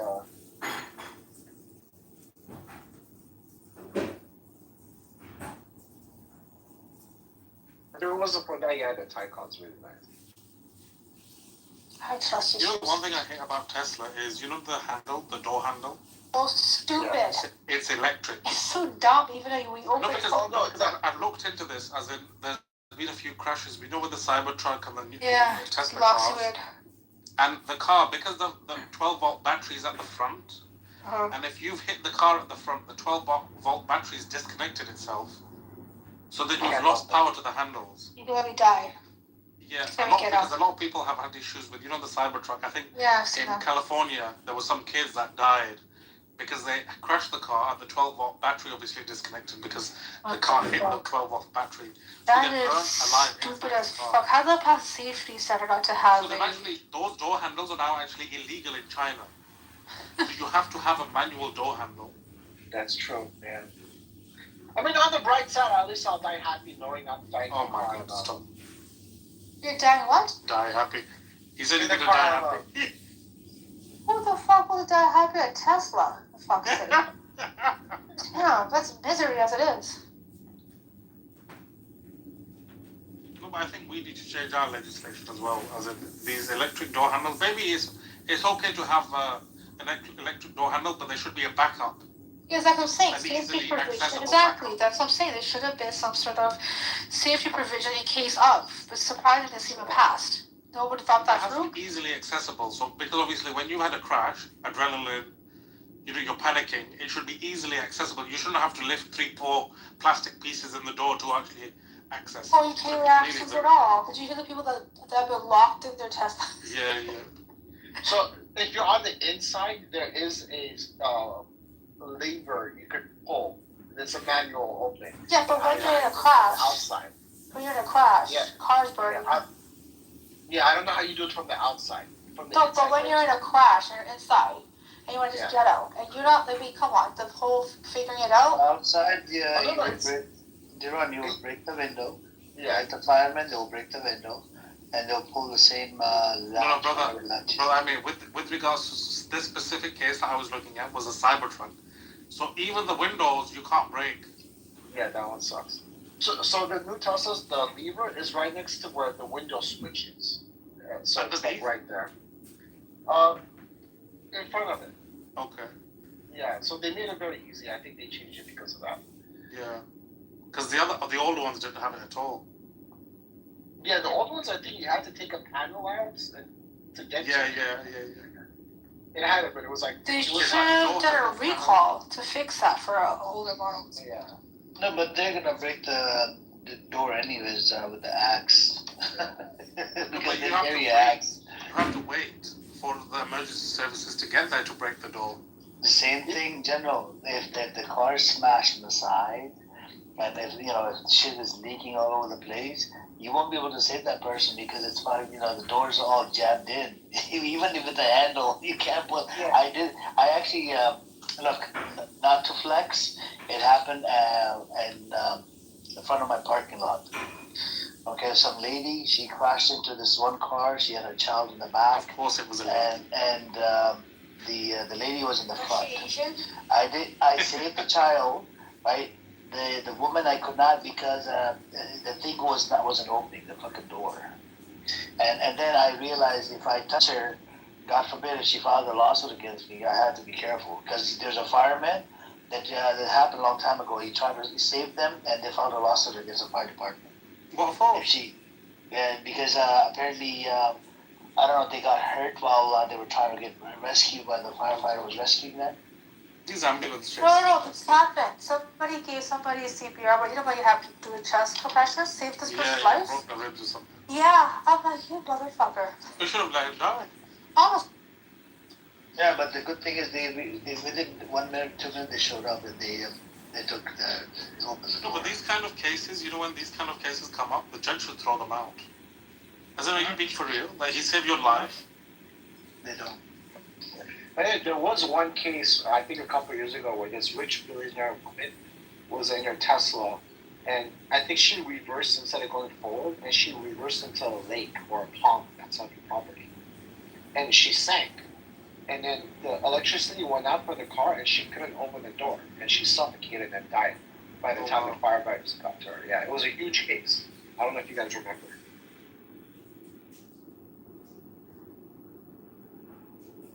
So that's why you need manual. Yeah, so ever since then they have like manual. Well, you don't need any power to open the door. Yeah. Yep. Let me see what's in the news right now. If there's anything new. Is the war back on? Like, are they hitting each other or? Yeah, they are. Are they? Yeah, they did. So Iran is hitting American bases in other countries. US strikes Iran Kashmir Island. IRGC responds, I think. Stupidest idea they fucking got us into. Yeah, U.S. strikes. U.S. hits Iran's Qasem, says that Iran targeted Kuwait and Bahrain. And the United States military said its forces conducted self-defense strikes on Iran's Qasem Yeah, everything's Island self-defense, the Americans are doing. and defeated multiple Iranian missiles and drones as civilian vessels and regional allies Kuwait and Bahrain came under attack. I don't trust, what the Americans say, we intercepted everything. They were doing the same thing. When Iran was hitting all their bases in the GCC, they were saying, oh, nothing's been hit. And then a few months later, all the newspapers came out with, oh, look at the damage that the Iranians have done. They've knocked out these big radar systems. So I don't trust anything the Americans say. Yeah, so Kuwait military said air defense systems intercepted incoming drones and missiles, while Bahrain's interior ministry said warning signs were activated. Iran's Tasnim news agency cited the IRGC confirming it launched retaliatory missile and drone attacks on U.S. bases in the region, but did not name Kuwait or Bahrain following the Qasem strikes.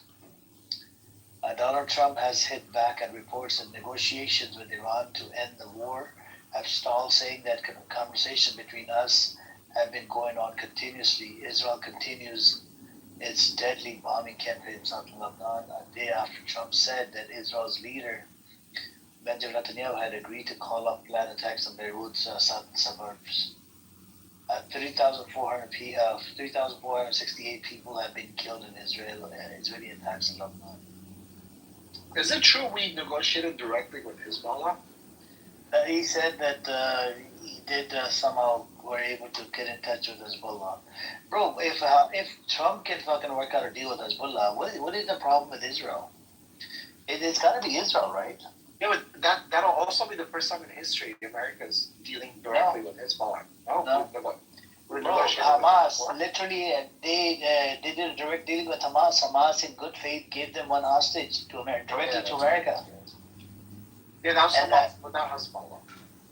See, the same shit. They both, America claims Hamas is terrorist and Hezbollah is terrorist, right? But at the same time, you're working with Hamas and Hezbollah. And it was sort of like mocking Netanyahu that, look, we can do it, why can't you do it? See what I'm saying? We can make the deal, why can't you make the deal? Yeah, do you remember when Trump had to negotiate with them? Yeah.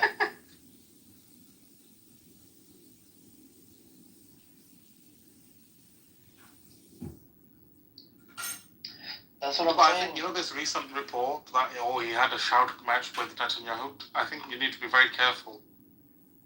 by falling for this theatrical Yeah, I performance. found it a little bit sus. Yeah. No. It's just they've done this in the past. They've come out later, and nothing's been. It's just to fool and kind of mold public perception. Yeah, but that's how white people are, General. They're manipulating the people. No. That's They what I think was. it leaks, That's why but I these asked leaks- how legit it was because. Yeah, no, I don't believe him for a second. General, do you not know the white culture? Yes, I do. However, you've also got to understand how manipulative and why they're doing what they're doing. Are you for real that they're going to leak? Hold on. Are you for real? Are we that naive that they're going to leak these comments that Trump had an expletive-laden shouting match with Netanyahu, and Trump was okay with it? Trump would be strangled to death if he did anything like that. You don't remember, like, maybe 8 months ago, Trump just came out of the plane and the reporter came up to him and said, What the fuck they're doing? Yeah, he literally said they don't know what the fuck they're doing about Israel and Hamas. Yeah. I forgot Iran. Yeah, man, like he's like. No, but these are all these comments are designed because actually, when push comes to shove, he's not actually changing anything. The support for the Israelis remains steadfast from the Americans. What would be very damaging, diplomatic support is there. Bro, because realistically, if they stop communicating and supporting them, they're gonna look very, very weak. Supporting And Trump? then, Really? Yeah, but I think you're missing the main point here. I mean, he said, he told Netanyahu, I saved your sorry ass from going to jail on bribery charges.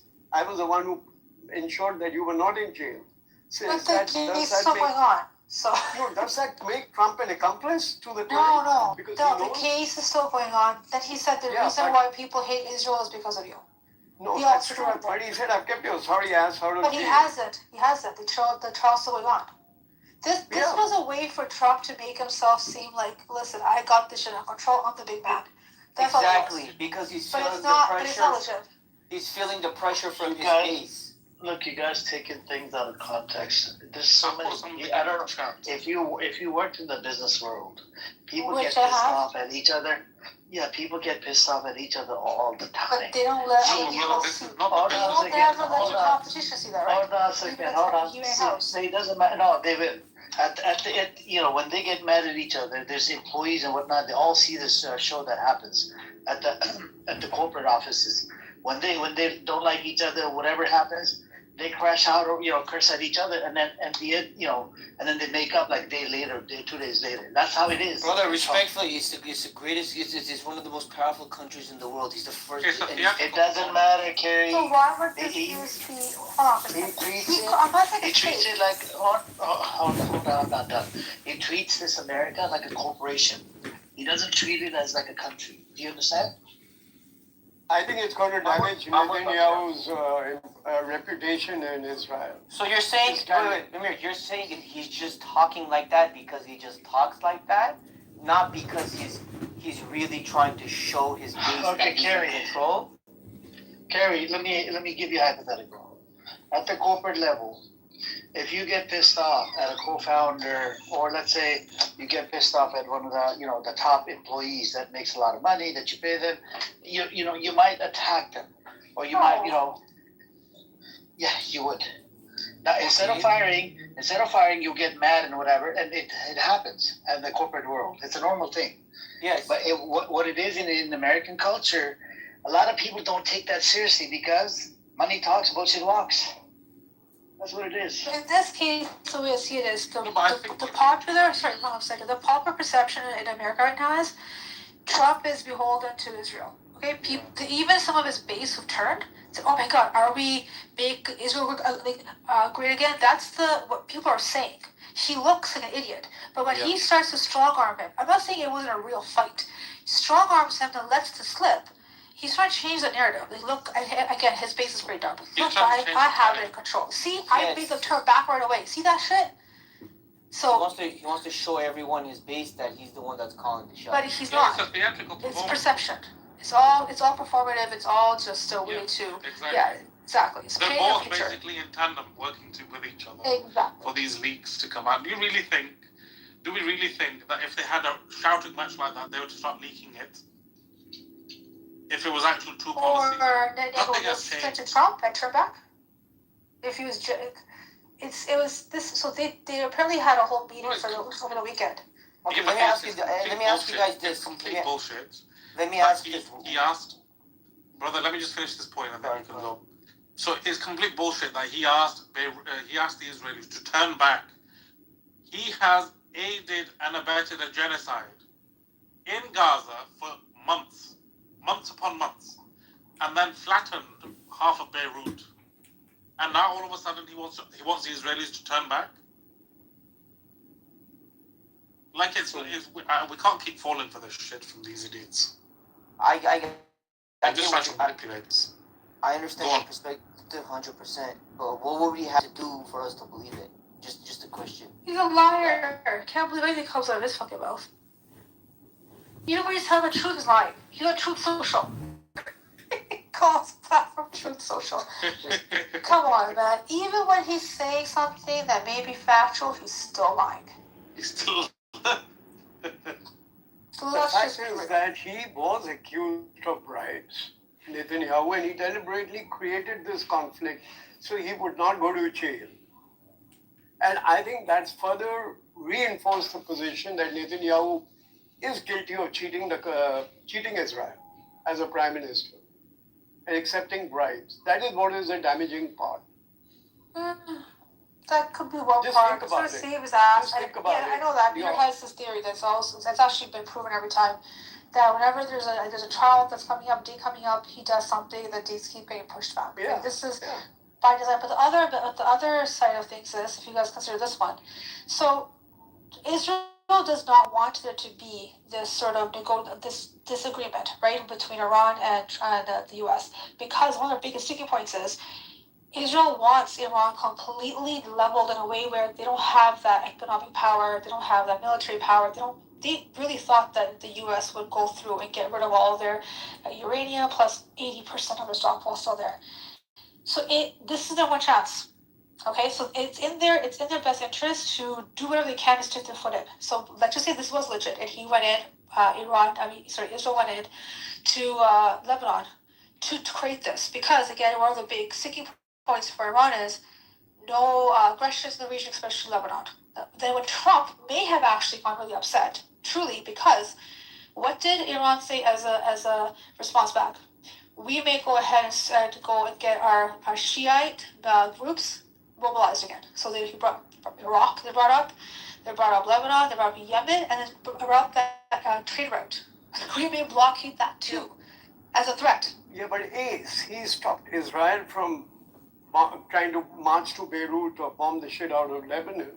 But they continue to wage war on Iran, and they hit those islands yesterday or day before. So are they allowed to have conflict with Iran while Israel is supposed to fall in place? What is this? Sandy, they did not stop bombing Lebanon. They never did. They're still bombing them. Currently, 3 hours ago.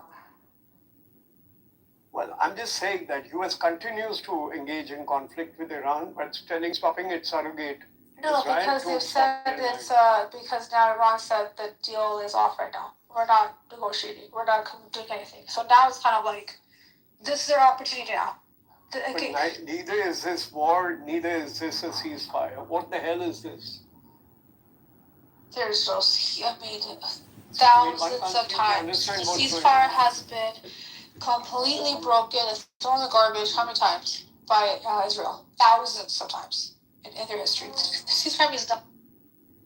They said the U.S. said they even fired a missile at one of the ships trying to enter the Iranian port because there's an embargo on Iran and stuff like that. Who fired and Iran is in turn. Sorry, Israel or who fired the missile?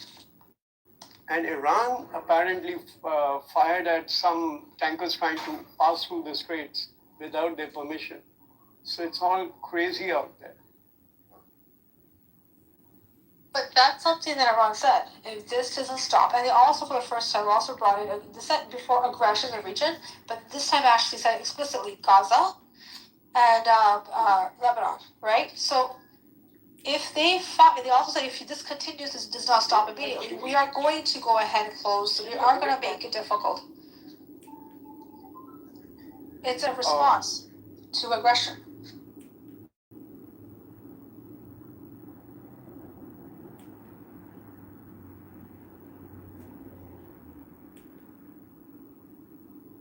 There's so many ways to look at this whole thing, but it's hard to really believe. It sounds good. It feels good. Oh wow, he got cussed at, but I don't know. They're in cahoots. I can't imagine how this is gonna end. Like I just can't imagine.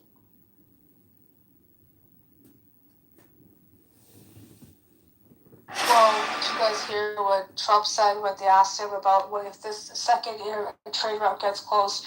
And they've said, the gas price, the barrel per price, we go up to 180. You know what Trump said? I don't really care. I don't care. The prices are tanking, he said. So he said, the prices will be tanking, pause this, in the distant future. The prices will come down in the distant future. Fuck, man. This is fucking.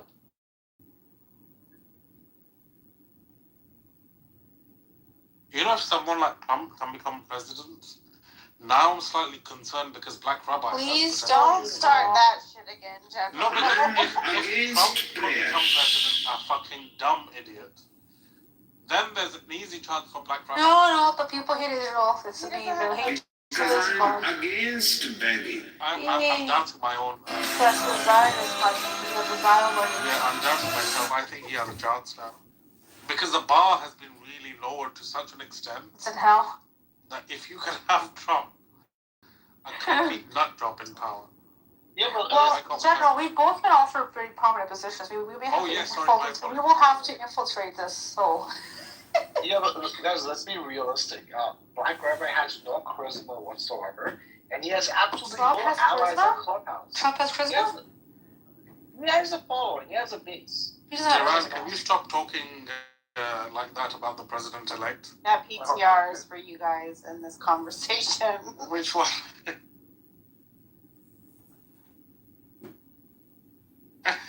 Damn. Yeah, but to my point, there's no one on Clubhouse that likes Black Rabbi. Like, even the Zionists don't like him because he says things. What does Clubhouse have to do with this presidential run? It's a stepping stone. You can measure someone's charisma. What, a sample size? Sample size, yeah. And how many people love Trump besides the ones that are Delulu? Like literally, oh, he does have a huge following. He's lost following quite a bit. There's a change. His base changed after the war, but he did have a huge loyal following. But the following is mentally retarded, ill, low IQ folks, right? So there's enough of those. Don't say that about Edward. Don't say that about No, not Edward. Edward's not part of it. He's exception to the rule. Okay, exception to the rule. There is that 1%, right, of every group. 1%, it's to apply to everybody. There's one, but he's not a MAGA. Okay, so let's not be rude to him. He had his own reasons to vote for him. I won't get into it. He's not here. But this is, I hate you said this, General. I thought this in the past. I didn't want to say it out loud, but you did. Say again. I thought it in the past. This exact thing you're saying. Oh, my God. But I never wanted to say it out loud. Yeah, but Amir brought it up earlier today, and twice in one day is too much for me. Really? No. I wasn't here, sorry. No, like, it can't happen. And Amir's like, yeah, I'll get famous because of it. Talking about his YouTube channel, right, Amir? Amir wants his own plug, that's why he's pushing for Black. Oh yeah, can you imagine the amount of clout I will receive just because of his videos? I'll bet you he'll probably put you in a job in his administration. Yeah. Big part of the campaign. Oh my God. Amir would be head of General, what's the position you were offered? I think it was offered Speaker of the House. Amir would be the head of miscommunication.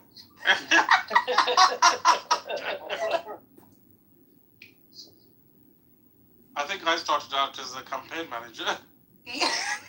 Campaign or complaint manager? Secretary of, defense minister. Campaign manager or complaint manager? A campaign. Farouz could be public relations with her spreadsheet.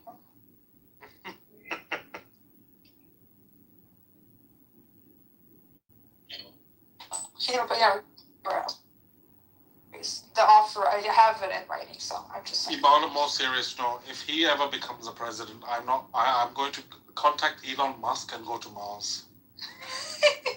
I second that motion. There's no way he's going to make it in the US, but he has better chances in Israel. Oh, he'll make it. Just think about it. Think about it. Did you say he'll make it? Don't do that, Ace. In Israel, he could. They can take a nut job like Netanyahu, Black Rabbi.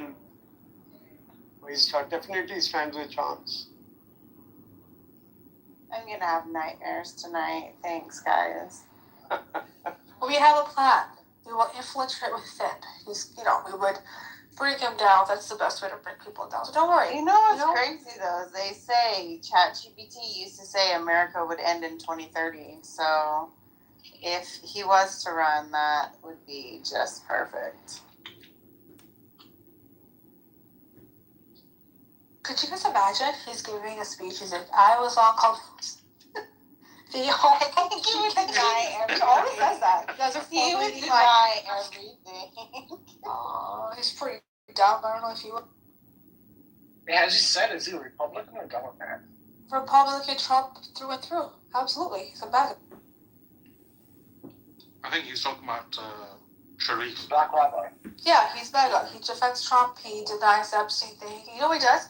Well, how about like R. Kelly? And she starts. I'm like, what the fuck does that have to do with anything? He says R. Kelly. I've never. Yeah, so he pivots and says, let's talk about R. Kelly. Seriously? He pivots. Let's talk about our community. He brings up what's his name from Bill Cosby, R. Kelly. I'm like, dude, what are you doing?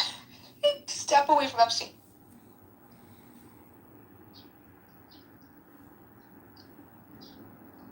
CP might be the water boy for him. Oh dear. Yeah, I was listening to you guys when you guys were talking to him. I don't know why you guys try it, bro. Like, everything you guys talk to him about, he just rejects and... Carrie, shut up. Which one? Shut up. Don't tell me shut up. Shut up. So everything they tell you, you just fucking reject or... Yeah, but it's a waste of time talking to these idiots. Fucking guy. General, I find you very unpleasant, and I find you very rude. I find you You're a compliment, General. Yeah, so towards you, yeah, that's a compliment. I'm General. I don't think you're a very You know nice that. person. My ego when you're saying Exactly. Drinking. I don't think You you're hear a that, very Woody? nice person. So you don't know, General, this is like the most highest compliment, the highest regard Literally. he just gave you. Mission accomplished, right? Yeah. Honestly. I don't like him. You know when you call a lawyer rude, Asshole. whatever you just said, bullshit you just spouted. It's actually massaging out egos. Oh, You're like great. very like elitist. Complete I don't know. Yes, You're just yes, very yes. elitist. How I many don't like drinks have you had? I mean, Ace is a lawyer, and I don't find her to be unpleasant like you. I don't know. Oh man, now you just my ass. Oh my god, did you? No. You just disrespect me, Sapien? I don't know. Did you disrespect me right now? That's the I feel like you have redeeming qualities. Redeeming qualities? General, I don't want you to feel that redeeming General qualities toward. doesn't So the way I have interact with you, you shouldn't feel good about me. I need to do better. In general, you need to. I mean, Ace, you're letting us down. I know. Like, I don't need to up your game. I don't dislike you. I don't. Oh fuck. I dislike This is General. after how many? So what do I have to do to make Why you would I like want to be liked by a scumbag? by a Zionist? Exactly. Okay, that's fine. I don't care. Of course it's fine. Whatever. I'm not here to be liked by you. Okay, that's fine. You can piss off now. Okay, Take a whatever. Whatever. Whatever. Take a leave. You're just rude. You're excused, bitch. You're rude. You're just a rude well person. done. Well done for Very you. You have a hard rude. day. Very Well nasty. done. You Pat came to yourself pick on the- fights. I'm not picking fights. I came in here. You came in and this then all of room a sudden, with- Carrie started Wait, to why are you say slurring your bullshit speech? about me, Did you have a drink? and I'm responding. He just came in and took over the stage. Sapien, did you have a drink? Bro, I I haven't had anything to drink. Did you I'm smoke like, weed? no. Person all for I that said is show? whenever they talk to you guys, He it's took like a you guys Xanax or nowhere. something. His I didn't speech think is of going. that. I'm actually was just popping in. I'm like getting ready to go to bed. I Pop just the said, pills. hey, like, I've been watching Exactly, morning. YouTube videos. That I ambient. just like wanted to pop in, and then Carrie just started with his bullshit. And then Because you opened your mouth and had a conversation. Exactly.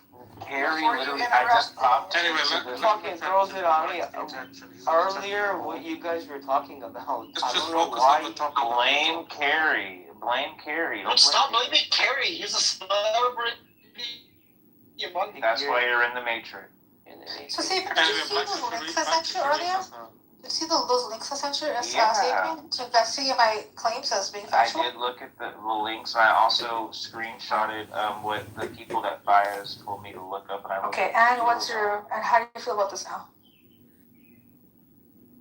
I feel like Israel does some messed up things. Some? Or a lot? Listen, I think it's like the whole thing. This whole situation is very complicated, and it's like It's not complicated. on both sides. That's it, we're done. That's it. You learned nothing. Move on. Be quiet. Stop that. This is the thing. Stop. Literally, it's Zero empathy. This is what I was talking about, Sapien, when I said there's not. It doesn't go anywhere with you. Do you know what he sounds like? He sounds like when it came to no. So when it came to the Holocaust, it's like saying, well, the Nazis and then the people Holocaust, the Jews, they both played a part, both sides. Yeah, it's a That's complicated what it sounds like. It's very complicated. If you want me to think that Israel is like the Nazis, that's never gonna happen. That's the problem. Like, They're worse. Worse Nazis. We don't need you to tell us that. Holocaust survivors are saying that. We don't need you to tell Not us all that. of them. There's a few of them All of them. A few of them are, but not all All of of them. them. There's not many of them. What about that? What about that professor? What about that professor that they fired? That teaches at something Finkler or something? Finkelstein is a frick. I can't stand him. Of course you I don't like him at all. He is like he's a such well-renowned grifter and like professor in his field. He's the grifter. He's a grifter, and he's just like I don't know. I don't like him. I just don't. Of course you don't like people I think you're off, bro. I don't know. Anyway, back to Black Rabbi and his campaign. Morning, why are you so against? The reason why all the journalists are here is because this is where the I'm mortified by Mordecai. The problem I have is that there's a space in this world where people take advantage of systems built for less impoverished. People who are perfectly capable of working, they have education, they have maybe well-to-do family that can afford to help them like go to college, those type of things, that like could afford a monthly payment for education, and then they sit and they collect welfare to learn about religion. And I'm not, I want to say this very delicately because I'm not against people learning about religion, right? But if you're going to be on welfare and exercise your right to not work, to educate yourself, then you should not be a strain on the system for people like single mothers or maybe someone who has a disability that can't work, that those funding is getting cut, but somehow there's still individuals who are perfectly able of working. Well, they're perfectly able of working and they don't because they, I don't know. It's just it's very problematic. So that's number one. Number two is that he placates the gaslight of I help Palestinians, knowing damn well he doesn't help Palestinians. And he has the audacity to go to Gaza or post that dinner that they were having in Gaza and how proud he is with all of these upper echelon Israeli government and people that he allegedly rubs elbows with that could easily go out to the front line and hand a fucking sack of flour to starving children that maybe their brother or their nephew or their cousin has died from famine. So it's people like that that terrify me because they have this mirage of morality and of a moral compass that doesn't fucking exist. And they're dangerous because they spew this propaganda and this narrative that what Israel's doing is okay. And people like Homo sapien here, they sign up for it and then they minimize the real situation as well. So someone who can't come in this room or in any room and say that what happened in Gaza is a genocide is someone who's disillusioned to the system of what is actually happening in Palestine, in the state of Israel. And if it can happen there, it can happen anywhere, especially here in the US. So I have a problem with those type of people because servant leadership is how any democracy should be ran. And unfortunately, someone like that is capable of being put on the ballot and potentially becoming a candidate that people could actually freaking vote for. And that terrifies me. So it's a mockery to our government in America, and we're already in a place that I haven't subscribed for a long time to what my government's doing. So, long answer, that's why I don't want that specific person being able to run for president. But that's part of democracy, right? That's part of everyone having access. It's just who has access and who actually gets elected is terrifying. 1,000%. I find you to Hold on be for a second. self-righteous Shyla, and morally Do arrogant. you want to come up, you little bitch? I don't really Talk about- care what you think about me because people like you judge people like me, and I'm not judging you. You scare me. People like you scare me. I feel like if you were in power, you would put people in camps that disagree. Most weak men are intimidated by strong women, so I'm not surprised. It's giving Stalin. Huh? Why are faggots so misogynistic? He just throws around words that he thinks are cool. It's fine. It's just, that's the thing about these far left, anti-Western I'm not a liberals. left. Yeah, Get to know your person that you're aiming at. I'm not a leftist. It's just you're I like so my gun. enlightened. I like you're to go so shooting. morally superior to everybody. Anyone that doesn't think like me is a horrible person. That sounds like the right. Feeling insecure. That sounds like the right. That sounds like Meta. Your opinions That sounds like Trump. on this genocide are what make you a horrible person. What I don't I need to say, judge you to know if that. I use buzzwords, You've you outed disagree yourself, with me, Homo you're a sapien. horrible person. Yeah. You disagree with me, so you're a horrible person, and I condemn you. Sapien, if someone denied the Holocaust, would they be a horrible person, or would that be an opinion? Oh my God! What? Oh my It's just God. you guys in this Holocaust Don't answer the question. equivalent Don't are just hesitate. weird. I told you it's still being up for debate. We'll see. I'll Don't see hesitate. I'll tell you what I think when the ICC makes. We're not talking ruling. about genocide. I don't know We yet. brought up the Holocaust. Listen, I'm not So are you around. He asked me. What are you asking? Just a lot. Struggling here. Oh, his two little. I'll let you know what I think when the ICC. No, makes the its question he asked, General, don't ask again, please. Not really. I don't give a shit. Yeah, sure. This guy's fucking the fuck.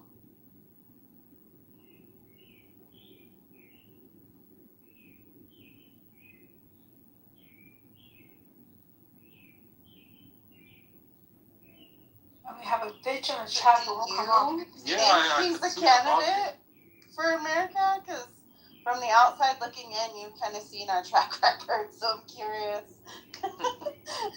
what your thoughts are. Hey, how are y'all doing? What's good, Ace? What's good, General? Morning. Peace, Rob. Charlotte, do you what's think, up, man? hey, what's up with you? Do you think that the Bhagat Singh was a freedom fighter, Charlotte? No.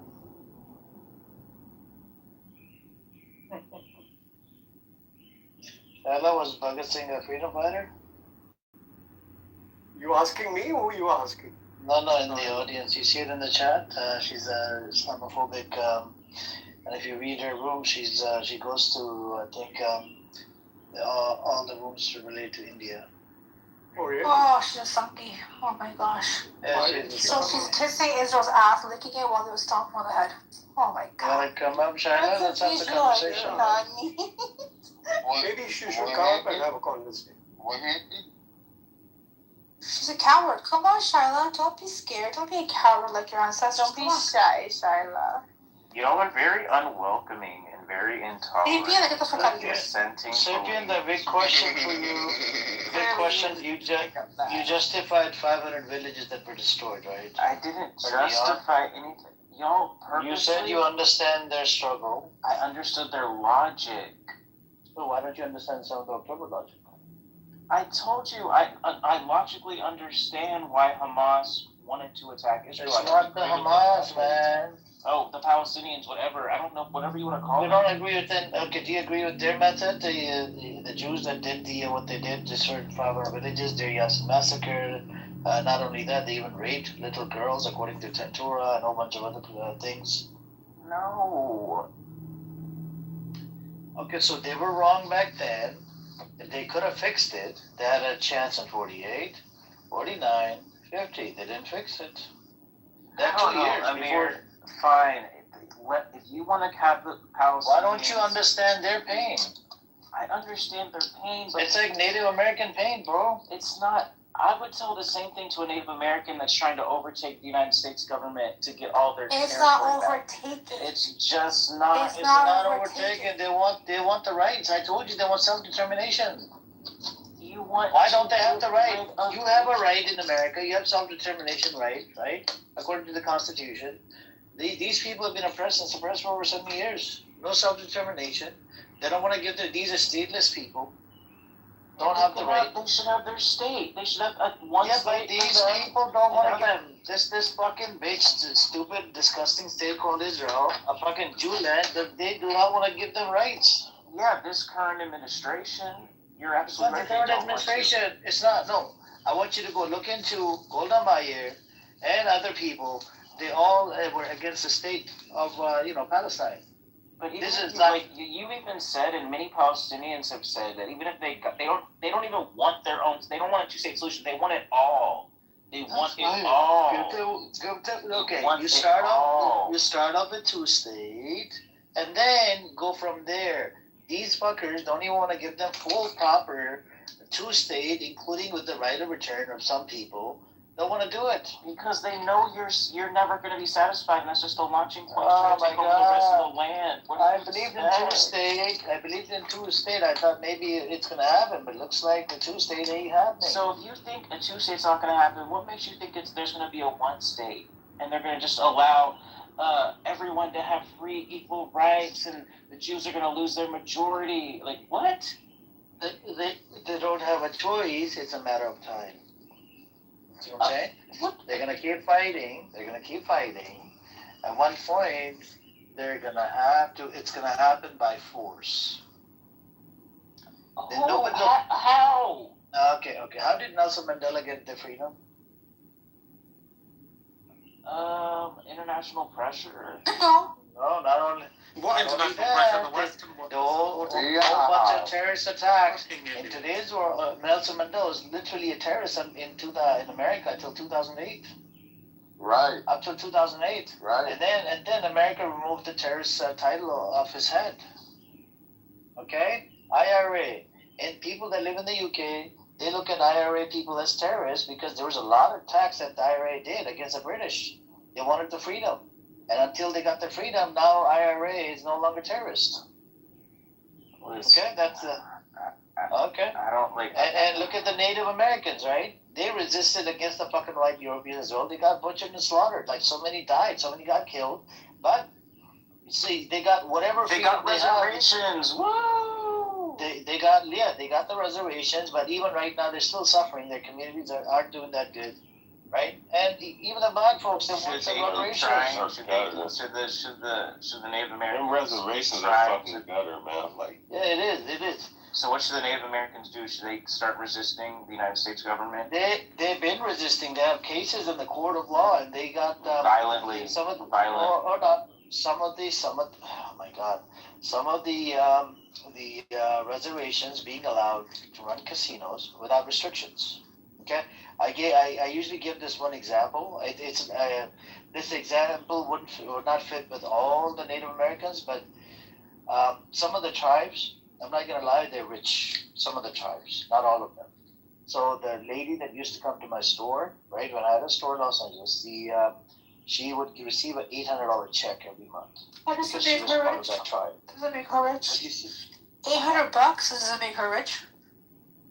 No, I know it doesn't make her rich, but she had a paid off house in Los Angeles. She wasn't living on a reservation.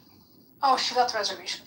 Yeah, she left the reservation. She was married to the guy. She had kids, grandkids, all that. She used to come to my store. Yeah, but she had to leave the reservation to be able to accomplish all that. She didn't. Bro, some people leave, Ace. I know they do. They leave. They do, of course they do. In Canada, when I was working as a cashier, okay, a long time ago, this was in Kitchener. Okay, Kitchener, Waterloo area. I worked there as a cashier. My brother was a manager. He hired, it was a store just like the size of, Dollarama over there, same size. So he was a manager. He would hire, schedule their hours or whatever. So he hired me. He got me a job, and he hired this one chick. She was from India. She's from what is it called? Inuit people or something. What are they called? Yes. Yeah, Inuit. Yeah, and she was from that tribe. And she was living amongst the regular people. She wasn't living on the, But do you know why people stay on the reservations?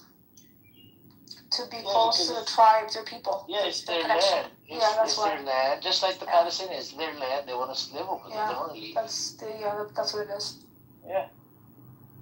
Amir, but some people they leave. The thing is, I think you're giving the Palestinians very, very bad advice. Okay, whatever advice am I giving? Keep fighting. Keep trying. You'll eventually get it. Just keep going. Okay, all keep the going.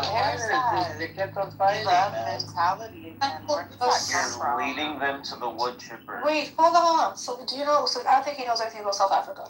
So after this crazy what is it called again? Where there was a massacre that happened where the police killed 69 black South Africans. Okay, this is what he co-founded, I believe. So he founded this group.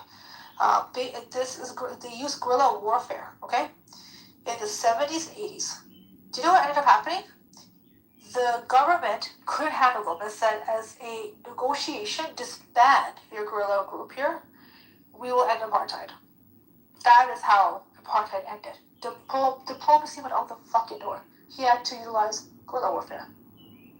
So it ended up working, just so you know.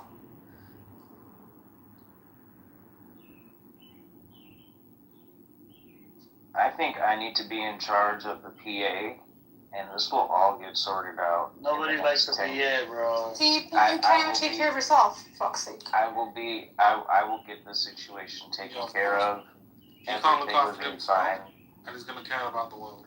I literally could fix all the problems in the world. Yeah, I'm if sure. it was Fix up your to own me. problems. You're drunk. I could fix it all. Yeah, okay. Survive the winter first. Just get sober. That's the first I'm problem. not even drinking or doing anything. I'm literally just sitting Just here learning your words anyway. because I'm tired and I was about to go to bed. And I was just popping into this room, and then that Okay, don't let the door hit you on your way and then that out. Carrie's dude brought up my name.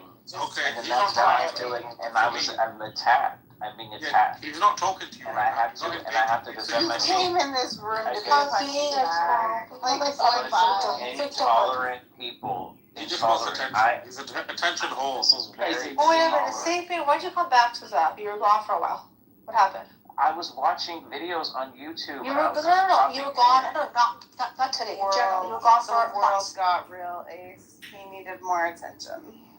Well, yeah, that's what it was. You were lacking attention. You were gone for ages. Yeah, because to be honest with you, the shit gets kind of redundant. Then you are redundant. That's a problem. It's kind of just like the same thing over and over and over. Then why are you here over and over and over again? I don't know, because I've gone, now I'm back, I might disappear again, you never know. But no, you keep coming to this room over and over again. This is the only room you actually come to. How do you know what rooms I come into? You can tell. You can tell. So you... Are you stalking me? No, you dumb bitch. It's come at the top of the clubhouse. It's a feature. You think I care when to stalk you? It pops up. You clearly, you have to look, you have to click on No, that. it pops up. If I'm looking for people I do want to conversate with, I scroll to that top, right? It's not you though. Anyways, moving on. You talk a lot of shit about the people in here, but you're obsessed. You're in love. This is like a really... This is bad for you. Infatuated with Black Rabbi. What? Y'all Is that your real crush? Or is it here? Y'all are just really, really strange. I like Amir's rooms because even though it's biased, he does allow, like he says, limited freedom of speech, and he does have dissenting views, even though the people that come up here that have dissenting views get shoved. But yeah, that's why I come into this room, because there's actually some sort of debate usually, but then when you get like... People with Zionist rooms? Can we resist this fucking freedom of speech bullshit and remove him? Mute yourself. They don't allow... The pro-Palestinians don't really go in there, and so there's no debate.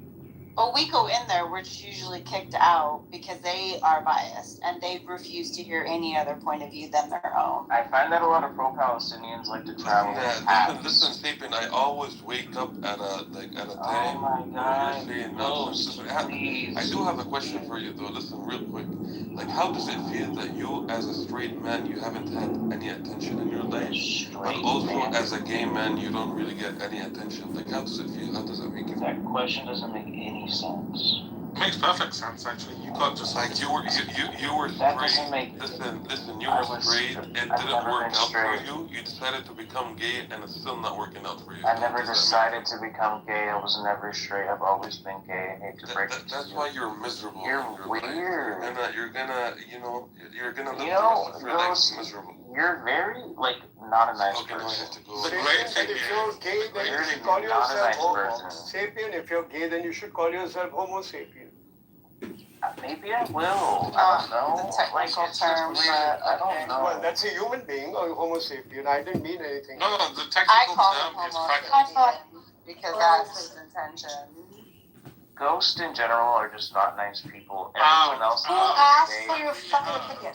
Even you, Ace, I think you're a nice person. Why do you think that I'm an asshole to you? Oh my God! But I think I'm a good judge of character. Ghosts in general, they're not. Sapien, what do you think about me? What I actually like you. I actually like you. Oh God, guys. I actually like you. Sajeev, you and I are not doing a good job. Sapien, People actually care Like about Sajeev. that. Sajeev up Punjabi, Oran is a comment. I don't like. You throw I Punjabi don't at like us. morning. Morning, I don't like. I you. really don't Ghost, care. I don't like you. General, I don't like care. you. Everyone else is okay. Even you, Carrie. You haven't rubbed me wrong Oh, totally. who asked you? You rubbed me wrong rubbing totally. him, Carrie. Yeah, Fucking This Homo sapien popularity contest, right? I don't know. But anyway, Really Sapien, you remember when you first came into the room, you said something about Christianity? Do you remember that? No. And you said, oh yeah, I could say the joke because I'm Christian. Do you remember that? I'm not even What? I think you made a joke like that. I don't remember. Oh my God. Anyway, I have to go to bed. Ghost, General, morning. Be better, people. Good night. Sapien, have nightmares. Bye-bye. Stop breathing, bitch. Stop breathing. Do you know what Emo said he's going to bed? I'm like, No. You know what he said? He's going to bed. How do you call it? Emos? I swear it's the bed on my mouth. And make sure you keep sleeping. Why was that dude upset? He's a sensitive soul. He's a sensitive liberalist. Was he a Zionist? Yeah, he's a big Zionist. but He's an he apologist, plays actually. like he is on the line of certain moral compass, but he's really not. He wants to be, but then he would have to go all in. Because you can't have both, right? You can't be a Zionist and admit that it's a genocide. That's interesting. Ghost, did he wake you up? It seemed like he did. No, it's actually, I usually wake up The other scumbag, the other scumbag, Maxi Pad, he walked bullshit with Dean. Oh, that faggot also said Yesterday, Amir had to mute you because you were sleep. I think talking in your sleep. General, you're off. You're off, Oh dear. but you're okay. Was it like the popcorn and the dog biscuit with the Mary Poppins? I don't know. He was mumbling. Most people in their sleep say the most random, weird things that don't make any sense. I think someone make sure we mute him. Oh, so I think it's Edward. He goes, "We don't want the secrets. This general."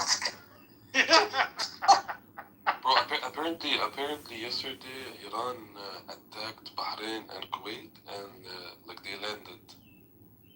Yeah, I heard that. Did you see that? That they got the hits. Yeah. Because I saw the videos. That's why I said don't believe what the Americans said, because the Americans are denying it. And I've seen a few videos. Yesterday I read that the Americans said that they intercepted all of them. All of them. And then I've seen videos from Kuwait and Bahrain and Manama that the hits they're hitting ground. Yeah. So I don't believe the Americans.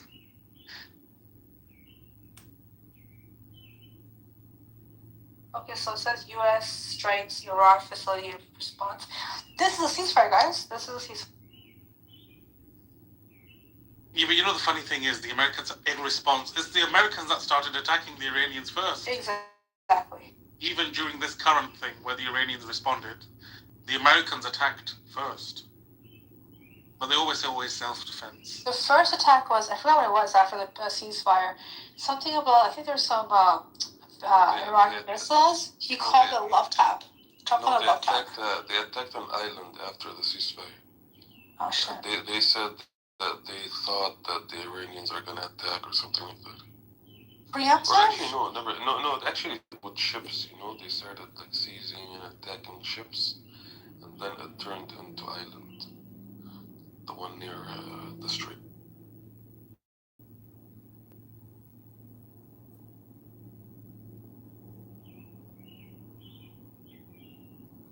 Do they have a casualty count?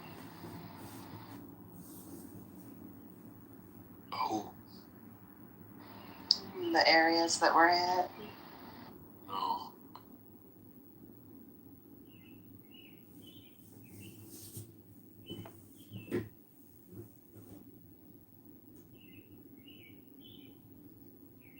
Ghost, I'm a bit of this scumbag that was in here. He said that you and I were both rude people. Oh, is it? Oh my god. I forgot about that ghost. I love how they put the three of us. I feel left out. Like, this is not okay. I'm not mean. I just say uncomfortable you need to up your game. I thought you hurt me. I'm an asshole to him. I don't get this. You need to up your game. You're clearly failing. Like, what else do I need to do? You need to be more like us. I'm an asshole to him. You guys don't hear me? The shit that was just touching. You need to be 10 times of an asshole to him. I have to be worse than you guys for him to hate me. Because you have a green bean. I have a what? You have a green bean. What you need to do is throw him down. When he comes up, throw him down. I've muted him 4 times. Maybe, yeah, that's good.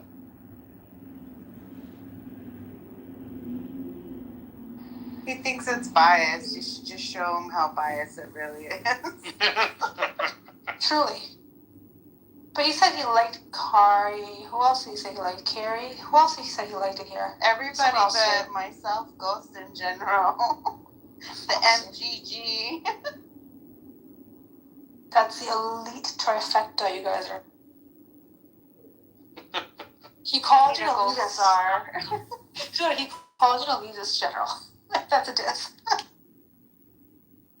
I don't understand why people think that by saying all this shit is going to insult me or affect me somehow.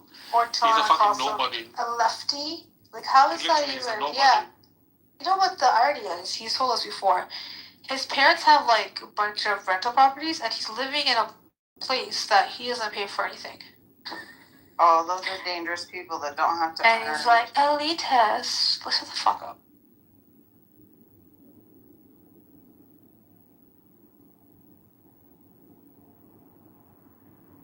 Why is Charlotte still here? You're yapping a lot of shit in here, so come up stage.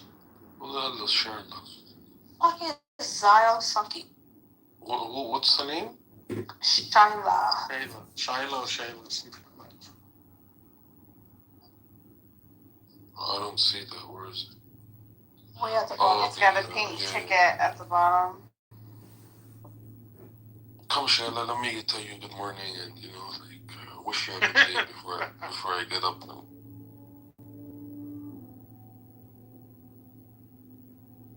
Yeah, come and experience some Palestinian hospitality.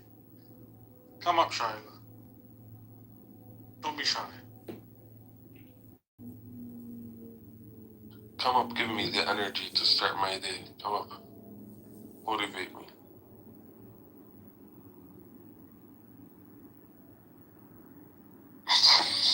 This Come bitch up. wrote, Come up. oh, Come up. Lord. What the hell is that supposed to mean? How are you still alive? Like, how stupid are you?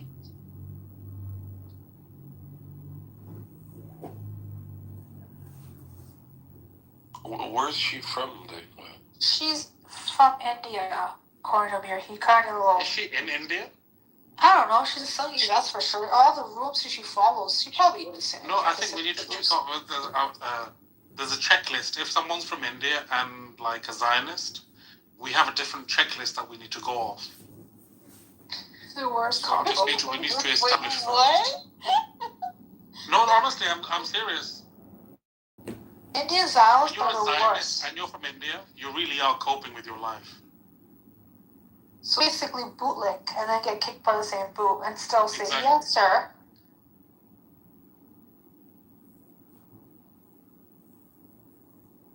Where is that lady from India? She's not coming up? Nope. She's too shy, Sanju. Uncle, की हाल है?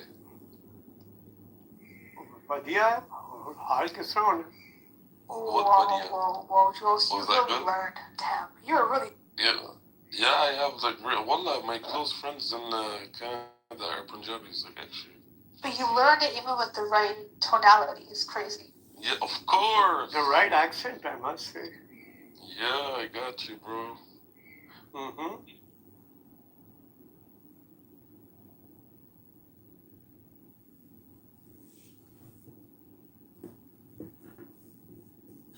Shaila, to be honest with you, you're boring, dude. Like,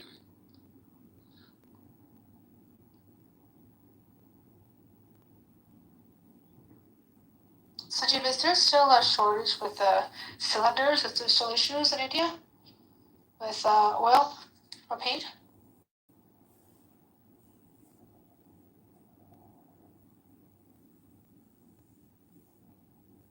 Sanjeev, are you there?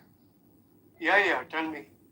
Are there still shortages and issues in India with propane and all that, the gas, oil? Are they still telling people to sort of ration? No, I mean, maybe in the hinterland, perhaps there is some shortage being felt, but I guess it's available now. But the prices have increased, and inflation is a serious worry. That's all over. And to add insult to injury, it's the monsoon season is going to be below par. So that's going to affect the harvest, and that again leads to food inflation, which actually most Indians are concerned about. And so, yeah, it's has the makings of a perfect storm. The Middle East crisis coupled with the monsoon, bad monsoon. Yeah, so That's problems. terrible. But Sanjeev, India had, so sorry, Modi had he could have averted all of this because of the relationship India has with Russia. Easily, but had to go and ask for Ambassador Trump's approval. That's the whole problem. Pathetic. That is where I fail to understand why he is so subservient to Trump. It defeats me. I mean, he can't tell a sovereign nation what to do. He can't be bullying us all the time. Oh, it's Modi asking him. Yeah, he's just getting bullied. I mean, stop buying. Yes, sir. Start buying. All right, sir. What kind of a country are we? Have we become a vassal state? We don't have a backbone of our own. Who the hell is Trump to tell how 1.4 billion people should lead their lives here?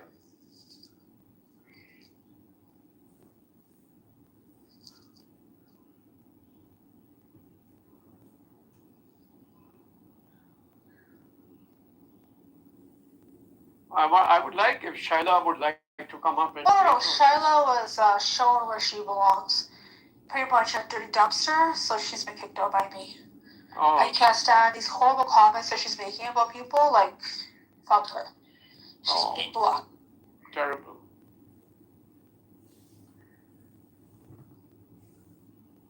Not exactly the best ambassador for India here. Most times, I think that's you. I think you do a great job. Fayaz does too. Fayaz. Yeah, Fayaz. Wow. No, because you bring a different angle. Sure. You know, generally, not the Indians that we've had in here have been very problematic. I mean, problematic is an understatement. Bro, the Punjabis are not like these Sangis, whatever you want to call them, the other ones. No, but honestly, Sanjeev has been a great thing to come to this room, to be fair. It's a different perspective. I believe, right? Yeah, absolutely. To the core. No, I like this room. It's kind of a good discussion. Amir conducts a fairly good room. I wouldn't compliment Amir too much. It gets to his head, Sanjeev. I mean, he's an Android user. You have to give the devil his due.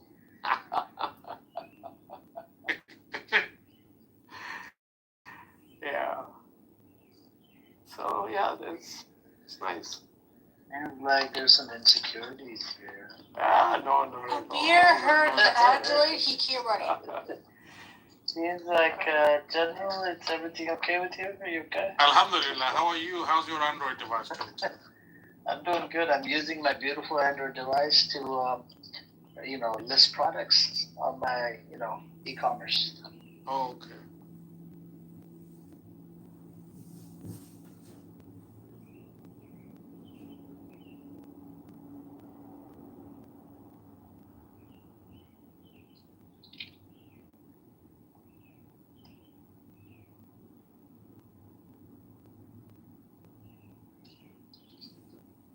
Yep.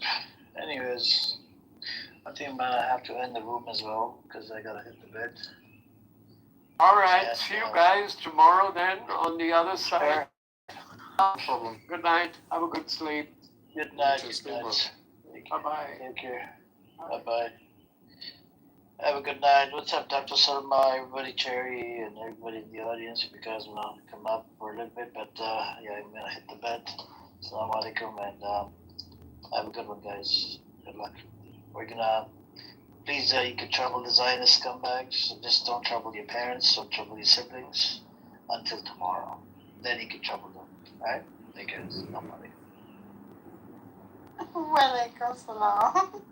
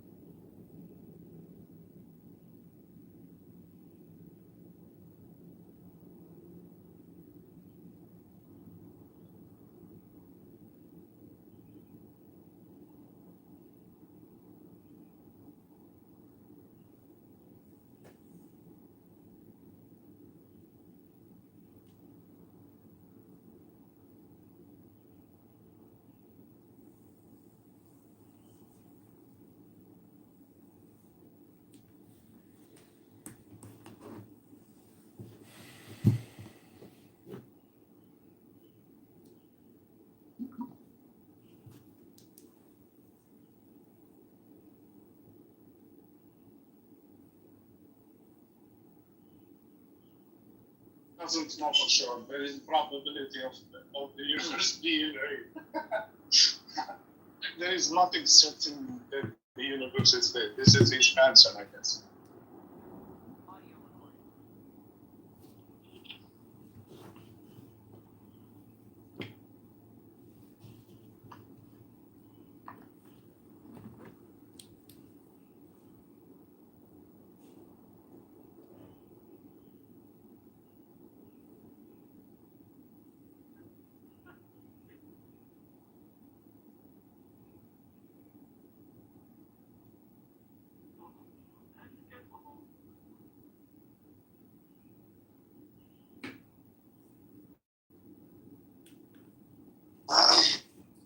Yeah.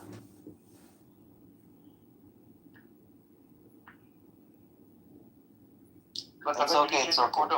Let it be. What? Sorry. Are you hot packing? Yeah, sorry, Neil, I'm back. You're back. Okay. So, Mehdi, can you summarize what I said, or? Yeah, you started off with some assumptions and hypotheses. Bro, your accent is funny, bro. Yeah, so you started off with an assumption and a hypothesis. That cannot be the baseline if you expect to establish something is true. A hypothesis is a hunch, and that itself is going to go into scrutiny. So I'm asking you, how do What you did I say about a hypothesis? What kind of hypothesis? A demo hypothesis. Yeah, no. A hypothesis, yes, but what kind of hypothesis did I say were extremely successful for I must have missed that particular portion. Mehdi, he gonna do this all day long. Like, he didn't say much. He said it's a possibility. Like the translation of what he said, I guess, as far as I understand, there is a probability of the universe being real. We work on that hypothesis or whatever the assumption that he doesn't know that the universe is real. He assumes exactly. it to be the case. All right. And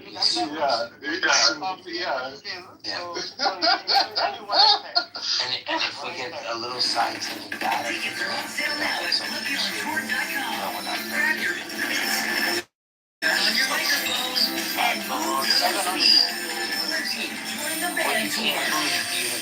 didn't say all of that. I didn't say any of that. I said that this is how we start. And what I specifically said that there is some technique that has been extremely successful in figuring out the mystery around us, and that is shortly using an instrument. An instrument. Yes. Bro, let's change the protocol, bro. And if you expand on that scientific method, it means coming up with testable, predictable hypothesis, or falsifiable hypothesis that, based on observations. Based on observation. So what if we observe from dark, whatever you want to call it, dark space, dark, matter, dark energy, whatever you want to call it. But what we that's true, and that it does exist. We can't guess it. There you go. That's correct. You're breaking up. Shaitan has got you. That's it. I forgot. Shaitan is getting you again. You keep breaking. What I was saying was,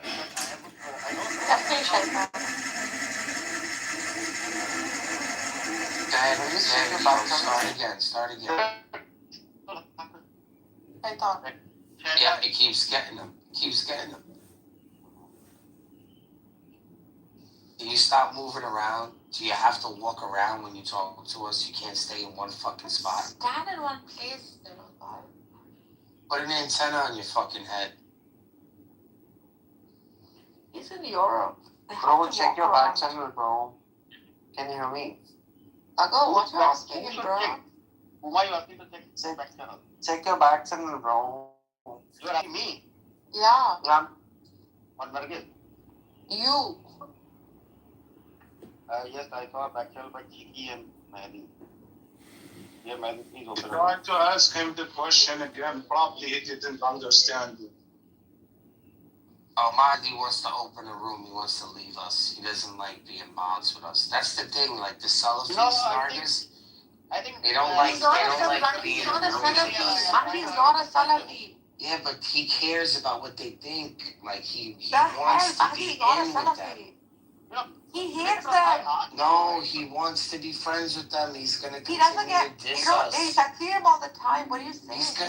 He wants to takfir us. They want that in common, that they don't like us. Come on, man. They don't. They like us because they hate us. I hate They say myself that we for are the loving enemy. you. Islam is so true that we are the enemy of Islam. Can you believe that? No one said that. Here, They say Galaxy, that. I can't believe come on, it. baby, Galaxy, baby, come on. I can't believe it. According to Mandy. How did he leave? You see, he left. I told you, he wants to start his own room. He just wants to hang out with Salafis. Maybe you're I right. told you. I told you. I told you. Muhammad? Yeah, No, they his left. boyfriend. Nilotpal is his boyfriend. Nilotpal is his boyfriend, obviously. Oh, probably, yeah.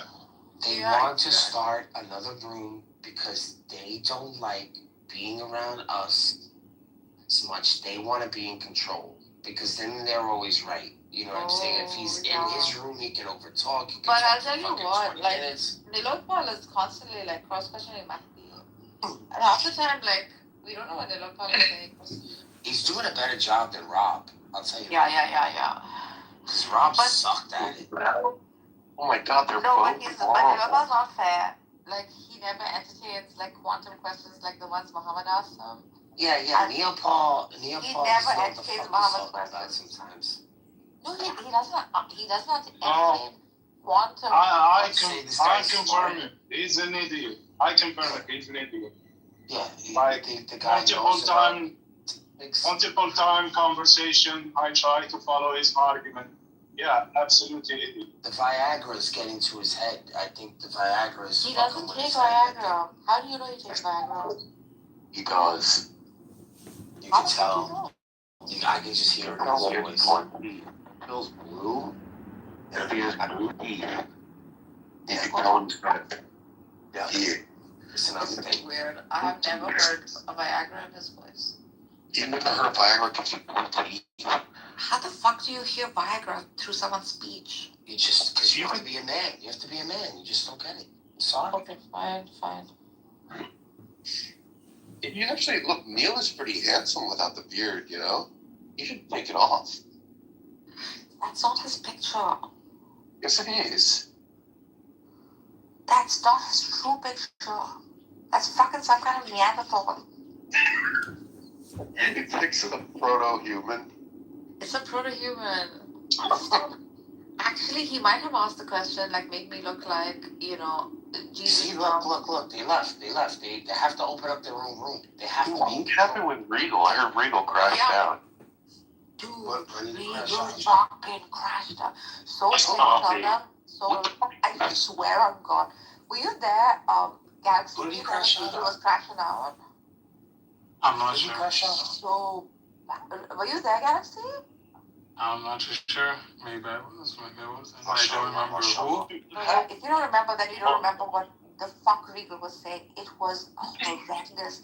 Oh no, I was here, but I wasn't paying attention. He was calling out for like anally raping poor Amin. Number one. The guy's fucking drunk. He walks in, starts to like throw a string of profanities on me. Cora catches the drunkenness. Of course, I don't know what was going on initially. Cora catches the drunkenness, calls it out, goes on to fucking death threat Soul and the rest of the people in the room, telling them how he's gonna serve their heads on platters and kill them. That's like a bloody and that kind of like Why does he have to make white people like this? Why is he embarrassing to us, the white community? To white people. You know why he does it? Because he said sorry the next day, and we always. You wanna play a game, guys? Yeah, what? You know, we all know the reason why they opened their own room. Because we abused Nilapon, and Nilapon asked Mahdi to open his room to protect her. Let's go and abuse him softly. Should we go in there? Put us down. I'm gonna lose my points. I'm gonna lose my fucking rank points. Let's invade him. He's just gonna mod abuse you. No, okay. He's really mean to Muhammad every time I protect Muhammad because he just monitors us. No, okay, we know that he's gonna mod abuse, but we're gonna put the Mahdi in the situation. So we're gonna abuse him soft.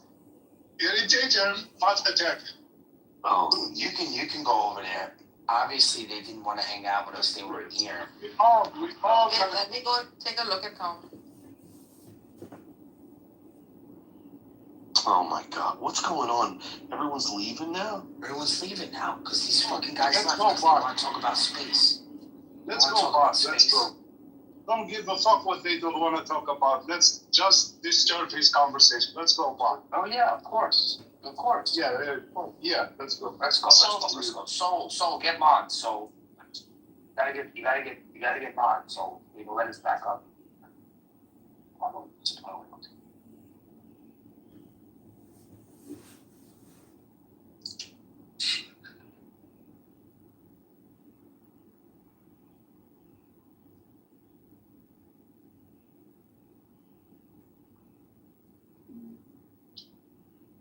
Let's go, Soul.